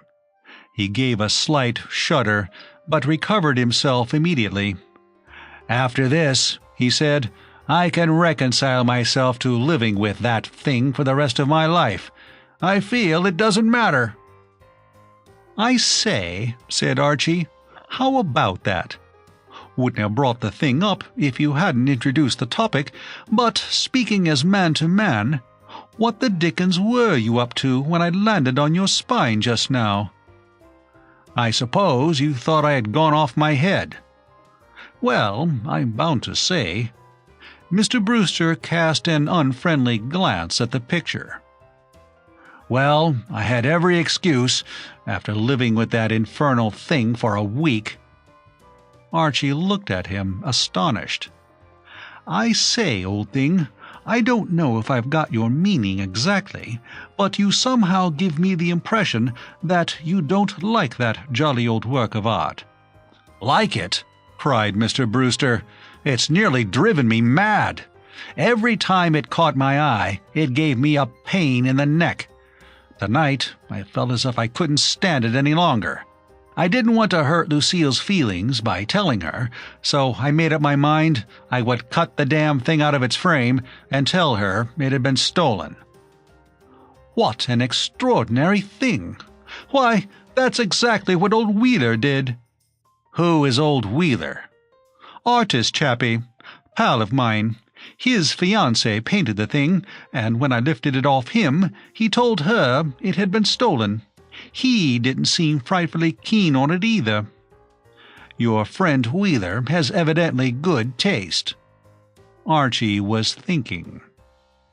"Well, all this rather gets past me," he said. "Personally, I've always admired the thing. Dashed right bit of work, I've always considered. Still, of course, if you feel that way—" "You may take it from me that I do." "Well then, in that case, you know what a clumsy devil I am. You can tell Lucille it was all my fault." The Wigmore Venus smiled up at Archie. It seemed to Archie with a pathetic, pleading smile. For a moment he was conscious of a feeling of guilt. Then, closing his eyes and hardening his heart, he sprang lightly in the air and descended with both feet on the picture. There was a sound of rending canvas, and the Venus ceased to smile. "Golly," said Archie, regarding the wreckage remorsefully. Mr. Brewster did not share his remorse. For the second time that night he gripped him by the hand. "My boy," he quavered. He stared at Archie as if he were seeing him with new eyes. "My dear boy, you were through the war, were you not?" "Eh? Oh, yes. Right through the jolly old war." "What was your rank?" "Oh, second lieutenant." "You ought to have been a general." Mr. Brewster clasped his hand once more in a vigorous embrace. "I only hope," he added, "that your son will be like you." "There are certain compliments, or compliments coming from certain sources, before which modesty reels, stunned. Archie's did. He swallowed convulsively. He had never thought to hear these words from Daniel Brewster. "How would it be, old thing," he said almost brokenly, "if you and I trickled down to the bar and had a spot of sherbet?